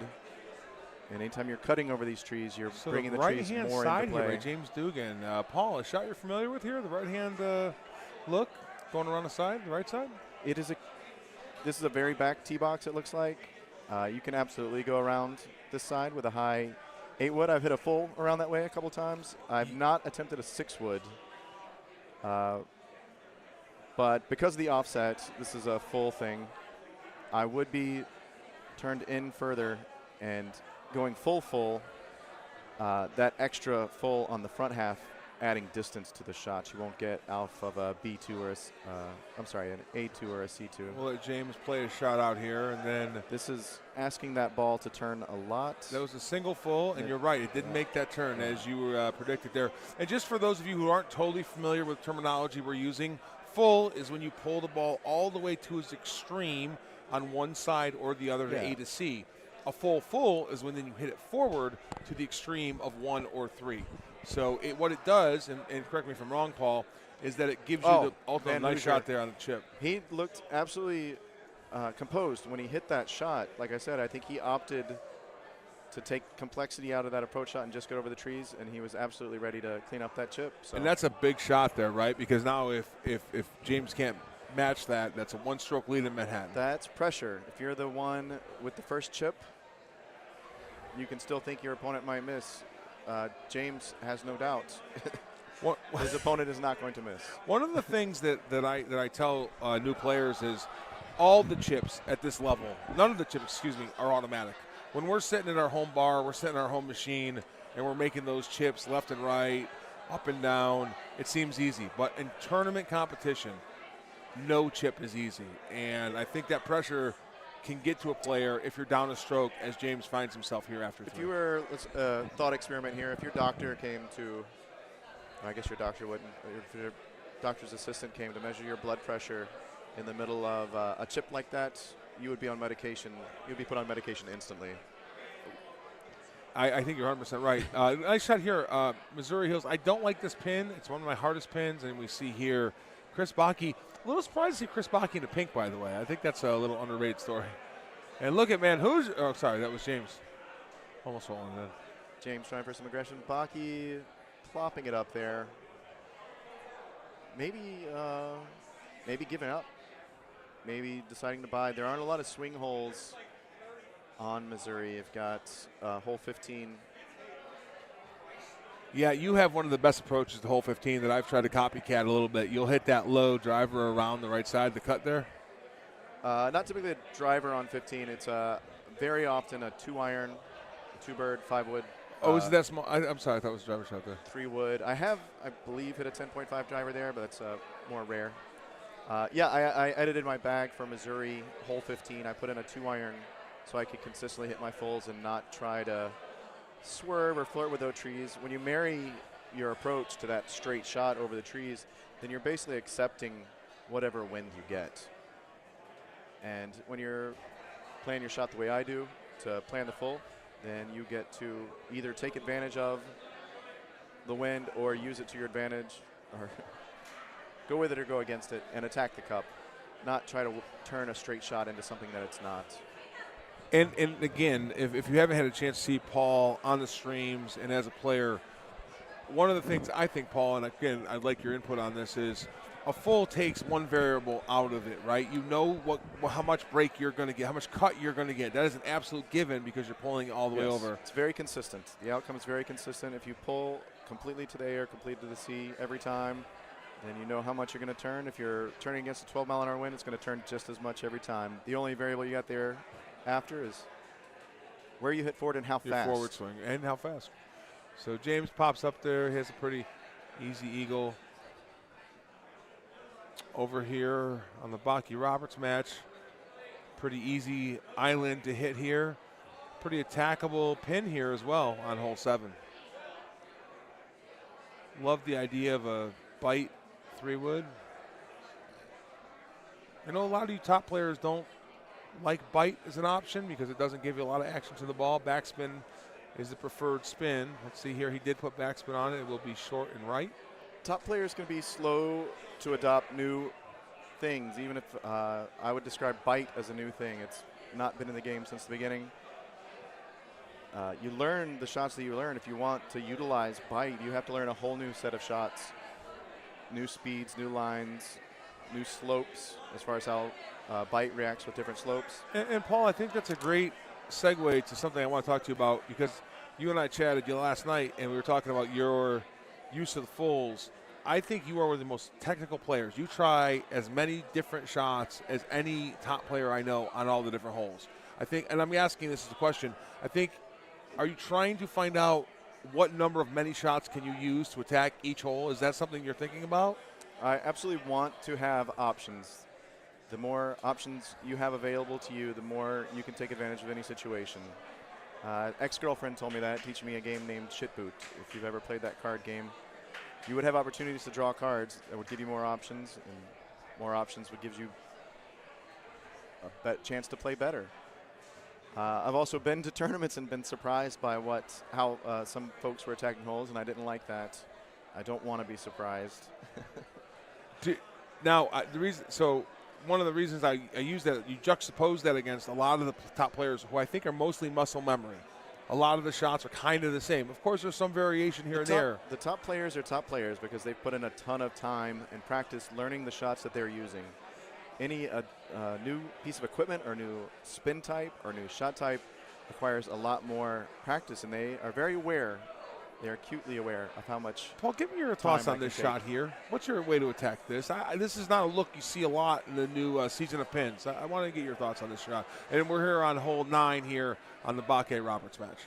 So for hole 9 of Missouri with the front pin under the trees, you very rarely get this look with the new pins. It's not common. So instead of learning a nice full like Trevor's trying to pull off here, I've just stuck with my driver 7, hop it up the hill, because you only get that 1 in 20 setups, and that's not enough for me to try to develop a more aggressive shot. So yeah, I'm mainly playing safe, not super aggressive for this look. And we saw there that Trevor was unable to find the green there. He's in the bunker. When I find this setup, I try to play a low 8, kind of a soft, full, just to kind of settle in there. And you see, Chris Baki, nice run at it. Good 3-wood there. Yeah, I have that driver 7 in every bag, and that's one of those situations where it turns itself into a utility club as opposed to a specialty club. A little surprised there to see Van Hoosier land his approach left of the green there and then the rough. That will be a nice chip for him coming out of there. I haven't seen a lot of Van Hoosier chipping, so I'm not even sure how comfortable he is in that situation. We about to find out, young man. We are going to find out, but not under pressure. We're not going to find out. With James Dugan watering here on 7. And again, for those of you who are listening, Van Hoosier and Dugan are in the finals of the losers bracket for purple. So 2 missed eagle attempts there in the pink finals. No look at this. Spilled. James Dugan saving his birdie. That's birdie the hard way. James Dugan. Birdie the hard way. There's no other way to say it. Hit an excellent chip there. and now we see that Van Hoosier can absolutely handle his chips under a modicum of pressure. So after 7 holes, Van Hoosier up 11-9. Trevor utilizing the lawn grass or whatever this stuff is called. It looks like pine needles, but it plays like fairway. Baki going down the actual fairway. Do you have a preferred look here? I'm sure it depends on the wind and maybe the pin location. On the Missouri on hole? hole 10 of Missouri. I like to go down the fairway every time. I use the other layup that Trevor Roberts is using in the first season of tees for this year because it was the better. Look at there, nice approach there. The better layup off the tee box, but I never liked the way the shot played out of there. It just always seemed to come up short, and it was very difficult to be aggressive. So Matt Van Hooser hit his tee shot short here. James Dugan down 2 with a chance to attack. 9 wood, you'll have to get every little bitty bit of it to attack this hole. That's not a lot of wind. And he'll get close. That's going to be a makeable eagle putt. Maybe he gains a stroke. Enough to get just past center of the green, so solid golf shots. And Van Hooser here. Matt slides his chip underneath. Not able to take that, but he's still up 1 going into hole 9, par 3. Let's see, so somebody asked me in the chat earlier if I ever hit a driver 7 into hole 11 of Missouri. This is 100% where I would be hitting a driver 7 into hole 11 of Missouri. That is at 370 with the pin at the back is not a long look, and the driver 7 doesn't think much of an 11-mile-an-hour wind. It sneers in the face of that. It would carry that green? Absolutely, 100%. I think that's a really good tip to the players out there that haven't got the experience that maybe you and some of these. Oh, and look at this, a good shot there by James, just falls short. If a 7-degree driver is going to carry that green, I think it's a good club to have there. Yeah, and it's another item on the list, like I said, where for me I love it because I think the Golden Tee community as a whole has about a 3-year period for mass adoption. It took about 3 years when stouts were out for people to start using them. I had a wonderful. Look at this, Matt Van Hooser rolls it right up there. It says somebody's closer, so he gets great shots there. It was also true with the higher lofted woods. People wanted their hybrids for forever, even after the 7-wood and the 6-wood came out. It took about 3 years for it to turn into mass adoption, so which is faster than the mass adoption rule in the community at large, which Paul, is 10 years. Here's the thing. Change and people, not exactly, they don't go hand in hand. They're not peanut butter and jelly, my friend. They're peanut butter and monkey wrenches. I think I read that it takes about 10 years for a technology to reach mass adoption across society or across a country. Well, so at 3-year rate, we're doing pretty good. And as a wise person once told me 3 or 4 times today, until you force it upon them, people don't often accept change. And so I think you're going to see that here in Golden Tee where, again, like you said, stouts, I resisted stouts for so long, but it became the best choice for me. And not that I'm anywhere near the player you are, but it certainly helped my game, rise to the purple main cusp that it's at. And as far as learning the game and getting better, some people have said that the stouts might stunt your growth, but what they can actually do is teach you half of the game very well. And that's a reasonable foundation to build off of if you are thinking of transitioning from stouts. And just for those who are listening who might not be familiar with what half they might be missing, I think you're referring to kind of the way to cut the ball and kind of move it around the different areas. Stouts only do one thing. They cut the wind in half. So you will then learn all the winds from 0.5 to 8. But not the ones that are in excess of 8, and we know that those can be very different. Everything up from there you'll have to learn. So we see here hole 13 on Missouri. To me, this is a hole that I would love to be able to attack deep. I actually think this sets up for that, but Trevor's not looking for it. I think that left fairway's in play here, but he's not even looking for it. Trevor looking for the layup from the first few months that these courses were out, which if you're not comfortable with your long ball, you might consider this an option. Pin at the back of the green. I like this shot. Hammer this deep there. Pin at the back of the green, even if you don't hit your drive well, you're still going to have eyes on that pin. Yeah. So I like Baki's approach here. He's a little close. We'll see. Well, I don't love Trevor's decision. If it is the one that he uses the most often, then it is the one he should be using now when it counts. Is the one he's the most comfortable with. Because comfort is a really big part of this game, right? You don't want to be trying new things here in a final or a tournament match. He is on grass. He has found a spot to lay up where he will get everything that his club and ball can offer him as far as cut and spin and distance. No penalty from being on grass. And Mr. Dugan flies it way long here. Which maybe he didn't realize he did not get a distance penalty because he hammered it. And we see here Van Hoosier's tee shot at 11. Simple, soft cut.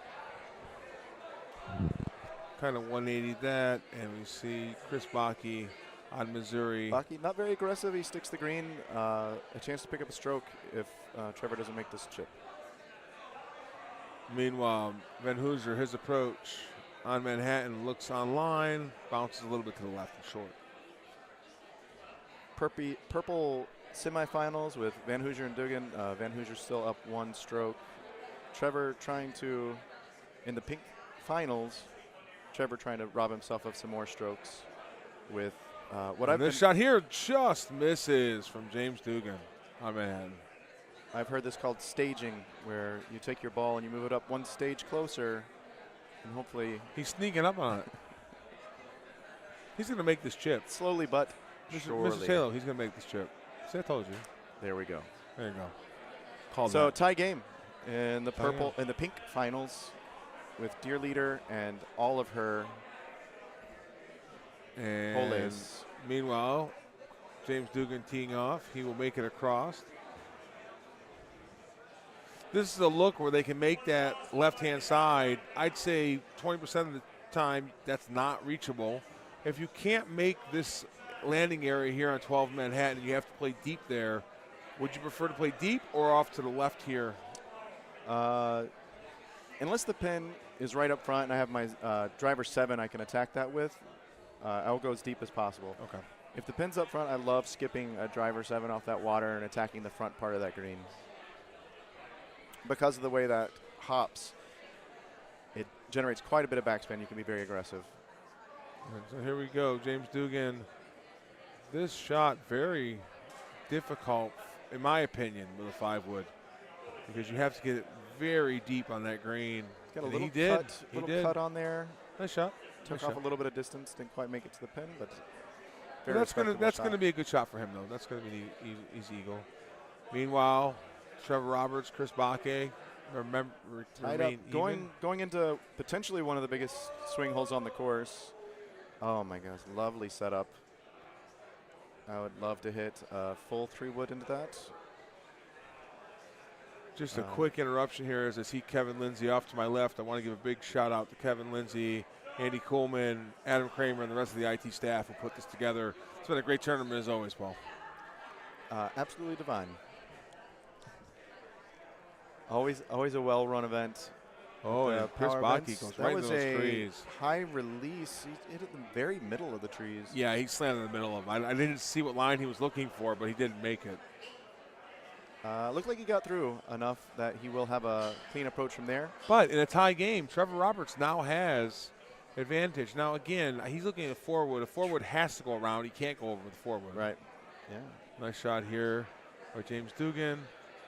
Which, as easy as that shot can be to hit it straight over, as I talked about earlier, if you marry yourself to a shot like that and you rob yourself of other options, then you can do what Chris Bakke just did, which is running up against the wall when those options run out. And I want to watch Trevor hit this shot here before I ask you this question, which I think is important to newer players. So we'll let Trevor, because this right here would be a great swing hole if he can make this green.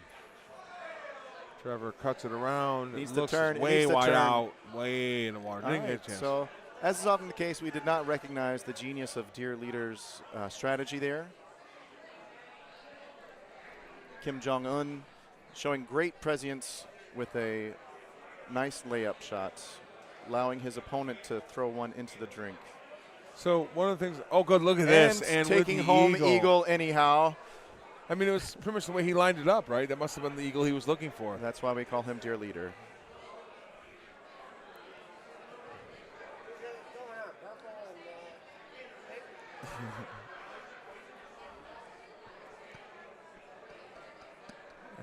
And as we see here, James Dugan lining up on Manhattan, getting close to the hole, sitting at 19 under. He is one stroke behind Trevor. Matt Van Hooser. Matt, and look at this. Trevor doing what he can to stay in it.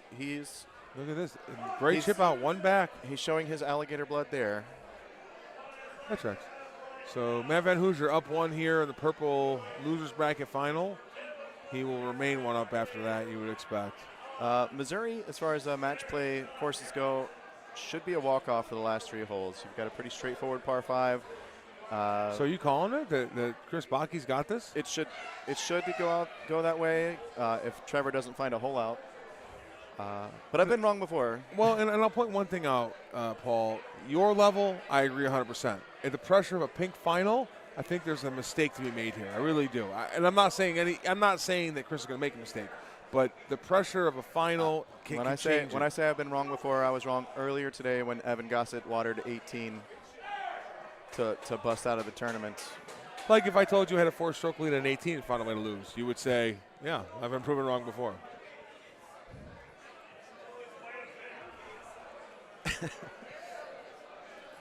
As we see here, Chris Baki make the approach. Nice high lofted shot. One thing I will remind everybody listening, just because you hear a voice doesn't mean you have to repeat that voice. And as we see here, Trevor Roberts with his putt drains it for an eagle.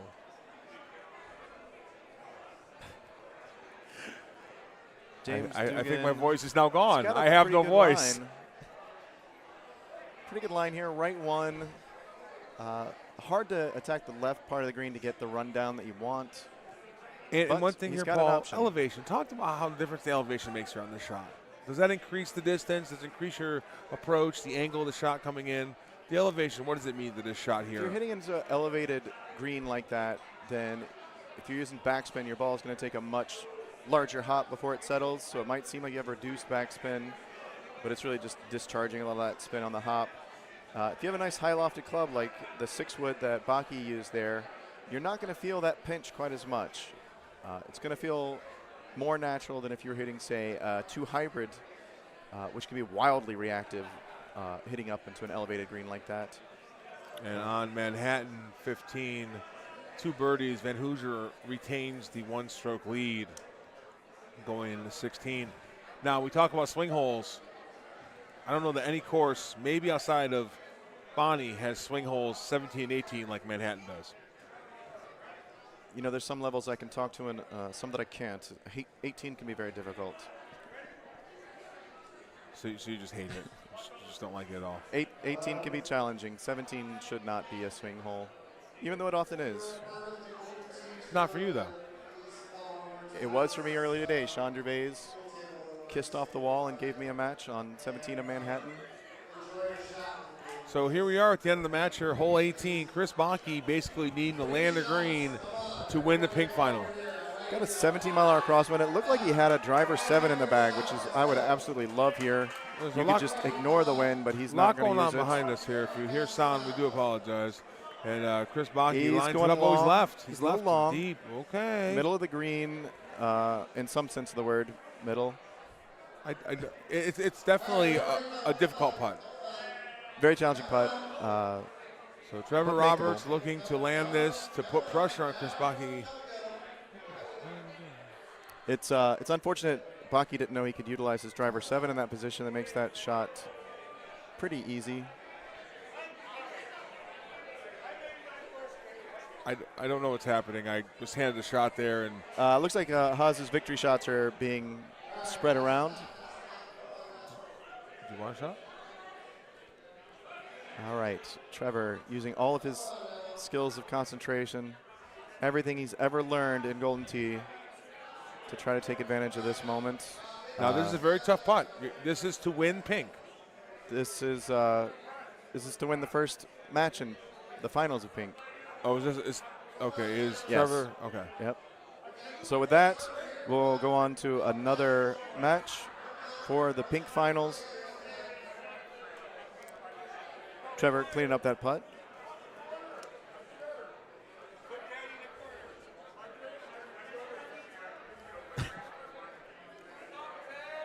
Joined us just in time. All right, well played by Baki and Trevor Roberts. We'll get to see these guys face off again It looks like they're having a little bit of conversation after you lose that first one. Look at this shot in the hole. Look at that from James Dugan. And that down one, that may have tied the matchup. See, I just have to bite my tongue. Every time I say something, they prove me wrong. I said not a swing hole. I told you it was a swing hole. James Dugan turned it into a swing hole. You're going to lower yourself into the top 8 Carolinians I know, sir. You just have to meet 3 more. So if you're following this, Matt Van Hoosier was up a stroke with that hole-in-one, assuming, and again, because I do think it's a swing hole, Matt Van Hoosier has to make at least a birdie here to keep the match tied. This is not an easy shot unless you're a top level player who has made this shot under pressure. Looks like he's looking at his 8-iron. Boy, I don't like the 8-iron here. He really didn't like the next club up. He got an instant head shake from him. Release so you don't get too much hoppage. The wind and the green offsetting each other. He's opted to be aggressive here. Looks good. But he will get a birdie. With that release settling gently on the green. The good side of this is Van Hoosier gets the tee off second on 18. And you're hearing the celebration for our grand champion, Andy Haas, behind us. And, again, a great win by Andy here today. I heard he's taking this one on 3 in a row now. This is the 3rd time. You are correct, sir. This is a pretty sick run. All right, 17-mile-an-hour outwind, short look, 231. I like a 9-wood here. I have a 9-wood, so I like it here. A situation like this with the wind pushing you forward and being so close to those trees, the trees are much more into play. Your ball will get to them faster before it has a chance to rise. And 9-wood James high. facing out one. Got about almost a half cut. Slow down, slow down, slow down, slow down. And just overpowering it. It was 144 on the hit. He gave it everything. I think he hit it a little too hard. It was only a little too hard, to be honest. That's what I said, a little too hard. Yeah, maybe 6, 7, 8 miles per hour less that might actually hold the fringe. And again, with a high tee, the backspin that he put on the ball had very little effect. Very little effect. And in this situation, maybe a detracting effect in that it causes more of a hop than a bite might. Because backspin, when you put on creates more of a hop once it hits a green. Is that correct, Paul? Exactly. And just so that you know, we are sitting next to world champion Paul Taylor. I am John O'Donnell. We are here from the Music City Madness Tournament in Antioch, Tennessee, Peg T Tour stop. And Matt Van Hoosier, if he can land this green, will win the loser's bracket of the purple bracket.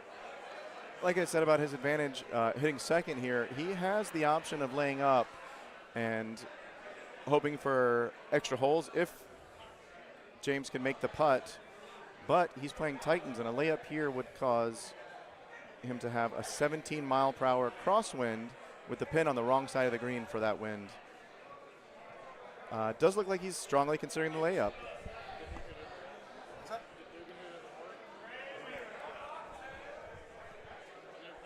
There on the pink finals.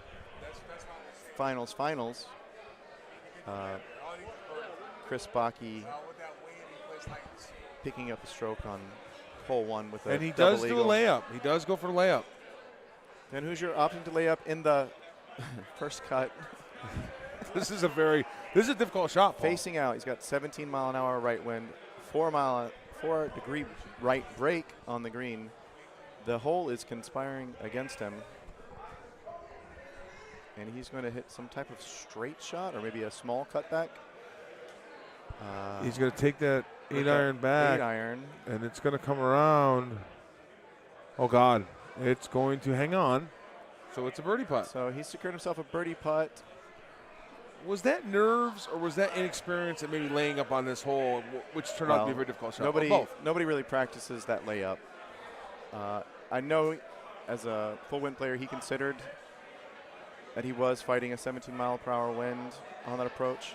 James Dugan, if he can putt this in, will put a ton of pressure on Matt Van Hoosier. With the pin in that position, this is a very makeable putt. It's also a highly waterable putt. And he, oh God, chose option B. I don't think he chose it, but it chose him. And unfortunately, James Dugan there sails the putt long, and now Matt all has but the seals his, and he's going to do it again just for a good measure. Matt right? hopefully choosing just to lag this putt. He can also water his, I believe. Oh, well, that would have been a stroke limit. We'll find out some other time. Baki catching a little bit of rock there. He holed out hole 1 and was able to pick up a stroke. Looks like he's potentially going to give that back. I see Oliver's 3 under, so he got his a birdie on 2. Oliver holes. And Trevor Roberts teeing off here on 3. Now this is the pink finals.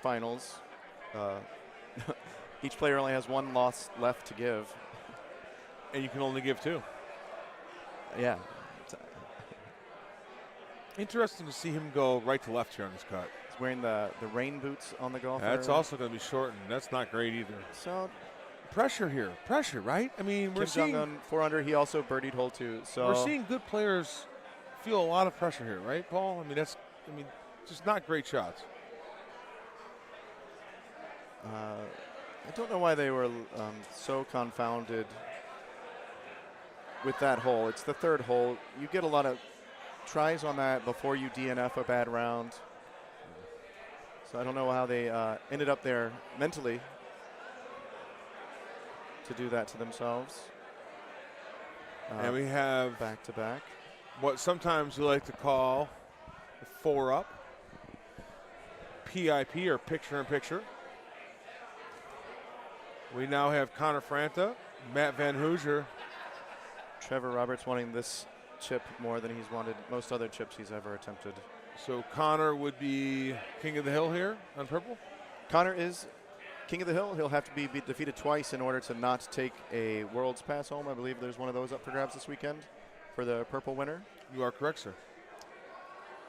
They've decided to respin after spinning red sands. Really? Which is an interesting decision. Mutual decision. From Van Hoosier being a distance ball player. Yeah, I would think he would capitalize on that spin, but he decided he didn't have enough reps on that course. Or I saw a couple of Red Sands matches in the main. The biggest one that stands out to me is Jordan Cook against Chris Brewer. Both of them playing arrows and both of them struggling to control that ball in this situation. And if you have those 2 players making that decision, I think it makes sense that they would pass in the purple bracket. And instead, we get Missouri Hills. So Trevor Roberts shoots his tee shot on number 4 close. So these 2 just played a match. They just played 18 holes with each other. Is there anything you can learn, Paul, from playing an opponent 18 holes, how they might attack, how you can take advantage of that, or do you just shoot whatever shot you think is the best, shot in and shot out? If you learn a player's shot style, if you know they're good at thumbing aggressively or they know their distance as well, then you might know to step up your aggression on a similar look that you know that they can capitalize on. If you know they're not particularly good at certain holes, then you can lay off and play a more conservative shot if there is any risk involved, or if it's a shot you like, then you can be more aggressive in order to rattle them further. So yeah, there are opportunities to take advantage of your knowledge of another player. Why don't you give it a as shot far as leveling your aggressiveness. I'm sorry to interrupt you there, Ben Vanya, just looking to take care of his commentary booth. We appreciate that. Oh, look at that shot. Connor Franta coming out firing at the hole. Connor, a very good player. Surprised to see him in purple, maybe, but he's got a chance now to win his World's Pass for 2025. Which I believe he also won his 2024 World's Pass in a purple bracket. But if you look at the PEGT Tour website, you'll see one player has more purple wins than any other, and I believe the number's over 100. That player is Matt Van Hoosier. He's no stranger to slumming it in the purple. As a purple player, I kind of feel offended a little bit. Good thing you're in my top 5 North Carolinians, Did you make my the friend. Did you make the purple this weekend? Congratulations. I'm going to throw you through a window, sir. And I like you. The windows are very far away, but I believe you could pull it off. Again, you have Paul Taylor, world champion in 2023, one of the absolute best players you could hope to meet coming to one of these tournaments, and you should come to one of these tournaments. Paul, one of the things that a lot of people are afraid of is the intimidation of the style of play, the level of players here. If you were going to talk to a new player who was considering coming to a tournament here and was intimidated at the skill level, what would you tell them? I would say, especially because they can see what I'm talking about, look at these two screens, look in the background at how many different people are playing Golden Tee and having a good time. Those are players of all different levels. Even the players that we have in the front of the foreground playing these matches, representing the purple and pink brackets respectively, players of all levels. And what I would say is I have been lucky enough to meet many world champions like you, many of the top players like you. I'm one of a kind, bud. Well, you're something. Not near your level, but you guys have always accepted guys who are willing to learn, willing to come out here and play, and couldn't be more helpful in coaching and teaching. So, again, please come out to a Peg Tee tournament. Please come out, see this awesome experience. It would be, some people think it would be nice if you could walk up to a experienced veteran and they could flip a switch and magically know everything that they do about the game. But that's not the way the game works. It takes a lot of practice no matter what you know. And because of that, and also because we love competition, you can't have competition unless you have players of your same level. So we want to raise, I'm speaking from your mountaintop of goodness. From a mountaintop. We want players of our same level so we can have the same thrill of competition. But what I do appreciate, I think anyone who came out here would appreciate, is you are also very willing to help bring players up to that level. I feel like that's what I was saying. Maybe I said it poorly. I don't think you did. I think I was just trying to help out. Yeah, I absolutely want to help everybody elevate their game to the best that it can be. I know it takes a lot of work, so I'm not scared to share every bit of what I know, because you're still going to have to work to implement it on your own. Trevor Roberts hits his tee shot here on 7. Close to the pin. He's at 9 under. Oh, look at this in the hole. Goes Matt Van Hooser. And you see right away, Matt Van Hooser takes the lead here. Connor Franta, who always seems to have a look on his face like he doesn't exactly love what's going on in the world. Nice game, buddy. Nice game. And he gets close, but not in the hole. I'd be interested to know down in Louisiana what they call that face that he makes constantly. Oh, I've got a name for it, but I can't say it on the air. Oh, okay. Well, you tell me afterwards when I tell you how to avoid losing 4 strokes on hole 18. I used to like you so much. So here we go. Connor Franta now is down 1 stroke in the purple final. Again, Matt Van Hooser has to win twice, and he almost holds this one out. On the other side, Chris Bakke, Trevor Roberts, both 10 under after 8 in the pink final. Finals. That is the most finals you can have in the pink. Oh, this looks like it's going to hit rocks. That's not great. It's a gentle bounce. It's going to stay dry. Left himself a chip, but wow, the body language says he's very discouraged. So hopefully he can muster. I don't think it's just body language. I mean, I can hear the English language, and it wasn't great either. So here we go here. Chris Bakke, while he's looking at the shot, your opponent misses a shot. Now you're up next. Is there any extra pressure on trying to land this close? Does that have any impact on your shot? Apparently not, because that's in the water. Chris Bakke goes in the water. I don't think that had to do with his opponent's shot at all.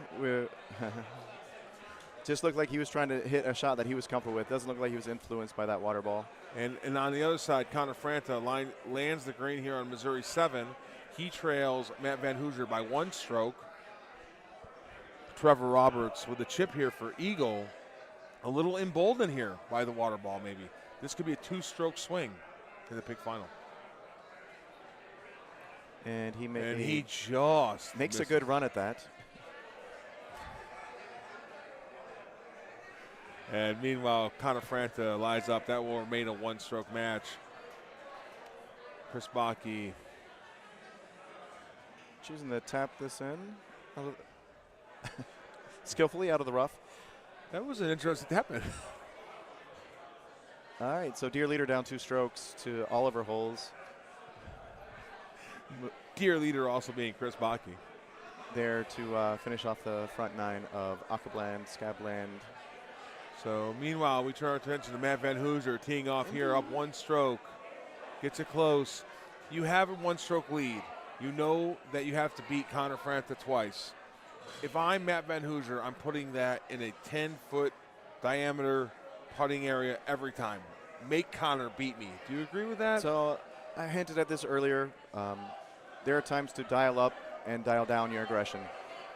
Par 3 with a pin in the dead center of the green is definitely a time to dial up your aggression regardless of the score. Which I don't think we saw Matt do here. And look, we just talked about how rare it is to see this look here on 9, and we see it 2 times in a row. Probably the same contest, but yeah. Yeah, I think this is the same setup there that they ended up in as the earlier pink match. I saw he had a 0 bird. I feel like that would be the greatest club for this shot, but he's not using the 0 bird. He's got it. It's probably for this hole, or potentially left over from other seasons and using it to attack we hole see 2. Trevor Roberts running it up here. Choosing to swing this around. It's gonna get That's up, gonna be a good shot. and it's gonna settle. Very well played. And a 2-stroke.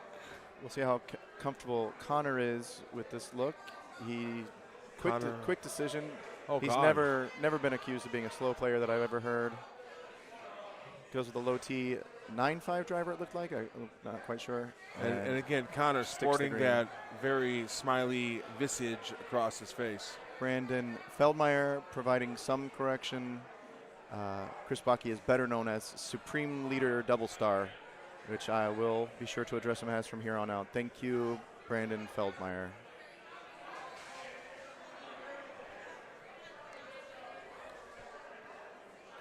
So one of the things I wonder, you are the world speed run champion. Connor plays very, very fast. Do you think he could challenge you for that title someday? I can't think of anybody that can challenge me for that title. You're looking at him. I got you.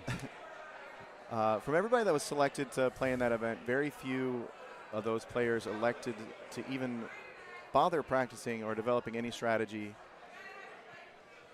So anybody that could beat me would definitely be a fluke, because nobody could do it twice. And that is the voice of speed run champion Paul Taylor, also world champion. And I got to be honest with you, his confidence, while extreme, I think it kind of plays in contrast to your actual personality, which is really, really humble and a really great guy. So I think viewers out there who know you're pretty great. But yeah, you're going to lose speed run, and I'm going to bet on everybody that plays against you in speed run, because you're going to lose it. I hope you get wonderful odds, because so Matt Van Hooser, looking at this 11-mile-an-hour wind, are the Titans enough to fight it down? Well, he's going to lay up. You're up 1, right? Looks like he's just looking for a comfortable layup distance. Yeah, you're up 1. There's no reason to put that ball in the water. Full wind ball. No. And here, I'm sure he can get there. I just don't know if he knows he can get there. So here we go. Trevor Roberts attacking here. Those will be 2 birdies. Going for the big one. That's a big shot. Clears and gets up in the sand. Leaves himself a chip. He's okay with that, right? I guess he's happy with that. Again, stout ball here. What is happening here? Oh, he's going to go with a full. Yeah. Oh, God. That's way off. That's a terrible shot.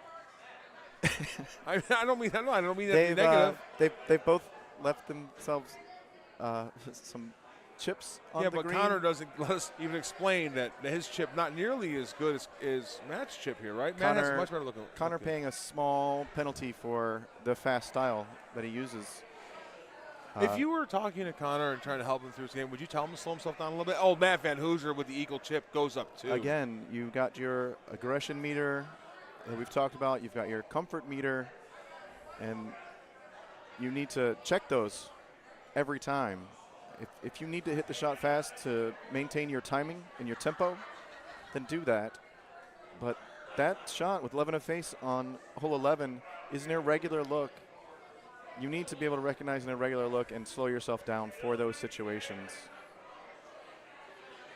One of the things that I think players that aren't quite at the level that you are, or even that some of these players we're seeing here in pink and purple are, when you say a regular look, and Connor Franter makes a good run at that, a lot of players are playing 5 games a week, if that, right? There's the 11 mile an hour in their face. You're also being tricked because the pin is at the back of the green. So when you look at the distance meter, you're led to believe that you need to get 380 yards out of it, but you don't. The pin's at the back of the green. So there are things that are tricking you on that hole, and you need to be able to recognize that and be able to respond appropriately.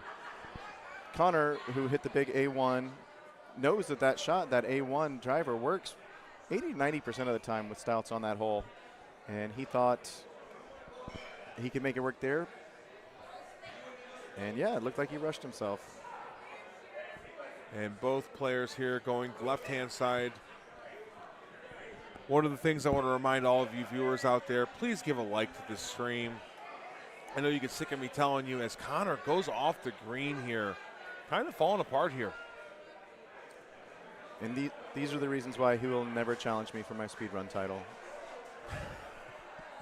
Keeping a list. But while we wait here is Matt Van Hoosier. Great approach. Putts going in here on Bakke Roberts. The amount of likes that you give this stream assists the priority in which this kind of content will come up. Andy Kuhlman and the rest of his team puts together an amazing stream. Let's knuckleheads like Paul Taylor, no offense, and myself sit here and really commentate on great matches. Please support them by giving them likes. Supreme Leader Star down 2 strokes going into 14 of Uncle Bland. Meanwhile, Connor Franter also trailing Matt Van Hoosier by 2 strokes. Good shot here. It is looking as though Trevor Roberts will be able to take the pink title down, but they are on Scabland. There are some swing holes at the end. I think that was a premature victory given. I think Chris Bakke's got a chance here still. I did say looking like, but if you wanted to put some money on it, sounds like you're challenging me. So I am. $20. I have $20 that says that Chris Bakke ends up the winner of the pink. I'm not going to bet against that guy. I love him. 3-stroke lead here, Van Hoosier after 14. $10? $10 bet? I wouldn't bet against Bakke. I want him to win. I want him to win too, but I'm willing to put my money on it. You could try the reverse jinx, but I tried, right, but it didn't work out, and I understand. Van Hoosier up 3. Another one of these guys that's married themselves to this straight shot and left themselves bereft of options, in my opinion. If you had on your bingo card bereft, you are now a winner. Nice shot here. Big full here by Connor, who just doesn't take any time at all. Puts it in the sand. The speed at which he's playing has to be a disadvantage here at some point. I feel like he isn't examining the shot close enough. I think he's frazzled too. He's down quite a bit, and those kinds of things can compound.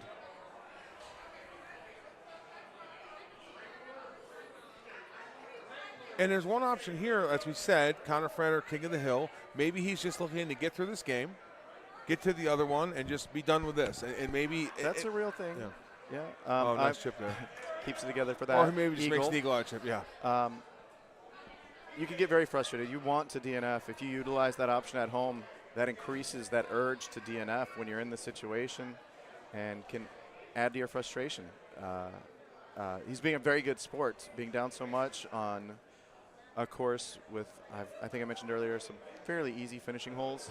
But Hall, I'll point this out. But now it's 2 strokes. One more hole out, you're within a stroke. Even given his level of frustration, I'm just saying he's being very sportsmanlike to continue playing.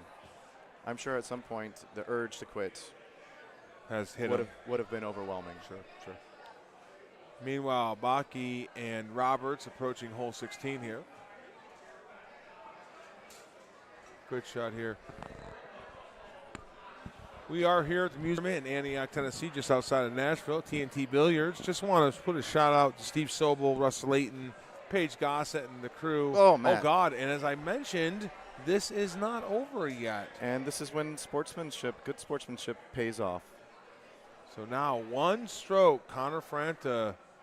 Again, he is king of the hill. He only has to win this match to win purple. He shoots a very nice shot in here. And Matt Van Hoosier, no stranger to pressure. He's been on this tour a long time. You would expect him to finish this round. Over 100 purple match wins on his scorecard. Don't love the 3 hybrid there. Nice shot there by Trevor. As we look to close out that match. No one getting tricked by the secret turbo on that hole. Trevor Roberts up 3 strokes. I want you to explain that after this 18th hole, after we get rid of this match, because I think the secret turbo on a tiered green is really important. All right, for so here we see players. the same 17-mile-an-hour crosswind. Connor Franta shoots it out there, backspin, gets close. Looked to almost end the match in pink. Van Hoosier, oh yes. Connor. That'll do it. That should do it. 3 strokes up on the green there in 17. Matt Van Hoosier has to make the green to force a second final in the purple bracket. It's up, and it is. It's a very nice cut shot there. Good. So we will see match 2, Connor Franta, Matt Van Hoosier. Meanwhile, the pink bracket about to wrap up. I don't want to bury the end of this match, so we'll let this play out.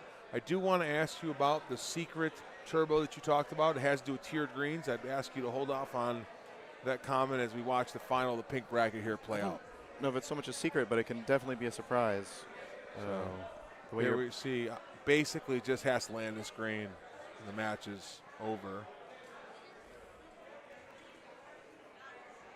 Trevor Roberts lining up. For those of you unfamiliar with the pink bracket, we qualify on Saturday, the top 32 making main and top next 64 making purple, the remaining making pink, but very skilled players, including Trevor Roberts here looking to win the pink bracket at the 2024 Music City Madness Tournament. I believe pink had 58 competitors, And almost this a full is up, bracket for and them. this is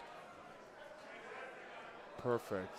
So with that, Cumberland will be the final. Only 2 finals for purple, but 5 finals overall. There was only 1 match played in gold. And that shot is short and in the water. Trevor Roberts will be. Trevor Roberts is your pink Motor City Speed. I believe this will be the championship for Trevor Roberts, correct? Oh yeah, this is his That's final. it. Oh, I don't know. Finishing in style. And with your win, don't make putts you don't need. Oh, Cumberland One lesson being you the can final take away. match in the purple bracket. Sometimes your commentators are pretty stupid, including only John O'Donnell in that statement. Including only John O'Donnell in that statement.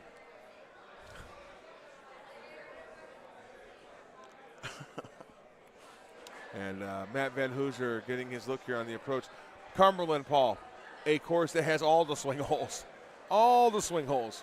I think if Matt Van Hoosier could have handpicked a course to play this match on, he would have picked Cumberland.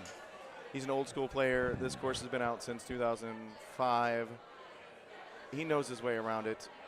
He's got nostalgia, a wind of nostalgia at his back. A wind of nostalgia at his back. You have a thesaurus over there. We're in the same booth, everybody, but he's got a thesaurus stuck up his somewhere. Anyway, Matt Van Hoosier getting ready to tee off on 2. The only thing I will ask you, Paul. Dr. Barry in the chat, I have a picture of you on my phone, Dr. Barry.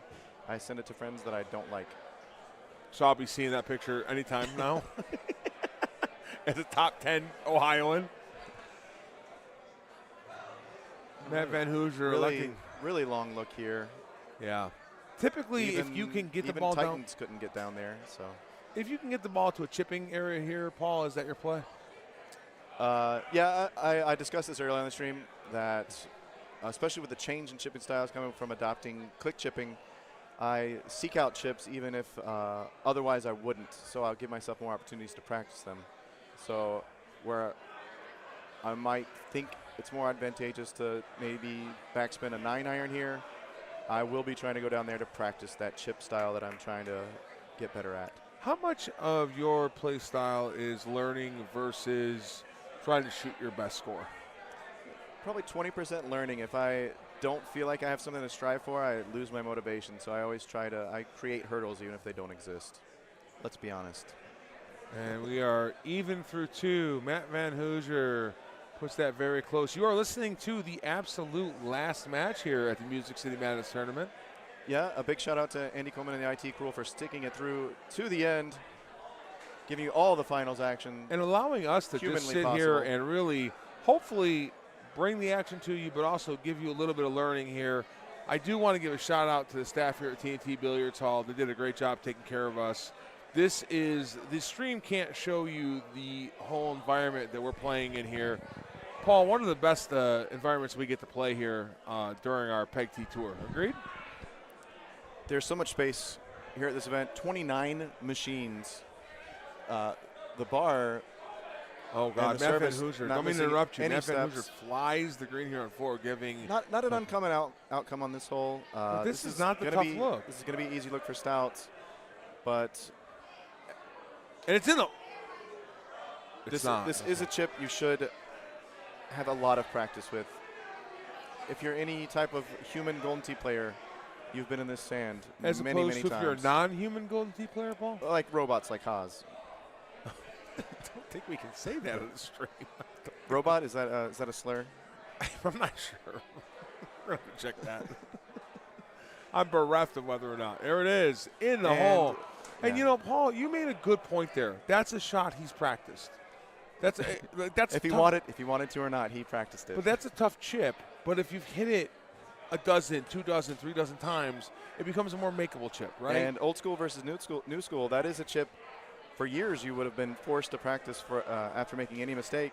But when the courses went through a bit of a transformation in 2015 and after, you didn't get as many opportunities to practice those types of shots. So it's a bit of an old school art. Well, I appreciate you using the word school in front of the word old. I'm just old. And one of the things I will tell you is my chipping style is much like Matt Van Hoosier's, where if I can get half of a stroke, I know where it's going to land on the green. I just have to control the speed from there, which I think is more of the old school approach to chipping. Yeah, it's transitioning from school to fogey. But, yeah, right now we'll still say old school. You ain't young either.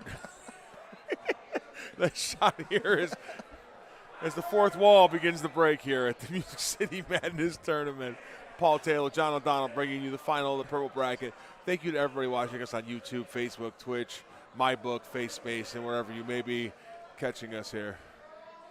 And I got to say, you're definitely in my top 5 Jonos that I've ever met. I feel like you'd have to really get out a lot to meet more than 5 Jonos, but I'm not putting it past you, Paul Taylor. And here we go. So a good segue here. We saw Van Hoosier play back here a little bit. I feel like this is another, it comes from the old school. There were more tee boxes you would play from on this hole, and it seemed like often this was your only option for a layup. And so Matt Van Hoosier, and when I watch Skipper Ripper's stream, I'll often see them utilizing that layup just pretty much out of habit, really. You are saving yourself some risk of bouncing down that green if you don't know how to approach it. Meanwhile, Connor exactly Franter right. his approach.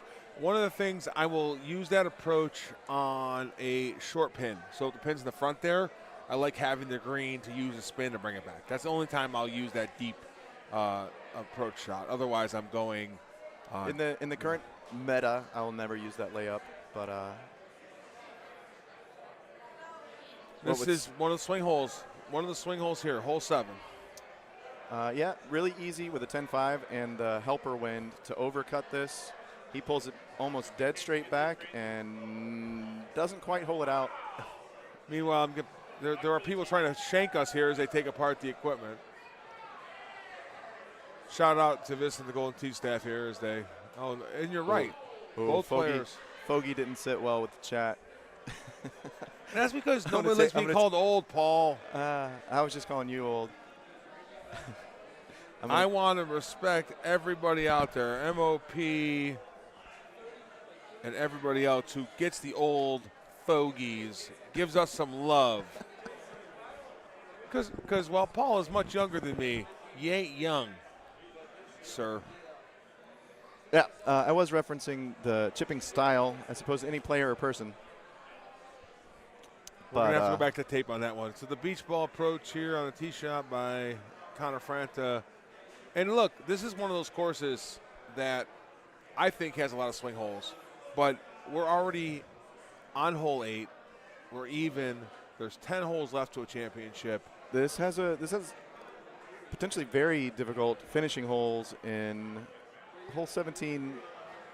A deceptively difficult hole, as given the size of the green. You feel like you have everywhere to go, and sometimes it's just not true.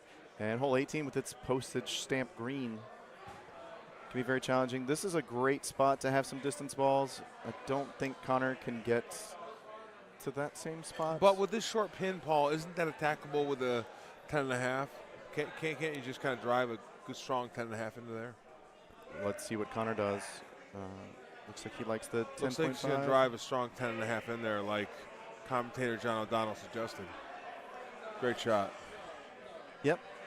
That's why I like to call it Old Fogey style of eagle. Old Fogey style of eagle. It's a stout style, but we can agree to disagree on that. In either case, Matt Van Hoosier was able to put himself in a position to be more aggressive, even though he didn't capitalize on it. Bite versus backspin. You talk about aggression. There he used bite, backspin, roll, more aggressive type spins if you're trying to make shots. Agreed? Versus bite versus release, or does it depend on the type of shot? I think he was being conservative there as far as his choice, but yeah, again, the aggression it changes. It's a dial. You need to know when to ramp it up and when to dial it back. But do you think that a lot of players have that dial? Because I know you definitely are very cerebral in your approach to this game. But I don't know that a lot of players have that dial. That they know I can be aggressive. Oh, look at this. That's an opening by Franta here. The concept is as old as Golden Tee. It's risk versus reward. How much risk do you want to take and how much reward is to be gained? But I think we're talking more about the spectrum of shots that you put into that analysis. And I don't know that a lot of Golden Tee players open themselves up to, there's a nice shot here by Van Hoosier, almost goes in, open themselves up to different types of shots on the same kind of look. You know what I mean? They're not trying to expand, if you will. Yeah, we talked about with Missouri 15. You don't want to marry an approach or a shot type too much to where you leave yourself without better options. Big save there by Connor Franta, saving that birdie. There's a nice chip and a hop skip to follow it up. So I like the flare on that one. The futures. Oh, okay. This is Connor's going to have to high tee here in order to reach the green. The future. Matt Van Hoosier potentially has to flirt with some trees if he wants to hit a 180. Do you think maybe he takes he's just taking the 10.5. Here we go. He's going with bite. Oh, he threw it boy, out. That's got to come over a lot. It does. Great shot. Right, yeah. I believe Connor has to hit a high tee unless he has a 300 driver. The future Speed Rush champion here getting ready to hit his tee shot. The thing about Connor in a speed run tournament is when you have to make those recovery strokes from going into the water, it costs you time. And he does high tee. Able to keep it dry this time. Very nice shot there. Will remain all square, assuming the putts are in. I want to thank Paul Taylor for giving his time as a world champion to sit here and chop it up with me on the stream. Thank you so much, Paul. Matt Van Hoosier doing a supreme stank face in preparation for approaching this hole. I don't. I mean, as stank faces go, don't we? I give Connor Franta 8 out of 10. I think he's sitting in a solid 6.5. He's got RSF, resting stank face. Stank face? Yeah. That I feel like I was going to put a B in there, but yeah, we can go with that. It's fine. And Connor Franta lines up, thumbs. One hole out will swing this match, and this could be it. Looked like he did. He liked that shot a lot. I liked that shot a lot. He was very happy with it. So we remain all square after 12 here. This is the purple final. Par Han joining the chat. Good to see you. It's good to see him outside of Skipper's stream. So we are here, Music City Madness. P-A-R Han. And this shot, for me, for a lot of amateur players, you want to be a little bit of left here, right? You don't want to play into that tree at all. That tree can be a problem. You get a front pin, and you get the wind pushing in from the left. I'm not worried too much about the tree. But, yeah, for other pin placements and other winds, you do want to get out towards the left a bit. You're also a world champ that doesn't exactly worry about things that us average players worry about. When I was first starting to play, I played with a much more experienced player. And I can't remember. I remember he said to me one time, I asked him to help me with a type of shot, and he said, I don't see the game the same way as you. He said, I look at the wind. So nice shot here, but almost holds that out there. Always remember that little piece of side of the mouth advice. Again, 2 birdies keeps this match all even through 13. 18-18 in what is the purple final. The last match to be played here. In the Tennessee final. Almost all the finals a person could have on a Sunday. On a tournament Sunday. Here we see Matt Van Hooser lining up 5 wood. He's going to go around left to right. You know, and outside of this, we have to give both these guys credit for their contribution to this hobby outside of letting themselves be streamed on this at this tournament. Connor, of course, streams gameplay from home. Matt Van Hooser contributes via the Alphas podcast. Good in the hole. So right now, as Matt Van Hooser lines up here, an eagle here would keep this even after 14, both at 18. Connor set up to hit 20. Matt Van Hooser with his shot also expected to hit 20, so we will be 20-20 even through 14. We got a potential swing hole coming up next, I believe. Is this the elevated par 4? Just one last reminder out there, please give this stream a like. And I know I keep saying it, you're annoyed by me, that's okay, so is Paul. Give this stream a like. The algorithms that control the interwebs need to see that, and we know you enjoy this content. Please continue to prioritize this content by giving this stream a like. And Matt Van Hooser curving this in one bounce. That's a putt he's going to make. Hit that shot like an old fogey should. You mean an old fogey style, or just an old fogey in general? Yeah, the new style would be a high tee, direct. Which isn't as close as the old fogey style, is that what you're saying? Oh, okay. Oh, crap, I was wrong. A little closer and on the green, but... you know, you keep this up. This old fogey's going to show you a thing or two. I really wish that were true. I really wish I could, sir. So, okay. With always willing to learn. With his eagle putt, Connor Franta keeps this all square. Becomes more of a match play situation here. This hole with that wind makes this very reachable.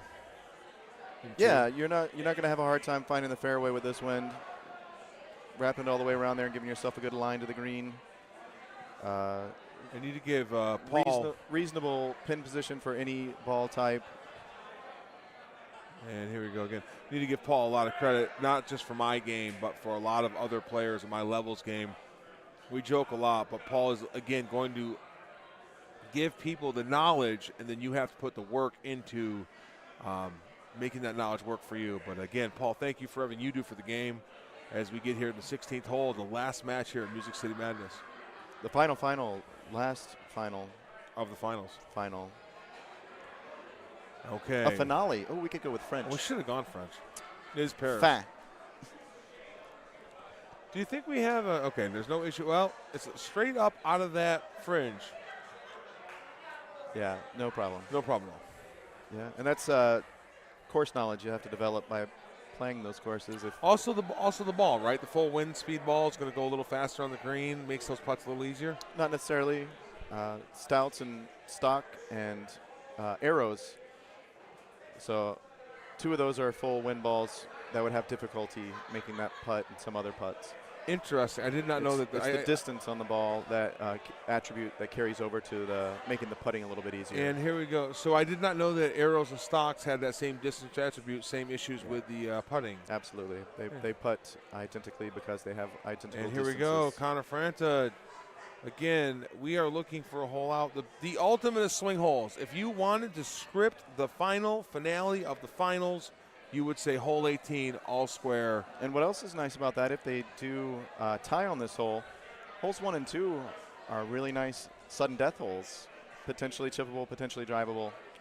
Well, let's let the action play itself out here as Matt Van Hoosier. This setup is generous in that the wind is helping you to the pin. He pulls back with his 6-wood, puts it up in the air. The wind is He's pulling him thrown it to the out. right. Looks This a little is short. Going to be very nice. Very nice shot. We shouldn't see issues from Connor. Surprised he hasn't hit the ball yet. 5-wood. He's got the 255 5-wood, which I also favor. And It's he deep. rushed It's gone. it. That's it. He rushed the it. match is over. And Matt Van Hoosier is your- going to make a run at Worlds next year. Matt Van Hoosier is your world qualifying purple bracket see, winner. Here you see Connor opting for the DNF, which I think has been boiling in his blood since the last round. I just want to, as we close out here, thank Paul Taylor for sitting here and chopping it up with me. Andy Kuhlman, all of IT. Steve Sobel, all of Peg T. Tim and the owner of TNT and everybody here. Thank you so much for everything that makes the Music City Madness stop here, everything that it has been. If you're listening to us, give us a like. If you haven't attended the tournament, please do. This is John O'Donnell, Paul Taylor. We brought you the action the best that we could. Thank you for listening and have a wonderful evening. It's been a pleasure, folks. Good night.